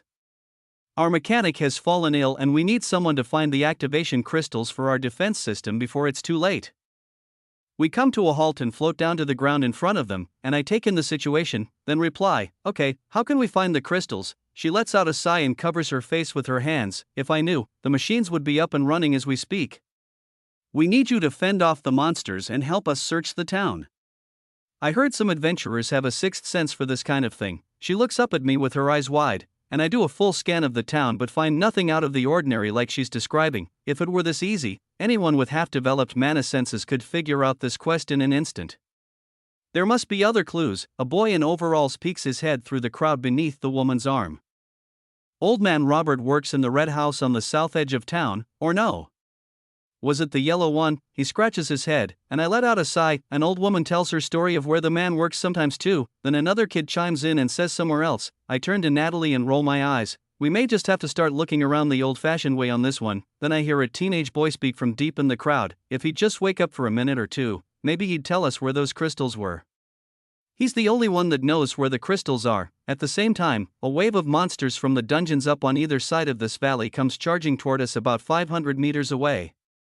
The townspeople begin to panic and scream, but I immediately turn to the boy and speak to him while grabbing his collar. You said the old man was asleep. He's sick, right? Where is he? His eyes are wide, watching the approaching wave of monsters from a distance, but he stutters out a reply. He's at the town doctor, but there's nothing they can do. He won't wake up. I turn to Natalie as she's also staring at the stampede coming our way with miniature beads of sweat rolling down her forehead. You want to win a round, Nat? Go follow this kid to the doctors and heal that mechanic. If he wakes up, he'll be able to fix those robots himself. Nat's eyes lighten up as she realizes my plan. I pull out my daggers, then turn toward the monsters coming our way. In the meantime, I'll handle these.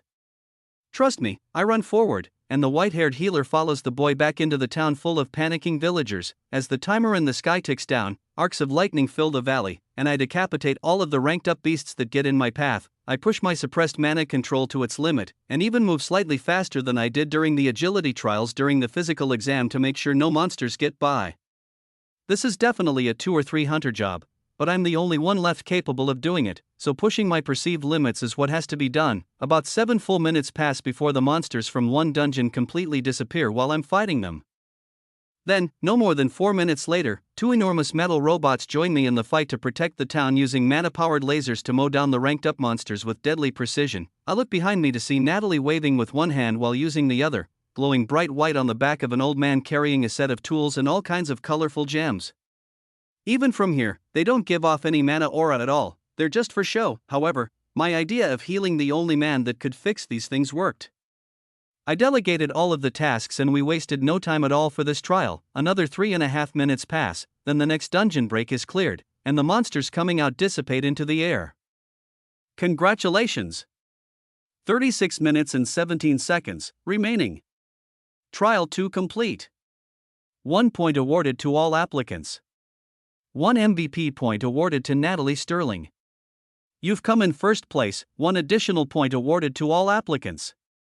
Please rest until your next trial begins. The whole desert scene fades away, and we're left in a white room again with an open silver door leading back to the resting area. Marcy and Dane are both sweating hard and out of breath, while Natalie looks somewhat pale from healing the mechanic. However, the room fills with excitement once we look at the leaderboard on the ceiling and everyone realizes we just won a round.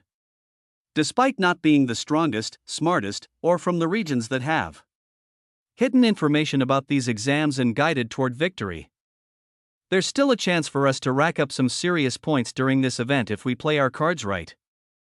Chapter 538, it takes more than 5 extra minutes for the Apex Elites team to finish up this trial. According to Natalie, there's a more battle-equipped healer on their main squad. He is their tank with an extreme strength skill, but also has a similar healing ability that must have healed the mechanic in the same way Nat did to get a time like that. However, their bit of lag time behind us must have been the need to allocate more hunters to defending the village from rogue monsters. One team must have been sent to clear both dungeons individually while the other stayed behind in the valley to fend off the dozens, if not hundreds, of monsters attacking. I keep this bit of information to myself as it takes another 15 minutes for any other teams to finish this round. Once the timer runs out, there are even 4 total teams that don't finish and miss out on the basic completion points. Even after the long rest we're allotted, I can tell that the stamina of my teammates is not going to last forever. Ember and I may be able to play these games for hours or even days on end without having to rest. At the rate that I see the other 3 restoring their MP and even HP after a simple round like this, I realize soon I'll be doing some of these rounds solo with Ember. This becomes more and more clear as the rounds go on. Trial 3 begins, and we're put in a large open icy cave environment.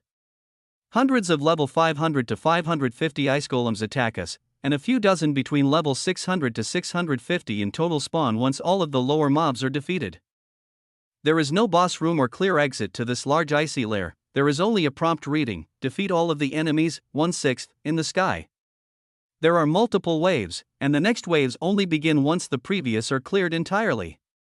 We take about 40 minutes to clear all 6 waves, and once the trial is complete, we come in 4th place. Ember wins the MVP point, as he must have gotten the most final blows on the golems. The 4th trial is a similar event, with a clear goal and no way to really cheat it. We have to escort 3 carriages through a mountainous region and protect them from enormous monkey creatures that wield fire magic. We also come in 4th place this round. And I win the MVP point, but I'm unsure how we could have won either of the last 2 events. The team of elites from the Apex region has somehow won every event so far other than the one we managed to squeeze a victory. I come to the conclusion that they're definitely working with more information than us. However, it may just be that they're strategically positioning their most capable hunters to complete the tasks. I believe this is the case because when they come in 1st place and win the bonus points, not all 6 of them are always rewarded. It's only a select few, meaning they've already begun to leave hunters behind during certain trials. It's clear that both Dane and Natalie are nearing their limits after the labor-intensive trials we're completing. Dane has been giving it his all, launching hundreds of long-range attacks and contributing a lot to our battles, but he can't continue at this rate. Natalie healed up Marcy's arms after the ice golem dungeon as she was frozen pretty badly from continued exposure, while Dane got caught up in a large fire attack during the escort mission. Marcy is holding up fine after the heal, but Dane and Natalie are considerably weak. Both Ember and I are still not showing any signs of wear. They stay behind during the 5th round, and I assure them we'll pass it and get them points. Since the 2nd round, where we managed to luck out on a 1st place win, the Apex region team has been hoarding all of the 1st place bonus points since. While out of the 66 applicants on the board, I'm in the top 10 because of my MVP points and extra points for the 2nd trial, I still want to try to get ahead of some of these Apex region hunters. It's not like they've done anything in particular to make me want to defeat them. Top 12 is all I really need to place in. I'm just feeling competitive and see a challenge in front of me that I want to accomplish. My guess is I'll have a better chance at doing so once we get to the later trials, and even these elite hunters must get tired at some point. The 5th, 6th, and 7th trials go similarly to the last 2. They're dungeon breaks, having to save stranded hunters at checkpoints and protecting villages from hordes of monsters. Dane joins us for the 7th trial after he's rested up, but it is one of the most intense ones we've faced so far. The 7th is another multi-wave trial, and some of the waves even consist of multiple level 675 monsters. Ember and I push our speed and striking power to the max, clearing out waves of ogres, serpents, orcs, giant scorpions, and even some unique humanoid monsters. Dane is overwhelmed by the ruthlessness, strength, and pure power of some of the monsters after a few stages go by. He's hit hard by a few attacks and stays high in the sky to wait out the rest of the waves while we continue to battle it out. Stolen Story, please report, we come in 3rd place for this stage. But surprisingly only 5 total teams even passed this trial. This makes Dane feel much better about having to sit out the strongest waves. Marcy holds up very well, but after 7 hours of straight fighting monsters at and above her level, even she begins to get fatigued and exhausted, especially from the healing procedure done after this 7th trial to mend some of her deep gashes and burns. Dane is healed up too, but falls asleep to fully heal once the process is complete. Every time Nat heals, her own fatigue grows too, but she understands this. Is part of being a team player. While the HP potions provided can heal standard injuries and slowly heal flesh wounds, some of the larger injuries being tanked would take many days to heal or even longer if not for our healer. No one on the team would be taking the risks in battle if not for this insurance. Moving on to the 8th round, I can tell Marcy is getting tired, but we agree this will be her last one, then she'll take a rest. I don't know how you two manage to narrowly miss injuries over and over and keep using so much mana in your attacks while not getting fatigued, but I guess it's best not to question it and just be glad you're on my side. As she says this, I realize Ember and I have been outputting hundreds of thousands of MP over the last few trials like it's nothing. I remember back to one of the exam questions about how much rest time a hunter needs after exerting 0.1% of their mana control.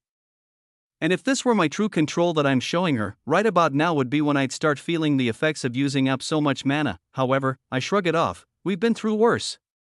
Don't worry about us. Once the door opens and we walk through, the three of us are stranded on a desert island. The sky is covered in clouds and there is fog that hovers over the sea in all directions, limiting our vision to a few dozen meters ahead at most. Text pops up in the sky next to a timer. Memorize the pattern of safe stones to make it all the way to the final island. You have 55 minutes to make 100 steps. You must travel from step to step in order to complete this trial. Go back to the start as many times as you wish. But if you step on a danger stone, you have failed to complete this trial. As soon as we read this, massive rocks float up in the ocean in rows of 3. 2 of the rocks are red while 1 is green on every step. Is this some kind of joke?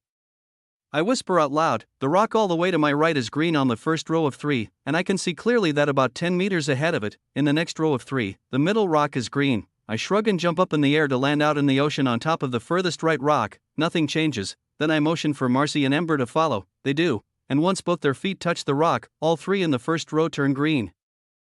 However, when I look further out into the ocean, all of the other rocks that were lit up red or green in the distance turn gray and dull. Well, it was the middle one, I'm sure of it. I jump another 10 meters off to the middle rock on the second set, and once Ember and Marcy follow, the second set of 3 gray rocks turn green. Interesting. I don't remember what the third set looked like at all, and neither do either of my teammates. Marcy speaks up. Well, it said we can restart as many times as we want, right? I nod. Right. We all fly back to the starting island, and once our feet hit the sand again, the rocks reset. 100 sets of 3 massive boulders trail off into the ocean. 2 are red on each one, and 1 is green. I stare off into the sea thinking about how exactly we'll remember this pattern in such a short period of time. A few minutes have already passed, and every second we wait will only add up to make this problem harder. It is possible if we concentrate hard, and split it up by taking 33 to 34 each, flying over the entire puzzle and memorizing as much as we can. That could work. But there must be another way. Marcy proposes exactly what I was thinking, and Ember agrees that it's possible, but there must be an easier and faster way to complete this challenge. The corner of my lips curl upward as I shove my hand into my fake item box and pull out a bright blue recording crystal. Emery, you're right. I think we have a much more efficient option right here. I imbue mana into the gem, then float up in the air with lightning crackling beneath my feet while the recording crystal records a lifelike image of whatever I pointed at. I turn back to the 2 still standing on the island. Stay here. I'll be right back. With the crystal pointed down at the rocks, I lightning step high above every one of them until I make it back to the final island we're supposed to reach. Considering we haven't stepped on the first rock yet, the green and red patterns showing which rock is safe to jump on are still visible on all of them. There's no need to memorize the pattern anymore now that I have a perfect picture of the answers in front of me. Once I get back, I set the recording to play, and we hop from rock to rock with confidence, turning every one of them green, making it across the entire maze in less than 10 minutes. Once we all step foot on the final island and all of the rocks are glowing green, the simulation around us disappears, and the silver door appears with a message above it. Congratulations. 44 minutes and 52 seconds remaining. Trial 8 complete. 1 point awarded to all applicants. 1 MVP point awarded to Ray Anderson. You've come in first place. 1 additional point awarded to all applicants present. Please rest until your next trial begins. I can't help but wave an excited fist at the door. Take that, Apex region. 1 step closer. We just need to do that a few more times. Ember chuckles. You really want to win this thing now? I thought top 12 was all we were aiming for. I shrug and walk through. It can't hurt to win in this event. Thanks to that written exam we're still pretty far behind. I say we get a little more serious. I turn back and nod. It's time we start using our ranked up buffs. No more conserving energy. Through our telepathy link, I send a message to Ember explaining that what I meant is we should start using a little more of our power because based on Marcy's body language, she's about to take a break too, by saying we should start using our buffs if there is anyone watching us through the surveillance system. This will be a proper explanation for any odd jumps in power. If it's just going to be Ember and me completing trials alone for a few hours while the rest of my teammates rest, we might as well make the most of it. As the silver door closes behind us and we make it back to the resting room, Marcy pops open another MP potion and sits on her bed, staring across the room with a puzzled look. Who are you two really? Chapter 539, Ember and I look at her cautiously, not answering. So, she elaborates, I've been to the Bedrock region plenty of times for private missions. I've never seen hunters like you. Your stamina, mentality, even fighting instincts, something is up. That blue crystal that took videos of everything it saw. How'd you even get your hands on one of those? I've only ever seen association officials use those. There's another long pause, however, this time I do reply while looking her in the eyes. I don't think any of these questions need to be answered. How would you like it if I started digging into your past? I can tell she's really just curious, but based on the heavy aura of foreign mana in the room, I can tell everything we're doing and saying is being watched and analyzed. So, to nip this conversation in the bud, I decide to take a risk and open my telepathy link with her. You want to cause some havoc, right? The stronger nations are used to always controlling winning spots with their elite hunters in the B-class exams. Her pupils shift, and I can tell she's very confused about the voice in her head, so I speak again. I don't feel comfortable talking about this where others can listen. This is telepathy. A special perk I acquired after. Actually, I won't elaborate. All you need to know is that it's how I coordinate attacks so flawlessly with Emery. I'd appreciate it if you kept it a secret from the association as well. She nods once, and I peer over to Dane and Natalie, then to Ember and continue through my link. What if a few extra applicants won this year's exams? Wouldn't it be fun to place higher than the chosen elites from the Apex region and reject their honorary B-class license anyway? She replies through the link, well, if you put it like that. A scenario like that would be satisfying. I grin as she nods once, then replies out loud to split the perceived awkward silence in the room to make the conversation seem natural to anyone listening in through a surveillance system, right? I guess I don't know much about you, and you don't know me. Let's just do our best to win this thing. Ember stands up and lets out a long sigh while stretching his arms. Well, I'm glad that's settled. I wonder if any other teams are going to figure this trial out. It takes over 30 minutes for the Apex Regions team to finally complete the trial, and after them, only 2 other teams even manage to finish before the time runs out. Marcy decides to rest while Ember and I continue the trials. While she's up to do more, it would be best to have her and all the others fully rested by morning to help with the later trials at full strength. Once Trial 9 starts, it seems clear that many teams are taking a similar strategy. We get another standard dungeon collapse trial, and Ember and I speed off through the sky to the end of it without waiting at all. We disregard any hunters that need saving and plunge right into the boss room. There's a huge humanoid tusked giant creature with many minions that spawn inside. However, we aim straight for the vitals and don't have any teammates or baggage to protect. We can go in straight for the kill without having to think about the recoil of our attacks hitting anyone at close range. The monster's counterattacks miss us by mere millimeters. It looks like we've nearly died, but both of us know that even if these attacks hit us, it wouldn't feel like anything more than a pinprick. Congratulations!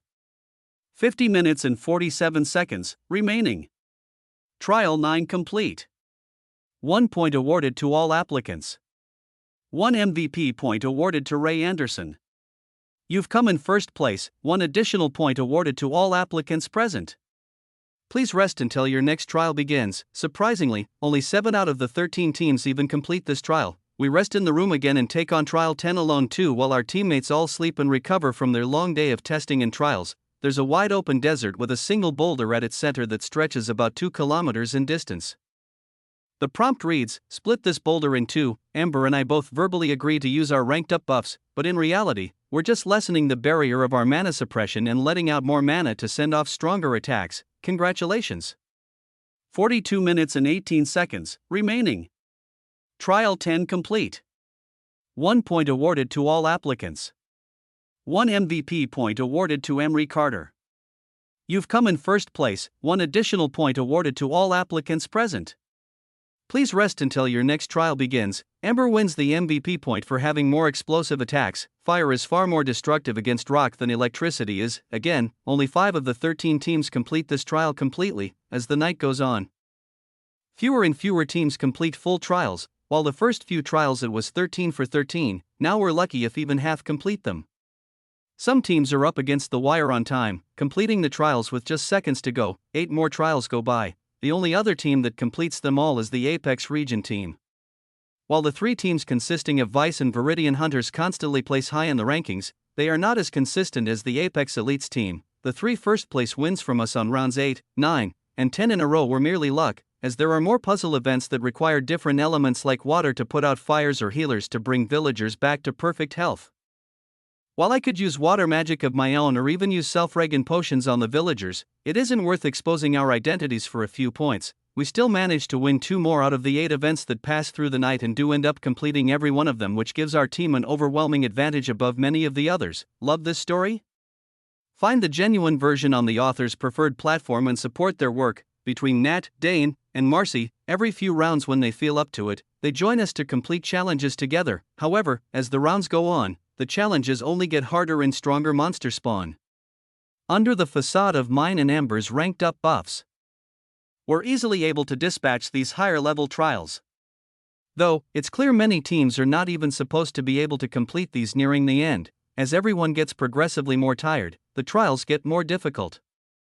Some of the monster waves have level 700 to 750 monsters. They're tough, but not impossible. It's supposed to be this way. Even so, we make it a point to clear every one of them to gain extra points for everyone. From this alone, as we move on to the 19th round, everyone on our team is in the top 15 of this stage's point leaderboard.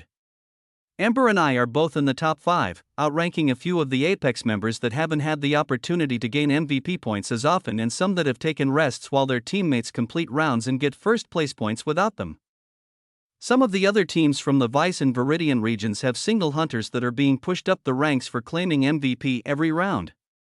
It's a smart strategy to gain personal points if you're much stronger than the rest of your team. We complete the rest of the trials, and the completion rate falls lower and lower. By the 23rd and 24th trial, there's only 2 teams that are finishing. It's me and Ember, along with the 2 elites from the Apex region. Their stamina and drive is impressive as well. We go back and forth on winning the first place prize with them on the final few rounds. However, overall they've won far more in the earlier rounds to maintain their early lead. On the final leaderboard, Ray Anderson is in 3rd place, and Emery Carter is in 4th. Scattered within the top 15, the rest of our teammates still stay, carried by the basic completion points awarded that many teams failed to receive on every round. Marcy has accepted the fact that there is something very off about us, but doesn't care as long as she's benefiting from it in the end. Natalie, on the other hand, gets increasingly confused as every time we walk out from the silver door with another stage completion. Neither of us ever need heals, and don't even touch the gear on the walls. Unlike Marcy, I don't feel confident talking to Nat through my telepathy link to explain what I need to. She's still from the Apex region. It feels a bit too closely related and loyal to the top brass of the association for me to be sharing any secrets. Occasionally, we'll drink mana potions to restore MP after long battles, but usually I'm just consuming mana from the simulation room itself to restore myself while battling. All hunters with mana control awakened are capable of absorbing the mana in their environment to a certain extent. With the occasional MP potion I take from my storage for show as well, it all seems very convincing to me. To Natalie, however, something is very wrong.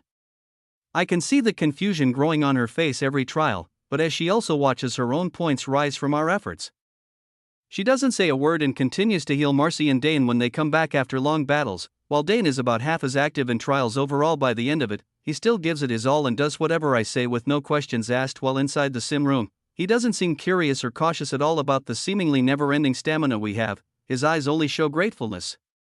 The final 24-hour countdown hits 0 when the 3rd stage of the B-class exams is over. Rodrigo's face reappears on the ceiling next to the now updated leaderboard with everyone's name and ranking on it. Congratulations, hunters, you've all completed the 3rd stage of the exams. If you're still worn out or in critical condition from these trials, do not worry. There will be a total rejuvenation and private room allotted to any hunters that wish before you all move on to the 4th stage. I hear a mechanical shifting sound behind the silver door that the simulations just took place inside. It sounds as if the room itself is being moved away. Then, the entire resting room that we're standing in shakes too, and it feels like we're being moved around in space by a huge machine. I'm tempted to use my all-seeing eye to see through the shielding around us, but I refrain from doing so. Rodrigo continues, your wristbands have now been updated with the weighted scores of the third stage. Do not fret if you feel your score does not appropriately reflect your performance in the exams so far. In the fourth stage, you will be able to show off your solo abilities in a grand event starting in 16 hours.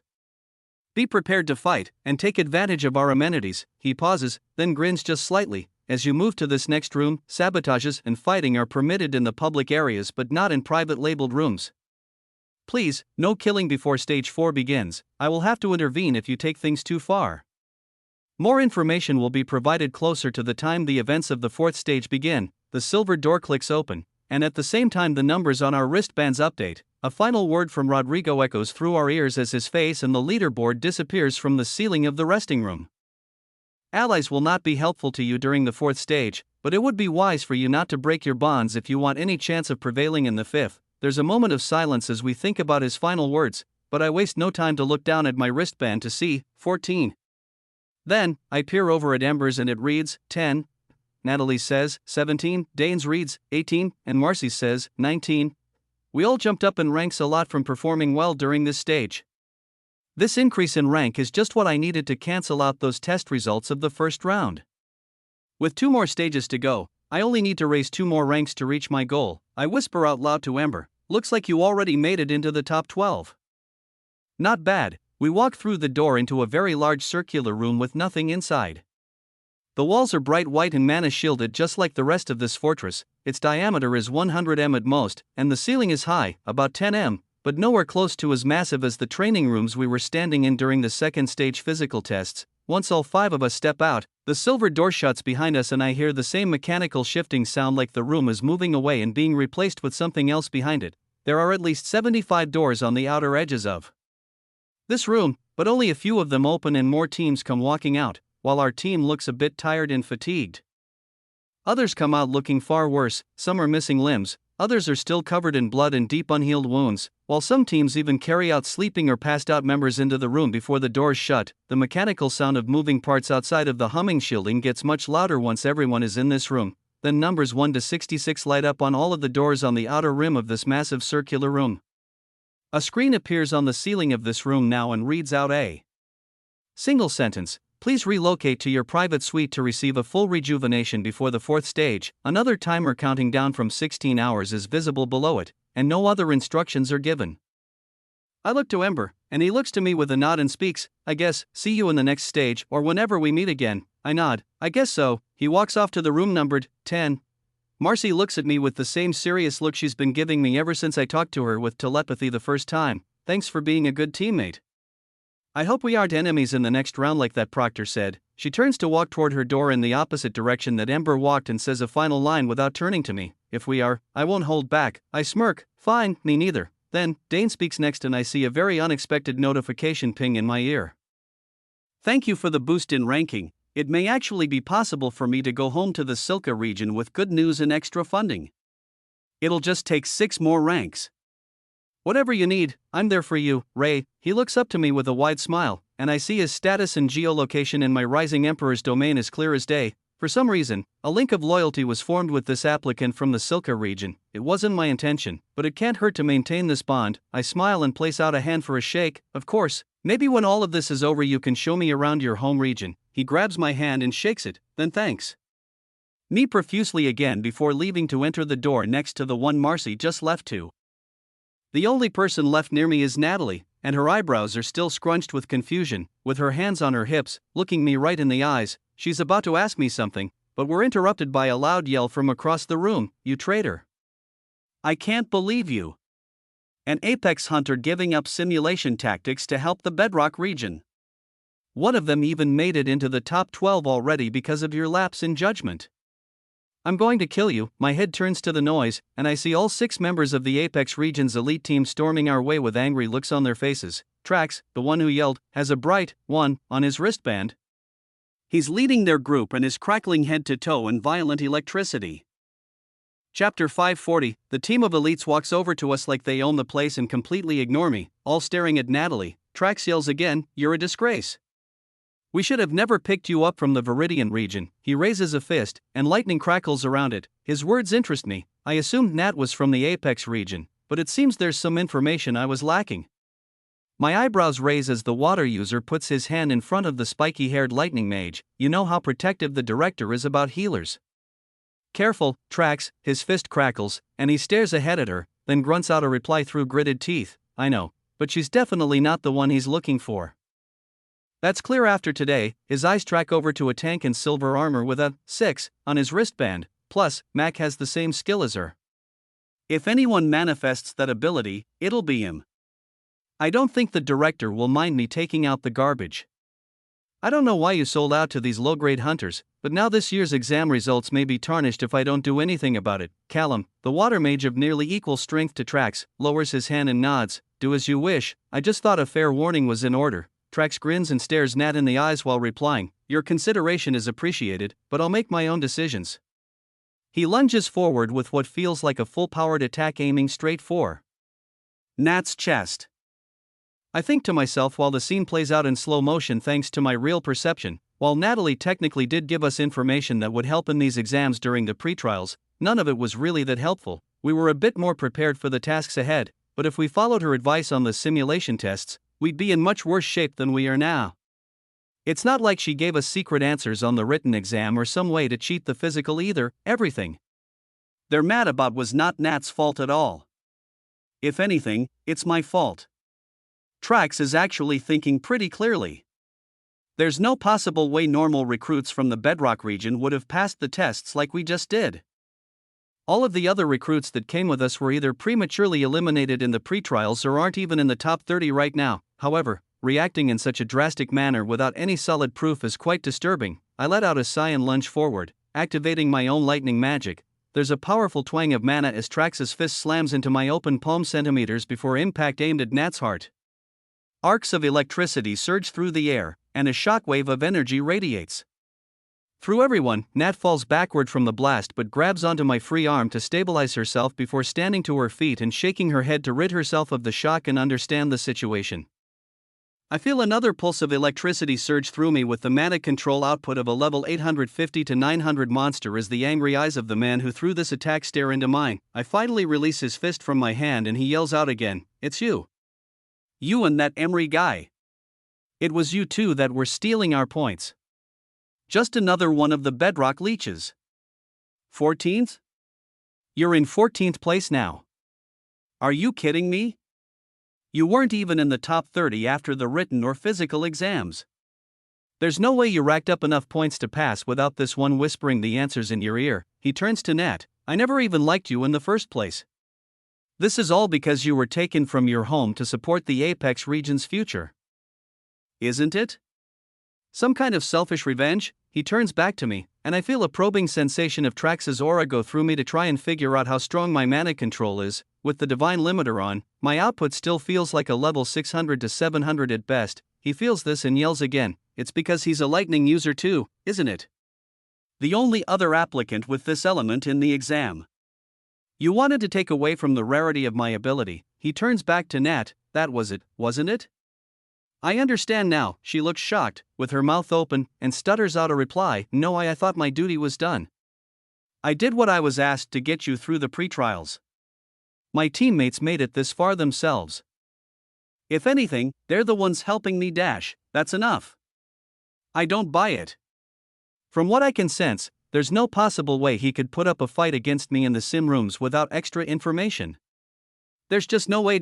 Natalie has been nothing but nice to me, and with added information that she's most likely been working for the Apex region for some reason that has to do with their director searching for a healing ability, the questions in my head only grow. One thing is for sure, though, it comes out of my mouth as I take a step closer to Trax. "Hey. Believe her. She didn't tell me anything. The B-class exams don't revolve around you, buddy." His eyes widen at my remark, and I feel a very intense power surge behind his eyes. His pupils turn yellow, and a wave of electricity bursts out to cover his entire body in the same bright yellow color as he responds, "Actually, you're wrong. I will be the next A-class hunter and train with the director himself. These exams do in fact revolve around me, and you are all merely stepping stones to my rise in fame as the association's strongest hunter. A twisted smile forms across his face, and he replies, there can only be one lightning mage that will be known across the 8 regions. That will be me. He lunges toward me with speed and power far faster than what he showed before. His energy output with this ranked up buff activated nears that of a level 1000 monster. The energy being multiplied throughout his body artificially increases his mana control momentarily to create an attack that is far deadlier than I expected. His speed has also drastically increased, far greater than that of a double ranked up monster. It feels almost like I'm facing that lightning wolf in the Vice City Labyrinth's 40th floor boss room. He is not as powerful but definitely shows the speed and agility of a level 1200 monster. With an ability like this, it makes far more sense why they were able to clear the trials so fast. If he wasn't unfortunate enough to have met me in these exams, his previous words might actually be true. The strength and capabilities he shows are far greater than everyone here and could definitely be a candidate for an A-class hunter. However, with his fiery temper and attitude toward others, showing violent hostility without any concrete proof, and a god complex that he's trying to push on everyone around him just for being pampered by the association, it really makes me want to bring him down a peg. As a lightning-imbued fist comes rocketing toward my face, I do a scan of the room and find there are less than a dozen people left here. The rest have gone inside their rooms. While I could block his punch right now and beat him to the ground, that wouldn't be a feat Ray Anderson could do with the fractions of a second left to think of a plan against an unexpected punch. Then again, a few words from Rodrigo repeat in my mind from his speech before we all made it into this room. He said, killing will not be permitted. If anyone takes things too far, he will be made to intervene. I smirk, then slowly turn my eyes to meet Trax's gaze while he follows through with his punch. I don't lift a finger or even attempt to block it. His expression shifts for a moment, as my reflexes and perception of the situation shouldn't be this quick. At the same time, a circular panel in the center of the massive room opens up, and a flash of light pours out, wearing a golden collar. A blast of electricity and light magic follows, and I play along, letting myself get thrown back by the blast as Rodrigo blocks the lightning punch while in his ranked up form. He yells out, "That's enough! I said you may sabotage and quarrel, but no lethal blows will be permitted." Trax looks at Rodrigo, and they both power down their buffs as I get to my feet pretending to act flustered. However, Trax lunges forward again. Rodrigo blocks him from moving forward at me with a single arm covered in light magic, but lets him yell out, "No! That wasn't a lethal blow at all." He saw it coming. His eyes, he was watching me throw that punch dash. Trax replays the imagery of my subtle smirk and eyes tracking his punch over and over in his mind, but his face turns pale as he murmurs under his breath, "At least I think. That's what I saw, right?" He looks down at his hands. Then up at Rodrigo, "But if it was, you would have seen it too. An A-class hunter wouldn't miss a detail like that." Rodrigo stares at him with a serious expression. "This hunter didn't even see your attack coming. His pupils tracking your movements may be a survival response, but there was no effort made to block or move away from the blow aimed for his vitals at speeds far faster than anything recorded in his physical exam or even during the sim trials. That was in fact an intended lethal blow." Trax shakes himself out of his trance. "Right, yeah right. There's no way he could have seen that. He wasn't even top 30 in the written and physical, right? He's not even top 12 overall now. I don't know my own power sometimes." He smiles, chuckling a little, nodding, and reassuring himself of this fact while Rodrigo responds, staring at everyone here with stern expressions, "I don't care if it was an accident or not. I'm just here to keep the peace. If you really want to kill each other that badly, save it for the tournament event in the next round." Everyone's eyes widen at this statement, as Rodrigo just dropped a major hint about the 4th stage. He jumps in the air as the circular hatch in the ceiling opens again. "No more talking. Get to your rejuvenation rooms and stop causing problems. You've had a stressful first 3 trials, be glad you've made it this far. Heal up and mentally prepare yourself for the next stage." He watches us from above and doesn't disappear into the ceiling again until everyone walks back to their room. I walk in front of the door labeled 14, but turn around one last time to get a look at the large circular room as the silver door behind me opens. The angry gaze of the lightning mage is locked on me from across the room as he stands in front of his open door too. I lock eyes with him and give a convincing stare back, as it seems I've accidentally made quite the aggressive and strong rival to deal with in the upcoming rounds. Our death stare across the 100-meter room holds for about 5 full seconds before the ceiling turns green and a new announcement rings out in the tone of a woman's voice I've never heard before. "Attention all applicants. Stage 1 written test results have been reviewed by our proctors, and the machine-graded scores have been manually updated to include more creative solutions. There have been a few slight changes. Please review the updated rankings. I can hear and see that the same message is being played inside the room behind me, so even hunters inside their private suites are getting this update too. As the message flashes a few more times, then a display of the updated rankings appears in front of us. My emotionless stare turns into a smile, and Trax's turns to one of disbelief. Chapter 541. The list of rankings on the ceiling shifts around, some of the numbers above the silver doors in the room. Shift 2.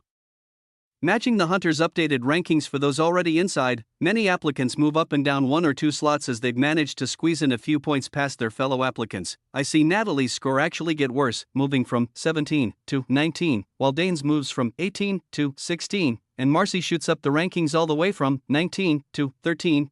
Ember moves up in the rankings 1 slot too, hitting 9. My grin grows as I see myself move all the way up to position number 5. The first 4 slots are still filled by Apex region elites, Trax and Callum taking first and second. It seems that portion of the written test where niche association hierarchy knowledge is still holding me back a little. But my in-depth explanations of scenarios and training tactics were enough for the experienced proctors to see that a majority of my answers were correct where the machine didn't. I call out across the room while taking a step back into the rejuvenation room. What was that about me not being in the top 12? Ha! Looks like it was just a system error. My laugh echoes through the room as the perfect 1 to 6 rankings of the elites are broken up by a rogue no-name bedrock hunter. While the silver door begins to slide shut, Trax's angry yell echoes back. This is another trick. You've cheated again. I'll kill you in the next trial and prove you're nothing. You do not deserve to rank this high. Just wait. Wait until I get my hands on you without that A-class holding me back. I make a final glance of eye contact with him, looking forward to it. The door clicks shut, and a wave of hot soothing mana rushes into me from the floor and through all of the walls. It's at least 10 times as strong as the Golden Lounge in the pretrials. It is very impressive and would certainly speed up natural healing to a significant degree, however based on some of the injuries I saw on the other applicants. They're going to need a bit more than just a mana bath to bring them back to 100%. I take a stroll of the small 10m by 10m room to find a bed, a large desk and chair, food, potions, and a complete wall of armor. Pendants, weapons, and all kinds of unique-looking high C and low B grade gear. A message above the items in glowing holographic text reads out that I should help myself to whatever I desire. On the ceiling of the room, a 16-hour timer ticks down and the live ranking still sits there without moving. After a quick scan of the items on the wall, I confirm there is still nothing worth taking. I walk over to the desk and comfortable-looking chair, then sit down and take a deep breath of the fresh mana flooding through my veins. A few hours pass as I fall into a peaceful trance-like state while absorbing just enough mana to not be abnormal. Then, my concentration is disrupted by a light dinging sound and a new text screen on the ceiling. A personal healer will arrive shortly. Any additional injuries will be rejuvenated now. Seconds later, the silver door at the back of the room opens and I turn in its direction to find a level 994 woman with silky blonde hair that waves in the air below her waist. She has the same legendary grade, soft heal, skill as both Natalie and that tank healer from earlier. However, this woman has the mana control of a hunter that has far surpassed the double ranked up status. It's surprising she hasn't hit level 1000 yet given the mana radiating off of her, but I have a few guesses as to why. When the golden collar around her neck enters my field of vision, her eyes are a dull blue. It looks like there is no life behind them. However, she still smiles and keeps her body language graceful as she walks over and speaks in a steady tone. Please show me where any lasting fatigue or injuries may be after your trials. I will make sure you are able to fight at full capacity before the next stage. I stare forward for a moment, still looking her up and down as she comes to a halt in the middle of the room, staring back at me with a lifeless gaze. I shake my head, no thanks. I feel fine already. She doesn't move, still staring forward, and replies in the same tone. I insist. You may have injuries you're not aware of, Mr. Anderson. I stand up from my desk and look back at her. I said no thank you, I've already fully recovered. There are applicants that need your heals much more than me. She nods. They have already been assisted. You're next in line for a full heal. Please allow me to do my job. I need to make sure you're in your top fighting condition, that is all. I reply back with lightning flickering in my eyes. I don't know what your deal is, but I don't want whatever treatment you're offering to give. If you lay a finger on me, I'll be less ready for the next trial than if I'm left to my own natural healing. Surprisingly, she nods and takes a step back. That is a satisfactory response. I find no visible injuries and your mana control base appears to be stable. As she turns to leave through the door, she mumbles to herself. You Bedrock applicants sure are difficult this year. The silver door clicks shut and the messages disappear to leave me in a blank room again with only the timer and rankings. Her odd behavior is one thing, but it leaves my mind as the fact that she left without much of an overreaction means she most likely wasn't trying to do anything devious. The thing that interests me most as more hours pass in the rejuvenation room is that woman's skill. Trax's words about the Apex Region's director and his obsession with healers stick in the back of my mind as I try to piece together this puzzle. I've come across other healers in my travels through cities when I do broad scans, while this soft heal skill is far more efficient than the surface heal, HP heal, self heal, and various other lesser healing abilities I've found. It's not like it's a unique or overpowered skill like the restore skill Abby has. Whatever the director is looking for here, it's either way over my head and has something to do with this soft heal skill that I can't understand, or a far more likely option, the director is looking in a totally wrong direction. Whatever it is, my only hunch on the matter is thousands of kilometers away underground cultivating chi beneath Valor City.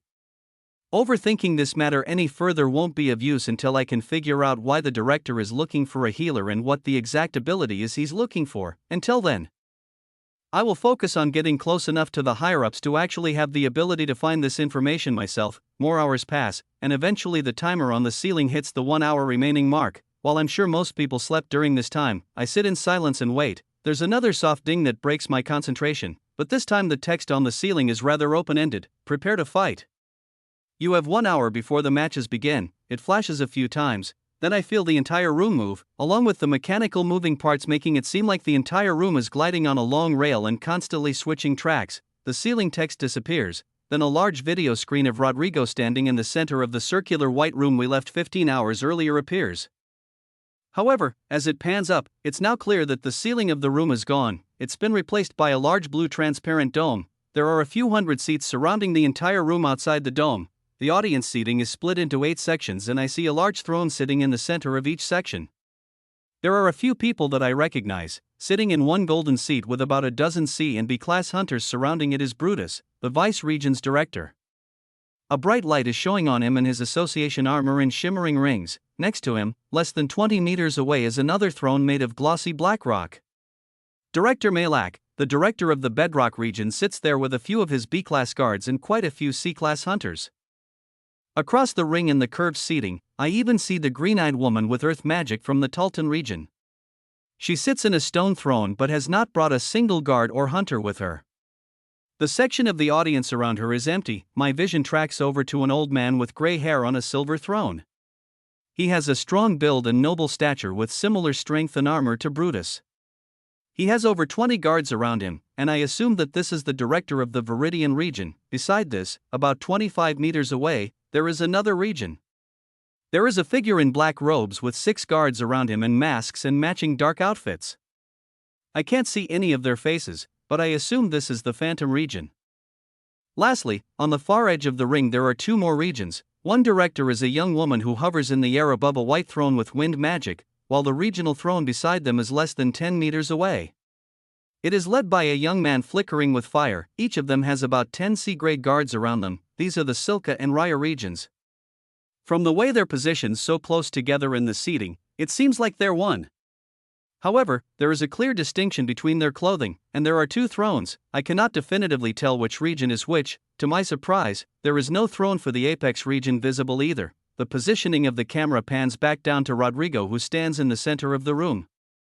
Attention, applicants. The 4th stage of this year's B-class exams will begin shortly. He pauses, and the screen on the ceiling of my room splits in half to show the ranking again as he continues. We will be holding a tournament to display each individual hunter's strengths and weaknesses in a solo match environment. The ranking boards with all the individual hunters' names start to move around and form groups of 2.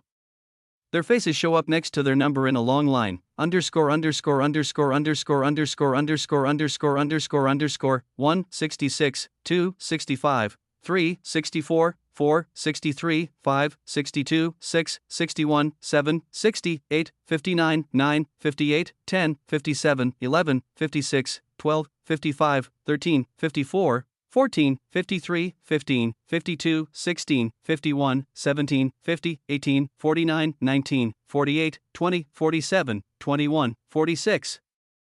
22, 45, 23, 44, 24, 43, 25, 42, 26, 41, 27, 40, 28, 39, 29, 38, 30, 37, 31, 36, 32, 35, 33, 34, underscore underscore underscore underscore underscore underscore underscore underscore underscore. It seems the lowest rated applicants are matched up with the highest. Only one line comes up from each pairing and it leads to two new blank spaces where the line from another pairing meets. The winner of each match moves on, making the chart look like a pyramid. There is a single blank space left for the pairing of two at the top of the chart for a final event. This will allow for the highest rated hunters to make it to the later rounds and won't have the most intense matchups first. This means it's already skewed in favor for the higher ranked hunters to do well in the tournament. Middle ranked hunters will be the only ones fighting fair matches, at the start at least. This works in my favor, so I don't mind much. My eyes scan the numbers as Rodrigo continues to speak and explain. You will be fighting in 2-minute rounds. The winner will be decided by death or verbal submission. He smirks and holds up a pendant. Of course, you will be given a protection item that ensures your safety. This is given to make sure no valuable association hunters are unnecessarily killed, but also to make sure you don't hold back and show us everything you've got. He points up to the circular seating that wraps around the mana-shielded fighting pit, if both parties are still standing after the 2 minutes are up.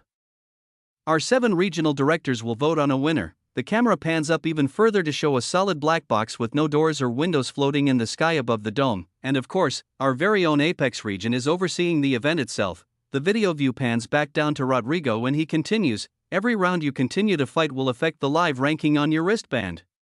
If you win a match against an opponent of a higher ranking than your own, this will allow you to rise in the ranks. However, if you defeat an opponent at a far lower rank than your own, it won't affect your own ranking at all. He pauses and smiles. With that being said, all of the rankings are weighted.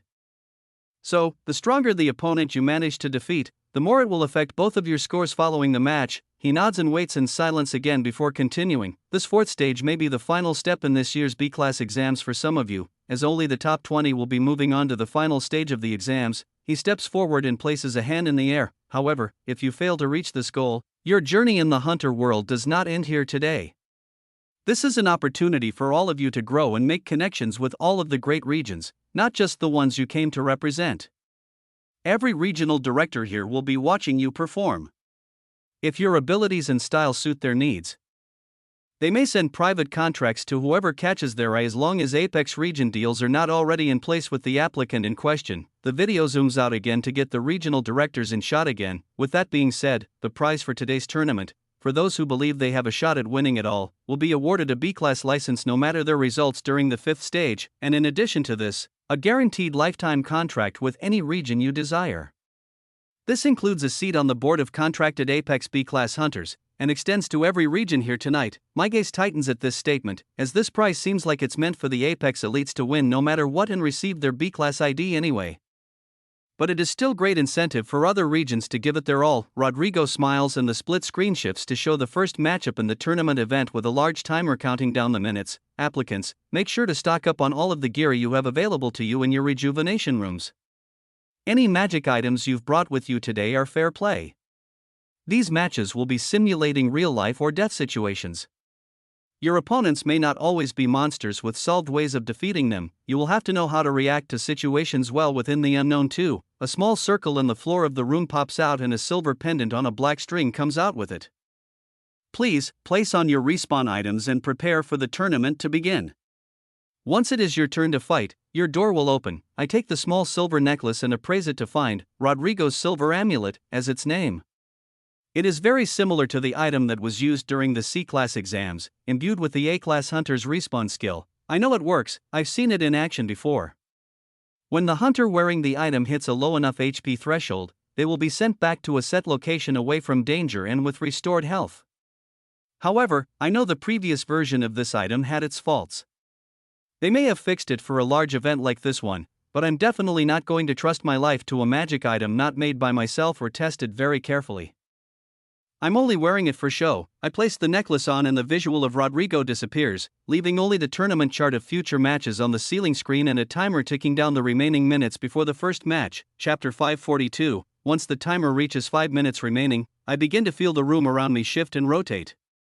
The ceiling lights up green with a new message telling all applicants to move to the front half of their rooms and equip all items necessary to fight. I do as it says, and a wall comes out of the floor, cutting the room in half and leaving me staring at the silver door. Soon after, the mana shielding around the front half of the room falls away, revealing heavy-duty glass imbued with the same blue mana as the shielding that makes up the dome. Even the silver door fades away into a semi-transparent material. As I look around, the walls of the fight area are all made of the same see-through substance.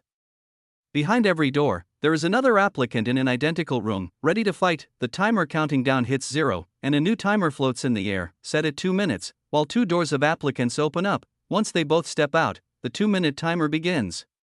However, it is paused at 1 minute and 58 seconds. After a bright flash of lightning fills the arena, Rodrigo's voice fills the room. In the fight between applicant 1 and applicant 66, Trax, from the Apex region, has moved on to the next round. There are a few laughs that ring out from the audience above, but the next match starts almost immediately after, and the same result occurs. The clock is stopped mere seconds after it starts, following a massive blue flash of mana and a barrage of water jets. In the fight between applicant 2 and applicant 65, Callum, from the Apex region, has moved on to the next round. The following 2 rounds are the same as of Fire and Wind. User from the Apex region both demolish their opponents in seconds. Then, my turn comes, and the transparent mana shield door opens up to put me in the fight ring with applicant 62. He's sweating all over and holding a long silver sword along with armor that I'm positive came from the resting room rack that we were both just offered items from.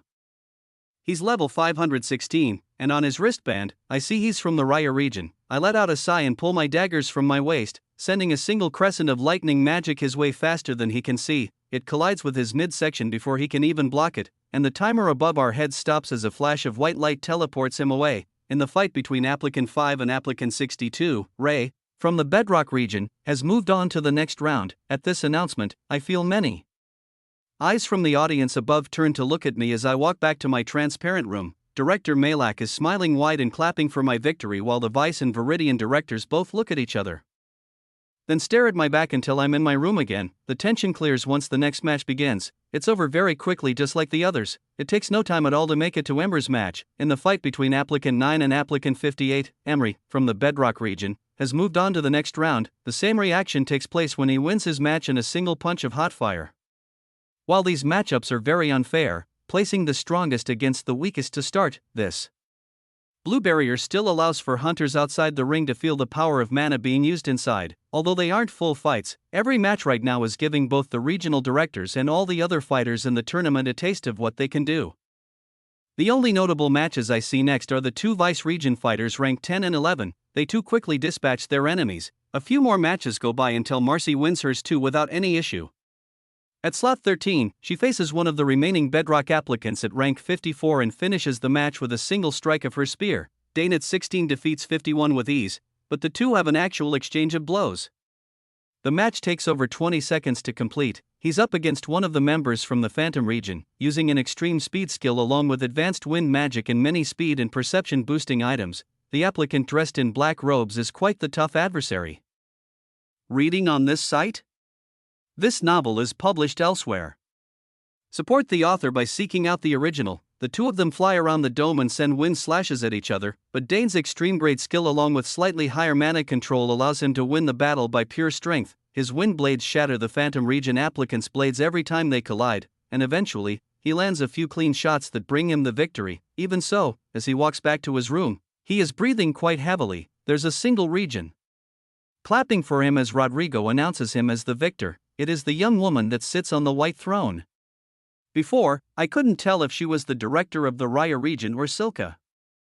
But if she's rooting Dane on, then my guess is this woman is the director of the Silka region. As I observe her much closer, her eyes, hair color, and facial features share traits with Dane, but it must be a coincidence. Before I think of this too much, the next match begins, and applicant 17 defeats 50, another applicant from the Phantom region in a match that also takes more than just a single blow. Their brawl goes similarly, with 17 just scraping out a victory because of a difference in mana control and element strength. The next match is 18 versus 49, and the outcome that takes place is not what I expected. Applicant 49 is from the Phantom region, just like the last two fighters. However, he doesn't have an elemental skill. When I look at his status, all I see is one called Shadow Step, and its legendary grade. When the match begins, he lunges forward with a black sword in hand, then disappears right before 18 lands his attack. The Ice Mage in the ring is a strong fighter from the Viridian region that carries large white ice-imbued axes. If the man in black robes was hit with the attack that was hurtling toward him, he would have been killed on the spot. However, he's nowhere to be found. The audience goes silent for a moment, and the Ice Mage looks around the ring, waiting for the announcer to call out his name as the winner. It looks as if this fighter was teleported away. Possibly the teleportation magic was just not present or masked by his black robes. Many theories are thought of, but when he reappears behind the Ice Mage and shoves his black sword through the hunter's back, thrusting upward to eliminate him on the spot in a flash of white light, the audience realizes what has happened. He puts his sword back in its sheath and bows, then walks back to his room as Rodrigo announces him as the winner of this match. No one claps, not even his own regional director. Although, I do see him give a subtle nod of approval. The room is eerily silent until the next match begins. Natalie walks into the white arena in new armor from the preparation room. Along with 2 silver daggers in her hands, number 48, her opponent, is another applicant from the Phantom region. All 4 of them are right next to each other in ranks. Given their abilities so far, it seems like they did very poorly on the written exam, decent on the physical, and all shared the same score for the simulation trials as they are clumped together here. However, their fighting capabilities are far higher than their base rank shows. Natalie is the opposite. Her knowledge in the written exams and contribution as a healer during the simulation trials is what brought her rank up so far. The worried expression on her face shows that she is thinking exactly the same thing. In a battle of pure strength and mana control, she has no chance of winning and moving on. After the verbal disagreement she had with Trax before this tournament even started, her losing a match like this will only add fuel to the fire. I do a quick scan of both of them as they face each other in the ring. The Phantom region applicant has mana control higher than Nat's, and even an advanced earth element skill that will make for even more of a tactical advantage. He uses an earth-imbued longsword, and all of his dark robes are imbued with speed and agility buffs just like the other applicants from this region. The match begins, and as he sprints forward, it's clear that Natalie is most likely going to lose this fight. There's a bright clash of mana and stone as they collide in the center of the ring, and the earth sword clashes with Nat's enchanted silver daggers. She manages to block the first incoming strike but is blown flying backward by its force to slam backfirst into the side of the ring against a random transparent door about a dozen rooms away from me. She coughs up blood but gets to her feet in time to see the earth user ruthlessly coming in for another attack. My eyes wander around the ring, and I see all of the Apex elites watching the match with their arms crossed and smug looks on their faces. Their internal affairs have nothing to do with me, and as much as I want to see Nat win and rub it in their faces, I whisper to myself and try to think about the situation harder. Does it really matter if she wins or loses? In the same instance, Nat is hit with another heavy slash from the earth user. Only one of her daggers manages to land a clean block, allowing his sword to slide by and rip a gash through her side. Blood stains the white floor as she jumps away to dodge his second incoming strike in the same motion. Her eyes are still sharp and her breathing is heavy. Nat grips a dagger with one hand while dropping the other and using her now free palm to heal up her side to make sure at least the bleeding slows before anything else. She could surrender at any time, but is still looking for a way to fight back. The muffled yell of Trax comes from behind his transparent door as the direction Nat managed to flee from her attacker is right in front of his room. You'll lose. Ha! You'll lose to a lesser region. And you'll drop below ranking 20. Once I win this tournament and get a place on the Apex's B-class board, I'll make sure you never get your license no matter how many times you reapply. As he taunts her, another earth magic-filled slash comes toward her, and with only one dagger to block, she's hit again in the side and her previous wound opens up while another is created. Trax laughs and yells out as she flees again, and after today's showing, the Viridian region will never take you back either. This is what you get for betraying the Apex elites. She grits her teeth and tries to heal up both of the wide-open wounds in her stomach with one hand, but it isn't enough. Nat has to use both hands to stop the bleeding before it's too late and is completely unarmed for the attack that flies at her next. Even now, she stares the sword covered in earth magic down without fear, but I'm certain this hit will end the match. Even if her stare looks like it's full of resolve, there's nothing she can do, and she knows it. After thinking about Trax's words for a moment, and considering the prize of this tournament, a plan begins to formulate in my head. It includes securing a future trade partnership with the Viridian region and at the same time will bring me one step closer to figuring out what really goes on within the higher-ups of the Apex region.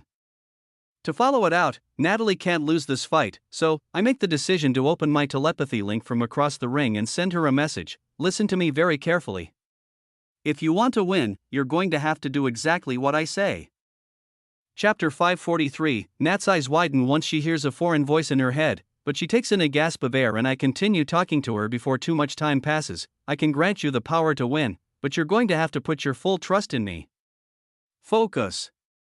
To win this battle, you must visualize me as your leader and recite these words. Nat grits her teeth, conceptualizing the situation in slow motion, nodding while I tell her what to say. The words that travel through our link are words I didn't imagine I'd be saying during my time in the Apex region, but when an opportunity like this makes itself known, I can either take the risk or lose the chance. Her eyes widen more as she hears the order I've given. Then replies through our link while she gets stabbed through the gut by an earth-imbued sword. Whoever you are. If this is true, I would do anything to win. I swear my loyalty to you, the Flame Emperor. Grant me power. Please help me. Blood gushes out from her mouth as she attempts to heal her wounds and get away from the attacker. Nat's eyes are filled with fear as her health drops dangerously close to the respawn trigger threshold. Trax's laugh echoes through the arena as the floor becomes stained red with blood. Nat mana steps toward my transparent door as the Earth user from the Phantom region follows her while charging up a final strike. To kill, I speak through the link again. Out loud. Yell it out for all to hear. Give me your trust and you'll make it home to the Viridian region. I promise you that. She coughs up blood to clear her throat, then does as I wish, yelling out for the whole arena to hear with tears in her eyes. Flame Emperor. I swear my loyalty to you. Grant me power. The power to win. While this isn't what it would take to actually create a link of loyalty, a simple verbal acknowledgement or even a strong bond of trust is usually enough to make the connection. I need something more for Nat's link to trigger in such a short amount of time. A much more simple display could have been done, even her whispering under her breath, but I want all attention to be on her once the link is created. The more flashy and dramatic the better. As a notification rings and our link of loyalty forms, my eyes sparkle with excitement. I take a deep breath and begin mentally activating portions of my Rising Emperor's domains interface to grant her 5% of all my base stats, 1% of my mana control, and the ability to now use extreme fire summoning. A full 10% of everything isn't necessary. The mana control I've shared is already overkill, the fire magic touch isn't needed either, but if eyebrows are already being raised, I might as well give them something to look at. The arena goes silent as Natalie's echoing yells cease and the only thing remaining is the earth blade aimed straight for her heart. It collides with the silver lightweight armor chestplate she took from the resting room and melts through the metal like butter. However, at the same time, she feels a warm surge of intense energy fill her body. Billions of MP worth of mana control energy enter her bloodstream, and her proficiency with shielding increases by over 1000% in a matter of milliseconds. Her baseline stats all raise a noticeable amount and are multiplied by the full set of gear she has on. Royal Road is the home of this novel. Visit there to read the original and support the author. Nat's perception of the entire arena changes. With this added level of mana control coursing through her, she mana steps out of the way before the tip of the blade can touch her skin. She can feel each individual mana particle floating through the ring. Her breaths in and out feel deeper, and she can instinctually formulate entire battle strategies before she even breathes in again. The white-haired healer places both her hands on her stomach, healing all of her injuries on the surface while turning her gaze to see one of her daggers on the bloodstained ground less than 10 meters away. Her steps feel both light and filled with new limitless power. Before the earth magic user can even turn to attack again, she's already picked up her knife and turned in the air to make a counterattack, mid-air, while pushing the blade in her grasp forward at her attacker's head. Fire begins to flicker in her eyes. Every mana step she takes forward begins to pulse red and grow in brightness. By the time the silver blade in her hand makes contact with the Phantom region applicant's forehead, her steps are flickering with flames, and the blade she carries erupts into a massive dark red ball of fire. As she follows through and slashes downward, the white transportation magic of the item around the man's neck activates, and he disappears from the ring. At the same instant I see him disappear, I deactivate my buff and take all of the stat enhancements and shared skills away from Natalie, and she falls to the floor panting as the mana-imbued flames in the air dissipate to leave the healer lying in a pile of her own blood in the center of the ring. No applicants say a word, everyone stares at the scene in the arena with disbelief. Even the regional leaders are surprised to see what happened. The Vice and Viridian region directors both stand up from their thrones to step forward and get a closer look into the ring. After over 10 full seconds of silence pass, whispers begin to build up, not only between the applicants surrounding the ring, but also the directors and their guests. No one understands what they just witnessed, even as Rodrigo announces Natalie as the winner. I can hear in his tone that he too has no clue how this match turned around so quickly for such an explosive victory. Nat manages to get up off the floor and heal herself enough to walk slowly back to her room. The most entertaining expression in the arena is Trax's face, baffled by this display. With his mouth wide open, Rodrigo senses the tension and speaks up before announcing the next event. Today is a trial to show off our abilities. Remember, applicants, there are no rules to this tournament. You may use whatever powers are at your disposal. Magic amplifiers, cursed items, and especially hidden abilities like the one shown here in the last round. Anything goes. Remember, you are fighting for your future. Only 12 of you will become B-class hunters this year. Give it everything you have. While he does this, the arena is cleaned by a pair of Apex region workers. Chatter begins to spread between everyone. And I feel my telepathy link with Ember open next. Are you sure that was a good idea? I stare forward, watching the men wipe away Nat's blood, and reply, helping her win. Yes, that is a good idea. Having all 8 regions hear the name of the Flame Emperor in broad daylight. On the other hand, I let out a sigh, looking over to Nat's room, then up at the black box above this dome. Then continue my reply to Ember. Well, it's neither good nor bad yet, it's just what has been done. I was planning on making an expansion out of the Dark Continent sooner or later. Might as well get people accustomed to this name and power now. It's not like I'm showing my face, I'm just giving them a teaser. Those who are not truly strong will fear unknown and unpredictable outcomes. My plan is now set in motion. I cross my arms and grin while staring up at the Apex region black box in the sky while the 7 regions below continue to discuss this round's events and make theories of everything they just witnessed. The leaderboards have information on each hunter's skills. Natalie says nothing about possessing any fire abilities, and this is what makes her prayer to summon this power all the more mystifying. While Rodrigo announces the next match, chatter dies down, and I share my mythic grade self-regeneration skill with Natalie next. It has passive properties to heal fatigue and minor injuries even if the user is not consciously using it. I don't say a word as she sat in the middle of her room staring down at her hands. After a few seconds, once I see the color come back in her face, I deactivate my buff and take the skill off of her status while opening another link. You did well. Her eyes open wide and I can tell she wants to look my way but doesn't. I reply before she does. You can ask me as many questions as you want once this is all over. I don't know your situation, and you surely do not know mine. However, I have a hunch becoming a B-class hunter will solve a lot of your problems. She still stares at the ground when she replies, yes. It would. Good. I get you a B-class license, and you show me around the Viridian region after the exam is over. And it goes without saying you will never speak a word of how you received this power, understood? I see a smile come across her face as she stands to her feet and watches the next match start. Understood. Chapter 544. All of the matches in the first round finish before the hour is up. The rankings get closer to even as the matches go on. So many of the final battles are evenly matched and take up the entirety of the 2-minute timer. Once the 33 versus 34 match comes to an end with 33 winning in the last 10 seconds, the leaderboard screen shows up projected on the top of the blue mana dome. There are 33 applicants left, so the scoreboard shifts and creates a brand new matchup between the 2 lowest ranked fighters. Rodrigo announces a final match to finish round 1. This is between fighter 33, who just won, and the fighter ranked 32. There were 66 applicants at the start of this trial, meaning in the second round there are 33 left. If the event organizers were to just allow one applicant to move on without fighting because of the odd number of matches, round 3 would be filled with 17 fighters, making there an odd number continuously. The best way to make things fair is to have an extra elimination match. This round, the match is close, but fighter 32 wins in the last 20 seconds of their long brawl. He walks back to his room, and the final matchups for the second round begin to shape up. All the fighters that defeated hunters at a higher rank than their own had their rank changed in real time.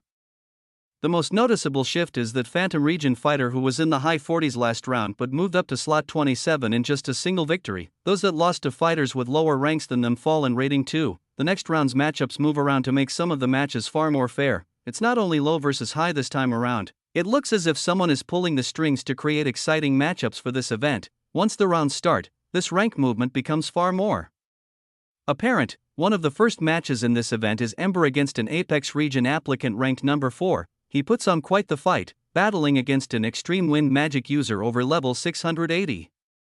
Wind blades and fireballs fill the dome. but after a full minute of battling back and forth, Ember squeezes out a victory. His speed and power during this event reached peaks equivalent to the highest skill we showed off during the simulation trials, with mana control and speed peaking around that of a 750 to 800 hunter. The match finishes with Emery Carter being announced as the winner.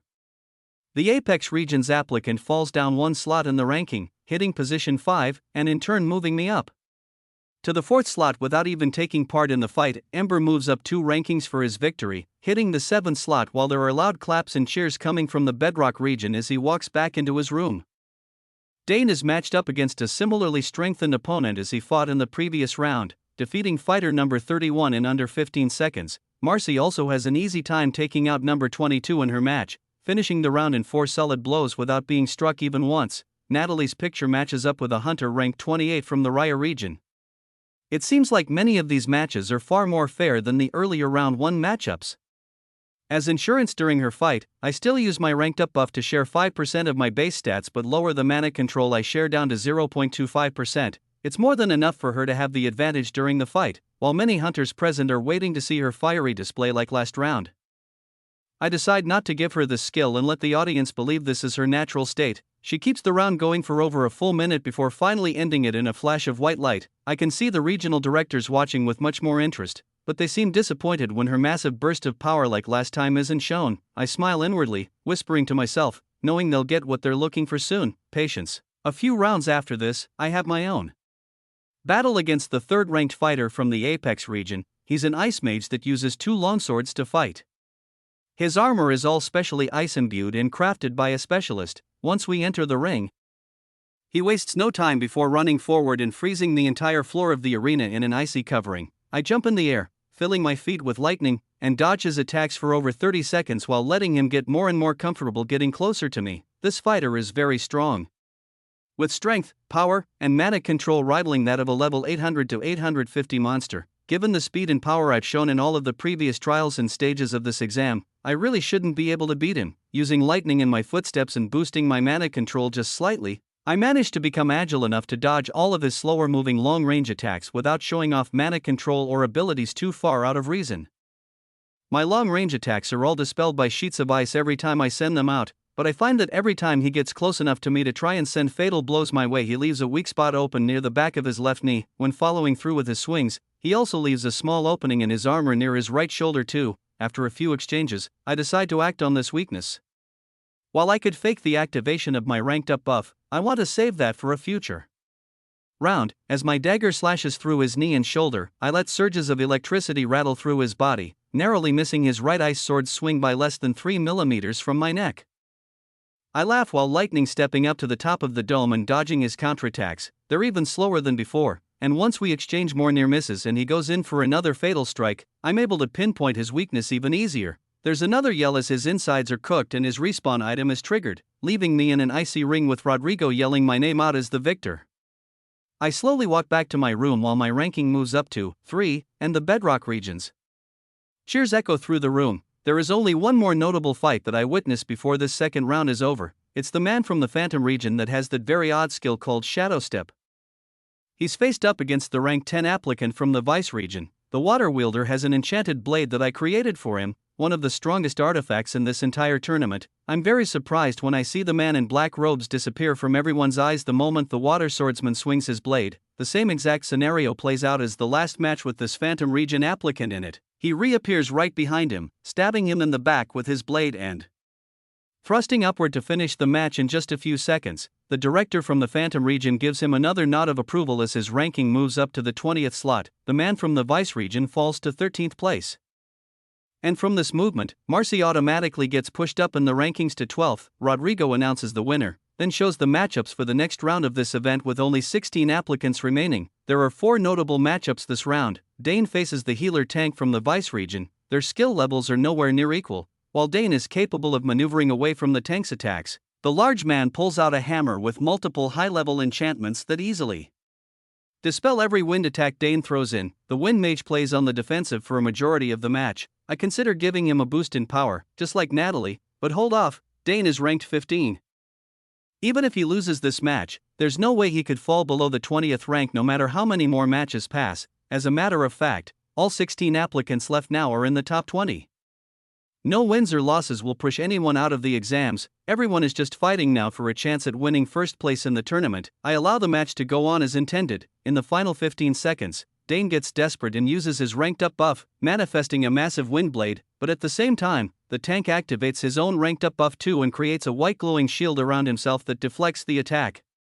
Seconds before the timer hits 0, the tank jumps in the air for the first time and lands a single deadly attack with immense speed that wasn't shown previously. Before, he was just playing defense.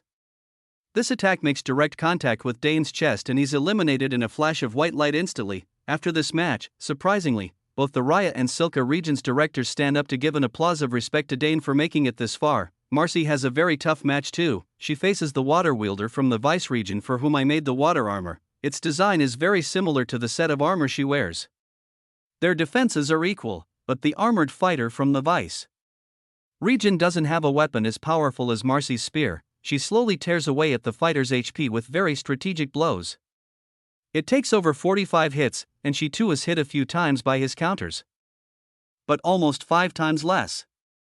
The battle finishes with a flash of white light, and Marcy is declared the winner. She moves up to rank 11 after this victory. After Ember's tough matchup in the last round, he's given a far easier opponent this time, a random Viridian region applicant ranked 16th. He doesn't hesitate to take him out in a series of blows, finishing the match in under 5 seconds. Nat gets an opponent of similar strength. One of the Vice region applicants made it to 17th place, however. This is the strongest opponent she's faced all night. Just like the previous match, all eyes are on her. To prepare, as she walks into the ring, I match the power I shared with her in her first match. And even give her fire summoning, but give her instructions to follow out. As the two applicants are left in the ring, they slowly walk toward each other. I can see the fear on the Vice region applicant's face as he walks forward. Then, Nat looks to the sky and whispers under her breath. The moment she looks back down at her opponent and the timer of the match begins, fire starts to flicker in her eyes and gasps fill the arena again as everyone witnesses the flames creep down her arms and into her daggers. Nat's mana control increases at a rapid rate, and her aura spreads throughout the ring, sending a wave of warning through her opponent. Less than a second later, a yell comes from the applicant across the ring. I give up, I surrender, I'm not risking my life against a possessed fighter. I don't want anything to do with this Flame Emperor. He kneels on the ground and puts his hands in the air. I'm already into the next round, there's no point in fighting a demon like this. Nat smirks and her flames disappear as the man is automatically teleported away from admission of defeat. While Natalie walks back to her room, there are many mixed reactions from the hunters and even regional directors. Some are still mesmerized by this power, while others are angry and are starting to think it's all just a trick. These seeds of doubt are most likely coming from the angry yells pouring out of the number 1 rated room with tracks in it from across the ring. She's a fraud. Don't fall for her illusions. So what if she won in the first round? That guy was ranked in the 40s, of course, she'd beat him. That last round too, you saw she took almost the whole 2 minutes to win. She didn't even use this so-called Flame Emperor's power. You're giving in to her tricks. She's fooling you all. These words are echoed and repeated throughout the ring. Even people in the audience begin to discuss if what they saw in that first round was real or not. Once she's back in her room, Rodrigo's voice rings out. Well, it seems we have some rumors going around about our applicants. He turns down to the lightning user that said these statements. That's enough. Let the fights speak for themselves. We will all know soon enough if these powers are real or just an illusion, as you say. There are 3 matches already made for the next round. Natalie is already set to go against one of the remaining Apex region fighters that was on the team of 6 in the simulation trials. Ember is set to fight the second-ranked fighter, Callum. Marcy is facing the healer tank that eliminated Dane this round. Then lastly, Trax's name is all alone, waiting for the winner of this round's final match to move up on the chart to face him. The final matchup is 3 versus 20. Me and the disappearing man from the Phantom region are up next. The door to my room opens and I walk out into the empty ring, taking out my lightning-filled daggers and pointing them straight ahead at the man in black robes that has won every matchup until now in a single strike. Whoever wins this matchup will be facing the number 1 ranked Apex Elite in the next round. Chapter 545, the match starts, and I point my lightning daggers forward and wait for any sign of the applicant from the Phantom region to activate their skill. Every time this man disappeared in the previous matches, it was right after his opponent attacked. I can feel his mana control, and it's nearing that of a level 700. I witnessed him defeat an opponent from the Vice region stronger than himself in seconds. I'm confident whatever skill he's using will have no effect on me. However, I do want to know how it works. We both stand in silence, eyeing each other down for a full 5 seconds. I even do an appraisal on his black sword, but it's nothing more than a 120% strength and 110% speed enchantment. He stares forward at me from behind his black mask. All I can see are his dark eyes waiting for me to make a move. I whisper under my breath, "Alright, I'll humor you. Let me see that skill of yours." I run forward to mimic the other attacks I saw him defend earlier, and just before my dagger hits him, the same phenomenon occurs. He disappears from my vision, and less than a tenth of a second later, appears right behind my back with his sword pushing forward to kill. If I were to only use the perception of the hunter Ray Anderson, I'd be killed by this attack in an instant. I didn't even see him move. This is because he didn't move around me at all. Upon activation of his skill, this hunter really disappeared.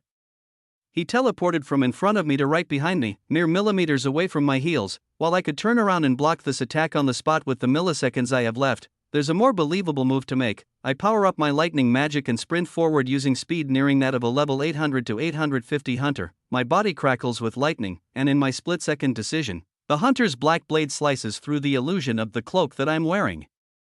The crowd of remaining applicants, and some of the guests from the 7 regions, begin to chatter amongst themselves as I narrowly miss this attack and turn toward the black swordsman again. I grin and point my daggers at him. Neat trick. But I think I'm a little too quick for you. In all honesty, I think it is a useful ability.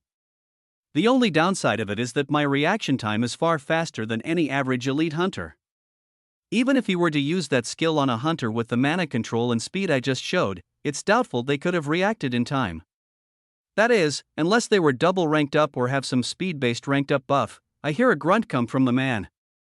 As he is probably thinking the same thing, it's far more clear how he defeated those earlier applicants with such ease now. I take a step forward and get ready for our second exchange. This time, I send long-range lightning crescents his way, not wanting to do the same thing twice. Every time the yellow static attacks get close, the man disappears and reappears about a meter away, narrowly missing getting sliced in two.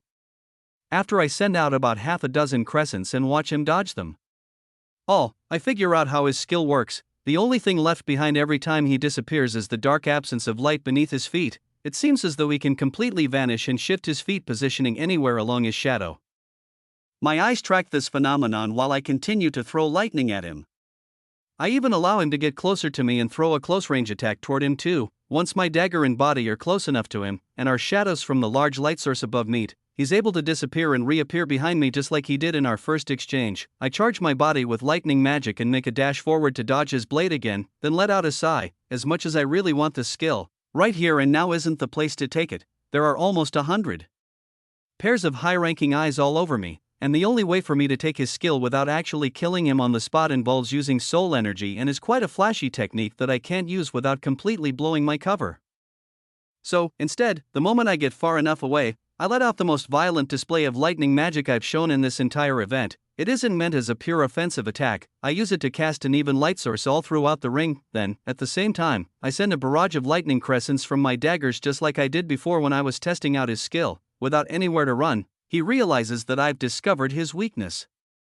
I see a dark black mist start to seep from his body, most likely the activation of his ranked up buff, but 6 crescents of mana-imbued lightning magic make contact with him from every direction before I get to see what he'll do. A bright flash of white transportation magic fills the ring, and I let my yellow static energy die down to stop the blinding light display. The Phantom Region applicant is defeated, but he's in the top 20 ranking, so I'll most likely get a chance to face this man again in the 5th stage of the exams. Rodrigo announces my victory while I slowly walk back to my room, slotting me in the next round of this event to fight the strongest fighter here. That's right. The winner is Ray from the Bedrock region. That means he will be fighting our number 1 ranked fighter next round. 2 lightning users will be facing off next. I, for one, have never seen 2 people that share this skill ever fight it out, so I'm sure it will be an exciting match. He smiles as I walk back into my transparent holding room and continues to speak. But first, let's get to the other matches in this upcoming round. 2 fighters from the Apex region will be facing off. Reynard, the Earth Mage, versus Natalie, the healer with newfound power granted to her by a mysterious Flame Emperor. Please, enter the ring. The final member of the 6-man squad in the simulation trials enters the ring. He's shaved bald and doesn't talk much, He wears armor that looks like it's made of stone and carries a long sword on his back that is almost as long as he is tall. I can feel immense strength and mana control coming off of him, similar to the Ice Mage ranked number 3 that I fought a few rounds back. Knowing this, I grant Nat 10% of my base stats and 2% of my mana control, along with the extreme fire magic for show. As she walks into the ring to face the huge earth magic wielder in her midst, the rush of power from my buff flows into her, and her timid expression turns to one of determination and confidence. She grips both of her daggers and yells for the arena to hear the message I whisper in her ear: those who doubt the Flame Emperor's power will not be saved. For what you see now is a mere spark. The doors close and the timer starts. Nat's eyes burst with flames, and the red-hot fire gets darker and darker as it travels through her arms and legs. The only color left in her figure comes from the shiny silver in her daggers and her bright white hair flowing beneath the flames. The Earth Swordsman lets out a deep laugh and lifts his blade, forming mana-dense stone all around it while dozens of sharp spears form around his shoulders and over his head. He swings it downward before Nat even gets within 10 meters of him, and a barrage of earth blades come rushing forward at the healer. Her flames grow, and her perception of the arena has improved even more drastically than her last matches. With close to 10 billion worth of mana control experience coursing through her system, fire stepping through the shards of moving earth is nothing but a graceful movement, as easy as walking in a straight line. Her daggers imbued with fire collide with stone as she twists and weaves through the flying maze of mana-charged rock shards. Mana explosions fill the entire blue dome with plumes of fire and shards of rock. Then, there's a collision in the center of the arena that is shielded from everyone's vision. So much debris flies through the air that it's impossible to see who just killed whom. Gasps come out of the applicants, and over half of the directors get up from their seats to move closer to the dome to get a better look. The Vice, Viridian, Silka, Raya, and Bedrock region's leaders all are interested in seeing what happened in the results of this match. Their eyes widen even more when the only person left in the ring once the clouds of mana and fire clear is Natalie, sitting on a pile of rock, twirling her daggers. I smile and deactivate my buffs while the arena erupts into discussion about her words before the fight. After a display like that, it's certain the Flame Emperor's power is real. I could feel her mana control rise when she spoke his name. This Emperor, they can grant much more than just fire. However, there are some skeptics. Don't you think it's odd? The only strong fighter she defeated was from the Apex region too. This could all be a ploy. Yeah, you heard what this year's number 1 said. It's illusions, they're both in on it. Nat walks back to her room while even more questions arise, but Rodrigo calms down the room with a wave of his hands. That's enough. Return to your seats. Get ready for our next fighters to face off. The winner of this next match between Emery from the Bedrock region and Callum from the Apex region will decide who faces Natalie, follower of the Flame Emperor, in the semifinals. Rodrigo grins as he slips in a nickname to continue stirring the emotions of the crowd. He looks like he's enjoying himself, because if anyone would know if there were tricks at play, it would be him. I have a hunch the reason he is playing along with my games is because he knows exactly who is causing this havoc. I cross my arms and look forward to another exciting match as Ember walks into the ring to face the second-ranked applicant, a water mage from the Apex region. This element is fire's direct weakness. So I'm curious what kind of show he'll put on to make this a convincing fight. Chapter 547, my yellow blades clash against his glowing sword of static energy, arcs of electricity filling the blue dome and shifting the color to an eerie light green visible to the audience. Instead of being surprised like the last time he saw me move at this speed, his expression shifts to a wide smile, with a battle-crazed look in his eyes. The clang of our blades echoes throughout the ring as we bounce off each other and zip through the air, colliding over 10 times a second as more static electricity fills the ring. So you really are strong. This proves it. Even a backwater region applicant from the Bedrock mines can become A-rank worthy if they have a lightning skill. His sword thrusts grow stronger and angrier with every exchange. Seconds go by, and I don't respond, while he is leagues below me in strength, and this is nothing more than a spar or an act to me. When dealing with power that reaches above a double-ranked-up hunter, it never hurts to be cautious. I continue blocking his attacks and matching his exact speed, then he yells out again. It's odd. I could have sworn we got rid of you back in the catastrophe, and there was word that the only lightning user in the Vice region happened to die during the C-class exams. There wasn't supposed to be any others. He grits his teeth and I feel genuine rage surging out through his blade this time as his static energy ripples through my daggers and vibrates through my body. At these words, as I counter, I consider what he means by this. Are lightning users really this rare? Every mention of them today has made me think so even more. and the fact that he's quoting events where the only lightning users in the 8 regions I know of have died, it only adds to the case. My expression shifts to one of wonder as I think. But this only pisses Trax off more as the battle continues. I allow him to push me back and make my movement speed about 10% slower than his, because it seems when he feels he has the upper hand, he keeps running his mouth to leak valuable information. Hey! Are you listening to me? Just because you're going to lose this match doesn't mean we're going to ignore all the tricks you've been pulling to make the Apex region look bad. I told you I'm supposed to be the only lightning user in these exams. The strongest too. It doesn't even matter if you win or lose this match anyway. I have enough points ahead of you that a second place beating me wouldn't even move me down the live rankings. The Apex director's full attention will be all mine. Still, since you made my life difficult, I'm going to beat you and send you back to the Bedrock region without a B-class license once I get on the board. As we clash blades again, I decide to activate Lifesteal and Plunderer to a very low degree. It's so slight that he doesn't even notice when he slashes back again and his sword collides with my blades. You know what? All of you, your whole little group in those simulation trials. When I make it to first in this tournament and get a say on the board, you'll wish you never even thought about laying a finger on the Apex region's business. He smirks and swings his blade down hard again. I block with both my daggers and let him push me from high in the air where we collide all the way down to the shielding at the base of the ring. It looks as if he's the one doing damage, but we're making contact with our blood-bonded weapons for almost a full half second, and in this time I drain large percentages of MP and HP away from his status masked by the violent releases of lightning magic coming off of both of us.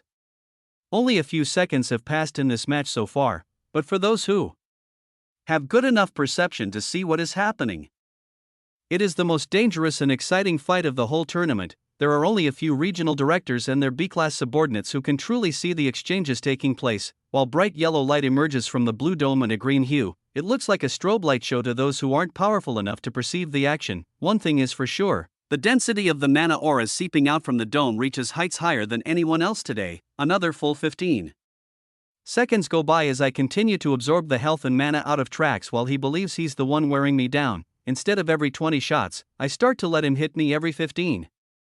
Then 10, then 5, but in reality, I'm making contact with him for longer and draining his life force while not showing mana control or speed outside of a believable range. Meanwhile, his words earlier repeat in my head. Of course, I don't want him to win this tournament, because giving an unstable power-hungry menace like him a seat of authority can only lead to bad things later down the line.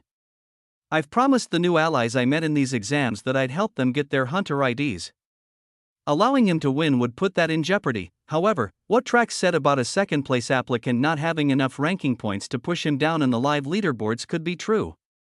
Some hunters didn't move at all when they were defeated by applicants 1 or 2 ranks below them, so a new plan comes to mind of how I'll move up the leaderboards while still humiliating this arrogant hunter not only here and now but in the finals again even if I'm not the one fighting him. My main goal in this exam is to get closer to the upper management of the association. Making it to this B-class board myself is possibly one way to do it, but hints about this final selection, and training with the Apex region's director himself, is more appealing to me. It's just a hunch, but being the number 1 ranking on the live leaderboard by the end of the exams will probably give me a better shot at receiving this prize than just scoring first place in a single stage. I let out a laugh as I'm thrown to the ground again by Trax and I drain his HP and MP even further down as he taunts me with meaningless garbage of him being the chosen elite that will lead the new generation of the association. By the time another 30 seconds goes by, I'm letting him push me around the ring all he wants, landing every single hit, but his eyes widen once his ranked up buff automatically deactivates. The immense static in the ring stops crackling, and fear comes over his face as there is over a minute left on the fight clock. But this hunter has seemingly used up all of his MP. By the pale look on his face, and slower motions, it's clear I've also drained his HP to below 20%. Making it dangerously close to triggering Rodrigo's respawn item, I deactivate my buff as well, but in a more graceful and controlled manner to make sure he knows I'm doing it on purpose, then point my blades forward. The static yellow mana in the ring dissipates and it leaves us facing each other just as we were when the match started. I yell out for the whole arena to hear, "Would you look at that?" The chosen elite of the Apex region blew through all of his mana before the match was halfway over. Not much of a genius prodigy, are you? His eyes widen more and more, then he yells back, "How? This is impossible. I was winning. I timed my attacks perfectly, I shouldn't have run out for another full 2 minutes. This isn't happening," He reaches into a small pouch tucked into the back of his chest plate and pulls out a pink potion, but I activate my fake ranked up buff again and throw a lightning blade its way, shattering the MP potion in midair. Some of it absorbs into his skin, but it's a few hundred MP at most. He tries to pull out another, but this time I crush the bottle with even more efficiency and not a drop of the liquid manages to be absorbed. Trax yells out as I walk closer. No! This isn't how it ends. My legacy won't be tainted. I'm the strongest lightning mage in the world. I'll win this match. I'll do whatever it takes. He stares back at me with an angry gaze still filled with resolve. I'm unsure why, but it doesn't matter. To guarantee moving up the leaderboards to reach the first slot, I need someone of a much lower ranking than me to defeat him. In the next few seconds, once Trax and the whole crowd realize there is no way for him to win, I'll announce that I surrender this match and allow another member of this tournament to finish him off for good in the finals. I speak up, pointing my daggers forward and crackling head to toe in my fake ranked up buff. Any last words? He glares at me and shakes his head. With the few hundred MP absorbed from the broken mana potion, Trax activates his ranked up buff again and reaches into his item box a third time. I catch his movements and throw a blade of lightning toward the MP potion he takes out again just before it reaches his lips and it shatters while being destroyed by the waves of static that rush through it. However, there is a small red gem in the palm of his hand that I didn't sense him pull out from the item box. Even now, as he pushes the shiny ruby-like stone into his mouth, I don't perceive any energy coming off of it. To all of my enhanced perception skills, it just looks like an ordinary red rock. He swallows it, then I hear a wave of telepathy come from Ember watching from the sidelines. Surrender right now. If you attempt to fight him in the form he's about to take. Our cover is blown. Chapter 548. The instant the red gem is swallowed by my opponent, his eyes begin to glow the same crimson shade. Next, the static yellow energy that surrounds his body shifts to the same shade of red. It looks extremely disturbing, and even intimidating, but the odd thing is that I can't sense any extra mana coming off of it. However, with Ember's warning fresh in my ear, now isn't the time to question whether it's dangerous or not to continue fighting him. I jump back and avoid the red arcs of electricity that start to grow and pulse out of Trax. A devious grin comes across his face, and when his mouth opens up all that can be heard is a mind-bending shriek. It doesn't even sound human. His body still holds the same form, but the red light coursing through it makes his skin ripple and vibrate. I yell out while putting my hands in the air, continuing with my original plan while listening to Ember's warning. That's it. I surrender. Match over. Get me out of here. I'm cut off by an extremely large red thunderbolt that travels up Trax's blade and comes shooting toward me with the speed of a level 1400 hunter. With enough time to see it, I decide to spin out of the way, narrowly avoiding the attack, but the outer bits of the crimson charge nearly hits my left side. As the red energy whizzes past, I hear a very familiar faint ringing of a bell, and a vibration ripples all around my body as, for a fraction of a second, a small portion of my true mana control leaks out from my divine limiter. My heart skips a beat at this realization. However, it's unlikely anyone noticed it, considering the main attraction right now is the massive red lightning bolt that narrowly missed me is now piercing through the blue dome at the top of the ring. I still can't sense a drop of mana within his attack, but it's tearing through the blue barrier around us like butter and surging up high into the air. Another bolt flies out from his blade at the same speed, hitting the velocity of a 1500 or even 1600 hunter now. His attacks are getting even faster. I begin to look back and forth for a way to dodge again that seems to be within the realm of possibilities for the level 600 hunter Ray Anderson, but all feasible escape routes from this close-range blast do not seem likely without releasing a noticeable portion of my full power. Right as I'm about to cause another scene and release enough mana control to dodge this attack, I feel the sensation of two sharp golden eyes staring down on me from above. I stop what I'm doing as the bottom of the black box with the Apex Regions members inside of it opens up and two beings float out. The bottom of the box shuts fractions of a second later, and the overwhelming aura that was watching me vanishes. The golden eyes disappear from my senses. However, there is still a massive red lightning bolt surging my way. The two figures that float down from the box above catch my attention, and their levels read, LV 2759, and LV 2840. They're both well-built middle-aged men, and stare down into the ring with bored emotionless expressions. The lower-leveled one wields wind magic along with countless blood-bonded A-class items, while the higher-level one is a fire user with many enchanted pieces of gear too, rivaling some of the 500 to 600% enchantments of my own unique items. Their necks are covered in golden soul energy, and in the blink of an eye, two massive golden orbs are formed around both myself and Trax by each of the men who emerged from the black box. The soul energy surrounding me is so dense that it feels almost on par with the shielding around the Crimson City. If I were to release my full power and use my greater form, I could break out of it, but it wouldn't be easy. Both of them use soul energy from the sun god that surpasses anything I felt from Rodrigo in our brawl.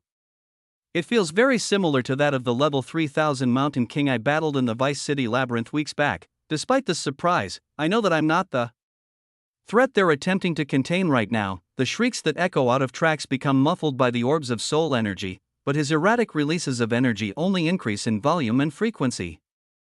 The red light in his eyes overtakes him, and it gets so bright that I can't even see his body's outline anymore. The red lightning bolts collide with the golden soul energy surrounding him, and some even break through the first hunter's orb and scatter in many directions throughout the arena, but the second A-class hunter contains the weaker releases with large amounts of his golden light. Many of the arcs of red electricity that break through the first orb collide with the orb that I'm inside, but none of it is strong enough to break through a second time. Hundreds of violent charges of red energy pour out of tracks, but none of it can be sensed with my perception skills. It just looks like a harmless, pretty light show.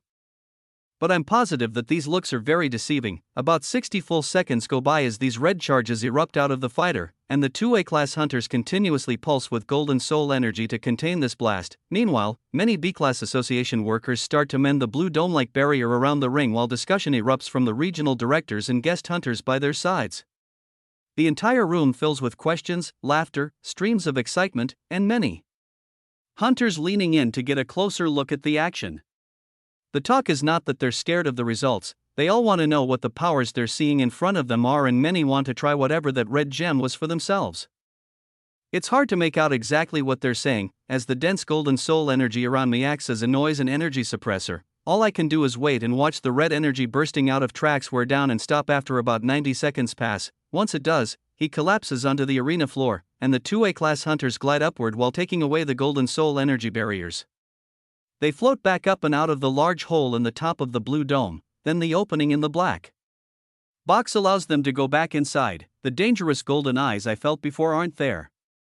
Whatever was watching the match with such intensity before has lost interest. The doors shut, and Rodrigo yells out like nothing out of the ordinary happened. The winner by verbal submission of this match is Trax, from the Apex region. Congratulations, you will be moving on to fight Mac the Battle Healer in the next semi-final round. However, we will have a quick intermission while our shielding dome is repaired. I watch Trax cough and shake while he pushes himself up off the ground slowly. There are small wisps of red light coming from his mouth and eyes, but it dissipates quickly, and it's clear that all the power from that display has left his body. His movements and mana control aura feel human again. Then, I feel the respawn item around my neck begin to rattle and pulse with energy. Moments later, after a flash of white light, I find myself in a white room with 15 other people. There's clear mana reinforced glass in front of me, and about 200 meters away, looking down from above the makeshift stadium, I see exactly where I was just fighting. On the other side of the ring, I see another box similar to this one with about 40 other applicants in it. They all look down on the match too with similar looks of awe. Dane's voice hits my ear as I watch Trax walk back to his room in the ring. I thought you had him there. I've never seen a fight like that. The wind user from the Silka region walks up next to me with his arms crossed, and I turn around to see all of the other applicants in the top 20 ranking that were eliminated out of the tournament in earlier rounds behind him. Marcy's eyes meet mine, and we both give each other a nod, but I turn back to the fight ring and reply to Dane, "Yeah. You're right. I haven't seen anything like that either." The violent display of red lightning repeats in my mind over and over, and the feeling I felt when one of the attacks nearly collided with me continues to eat away at the back of my mind. Somehow, the attacks that came out of that gem reacted with my divine limiter. I'm not sure how or why, but one thing is for sure, I want to figure out what that red gem was that Trax ate to give him all this power. I even witnessed the red lightning bolts pierce through soul energy barriers dozens of times more powerful than any mana attacks he was throwing during that match. The A-class hunters that came to control the situation didn't look bothered by the display at all either. Whatever this power is, it isn't foreign to the higher-ups of the Apex region. The only conclusion I come to while staring down at the arena as the dome is completely mended is that somehow, that crystal allowed Trax to tap into some kind of divine energy. It was hardly controllable, and from the state I still see him in, shivering and curled up in a ball on the floor of his private room, it was definitely not safe for him to consume. After the second lightning bolt he threw, the hunter turned into a ball of incoherent rage. The A-class hunters that glided down to stop the match didn't even attempt to talk with him. They just let him use up all of the red substance that coursed through his body. So many things still don't make sense about all of this, but Rodrigo's voice echoes through the ring to make me concentrate on the immediate task at hand again. Thank you all for waiting. As you know, all cursed items and hidden powers are permitted in these fights. We only intervene to provide safety when an applicant surrenders his right to fight back. The ring is silent. Many other regional directors and their subordinates are in awe of the display that was just shown. Not only the mana-less lightning, but I'm sure many of them are impressed by the golden orbs of light the A-class hunters used. Soul energy isn't a well-known resource either, so there are most likely too many oddities for the average B-class hunter to comprehend in this ring. Rodrigo reads the room and continues with a smile. The show must go on. Our first semi-final match of the night is about to begin. A fight between Natalie Sterling, the follower of the Flame Emperor from the Apex region, and Emery Carter, the Extreme Flame Summoner from the Bedrock region. One applicant has gained their flames tonight, while the other has had them all his life. Who will come out on top? At these words, the fighters step out into the arena. I open up 2 telepathy links, sending messages into Ember and Natalie's minds. Then the fight clock above the arena begins counting down. Chapter 549. The other applicants in the smaller viewing area become restless as the match begins. They whisper to each other about both of the hunters in the ring as the 2-minute timer starts to count down. Their comments are either guesses about whether the Flame Emperor's power is real or just some hidden artifact Natalie is using to scare her opponents. Others comment on how well Emery, the Bedrock applicant, fought in his last few matches. The confusion and concern in the voices of the Vice, Viridian, and Apex applicants that talk about this cements the idea that the Bedrock region really is a weak region. The fact that 2 of their fighters are actually within reach of claiming a B-class license is apparently a big deal. There are 4 armed guards at the back of the box we stand in, their levels all between 800 and 999. One of them is the wind user I met at the gate when I first entered this exam site. Another is the long-haired healer with dead eyes that tried to heal me before this tournament, and the other 2 I don't recognize, but they are of similar strength. They stand unmoving, watching all of us, not paying attention to the fight that's about to begin, most likely tasked with making sure no applicants here get into quarrels. Silence fills the room as both fighters in the ring receive my telepathy message, and I apply my ranked up buff to Natalie, sharing 1% of my base stats and 1% of my mana control with her.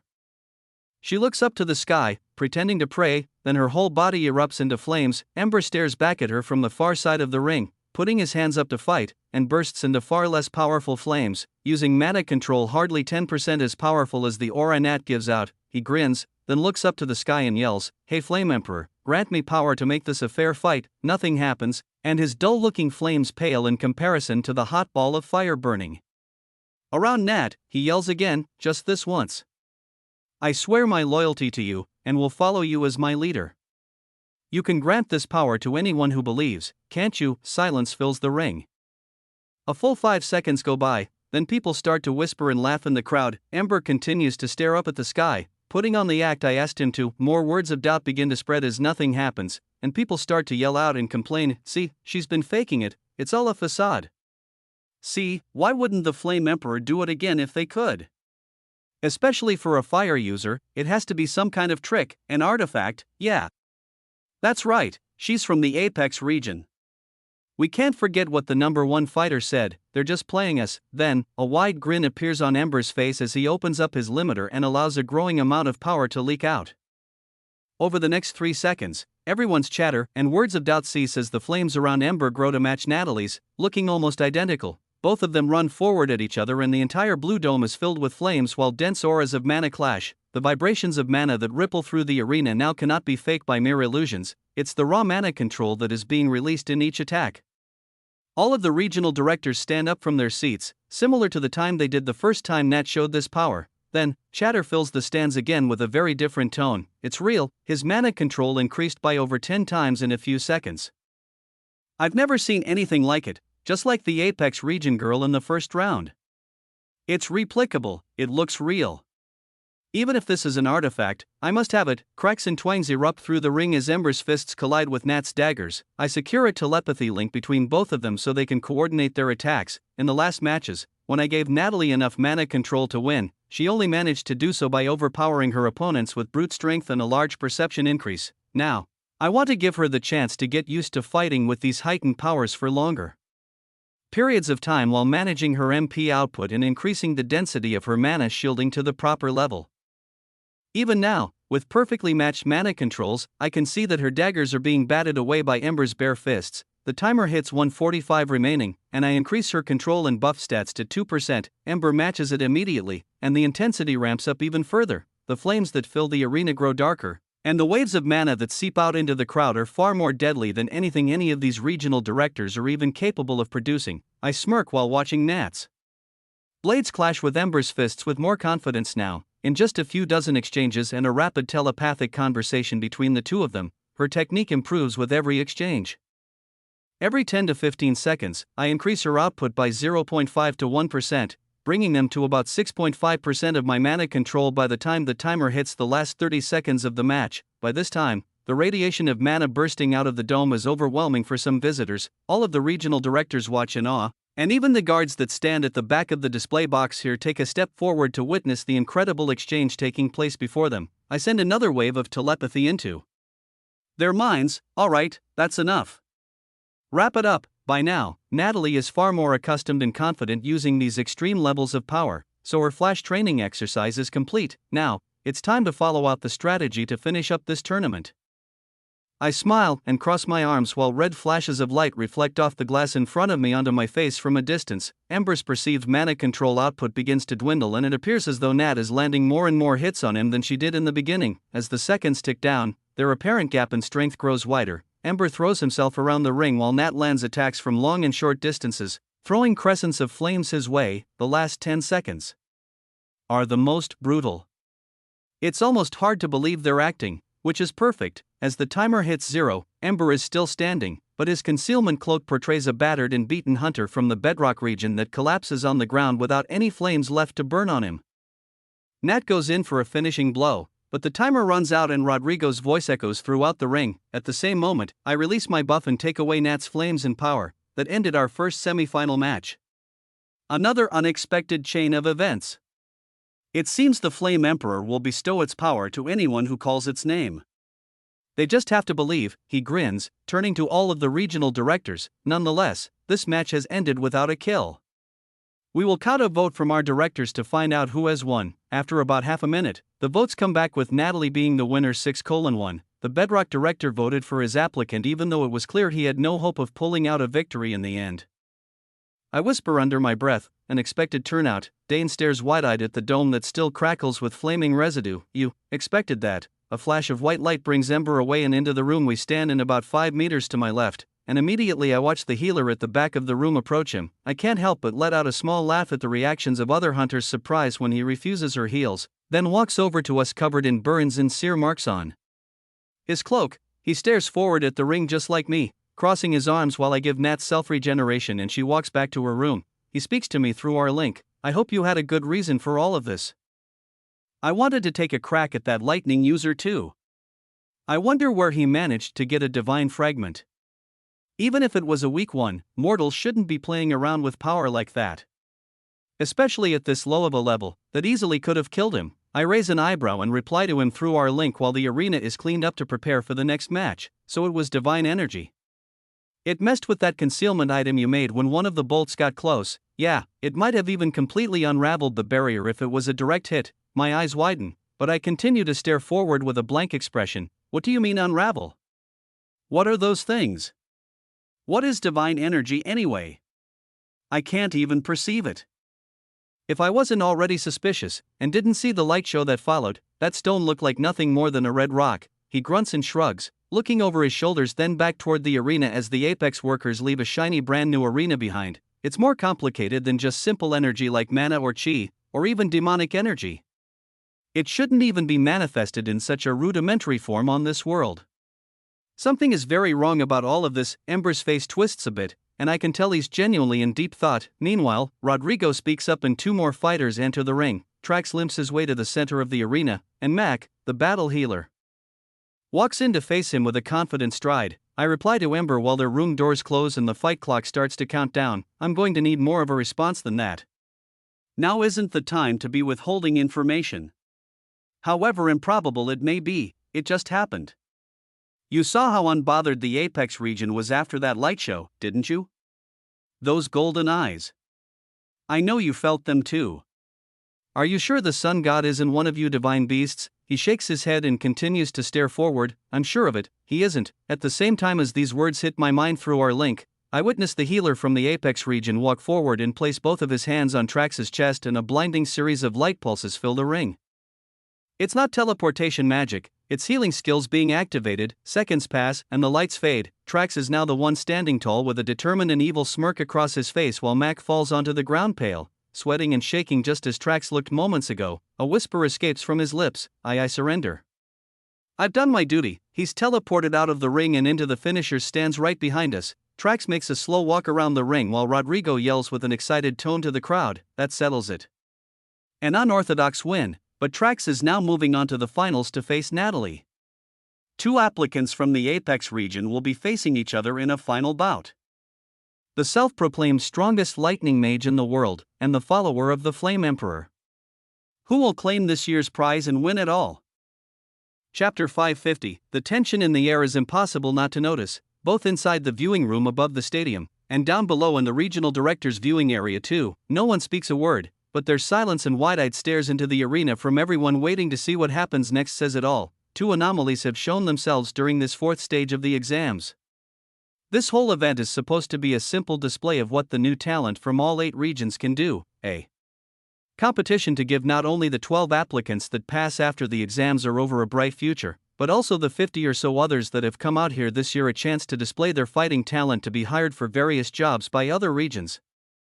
It's certain that special contracts have already been drawn up and planned to be sent out to some of the promising talent in the ranks of 21 to 40, and many in the top 22, but not as much as there could be. Everyone is distracted by the 2 Apex region applicants that stare each other down in the center of the arena waiting for the final match to begin. What is a healer that shouldn't have the combat prowess to have even made it past the first round on her own, but has now been blessed with great power by some unknown entity calling themselves the Flame Emperor? The other is an elite at the top of his class with one of the rarest combat elements awakened. He was nearly bested by a lesser region applicant in the last round. However, using a special gem, he was able to release power that even broke through unknown spells cast by the Apex region's A-class hunters. It is an understatement to say every soul in this arena is looking forward to seeing what happens in this final match to come. The fight clock starts and a flash of yellow light bursts through the ring as Trax pulls the same move he did when facing me.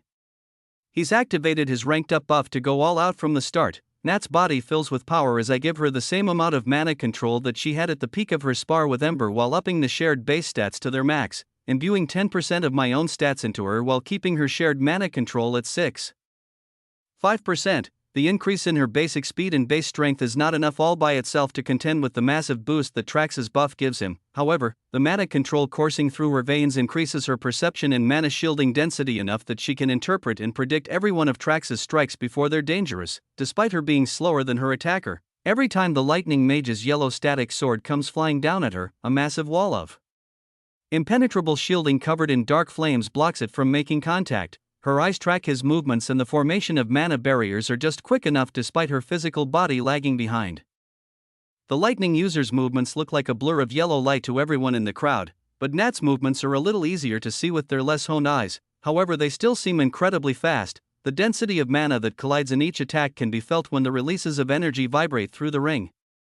It's made clear to everyone that the walls of fire are much stronger than every attack of lightning by a very high degree. This is the only true way they can judge the fight taking place when the exact movements are too fast for some to perceive. However, those that are able to perceive the entire fight realize that it is even more impressive that she's able to block these attacks even when her speed and base strength is at such a disadvantage.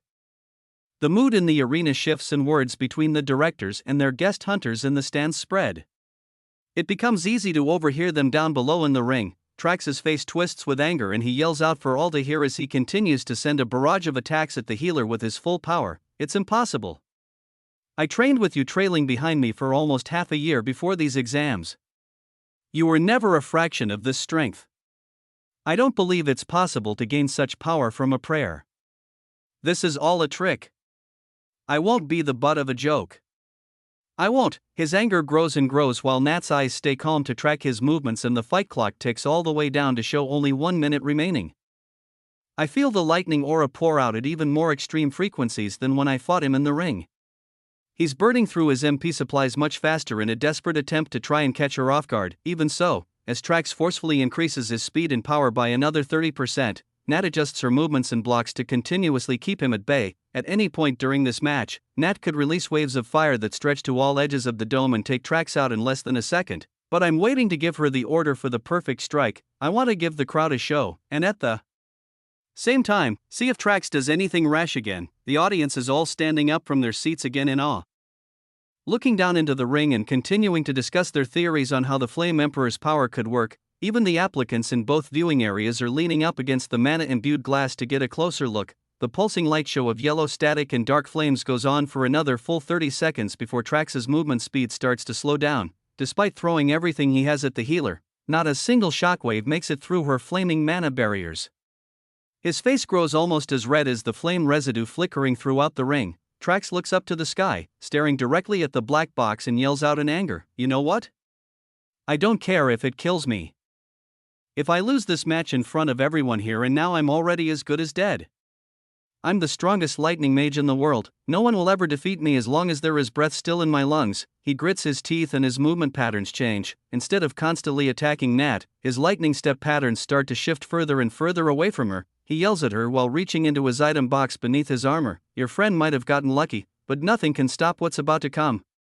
If you get to artificially boost your talent with some hidden artifact, then so can I. Say your last words." My eyes widen when I see another stone come out of Trax's pouch. Not even trying to hide what he's about to do, this time, it isn't the same ruby red color as the one before, but a shimmering vibrant orange. I still don't sense a drop of energy coming off of it, but Ember's words in my inner ear kick me into action. That one is far stronger. He could obliterate this entire arena if the guards cannot control it. The twisted smile on Trax's face and single-focused mind for showing others that he is the strongest makes me believe he'd do it without thinking twice. I still don't understand the power in that gem, but if Ember says it's stronger than the last one that competed with the power of an A-class hunter's soul energy, it's best not to test my luck in finding out what this one does. So, in response, I instantly shift my ranked up buffs numbers and give Nat 10% of my mana control, maxing it out, while shifting her shared skill from fire summoning to mythic grade extreme speed. "Kill him, now!" is all that I yell in her inner ear as the yellow glowing mage brings the glossy orange stone to his lips. Nat speeds forward in a blue flash of light from her new skill through the leftover waves of flame residue, slashing her daggers across her body with the newfound mana control and increased speed stats added to her status. Everything in the ring slows down in my perception as I watch the exchange unfold frame by frame, debating whether to let all of my power loose and burst down there to stop it myself. I wouldn't be considering it so seriously if the Apex Regions box opened up, but Nat never surrendered, so they're allowing the fight to go on without interference. My heart beats loudly in my ears while the orange gem touches Trax's lips. At the same time, two crescents of pure mana rocket out of Nat's daggers and collide with Trax's neck and heart in perfect unison. The collision results in a massive flash of white teleportation magic, both in the ring and right behind me inside the viewing area. My eyes widen and my full body turns to face the danger as I activate my own lightning magic to mask the speed and power that I'm about to release. Despite Nat killing him and taking him out of the ring, the respawn item brought him here unharmed, and this fighter's killing intent and overflowing mana control has not wavered one bit. I feel all four of the guards in the back of the room begin to react while activating their ranked up buffs to stop him, but from the fact that the orange gem has already made it into his mouth and they're all over 5 meters away, I'm positive I have to take things into my own hands. I run forward at him while releasing static all over my body and pull my daggers from my fake item box, not hesitating to send a slash of dense mana his way over twice as strong as anything I released in the ring. It rockets toward him over 4 times faster than his top speed in the arena. And out of the corner of my eye I watch Ember charging up a fistful of flames right behind me. My curved crescent of lightning magic collides directly centered on Trax's face, and I use my new mythic grade telekinesis skill to curve the attack, making sure I carve out only the portion of his lower jaw and the front half of his face that has the orange gem inside. Half of his right eye is melted away and the rest of the downward moving attack slices through his flesh like butter, taking off his shoulder and arm too. I let the static energy vibrate and flow out of control while activating Conceal at long range skill to give the appearance of his flesh dissolving, while in reality I open up a small spatial magic portal and let the gem fall inside. Simultaneously, a fiery fist from Ember collides with his stomach, sending the hunter's mutilated body flying backward into the outstretched arms of the Apex Region guards at the back of the room. Fire spreads all over his body as the force of Ember's blow pushes all of the guards that catch him back to hit the furthest wall of the viewing room. Next, there is a loud crashing sound, then an abrupt deactivation of my lightning magic. It leaves nothing of his partially lost face and limb behind, putting the whole room in a panic. The healer woman with emotionless eyes begins work on the lightning mage right away before he bleeds out, while Callum activates his skill to start putting out embers flames with large amounts of water. I let out a sigh and turned back to the stadium below to see the residue of flames and lightning still fading away. The room is full of angry yells, and glares of confusion and rage hit my back, but all I see is the winner of the tournament standing tall in the center of the ring. Nat smiles as I talk to her through my link and watch the shifting live leaderboard overhead, bringing Ray Anderson, the Bedrock region applicant, up to first place, while the loser of this match drops down to second in the rankings.